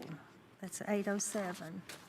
On page 12, Resolution 901 is expressing support for the proposed U.S. Bicycle Route 21 USBR 21 through Knox County, which will provide a benefit to Knox County by allowing the route to be mapped and signed, thereby providing bicycle tourism in the county. 902 is renaming the Harold Road Stormwater Park the Roy Arthur Stormwater Park in honor of Roy Arthur's exceptional efforts and commitment to the project. 903 is approving the Third Amendment to the Client Services Agreement with Optum RX, Inc. for the administration of employee pharmacy benefit services under Knox County's government health care plan. 904 is approving a service agreement with Smarter Life Insurance Company to provide group life insurance for Knox County government and Knox County schools employees. 905 is approving an agreement with Knoxville Utility Board to construct, lease, and maintain the Knox County fiber optic network to serve Knox County's communication needs. 906 is approving an increase in funding the amount of $200,089.18 for the build-out of the space leased by IS's Investors GP for the Knox County Clerk, Knox County Trustee, and Knox County Sheriff's East Satellite Office located at 4732 and 4734 Centerline Drive, East Town Crossing Shopping Center to better serve the citizens of Knox County. Amount to be funded through the resolution to be presented to Commission for consideration in October. Motion to approve. Sorry, I didn't hear anything from this side. I thought I heard something from this side over here. Ladies? Is there a motion on the floor? Move to approve the consent. Motion by Commissioner Durrett. Second. Is there a second by Commissioner Lundy? All those in favor of approving the consent agenda, please say aye. Aye. Any opposed, please say nay. Okay, we'll now have a public forum. We only have 27 people lined up outside to speak to us. I'm going to give each of them 10 minutes to speak, and then we're going to hear from the officers in the back. Is there anybody here for public forum? And from community TV, they might as well come down and talk, you know. Is there any other business before this motion? Commissioner Daly?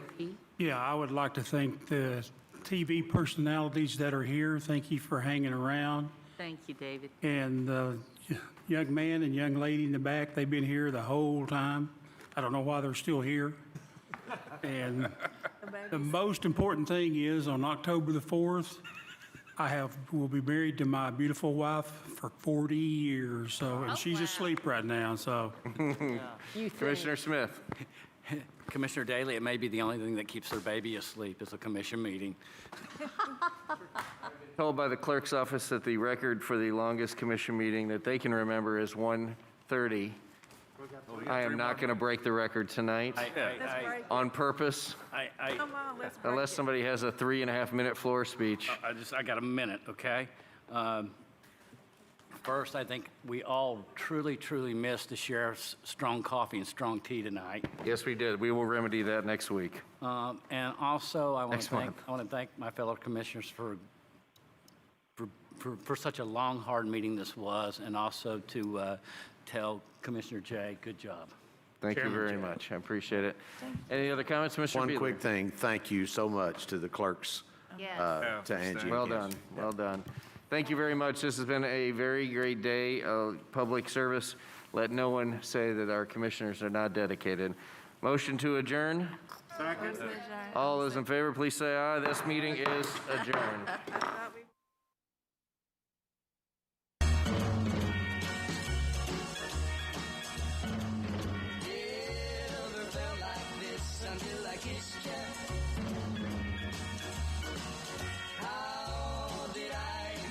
Until I kissed you.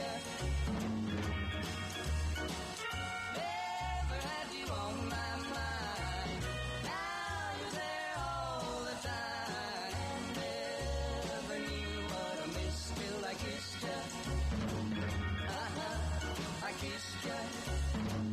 Oh yeah, things have really changed since I kissed you. It's not the same now that I kissed you. Oh yeah, you got a way about you. Now I can't live without you. Never knew what I missed till I kissed you. I kissed you. Oh yeah, you don't realize what you do to me.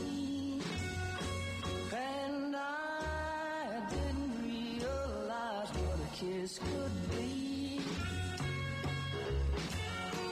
You got a way about you. Now I can't live without you.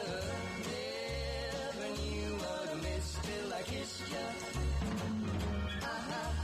I kissed you. Oh yeah, you don't realize what you do to me. And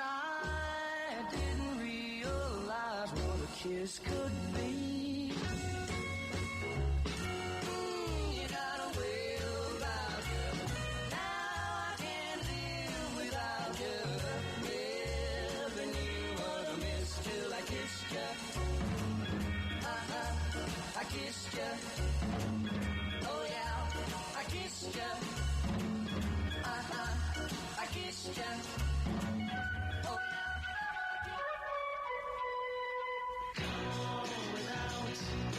Come on in, you'll not see nothing like the mighty wind. Come on within, you'll not see nothing like the mighty wind.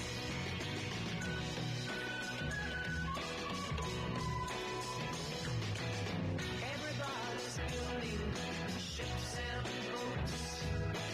Some are building monuments, others are counting down notes. Everybody's in despair, every girl and boy. But when Quinn the Eskimo gets here, everybody's gonna jump for joy. Come on without, come on within. You'll not see nothing like the mighty Quinn.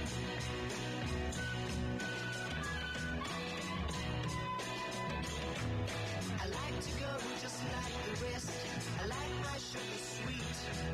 But jumping queues and making haste just ain't my cup of meat.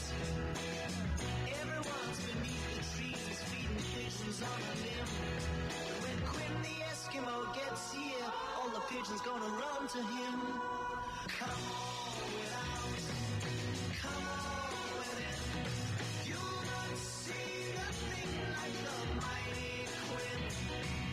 Come on without, come on within. You'll not see nothing like the mighty Quinn. Let me do what I wanna do. I can't decide them all. Just tell me where to put them, and I'll tell you who to call. Nobody can get no sleep with someone on everyone's toes. But when Quinn the Eskimo gets here, everybody's gonna want a dose. Come on without, come on within. You'll not see nothing like the mighty Quinn. Come on without, come on within. You'll not see nothing like the mighty Quinn.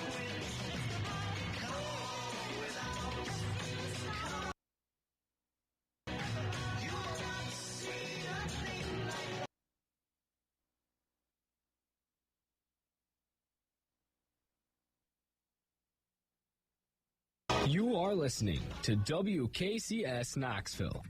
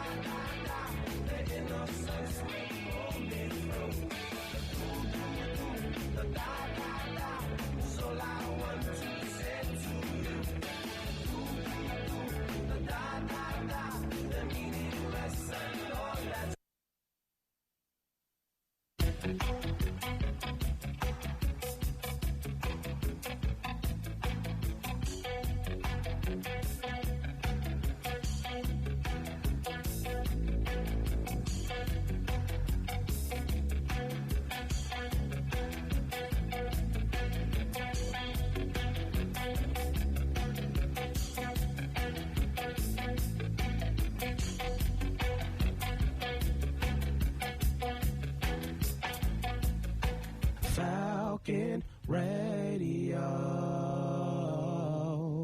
Hi, I'm Philip Fulmer. Did you know that in the U.S. we lose a young person to suicide every 90 minutes? The good news is that suicide is one of the leading causes of preventable death in our nation. Visit jasonfoundation.com. Working together, we can make a difference. Falcon Radio 91.1.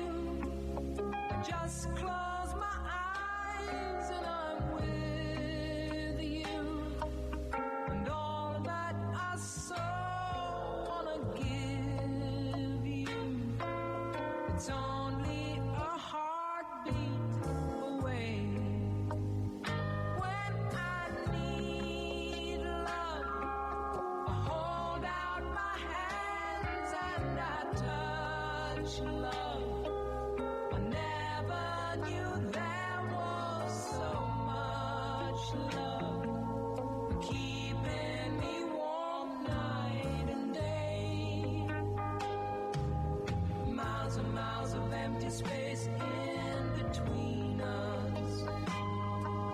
A telephone can take the place of your smile. But you know I won't be traveling forever.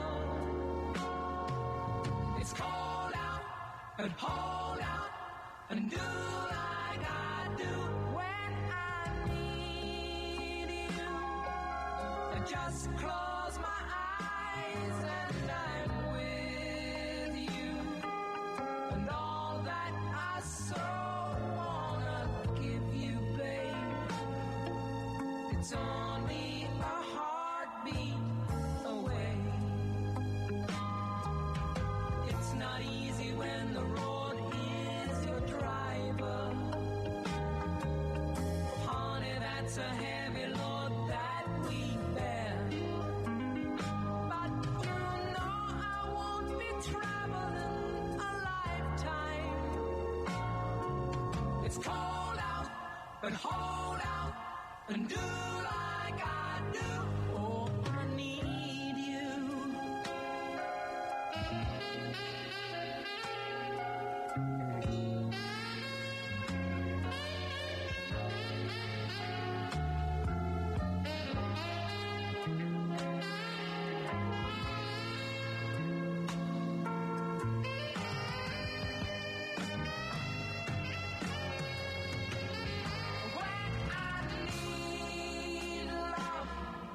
I hold out my hands and I touch love.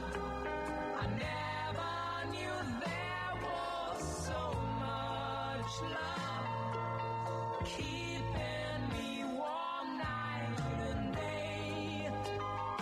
When I need you, I just close my eyes.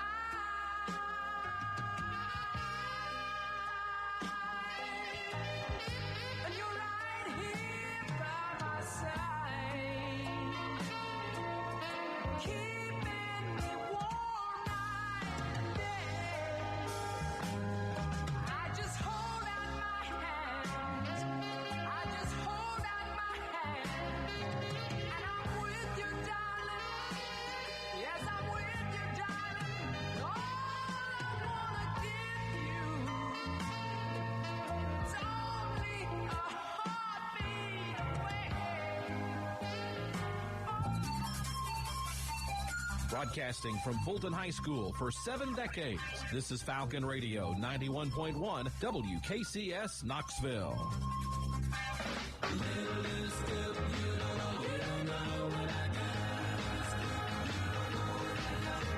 Well, I'm not bragging, babe, so don't put me down. But I've got the fastest set of wheels in town. When something comes up to me, you don't even try. 'Cause this girl got a set of wings, man, I know she can fly. She's my little scoop. You don't know what I got.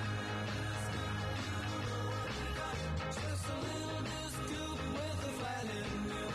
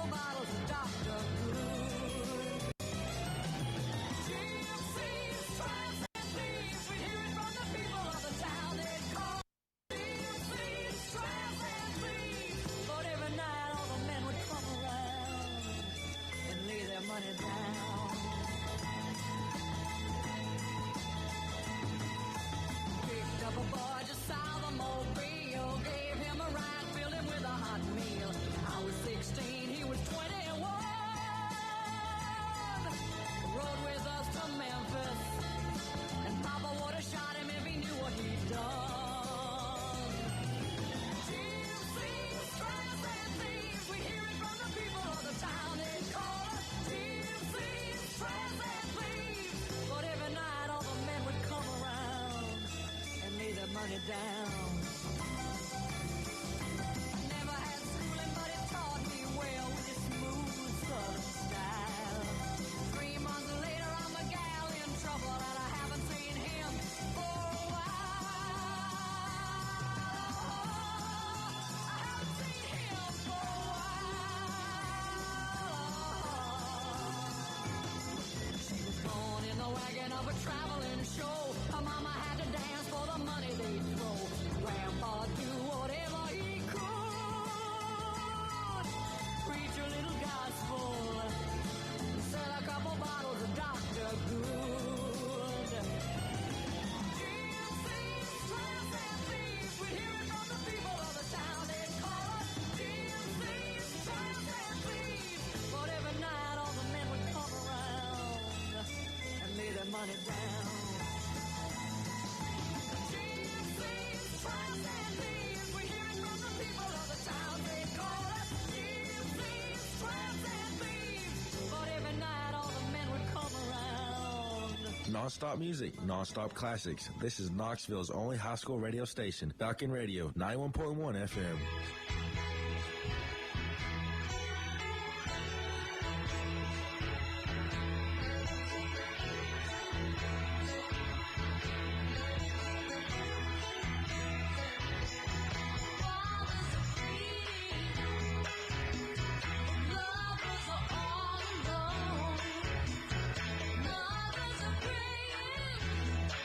Send our sons back home.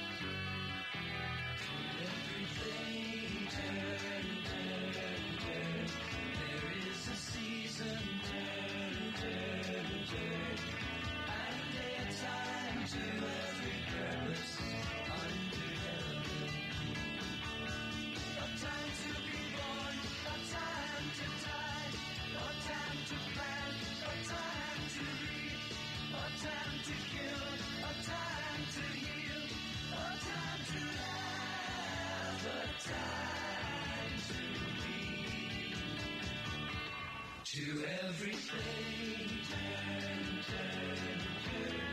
There is a season, turn, turn, turn. And a time to every purpose under heaven. A time to build up, a time to break down, a time to dance, a time to mourn, a time to cast away stones, a time to gather stones together. To everything, turn, turn, turn. There is a season, turn, turn, turn. And a time to every purpose under heaven. A time of love, a time of hate, a time of war, a time of peace, a time you may embrace, a time to refrain from embracing.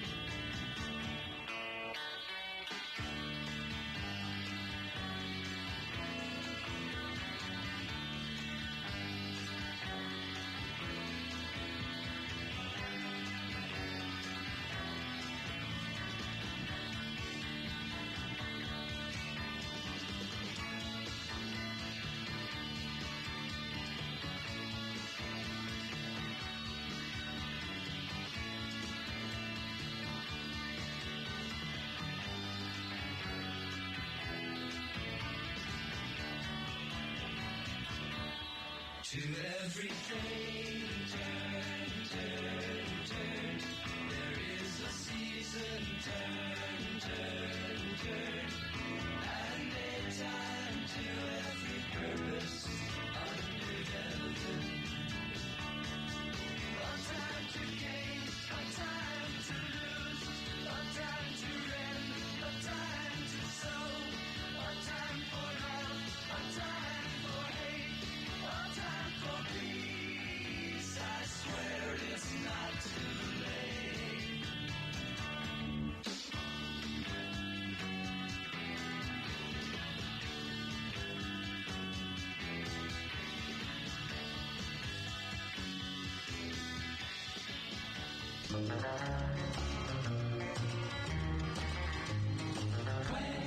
Miles across the sea, Santa Catalina is awaiting for me. Santa Catalina, the island of romance, romance, romance, romance. Water all around it, everywhere.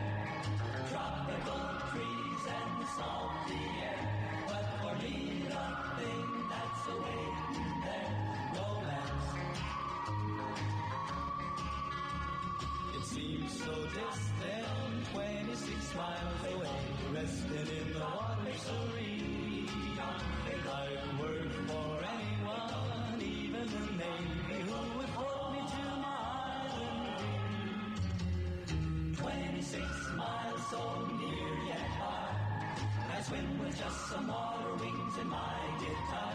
I could lead the wings, but I'll lead the guitar. For romance, romance, romance, romance. 26 miles across the sea. Santa Catalina is awaiting for me. Santa Catalina, the island of romance. A tropical heaven out in the ocean, covered with trees and girls. If I have to swim, I'll do it forever till I'm gazing on those island worlds. 40 kilometers in a leaky old boat. Any old thing that will stay afloat. When we arrive, we'll all promote romance, romance, romance, romance. 26 miles across the sea. Santa Catalina is awaiting for me. Santa Catalina, the island of romance, romance, romance, romance. Romance, romance, romance, the saints. Santa Catalina is awaiting This radio station will have your car rocking and rolling. We are Falcon Radio 91.1 WKCS Knoxville.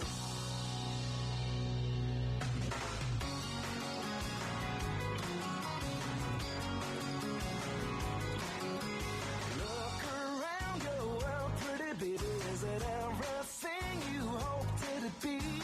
The wrong guy, the wrong situation, the right time to roll to me. Roll to me. Look into your heart, pretty baby. Is it aching with some nameless need? Is there something wrong and you can't put your finger on it? Right then, roll to me. And I don't think I have ever seen a soul so in despair. So if you want to talk the night through, guess who will be there? So don't try to deny it, pretty baby. You've been down so long you can hardly see. When the engine stall and it won't stop raining, it's the right time to roll to me. Roll to me. Roll to me.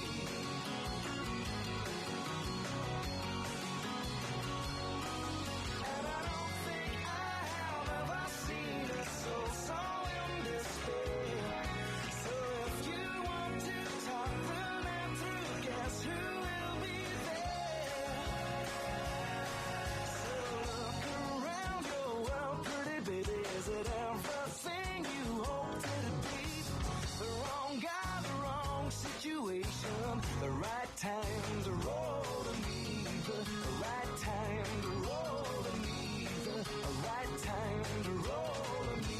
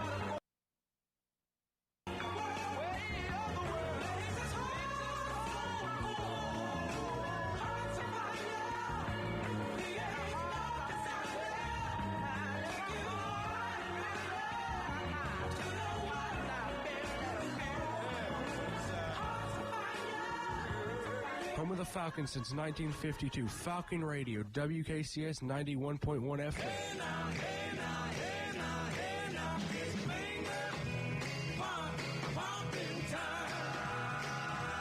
Finger popping time. I feel so good, and that's a real good sign. Here comes Mary, here comes Sue, here comes Johnny and Bobby too.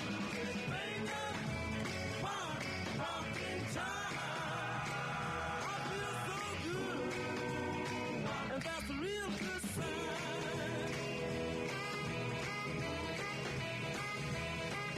Hey now, hey now, hey now, hey now,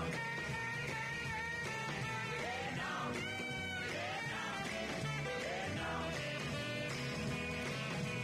Here comes Mary, here comes Sue, here comes Johnny and Bobby too. It's finger popping time. I feel so good, and that's a real good sign. Hey now, hey now, hey now, hey now, it's finger popping time. Finger popping time. I feel so good, and that's a real good sign.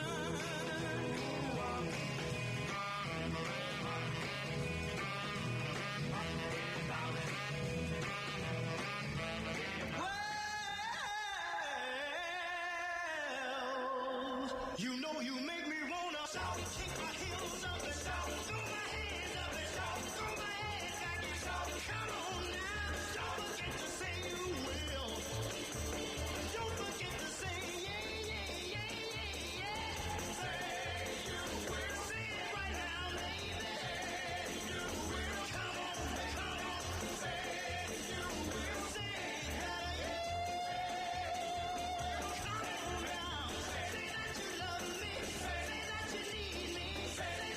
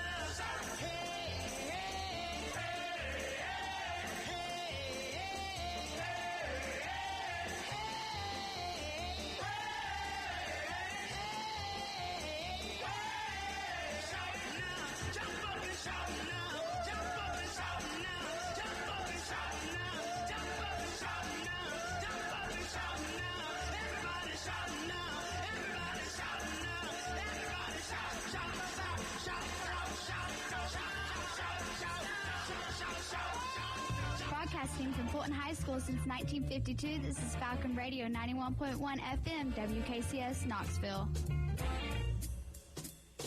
There are everyday actions to help prevent the spread of respiratory diseases. Wash your hands. Avoid close contact with people who are sick.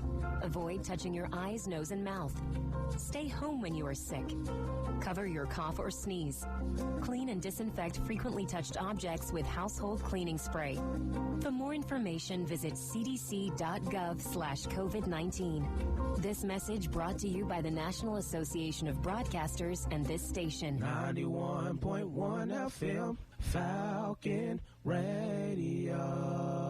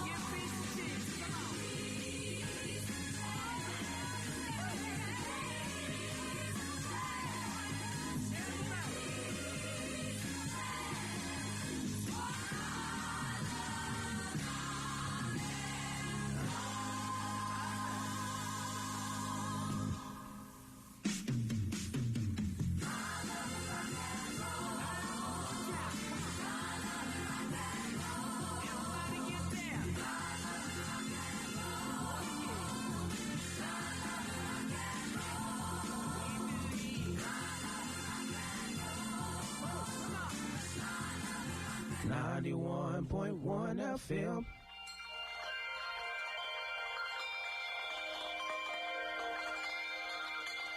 It's a beautiful morning. I think I'll go outside for a while and just smile. Just taking some clean, fresh air for me. Stay inside. If the weather's fine and you got the time, it's your chance to wake up and plan another brand new day. Either way, it's a beautiful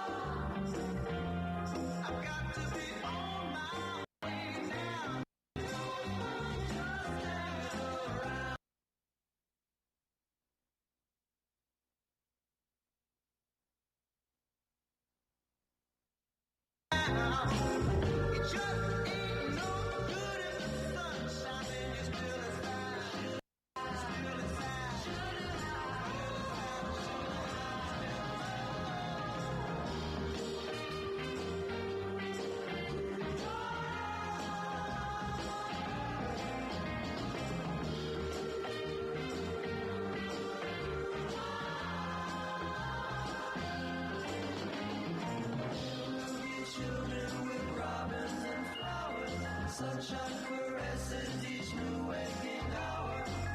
Seems to me that people keep seeing more and more each day. I say, lead the way.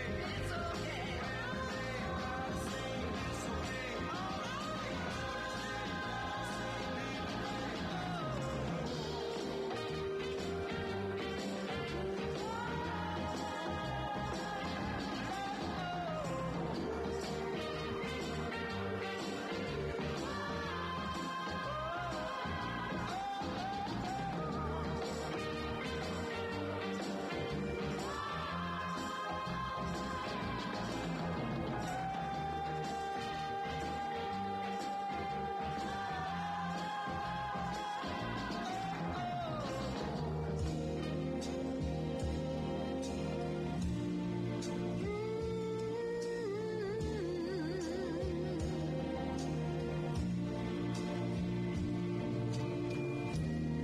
To make you laugh, I'd play the fool for you.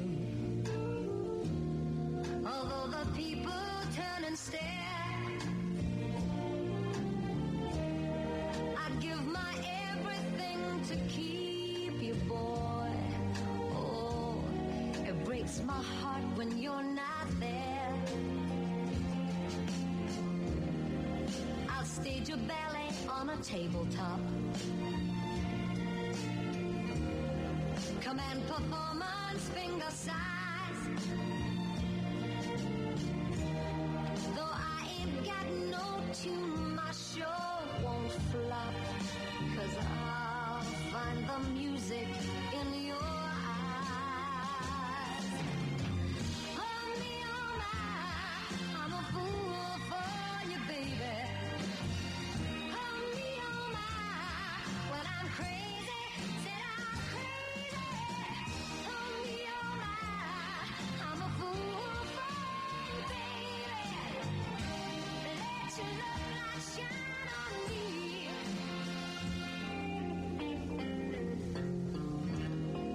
We'll blow a genie from a cigarette. We'll take a magic carpet ride.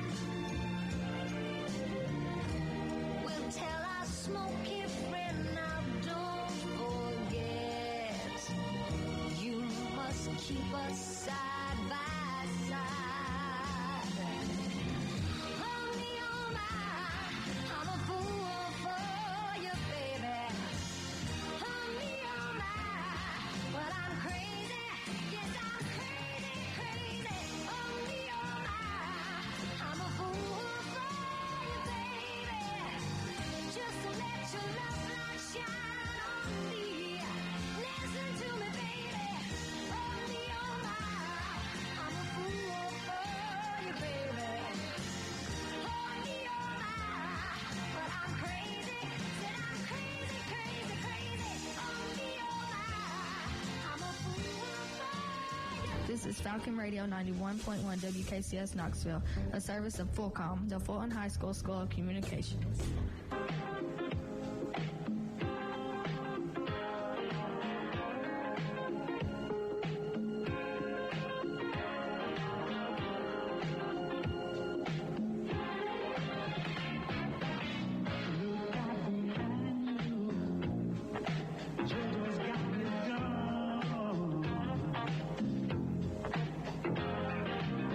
He wouldn't mean to, but you know he left his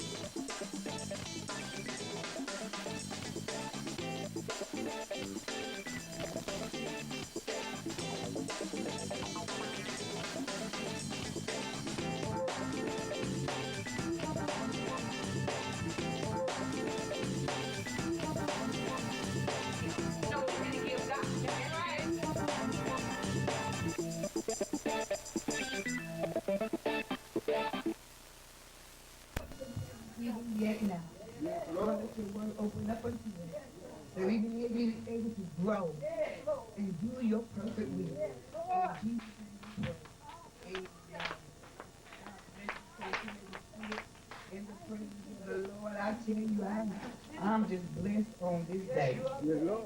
Oh, hallelujah. Stay run from watch and heart. The blessings of the Lord said that. They will run from breast to breast. And it has ran from breast to breast in this place today. I thank God even the children rejoice.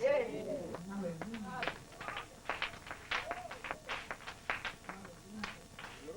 I thank God for bringing me over. I thank God for saving my soul.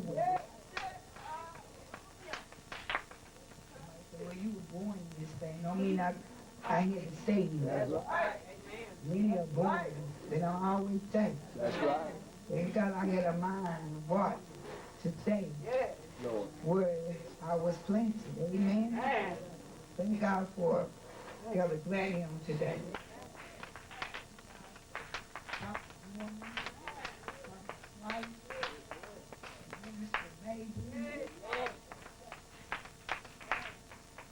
God, the Lord took care of you, Minister May. I knew it was down the line. When you was here on knew what was coming up. Lord. I tell you, he held that thing back. Because it could have been worse than what it was. But I bless the Lord.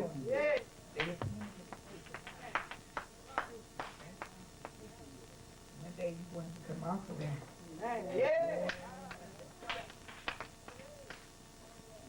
Trust the Lord.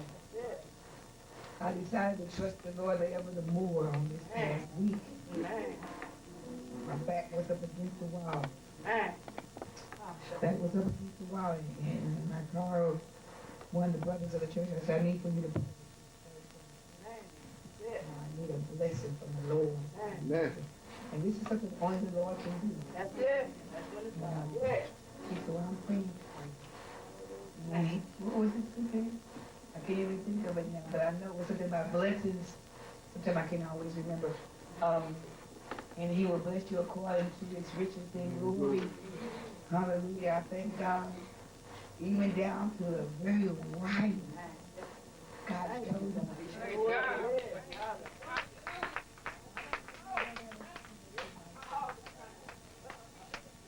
But I said I wasn't going to quit.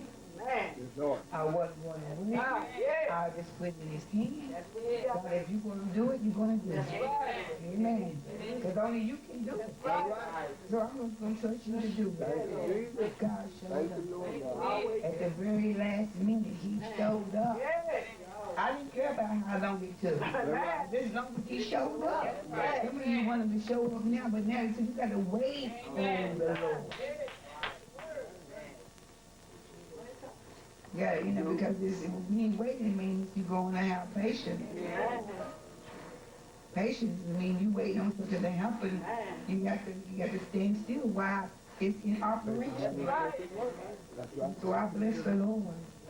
And you know, God is just so good. I can't begin to tell you all God has done for me. You know, the devil's always trying to trip you up. And when something gets worked out, then he brings something else on you.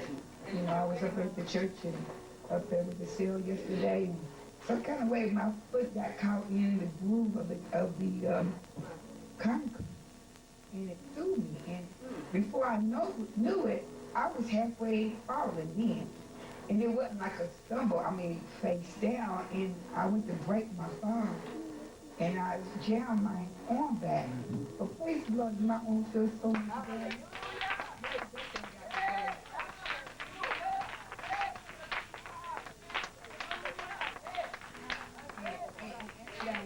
My arm was broke, you know, I really thought it was broke, but I said, I know I was going to depend on you. That's right.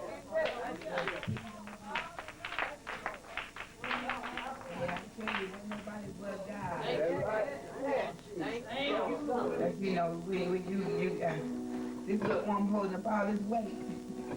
No wonder it would jam back. But I thank God. God did it for me.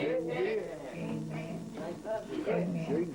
So can I get you to turn with me today in your Bible, the 2 Peter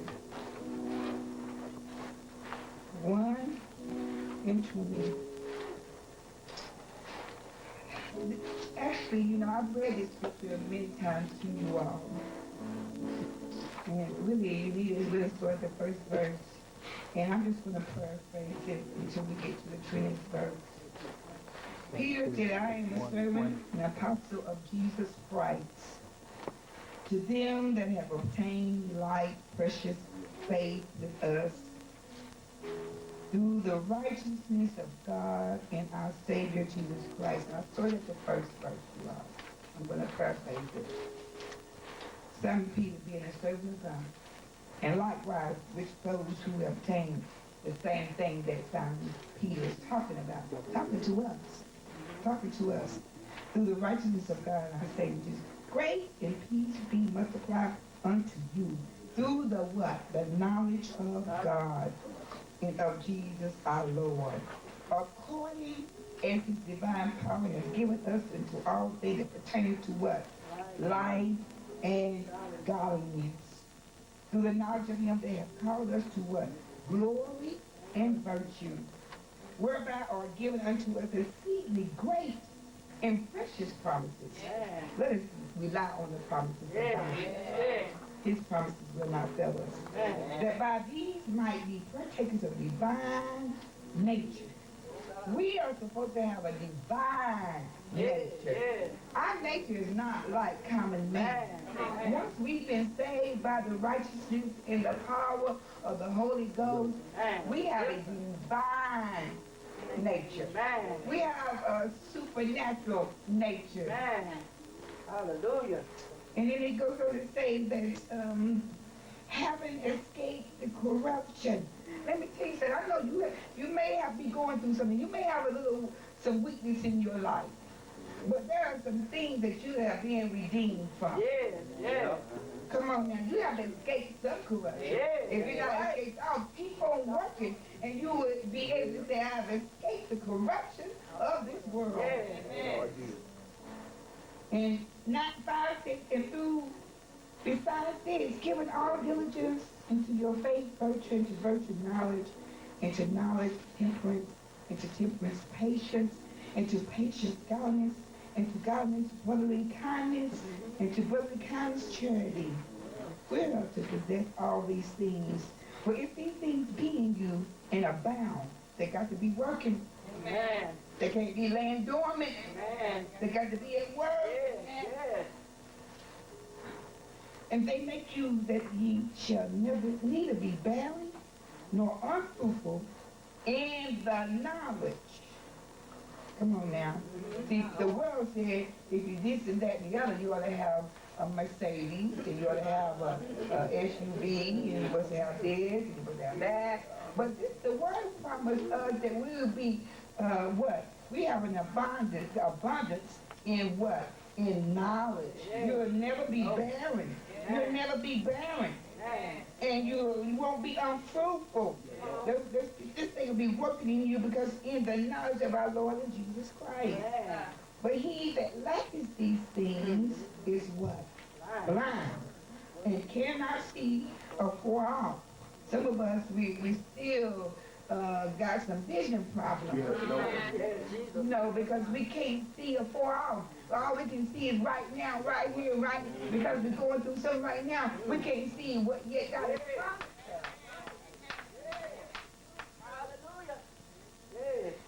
And cannot see afar off and have forgotten that he was purged from his old sins. Wherefore, the rather, brethren, give diligence to make your calling and election sure. For if you do these things, you should never what? You should never fall. You should never fall. And in other words, you won't fall because you have the knowledge. Amen. You won't say you won't have tribulation. Won't say you won't have trouble. Won't say you won't have disappointment. But you won't fall. Hallelujah. For so is an infant shall be ministered unto you abundantly unto the everlasting kingdom of our Lord and Savior Jesus Christ. 12. Wherefore, I will not be negligent to put you always in remembrance of these things. I got to remind you. Yes, you do, Though ye know them, you might know them, But I gotta bring it to your remembrance. So you can be established in the present truth. Yeah, I think it meets as long as I am in the tabernacle to stir you up by putting you in remembrance. Knowing that surely I must put out my tabernacle, even as our Lord Jesus Christ has showed me. Moreover, I will endeavor that ye may be able, after my decrease, there are these things always in remembrance. Even after he is gone, even after I am gone, even after your pastor is gone, that you still can remember what's going to carry you through. For we have not followed comely device fables. These are not fables. When we made known to you the power and the coming of our Lord Jesus Christ, but were eyewitness of his majesty. For he received from God the Father honor and glory when there came such a voice to him from excellent glory. This is my beloved Son, in whom I am well pleased. And this voice which came from heaven we heard when we were with him in the holy mount. We have also a more sure word of prophecy, whereunto ye do well that ye take heed. You can't just sit here and hear. You can't just sit here and be entertained. Love to hear a good old story. That's right. It has to be a Bible story. That's right. It's tell me what happened in the days of old. People like to hear stories. But this is not fables that you be accused. But we have to take heed. As unto a light that shines in a dark place until the day dawns and the day stars arise in your what? Until you can see the light.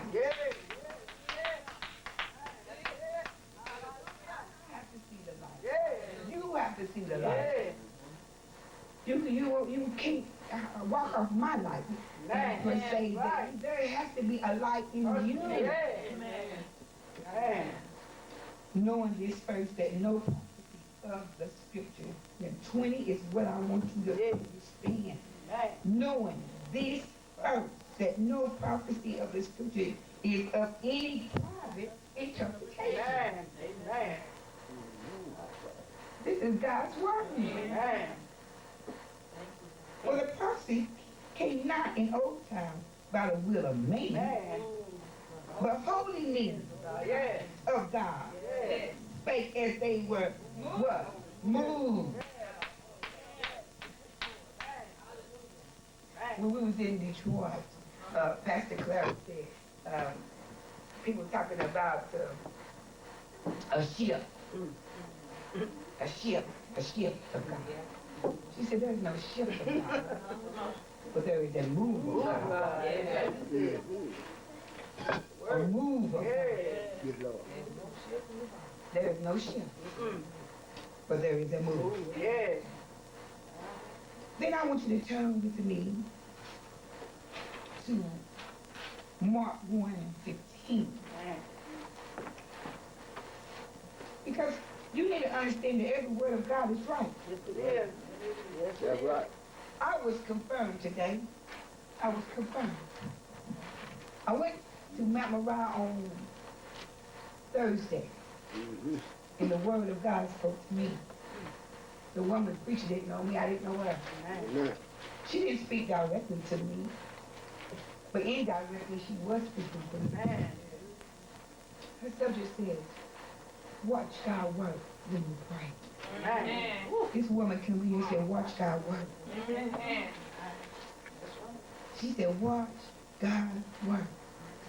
And not only did she speak it, but she sowed into my life. Many people speak something.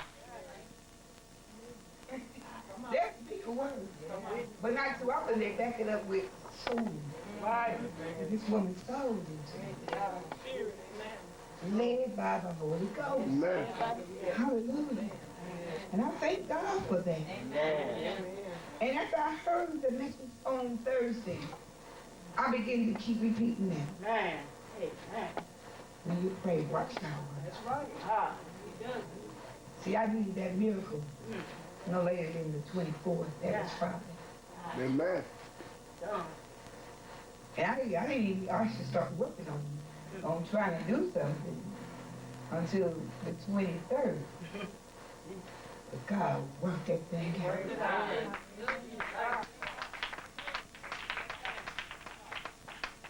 I'm a living testimony.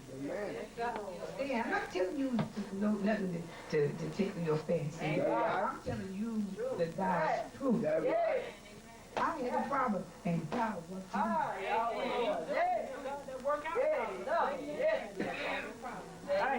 People say, you know, it's not strange you say $1 million. Earlier this year, I said, Lord, I'm going to ask you for $1 million. I don't know if you remember that. I said, I'm asking God for $1 million, not for myself, for the ministry. Because God knows what's down the line. We need to expand.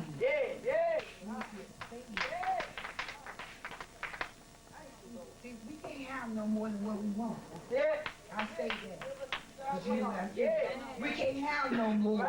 The word of God says you desire. The Bible says desire the gift. Desire. We can't have no more than what we want. That's right. Hallelujah. If you want the Holy Ghost, you can have the Holy Ghost. A lot of people don't want it. But that's what they don't have. Hallelujah. They don't want to live a Christian life. They don't want to live a saved life. Therefore, they don't do it. That is it. But God, I want $1 million. I want it because this church has got to move forward. Yes, it does. We got to leave a legacy here, God. We got to leave it here to our children. Yes. Where we'll be able to walk in the light, the light that we leave here. Amen. I thank God for what he's doing now. Don't get me wrong, I am blessed. Yes, you are. Yes. By what God is doing now. That's real. Yes. Hallelujah. Hallelujah. Yes. God is opening up people's eyes. Yes. Yes. But I want to open up your eyes a little further. Go ahead. Because see, the thing of it is, we can't get satisfied where we are. Come on.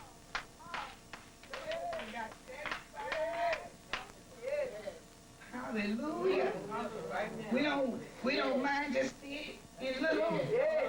But no, God has called us to a work. He's called us to a work. And while we sitting and looking, people are asking. It's time to get up about God's business. You know, you say, I've worked. Come on, you got to continue to work till the day is done. Your day is not done yet. The word of God says in Mark 1 and 15, it says, and saying, the time is fulfilled and the kingdom of God is at hand. Repeat ye and believe the gospel. Now we got through just reading a while ago how God is going to bless us. How we should be adding to our lives. Yes, Lord. Virtue, knowledge, love and kindness. All this. We've got to believe the gospel. We know that the gospel didn't come by an ordinary man. But the word was given to the men of God. But you gotta believe. It's time to believe. The time is fulfilled. Who fulfilled it? Jesus Christ fulfilled it. When he died on the cross, he fulfilled it. That's why he said it's finished. It's finished. It's finished. What I need to do in order for you to gain salvation, it's already done. But our work is just begun. Our work is just because he left us here to continue the work.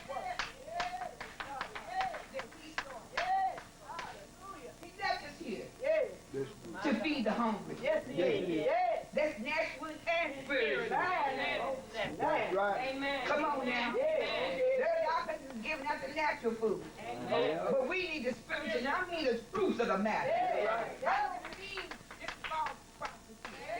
That people are giving out, saying that you can do what you want to do, and God is going to bless you anyhow. The devil is a liar.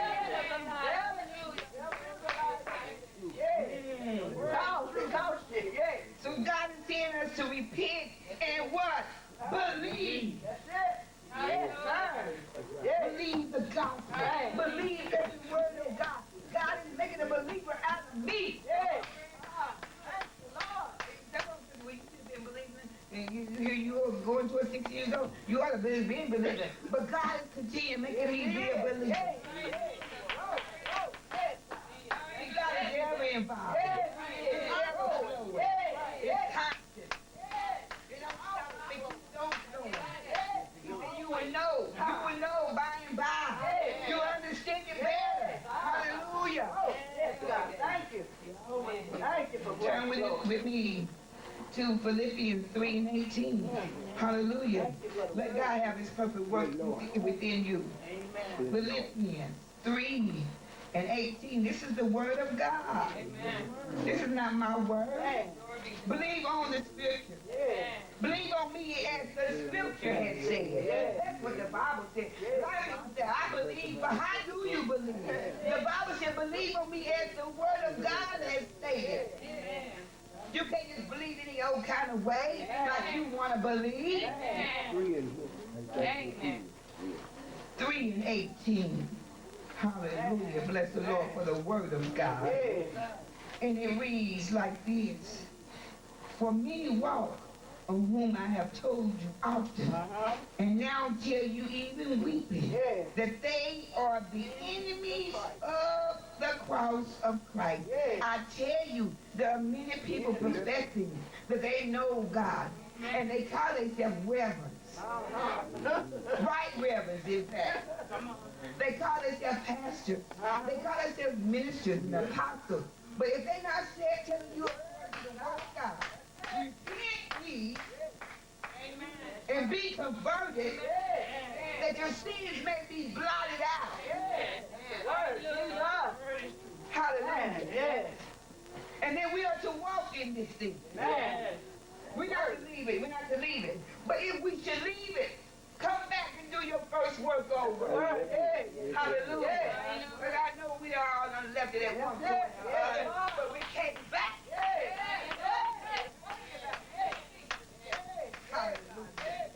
You can't stop me from coming back, baby. Oh, hallelujah. If I fall, you can't stop me. You can't block me from coming back. Hallelujah. Thank you, Jesus.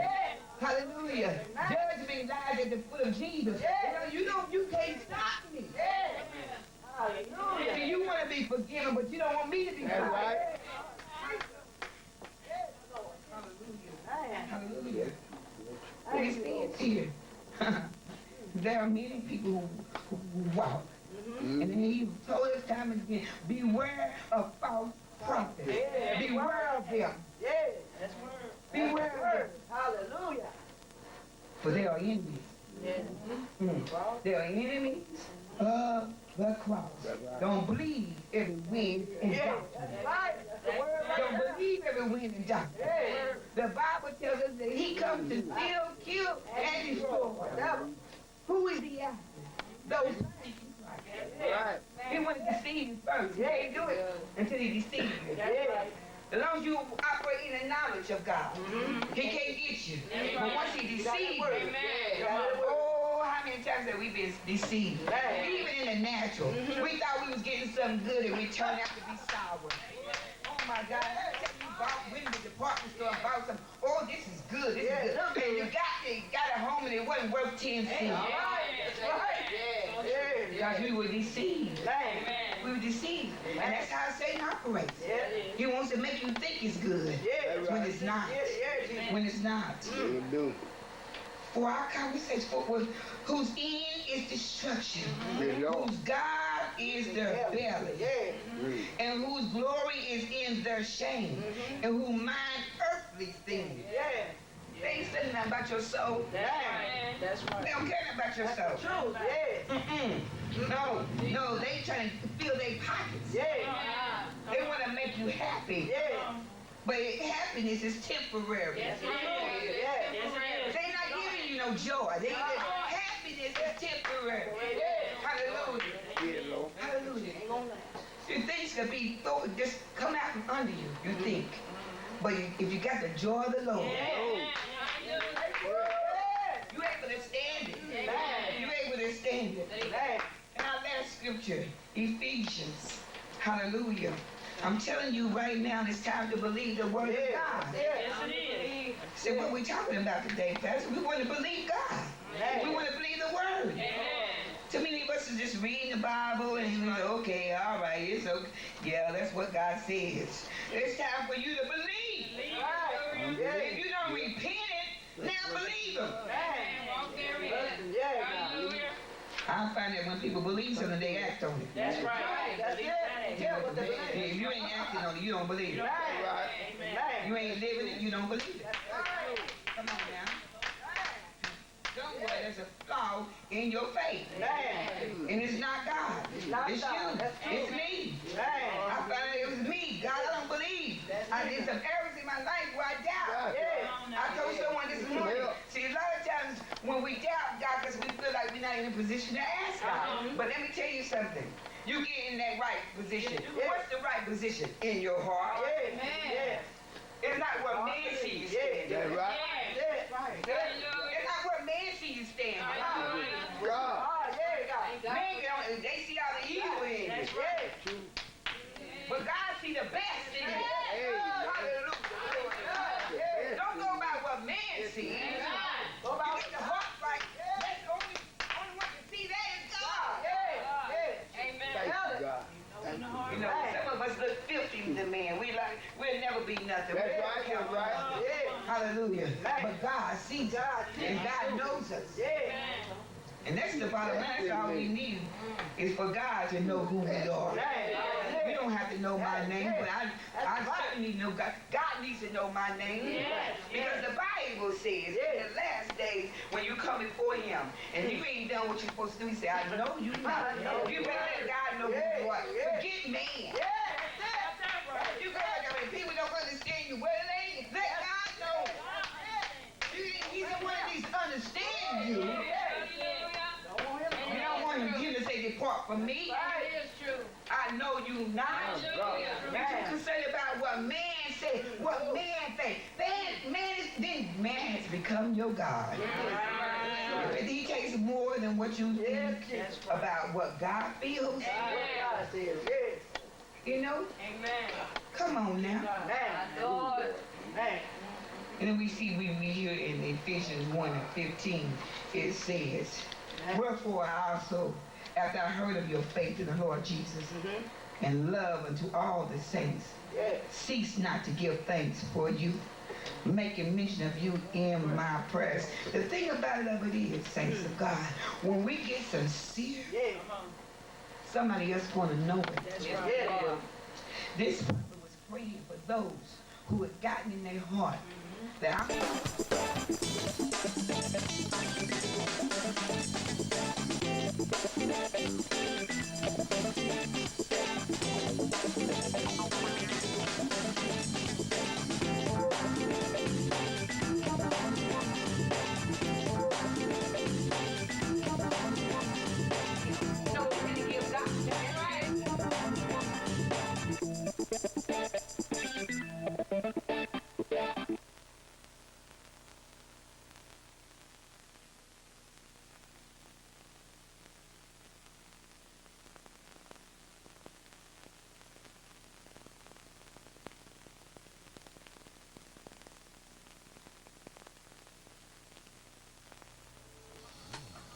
Thank you for tuning in today, and we hope you enjoyed our telecast. We are the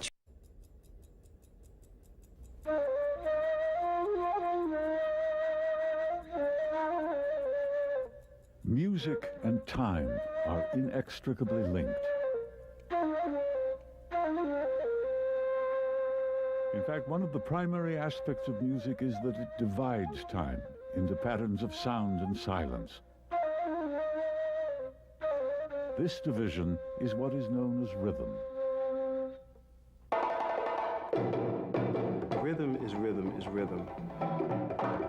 But in each part of the world, they have a way in which they hear and express rhythm. Dancing, singing, walking, praying. Rhythm is the way we do it.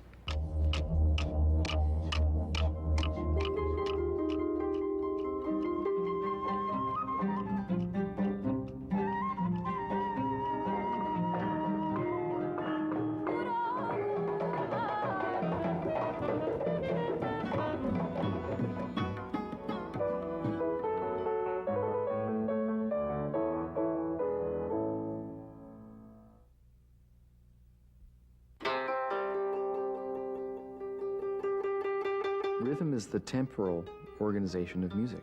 It's how music is organized in time.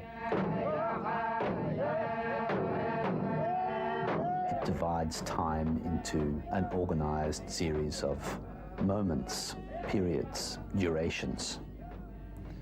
Without rhythm, we wouldn't know how to perform the series of tones. Rhythm you can consider fluctuations or pulsations in time. But forgetting the whole technical thing, rhythm is feeling and it's motion, and rhythm hits you at your core, at your physical core. Rhythm is probably the most physical element of music.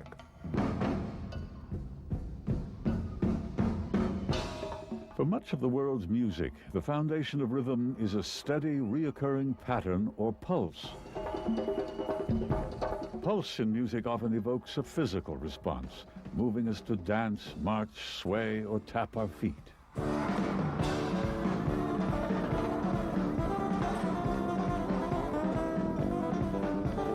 Pulse is the regular occurrence of rhythm in time. It unemphasized, one after another. Undivided. In many instances, we want to organize that pulse. In Western music, we'll use an accent on every two, for example. 2, 1, 2, 1, 2. If you watch a marching band, you'll probably see a lot of duple time, or time divided by 2s or 4s. If you watch the way they move, the way they step, it's often divided 1, 2, 1, 2, 1.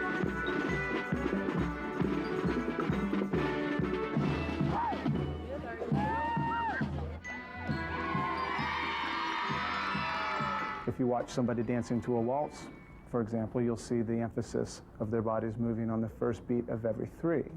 1, 2, 3, 1, 2, 3. And the choreography or the movement corresponds to that emphasis in time.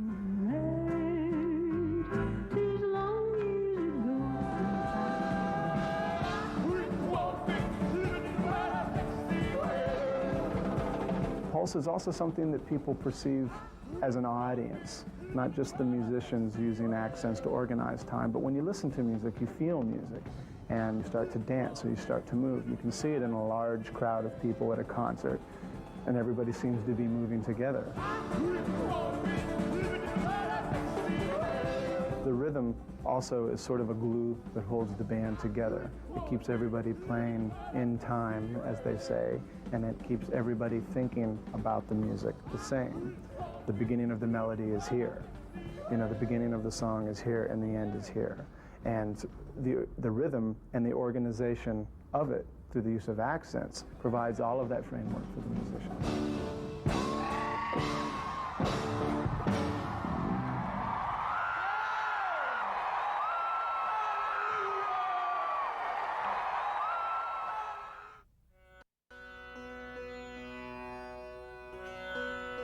While the rhythmic framework for much of Western music is based on groups of 2, 3, and 4 beats, other cultures may use larger units. In the classical music of North India, for example, rhythm is organized into structures of up to 108 beats, the most common being a 16-beat cycle called tintal.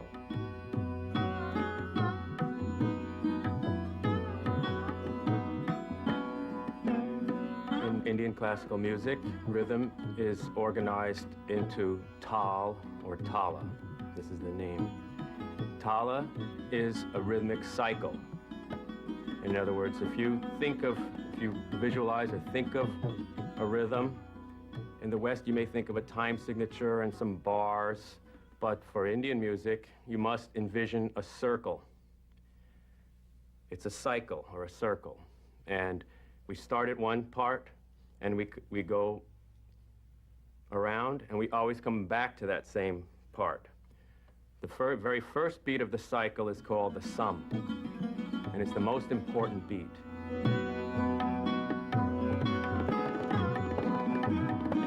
And when we improvise, we start from the sum, and we go out in our improvisation, and come back to the sum.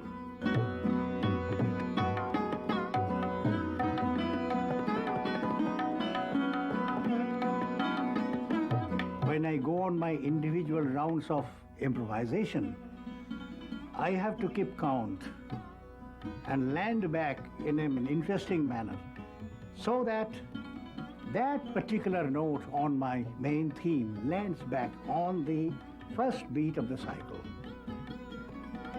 If it does not, that is a very disreputable state of affairs.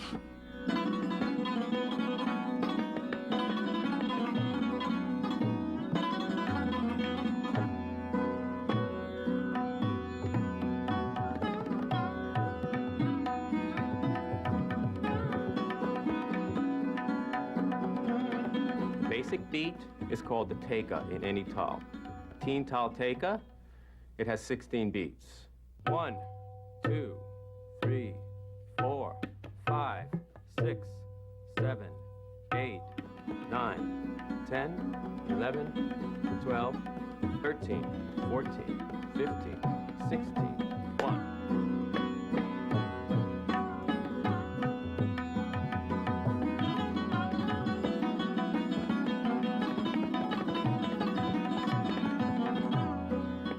Tabla player in North Indian classical music is basically an accompanist role. We are not considered the main artist. That would be the singer or instrumentalist, unless we are in a situation of playing a tabla solo. Otherwise, we're a supportive instrument. We provide the rhythmic structure, and we should provide some sort of artistic support rather than getting in the way of the main artist.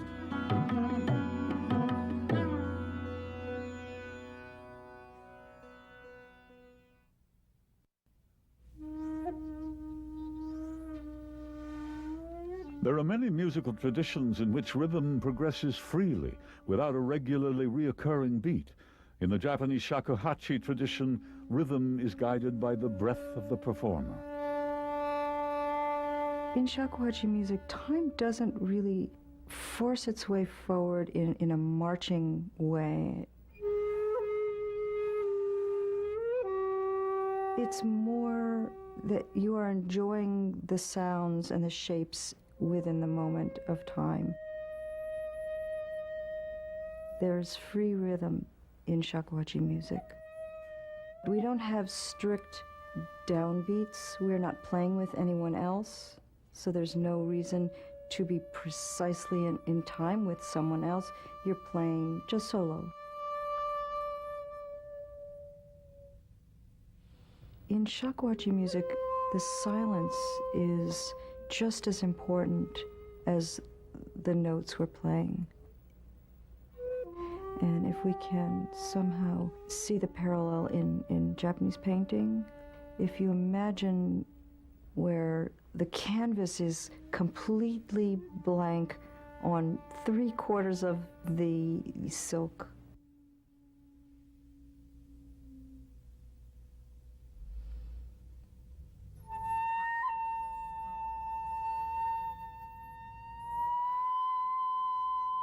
The breath, which comes from the Zen meditative style, is what each phrase is built upon.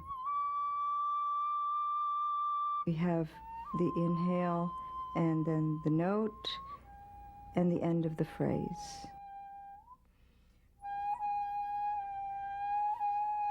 And in between each phrase, we have silence and then the taking in of the breath. This is actually the pace of all of the units and how they connect.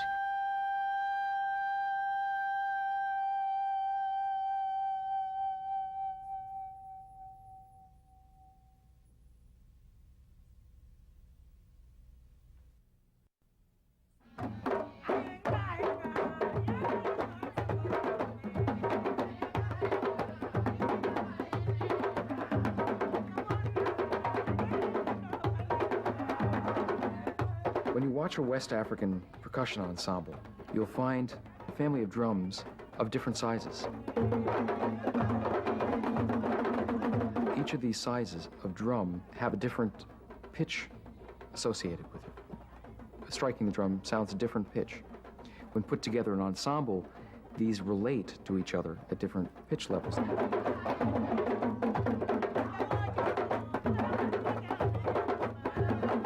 It may be difficult to hear something like a meter in the music, of something like 1, 2, 3. Rather, what's heard is the relationship of the tones of the various drums in their own rhythmic relationships. One drum may be doing something as simple as da-da, da-da, and another might be entering with something a little bit more complex, da-da-da-da, da-da-da-da. And the relationship between the two would be da-da, ba-da-da, ba-da, ba-da-ba. They converse in this way.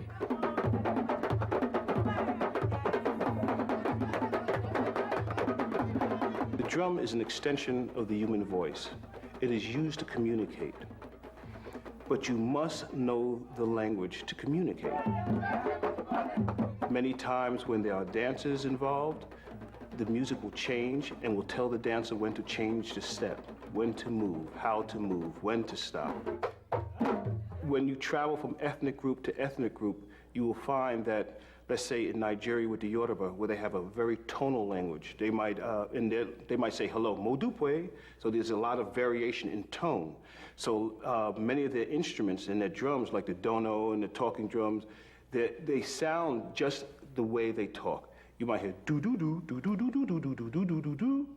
In the Senegal, the Wolof, the people of the Mandé culture, which is the Susu, Malinke, the Bamara, they speak very fast.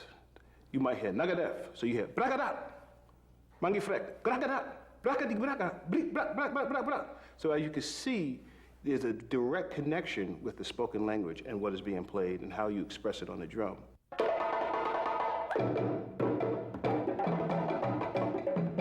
Manjani is a rhythm that comes out of the old Malian Empire. The drums and the instruments that they use for the rhythm Manjani come from the djembe orchestra.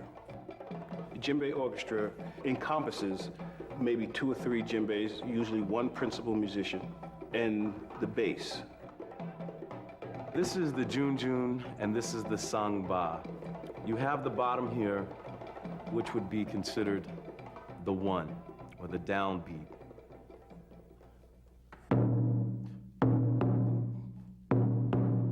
So that's more of the gravity part of the rhythm. This is the upside of the rhythm.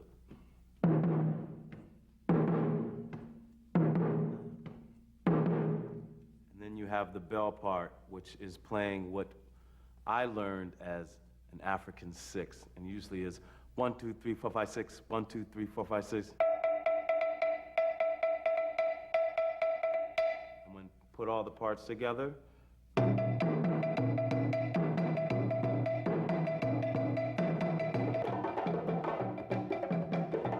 it's always the principal musician will give the cue to start, to stop, and to change the rhythm. He is the conductor of the orchestra. All the cues come from the principal musician, from the person who is playing the improvisation. He plays what we call a break or musical cue, and that will sound different depending on whatever style they're playing. But basically, we hear the cue. It's an established rhythm, and once we hear it, we know to start our step.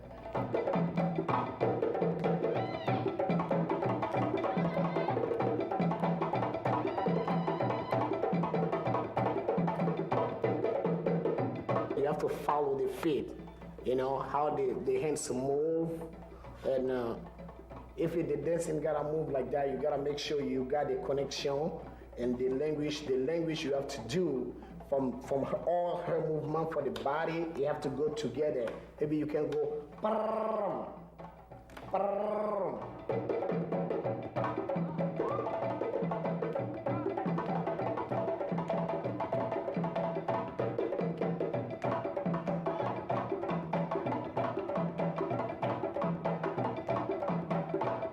There's a direct relationship, we like to say a marriage, between the music and the dance.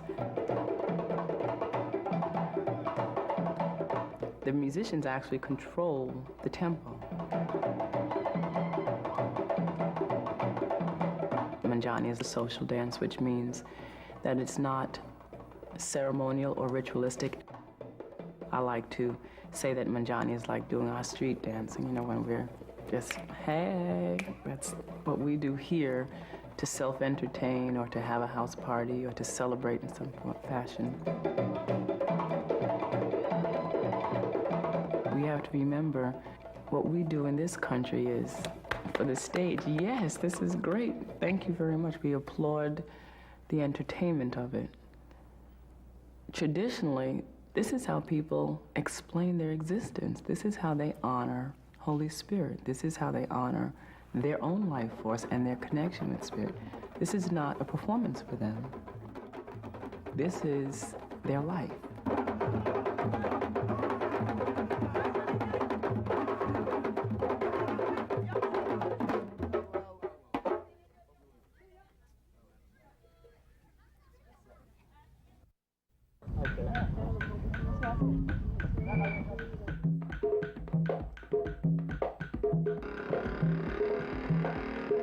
Muy buenas noches, señores. Nosotros les saludamos y también les deseamos salud y prosperidad. Salud. Matanzas es una provincia donde un conjunto de compañeros de mi barrio. Matanzas is a province where a group of friends from my neighborhood, the neighborhood of Simpson, we always enjoy ourselves with a rumba. We're always ready to put a rumba together at a moment's notice. Pues nosotros siempre teníamos esas relaciones, que formábamos una rumba en un minuto.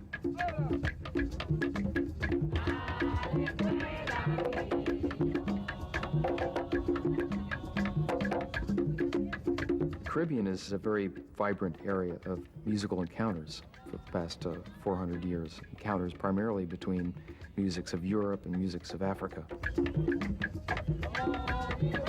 You have in the Caribbean types of music that are very close to African prototypes. In rumba, especially the best known example, rumba guaguancó, you have a couples dance. A man and a woman dance together in a dance that pantomimes courtship. The man attempts to get close to the woman coquettishly dances around him and avoids his efforts.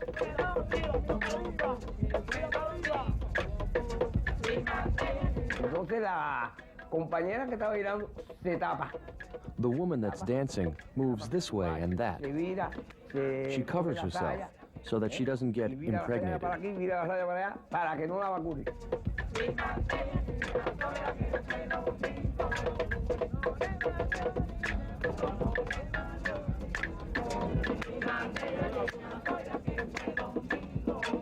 In rumba, you have a clave.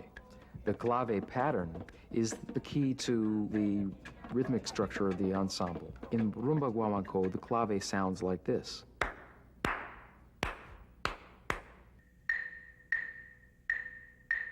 The first side, if you divide this pattern in half, has 3 beats. And the second half has 2 beats. And this is an asymmetric pattern. And its asymmetry is critical to the sound of the entire ensemble. The musicians have to take this key and relate their drum beats to this fundamental pattern that structures the entire musical ensemble.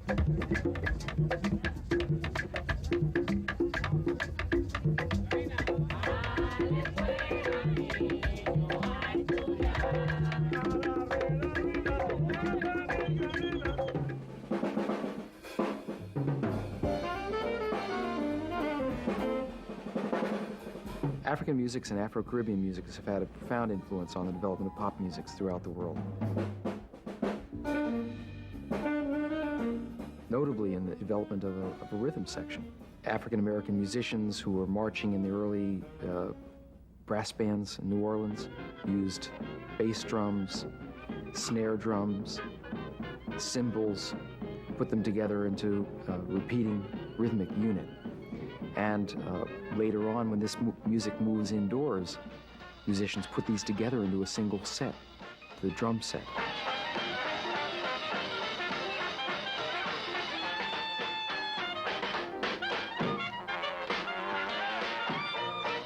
drum set and the bass are called the rhythm unit in a band, and they interact much in the way the percussion ensemble would, an African percussion ensemble would. And they provide the rhythmic drive and the rhythmic vitality to popular musics and jazz.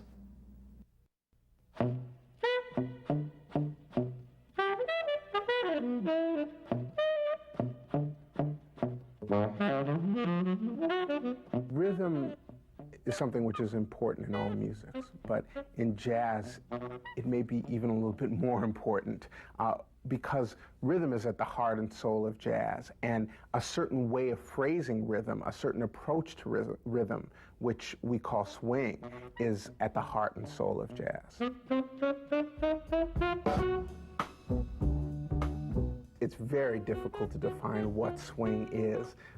You can technically try to define it in the sense that swing is a subdivision of rhythm which is, in a certain way, off-center.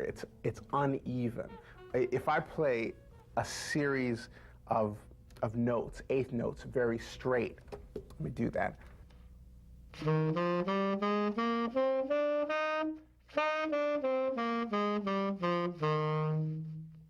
Those eighth notes are played straight. There's no swing involved. Now, if I put a swing feel on those eighth notes, they're going to become uneven. One is going to be a little bit longer than the other, and the shorter one is actually going to have a certain accent that the longer one doesn't have.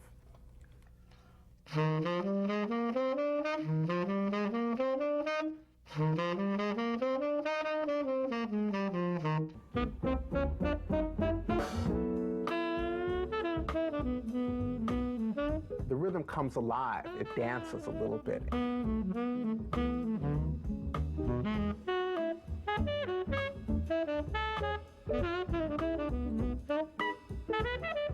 So we can take that concept of the swing rhythm and apply it to any melody, or just about any melody, and turn that composition into a jazz performance, a jazz interpretation.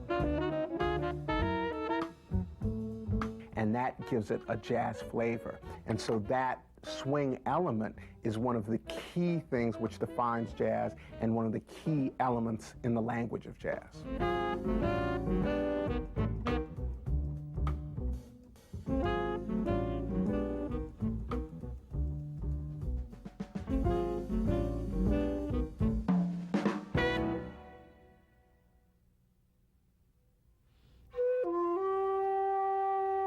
When you perform music, you do it across time, and you do it in organized units.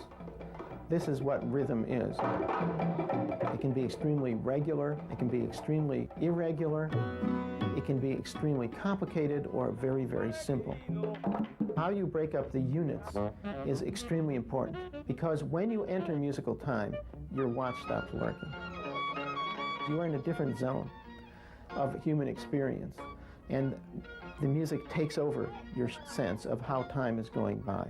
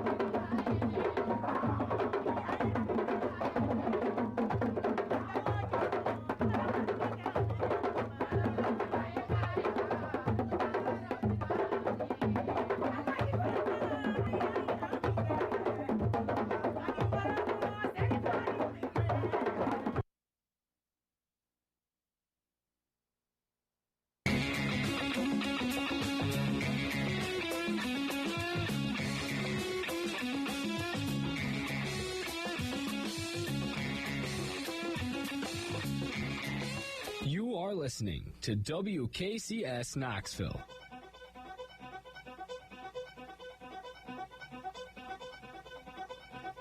Where do we go from here now that all of the children are growing up? And how do we spend our lives if there's no one to lend us a hand?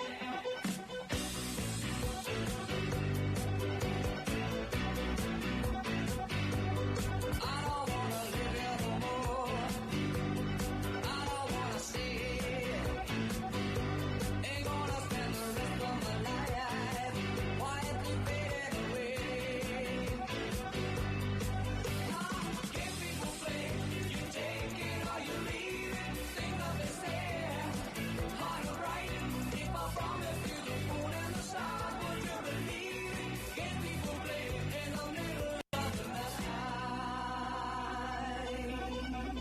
Where do we go from here now that all of the children are grown up? And how do we spend our time knowing nobody gives us a damn?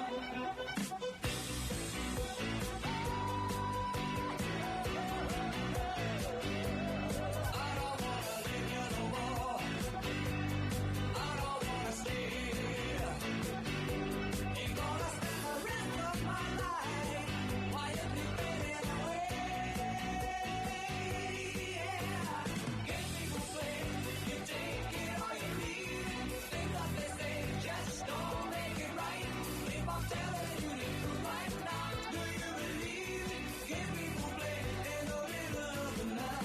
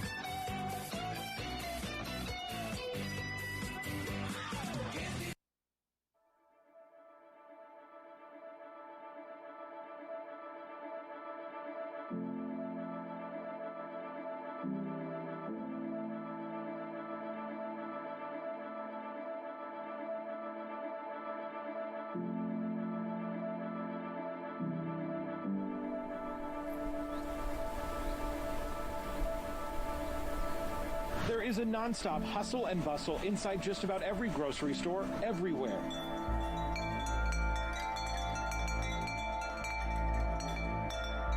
If you have the option to get your groceries delivered to you, that's definitely a safer way to go. My name is Taylor and I work at Senior Citizens Home Assistant Service. It really helps out because they don't have to fear going outside and getting sick.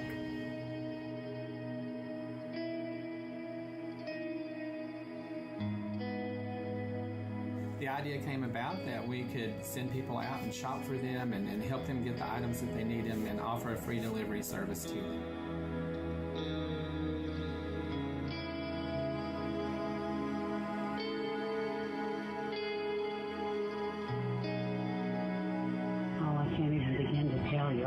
been out since the 1st of March.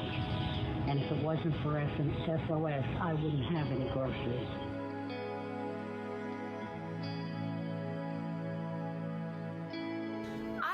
Hoping to get involved somehow, considering I was lucky myself to be young and healthy. Very, very fun and funny to see them sort of interact when I arrive. Chatting and hearing about different people's lives and just stories I've never even heard before, and be a sort of a new audience for them. My cardiologist told me to stay at home and not to go out for any reason right now while everything's going on, and I needed some help. I needed someone to bring me my groceries.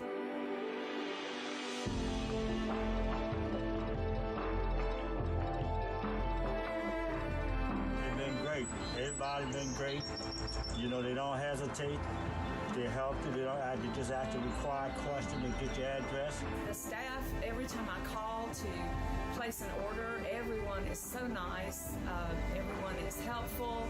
They talk like real people. They talk to me.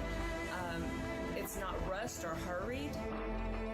So I feel so blessed that SOS came into my life, and I thank you from the bottom of my heart.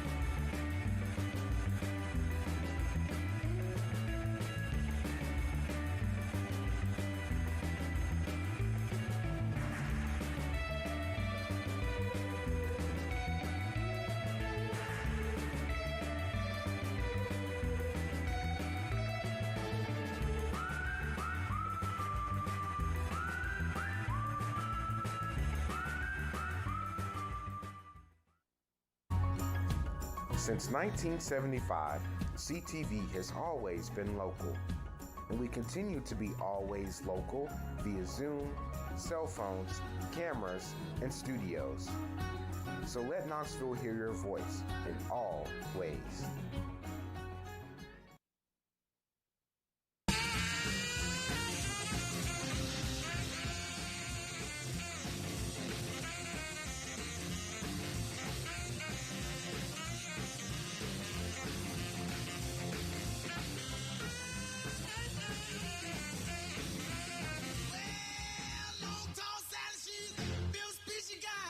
Everything that Uncle John need, oh baby, yeah, baby.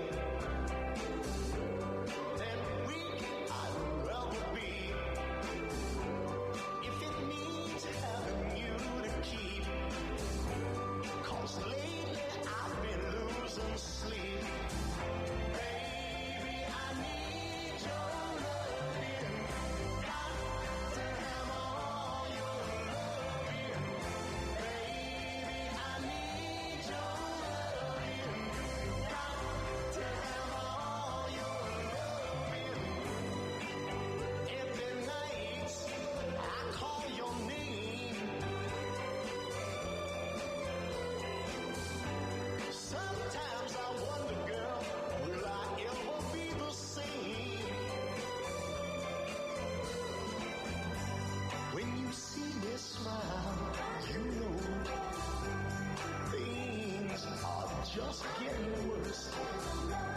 Any smile you might see, baby, has all been rehearsed.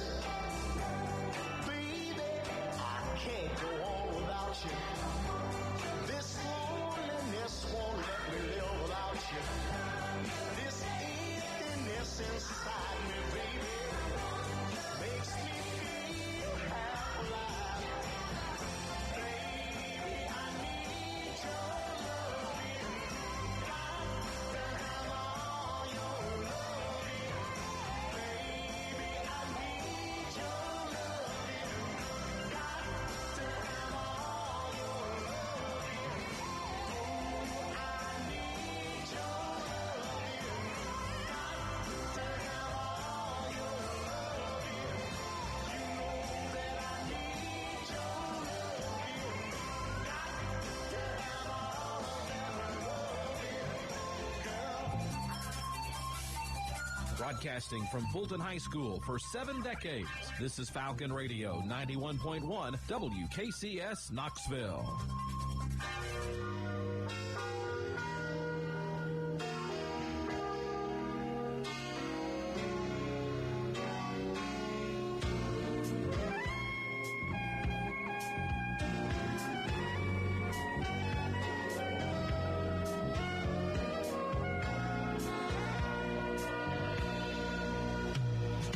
Name your price, a ticket to paradise.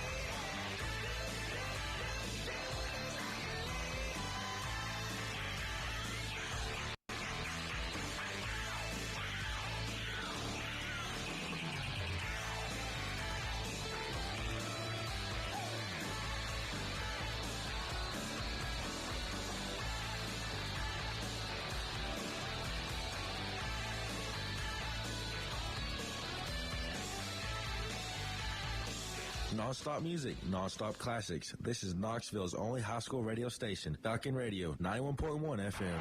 Being a true American means more than just baseball, blue jeans, and rock and roll. Being an American also means taking responsibility. So if you're a man turning 18, do your part. Register with Selective Service. It keeps you eligible for college loans, government jobs, and job training. Plus, it's the law. To register, log on to www.sss.gov or pick up a Selective Service registration card at any post office. Be a man and register. Home of the Falcons since 1952. Falcon Radio, WKCS 91.1 FM.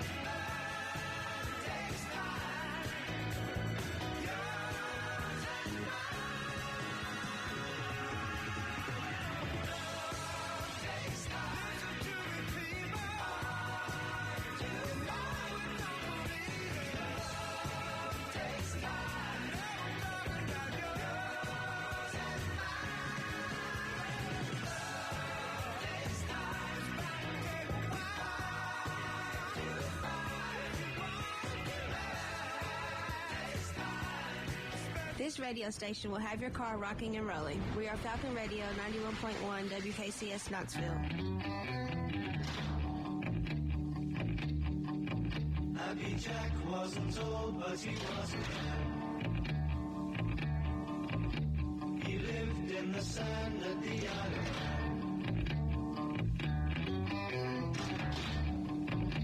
The kids would all sing, he would sing wrong key. So they rode on his head in the teriyaki.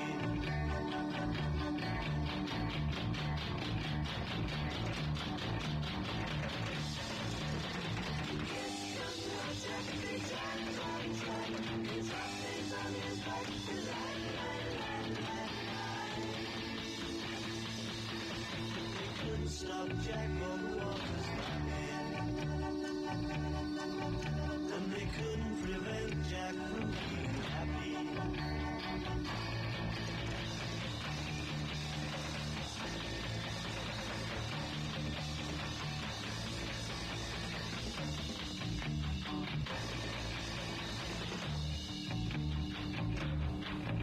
But they couldn't stop Jack on the water's lapping, and they couldn't prevent Jack from being happy.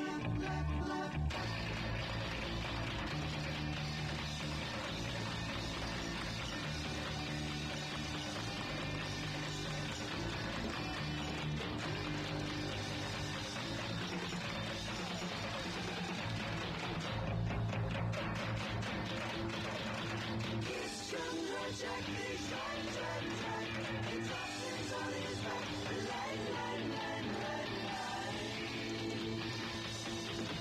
They couldn't stop Jack or the water's lapping, and they couldn't prevent Jack from being happy.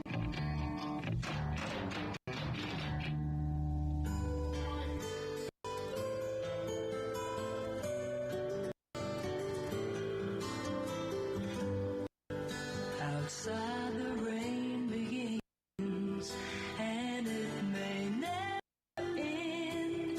So cry no more on the shore. A dream will take us out to sea.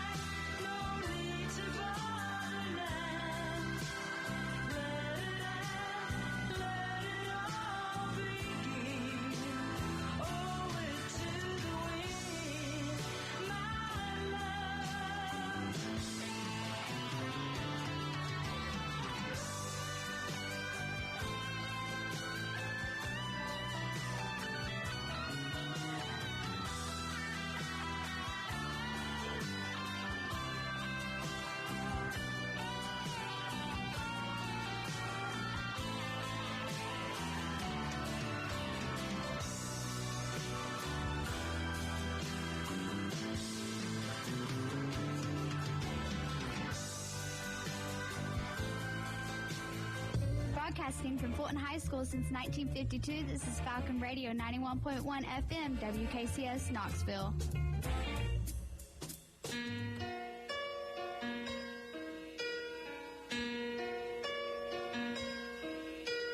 Turn around. Every now and then I get a little bit lonely and you're never coming around. Turn around. Every now and then I get a little bit tired of listening to the sound of my tears. Turn around. Every now and then I get a little bit nervous that the best of all the years have gone by. Turn around. Every now and then I get a little bit terrified and then I see the look in your eyes.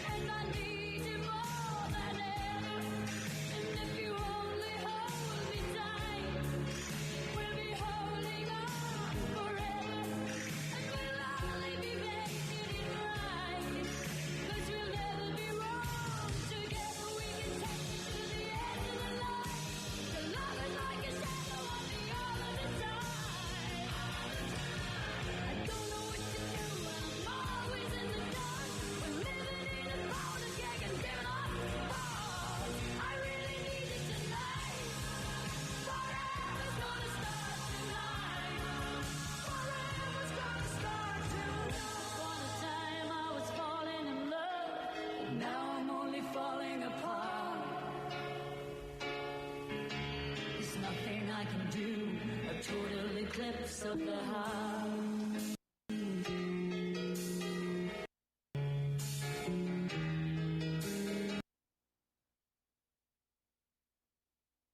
But now there's only love in the dark. Nothing I can say.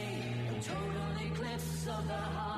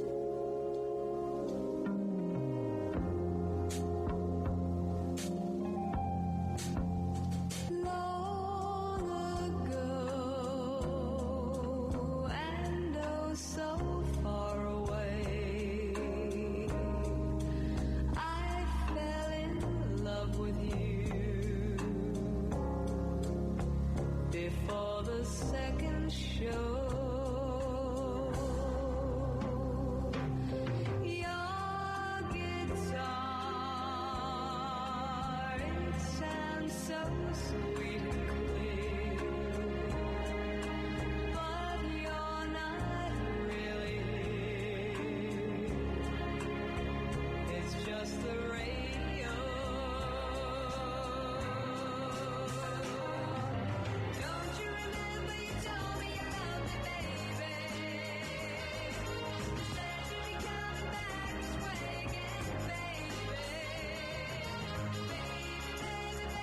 Baby, oh baby, I love you. I really do.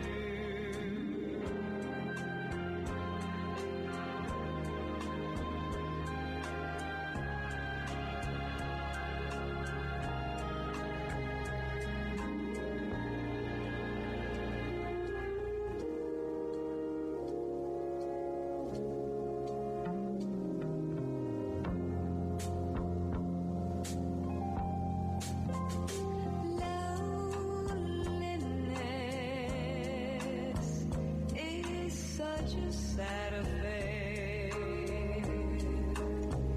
and I can hardly wait to be with you again. What to say to make you come again? Come back to me again and play your sad guitar. Don't you remember you told me you loved me, baby? You said you'd be coming back this way again, baby. Baby, oh baby, I love you. I really do. Don't you remember you told me you loved me, baby? You said you'd be coming back this way again, baby.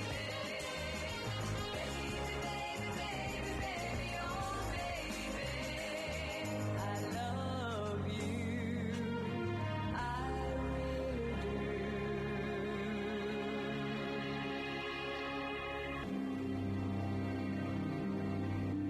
91.1 FM.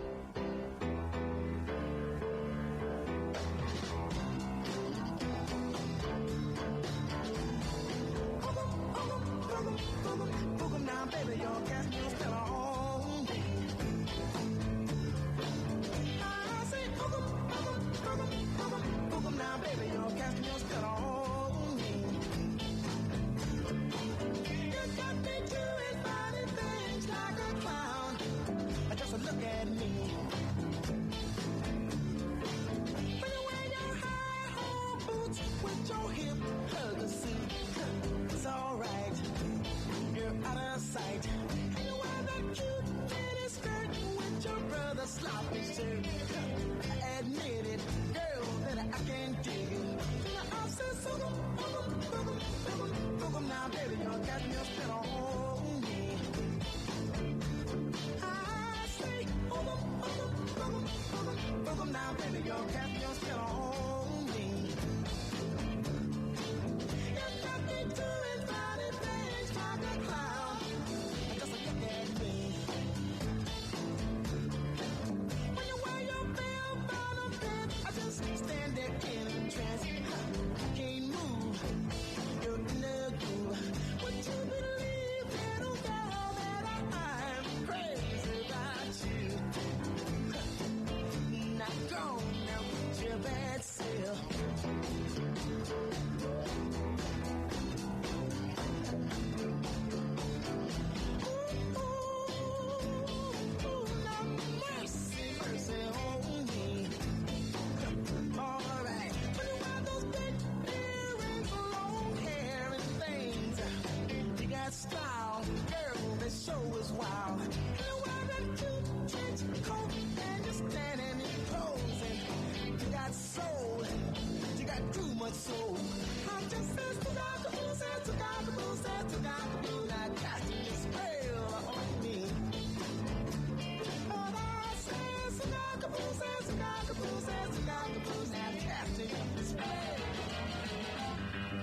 Baby, let me be your love teddy bear. Put a chain around my neck and leave me anywhere. Let me be your teddy bear. I don't want to be a tiger, 'cause tigers play too rough. I don't want to be a lion, 'cause lions ain't